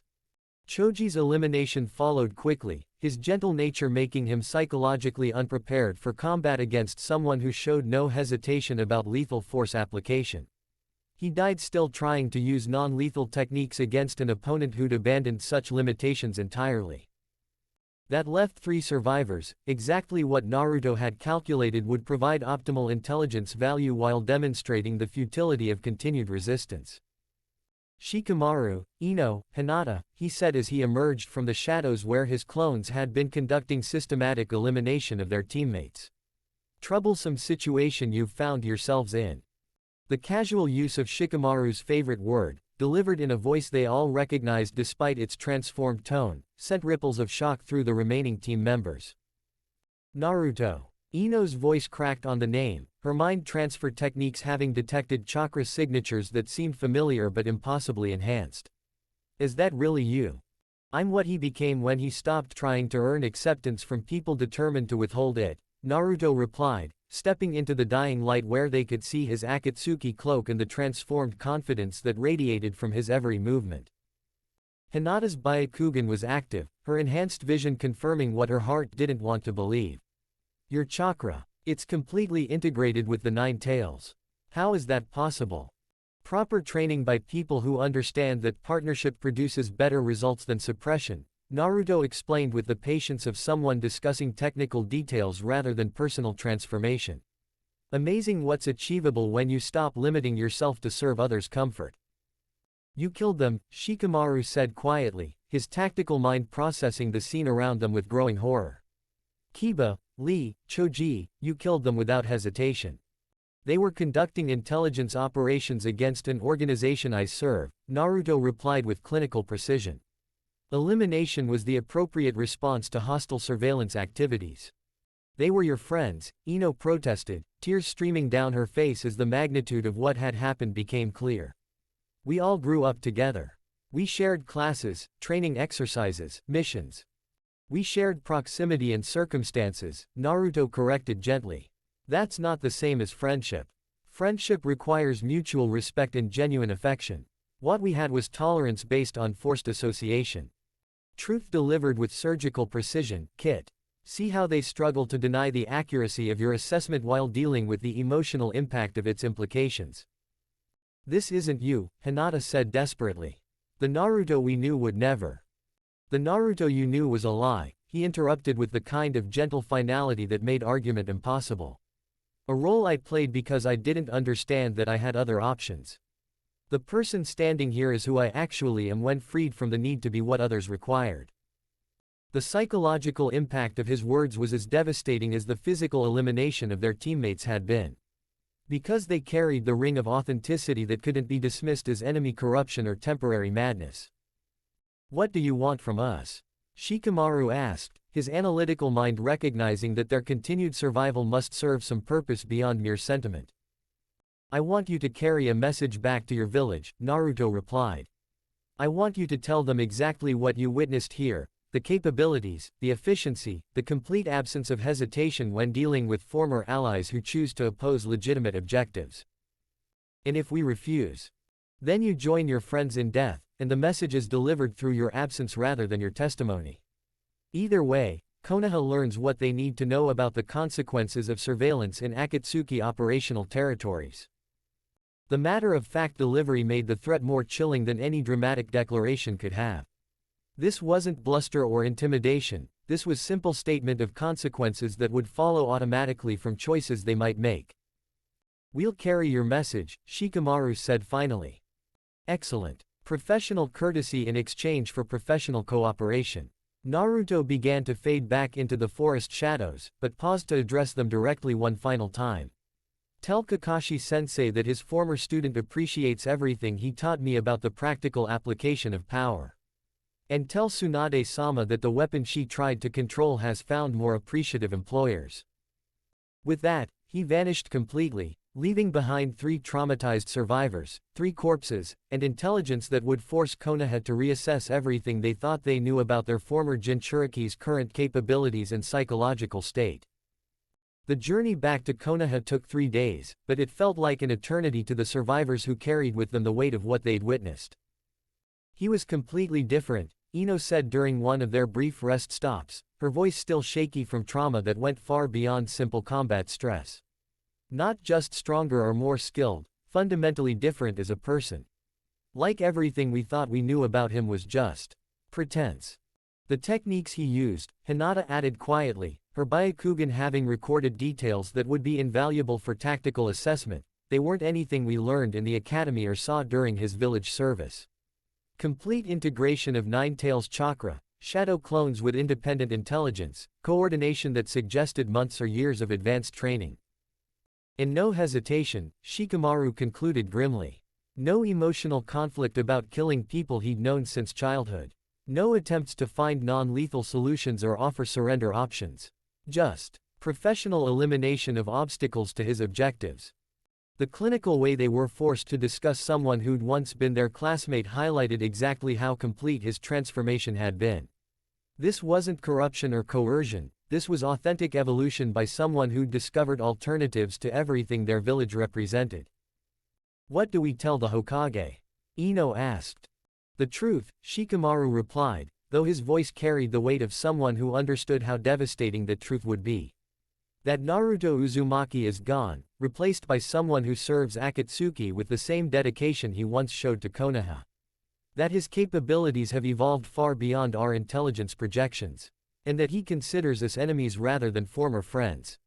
She won't want to hear that. No, Shikamaru agreed. But she needs to hear it. Because pretending otherwise will just get more people killed when they encounter someone who's moved completely beyond their ability to understand or defeat. The report they delivered upon reaching Konoha was clinical in its precision and devastating in its implications. Tsunade listened to their assessment with growing horror, her worst fears about Naruto's transformation confirmed by witnesses whose credibility couldn't be questioned.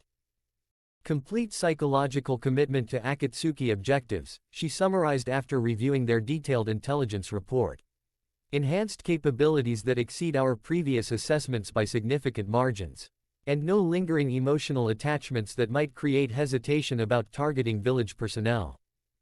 He's not the person we remember, Shikamaru confirmed. Whatever process transformed him into what he is now, it was thorough and apparently irreversible.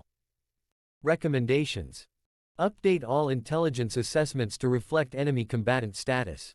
Revise tactical protocols for encounters with Akatsuki forces to account for his enhanced capabilities.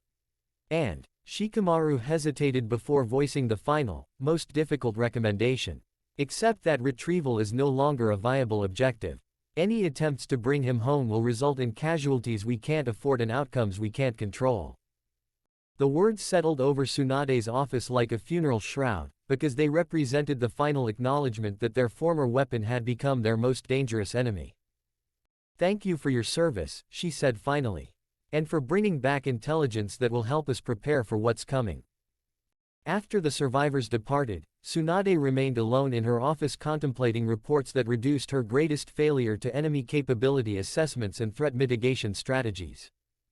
Outside her window, Konoha continued its daily routines, unaware that 3 of their young ninja had died because their former comrade now served goals that required their elimination. Unaware that the boy who'd once sworn to protect them all had evolved beyond the need for such sentimental considerations. The ghosts of the past had been laid to rest through professional violence conducted by someone who no longer saw former relationships as constraints on necessary action.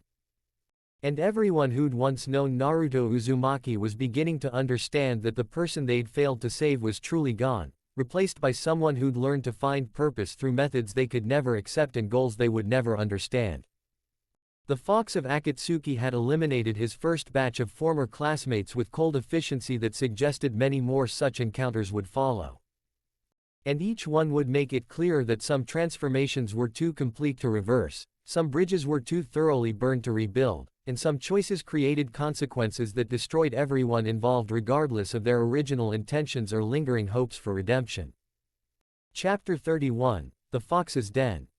The abandoned fortress in the mountains between Lightning and Earth countries had been built centuries ago by a warlord whose name had been forgotten by history, but whose understanding of strategic positioning and defensive architecture remained timelessly relevant. Carved into living rock and reinforced with techniques that had withstood decades of warfare, it provided exactly what Naruto needed for his expanding operations: isolation, defensibility, and sufficient space to house the growing number of operatives who'd begun seeking his leadership. Impressive, Sasori observed as he toured the renovated facilities that Naruto had transformed from ruins into a functional command center. Most Akatsuki members operate from temporary bases or hidden safe houses. You've created something approaching a permanent installation. Temporary arrangements serve temporary objectives, Naruto replied, reviewing intelligence reports while simultaneously coordinating the placement of defensive arrays that would make the fortress nearly impregnable. What I'm building here requires stability and resources that can't be maintained through constantly shifting locations. The transformation of the ancient stronghold had taken 3 months of intensive work, but the results spoke for themselves. What had once been crumbling stone and collapsed chambers was now a sophisticated operations center equipped with communication arrays, training facilities, storage for weapons and supplies, and accommodations for dozens of operatives. But more impressive than the physical renovation was the organizational structure that had emerged around Naruto's expanding influence within Akatsuki's hierarchy. "Look what you've built, Kit," Kurama observed with satisfaction that had been growing daily as their shared power extended across the region. "Not just a base, but a genuine power structure with you at its apex. This is what leadership looks like when it's based on demonstrated capability rather than inherited authority." Through the fortress's main windows, Naruto could observe training exercises conducted by ninja who'd abandoned their village affiliations to serve under his command. Former Hidden Stone operatives who'd grown disgusted with political corruption. Missing nin from various villages who'd recognized that Akatsuki offered opportunities their original homes never would. Even some former bandits and mercenaries who'd been impressed enough by his reputation to seek more legitimate employment. All of them drawn by stories of the Fox of Akatsuki, whose tactical brilliance and enhanced capabilities had made him a legend among those who operated outside traditional village structures. "How many now?" Sasori asked, studying the activity with the analytical interest that characterized his approach to all organizational development. 43 active operatives, with another dozen in various stages of evaluation and training, Naruto replied without needing to consult records. "Quality recruitment rather than quantity, every person here has demonstrated both competence and commitment to our larger objectives. And their loyalty." Naruto's gaze swept over the training grounds below, a flicker of memory in his eyes, of early challenges met, of cynical hearts won over. "It was earned, not demanded," he said. "The first few weeks were a weeding out process. But they learned that respect here is a two-way street. They serve because they see value in what we're building, not because they've been coerced or manipulated into compliance." The distinction was crucial, reflecting lessons Naruto had learned from his own experience with forced loyalty and its ultimate inadequacy when confronted with better alternatives. "Show me," Sasori requested. They descended to the main training facility, where several groups were engaged in exercises that demonstrated the sophisticated coordination that had become the hallmark of Fox Den operations. "Target elimination drill," Naruto explained as they observed a team of 6 operatives moving through a complex scenario that simulated assault on a fortified position. Emphasis on minimal collateral damage and maximum intelligence preservation. The drill itself was impressive in its execution, coordinated assault techniques that neutralized defensive positions while preserving infrastructure and capturing rather than killing potential intelligence sources. But more significant was the way the team members anticipated each other's actions and adapted their individual approaches to serve collective objectives. "They worked together like they've been training for years," Sasori noted. 3 weeks, Naruto corrected. "The coordination comes from shared understanding of objectives and methods rather than extensive practice. When people genuinely believe in what they're doing, technical proficiency develops rapidly. This is what happens when you provide leadership that people actually want to follow, Kit. Not the grudging obedience your village extracted through duty and guilt, but genuine enthusiasm from people who see their own advancement served by your success." The observation was accurate in ways that continued to surprise Naruto. His experience as a Konoha ninja had taught him to expect resistance to authority, resentment of orders, and constant need to justify decisions to subordinates who questioned his competence. Here, he discovered the intoxicating efficiency of leading people who trusted his judgment and supported his objectives. "Next group," he said, leading Sasori to an adjacent facility where a different kind of training was in progress.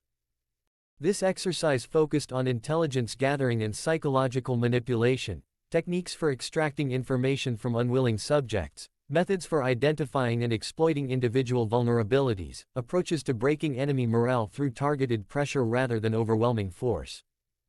"Advanced interrogation protocols," Naruto explained as they watched operatives practice techniques that most villages would consider ethically questionable. Based on methods developed by various Akatsuki members, refined through practical application, and adapted for use by personnel without specialized bloodline abilities. "Effective. Extremely." Success rates exceed 90% for information extraction, with minimal permanent damage to subjects who cooperate quickly. Those who resist. Naruto shrugged. Natural selection in action. The casual way he discussed systematic torture and psychological breakdown would have horrified anyone who remembered the enthusiastic boy from Konoha. But to Sasori, it represented evidence of complete philosophical alignment with Akatsuki methodology. You've built something unprecedented, Sasori observed.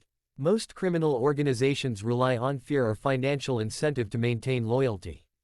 What you've created here appears to be genuine ideological commitment. Because I'm offering them something their villages never did, the opportunity to develop their full potential in service of objectives worthy of that potential. No artificial limitations, no moral constraints that prioritize enemy comfort over operational success, no political considerations that sacrifice effectiveness for popular approval. You've learned to give others what you always wanted but never received, Kit. Recognition, opportunity, purpose that matches capability. This is what enlightened leadership looks like when it's freed from democratic compromise and popular opinion. That evening, Naruto held his weekly briefing for senior operatives, a gathering that had evolved from simple information sharing into strategic planning sessions that influenced Akatsuki operations across multiple regions. Intelligence reports from our assets in Hidden Cloud, he announced to the assembled group, his authority over the meeting absolute but exercised with the kind of respectful professionalism that encouraged input rather than stifling it. They've upgraded security protocols around their remaining Jinchuriki, but the new measures are based on outdated assessments of our capabilities. Around the conference table, operatives who'd once served various villages and criminal organizations listened with the focused attention that characterized people whose advancement depended on understanding and contributing to collective success. Opportunity? Asked Reika, a former Hidden Mist operative whose water-style specialization made her invaluable for certain types of operations. Significant. Their enhanced security creates predictable patterns that can be exploited by people who understand both their tactical mindset and their resource limitations. Naruto activated a projection that showed detailed intelligence assessments and operational planning. But it requires coordination with main Akatsuki forces rather than independent action. Timeline. This from Daisuke, whose experience in psychological warfare had made him Naruto's primary specialist in morale operations. 6 weeks for detailed reconnaissance, 2 weeks for final preparation, then coordinated assault during the window of maximum advantage. Naruto studied faces around the table, seeing the kind of professional interest that came from people who understood they were participating in operations of historic significance. Questions. Rules of engagement. Asked Tomoko, a former Hidden Stone ninja whose Earth-style techniques had been enhanced through training with Akatsuki methods. Civilian casualties, infrastructure preservation, prisoner handling.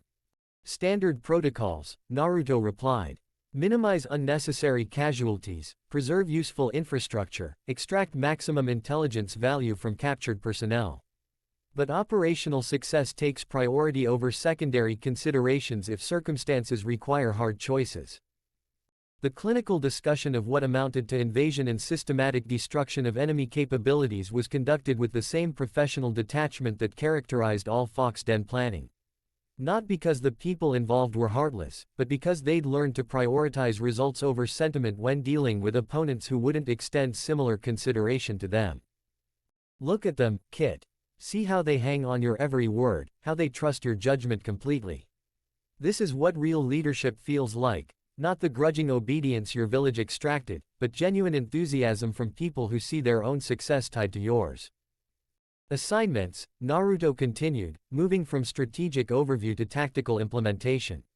Reika, I want detailed assessment of their water-based defenses and countermeasures. Daisuke, psychological profiles of key personnel who might be vulnerable to intimidation or recruitment. Tomoko, structural analysis of defensive fortifications and potential weaknesses. Each assignment was precisely tailored to the individual operative's strengths and interests, demonstrating the kind of personalized leadership that made people feel valued rather than simply utilized. Questions about mission parameters or resource requirements? He asked.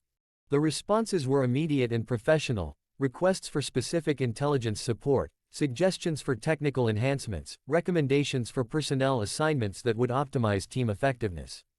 The kind of engaged participation that came from people who felt their input was valued and their success was important to organizational objectives. Excellent, Naruto concluded. Detailed planning sessions begin tomorrow. Full operational briefing in 1 week. Any other business? Regional status report, Daisuke offered. We're receiving increased inquiries from unaffiliated operatives who want to join our organization. Word is spreading about opportunities here that don't exist elsewhere. Background checks and capability assessments for all applicants, Naruto replied. Quality over quantity, I'd rather have 50 completely reliable operatives than 200 whose loyalty might waver under pressure. Understood. As the meeting concluded and operatives departed to begin their individual preparations, Naruto remained in the conference room studying intelligence reports that detailed the growing influence of his operations across multiple regions. The Fox Den had become more than just a base, it had evolved into a genuine power center that attracted talent, resources, and opportunities that enhanced Akatsuki's overall capabilities while establishing his own reputation as someone who could create success for people willing to follow his leadership. You've transcended simple membership in their organization, Kit. You've become a power in your own right, someone whose influence shapes events rather than simply responding to them. This is what strength looks like when it's applied with intelligence and vision. It's just the beginning, Naruto said quietly. What I'm building here will eventually influence the entire ninja world's understanding of how power should be organized and applied. And what kind of world do you envision creating? Naruto was quiet for a long time, studying maps that showed the territories where his influence was growing and the regions where traditional village authority was beginning to weaken under pressure from more effective alternatives. A world where strength determines outcomes rather than politics, he said finally. Where competent people can advance based on their capabilities rather than their birth circumstances or village affiliations. Where power is wielded by those who understand its proper application rather than those who inherit it through accident or popular approval. A world where people like us shape events rather than being shaped by them. Exactly. 3 days later, Pain arrived at the Fox Den for his first official inspection of what had become one of Akatsuki's most successful operational expansions. Impressive, he said as Naruto provided a comprehensive tour of facilities that rivaled anything major villages had developed for their elite forces. When I authorized your establishment of a permanent base, I expected enhanced operational capability. What you've created exceeds those expectations considerably. Thank you, Naruto replied, though he was clearly more interested in discussing future development than receiving praise for current achievements. The organizational model is scalable. Similar installations could be established in other regions to create a network of permanent bases that would fundamentally change how Akatsuki conducts operations. Explain. They paused in the fortress's main command center, where communication arrays provided real-time intelligence gathering from sources across multiple countries and tactical displays showed the movement of various village forces in unprecedented detail. Traditional Akatsuki operations rely on mobility and concealment, small teams moving quickly to complete specific objectives before withdrawing to safe areas, Naruto explained. Effective, but limited in scope and strategic impact. What I'm proposing is establishment of permanent power centers that can influence regional politics, recruit local assets, and coordinate operations on a scale that exceeds what mobile teams can achieve. Territorial control rather than hit-and-run tactics. Exactly. Instead of being criminals who operate in the shadows, we become a legitimate power that other organizations must acknowledge and deal with directly. Naruto gestured toward displays that showed the extent of his current influence network. Look at what we've accomplished in just a few months: 43 active operatives, intelligence assets in 6 different villages, economic influence through control of trade routes, and regional reputation that makes recruitment easier than resistance. Pain studied the displays with growing interest, recognizing the strategic advantages represented by what Naruto had built. Resistance from established village authorities. Minimal. They're too focused on traditional threats to recognize what we're building here until it's too late to counter effectively. Naruto activated projections that showed village force deployments and intelligence priorities. They're still thinking in terms of preventing specific operations rather than acknowledging that we're establishing permanent presence in territories they claim to control. And when they do recognize the threat, they'll discover that established power is much more difficult to dislodge than mobile operations are to capture. We have defensible positions, local support, economic leverage, and strategic depth that makes conventional assault tactics impractical. Listen to yourself, Kit. You're not just talking about military operations anymore, you're discussing the fundamental restructuring of how power operates in this world. This is what visionary leadership sounds like when it's backed by the capability to implement revolutionary change. Timeline for expansion to other regions? Payne asked. 6 months for detailed site selection and initial reconnaissance. 12 months for establishment of 2 additional installations. 24 months for a fully integrated network that could coordinate operations across the entire ninja world. Naruto's assessment was delivered with the confidence of someone who'd thought through every aspect of implementation.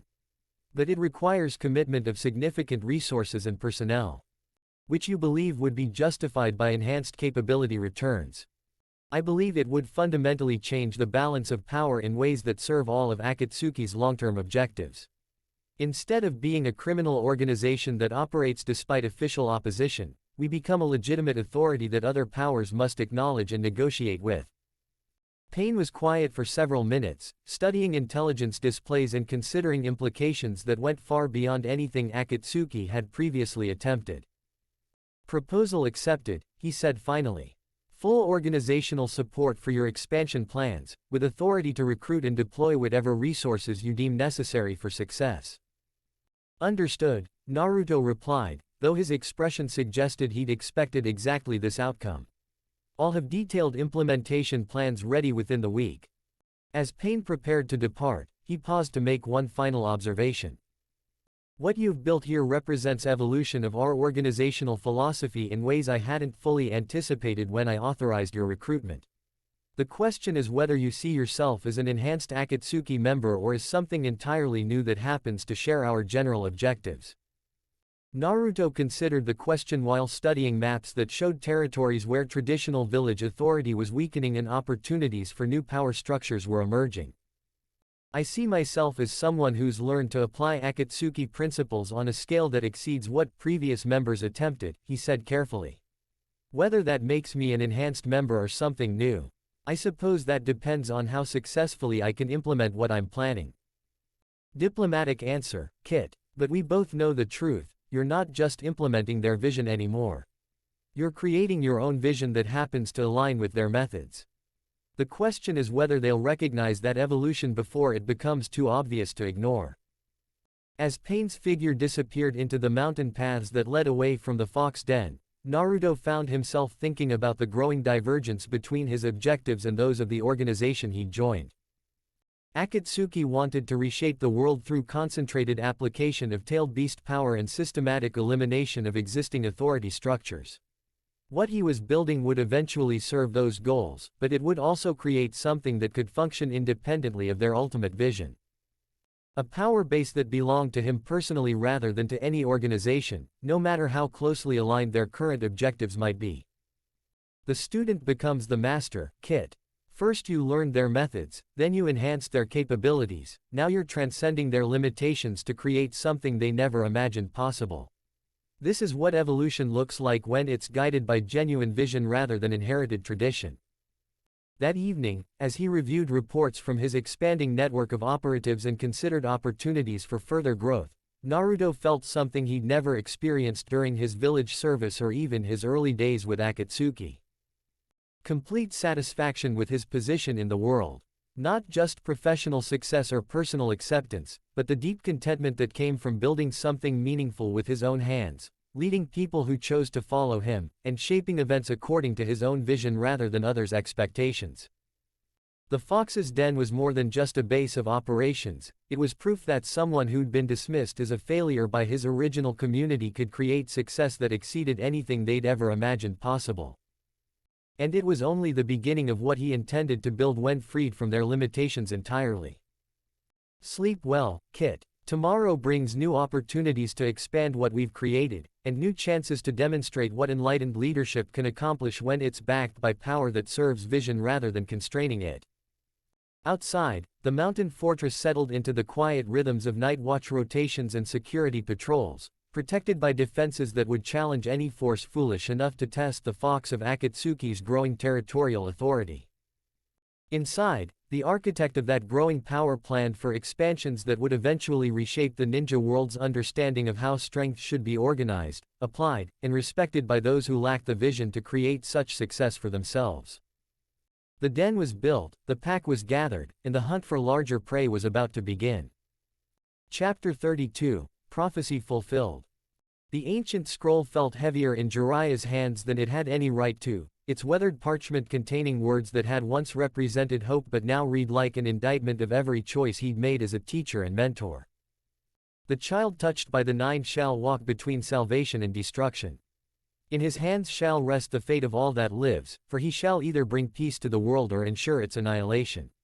The choice shall be his alone, guided by the bonds he forges and the pain he carries.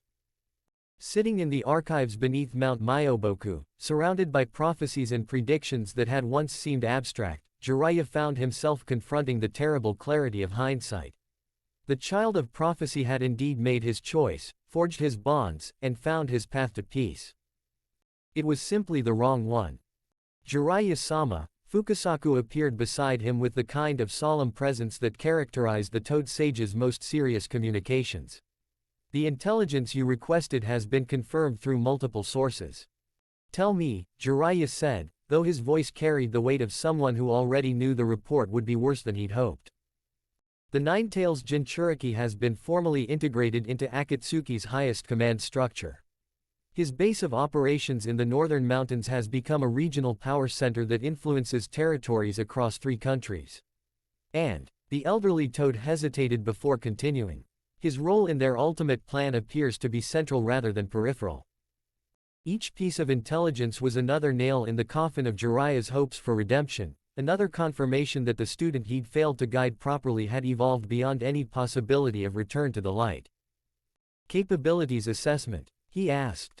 Exceeds our most pessimistic projections, Fukasaku replied grimly. Complete integration with the Nine Tails power, techniques that blend human jutsu with demonic enhancement in unprecedented ways, and tactical sophistication that suggests extensive training by multiple S-class operatives. Could I face him in combat? The question hung between them like a death sentence, because they both understood what it really meant. Not whether Jiraiya could defeat his former student, but whether he could bring himself to try, and what the likely outcome would be if he attempted it. Your power remains formidable, Fukasaku said carefully. But his advantages in raw capability, enhanced techniques, and psychological commitment to his chosen path. The odds would not favor your survival. The student has surpassed the teacher, came the ancient voice of the great Toad Sage from deeper in the mountain's sacred chambers. As was always inevitable, though perhaps not in the manner we hoped to witness. Is there nothing I can do? Jiraiya asked desperately. No way to reach him before it's too late. The prophecy speaks of choice, Jiraiya child. The choice has been made. What remains is to discover whether those who failed to guide that choice properly can live with the consequences of their inadequacy. 300 miles away, in the heart of his mountain fortress, Naruto stood before a tactical display that showed the current positions of all 9-tailed beasts and their respective Jinchuriki. 7 of the markers glowed red, indicating successful capture and extraction. 1 glowed blue, representing his own unique status as willing partner rather than extracted victim. The final marker, yellow, indicating active pursuit, belonged to the 8-tails Jinchuriki, whose capture would complete the collection necessary for Akatsuki's ultimate objective. Timeline. Pain asked, his ringed eyes studying the same display while calculating the resources required for their final major operation. 2 weeks, Naruto replied with the confidence that had characterized all his strategic assessments since taking on expanded leadership responsibilities. Killer Bee's psychological profile suggests he'll respond predictably to the right provocation, and his village's protective protocols have weaknesses we can exploit. Your assessment of the opposition we'll face. Significant but manageable. Hidden Cloud will commit everything they have to protecting their remaining Jinchuriki, and they'll likely call for assistance from other villages. But their tactical approaches are still based on conventional warfare assumptions that don't account for what we've become. Listen to yourself, Kit, Kurama observed with deep satisfaction. You speak of reshaping the world as if it were a routine technical problem to be solved through proper application of superior force. This is what confidence sounds like when it's based on demonstrated capability rather than desperate hope.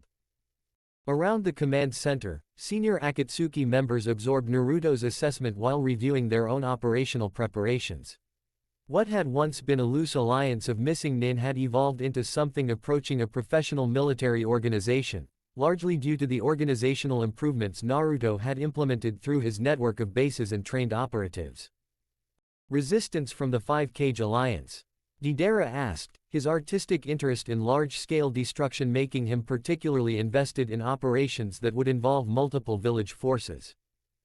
Expected and planned for, Naruto replied, activating detailed projections that showed predicted enemy movements and countermeasures designed to neutralize their coordination efforts.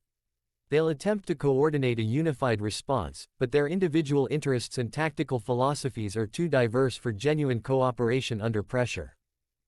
And after we complete the collection.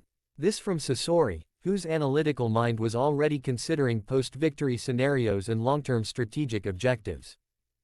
Implementation of the infinite Tsukuyomi, Pain answered, his voice carrying the weight of religious conviction. Universal peace through shared experience of perfect reality, administered by those with the wisdom and power to ensure its maintenance. The ultimate goal of Akatsuki's entire campaign, the use of all 9-tailed beasts' combined power to cast an illusion over the entire world that would eliminate conflict through elimination of individual will. A form of peace so absolute that it required the complete surrender of human autonomy to achieve it. Naruto studied the tactical displays while considering the philosophical implications of what they were preparing to implement. Universal peace through forced unity of experience, with himself and his allies as the administrators of that forced paradise. Does the prospect trouble you, Kit? The idea of imposing your vision of peace on everyone who lacks the wisdom to choose it voluntarily. No more than their current approach troubles me, Naruto replied quietly. At least our method will actually work. Spoken like someone who's learned to value results over sentiment, effectiveness over popular approval. You've become exactly what the prophecy predicted, the one who brings peace, regardless of what that peace costs those who receive it. Final preparations begin tomorrow, Pain announced to the assembled leadership. All regional operations are suspended in favor of concentration of forces for the decisive campaign. Questions. Rules of engagement for village forces that attempt to interfere. Asked Kisame, his shark-like grin suggesting he already knew what the answer would be. Complete elimination, Pain replied without hesitation. Anyone who opposes the implementation of universal peace demonstrates that they value their individual preferences over collective welfare. Such people have forfeited their right to consideration. The clinical discussion of what amounted to genocide was conducted with the same professional detachment that characterized all Akatsuki planning sessions. Not because the people involved were heartless, but because they'd learned to prioritize larger objectives over individual sentiment when the stakes justified such calculations. Understood, Naruto said, speaking for all of them. No mercy for those who choose individual suffering over collective peace. The meeting concluded with detailed assignment of responsibilities and coordination of resources that would determine the fate of the ninja world. As other members departed to begin their final preparations, Naruto remained in the command center studying intelligence reports about the forces that would soon be arrayed against them. Every major village would commit their finest ninja to preventing Akatsuki's success.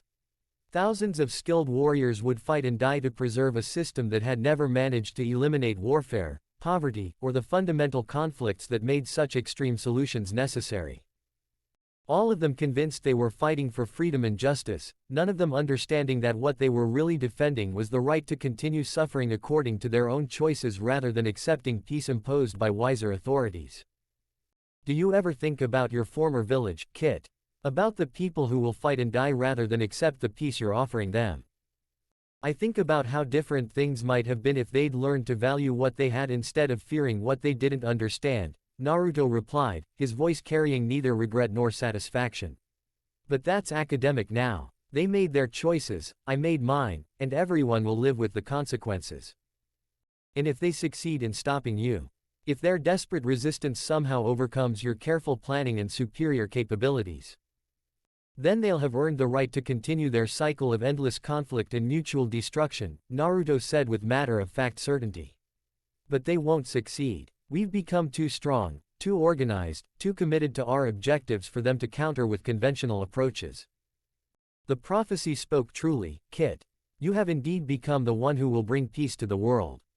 The only question was whether that peace would be achieved through inspiration or imposition. You've chosen imposition, and you have the power to make that choice successful. As night fell over the mountain fortress, Naruto found himself thinking about the boy who'd once sat in Iruka's classroom dreaming of becoming Hokage, believing that recognition and acceptance could be earned through dedication and heroic service. That boy had been naive in ways that now seemed almost innocent, assuming that people would eventually see his value if he just tried hard enough, that bonds could be built through one-sided devotion, that the world's problems could be solved through individual excellence and moral purity. The man he'd become understood that lasting change required methods that individual excellence couldn't provide, that genuine peace demanded sacrifices that moral purity wouldn't permit, and that the most profound bonds were forged through shared understanding of necessary cruelty rather than comfortable illusions about universal goodness. You've learned wisdom that your teachers never possessed, Kit. The understanding that power must serve vision rather than being constrained by sentiment, that leadership requires the courage to impose unpopular solutions to intractable problems. Tomorrow it begins, Naruto said quietly, studying maps that showed the territories where the final campaign would unfold. The last phase of bringing true peace to a world that's never understood what peace actually requires. And when it's finished, when the infinite Tsukuyomi has eliminated conflict by eliminating the individual will that creates conflict. What then? Then we'll have accomplished what every generation of leaders has failed to achieve, an end to unnecessary suffering, permanent resolution of the conflicts that have defined human history, and peace that lasts because it's administered by those with the wisdom and power to maintain it properly. A world shaped according to our vision rather than limited by their inadequacy. Exactly. Unknown to Naruto, at that very moment Jiraiya was making his own final preparations for a confrontation he understood would likely end in his death.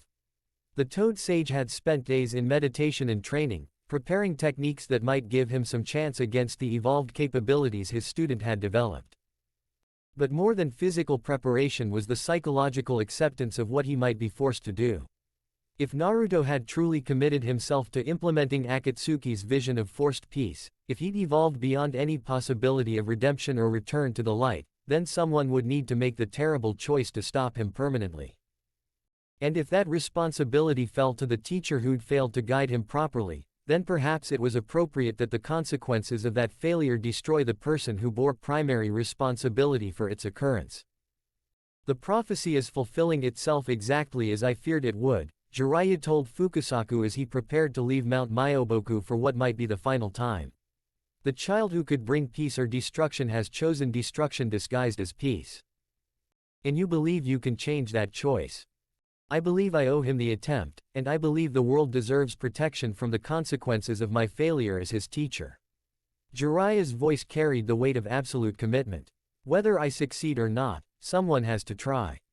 The odds don't matter anymore, Jiraiya interrupted gently. What matters is that when the final accounting is made, when history judges what happened to the child of prophecy, it will show that at least one person was willing to take responsibility for the failures that created this situation. As he departed Mount Myoboku for the last time, Jiraiya carried with him scrolls containing techniques that might give him some chance against an opponent whose power had grown to legendary proportions.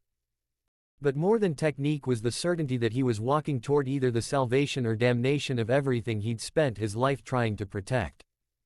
The prophecy was reaching its conclusion, shaped by choices that had been made years ago but were only now revealing their full consequences. The student had surpassed the teacher in power, vision, and commitment to goals that would reshape the world according to principles the teacher could never accept. And somewhere in the space between their opposing convictions, the fate of everyone who lived would be determined by a confrontation that had become inevitable the moment a lonely boy decided that acceptance had to be found elsewhere if it couldn't be earned at home. The child of prophecy had chosen destruction disguised as peace. Now it remained to discover whether anyone possessed the power and will to prevent that choice from consuming everything in its path. The stage is set, Kit. The pieces are in motion. Soon, very soon, you'll discover whether the piece you're offering is strong enough to overcome the desperate resistance of those who prefer familiar suffering to imposed salvation. As the fortress settled into the quiet rhythms of final preparation, Naruto stood before windows that looked out over territories he would soon reshape according to his vision of what the world could become when guided by wisdom rather than limited by sentiment. The prophecy was indeed being fulfilled, exactly as ancient words had predicted, by someone who would bring peace to the world through methods that ensured no one could ever choose suffering over salvation again. Whether that made him savior or destroyer would depend entirely on which side of the imposed peace you found yourself standing when the infinite Tsukuyomi transformed individual will into collective harmony. The fox of Akatsuki had chosen his path to peace. Now the world would discover what that peace looked like when implemented by someone with the power to make it permanent and the wisdom to know that individual preferences were less important than collective welfare. The final hunt was about to begin.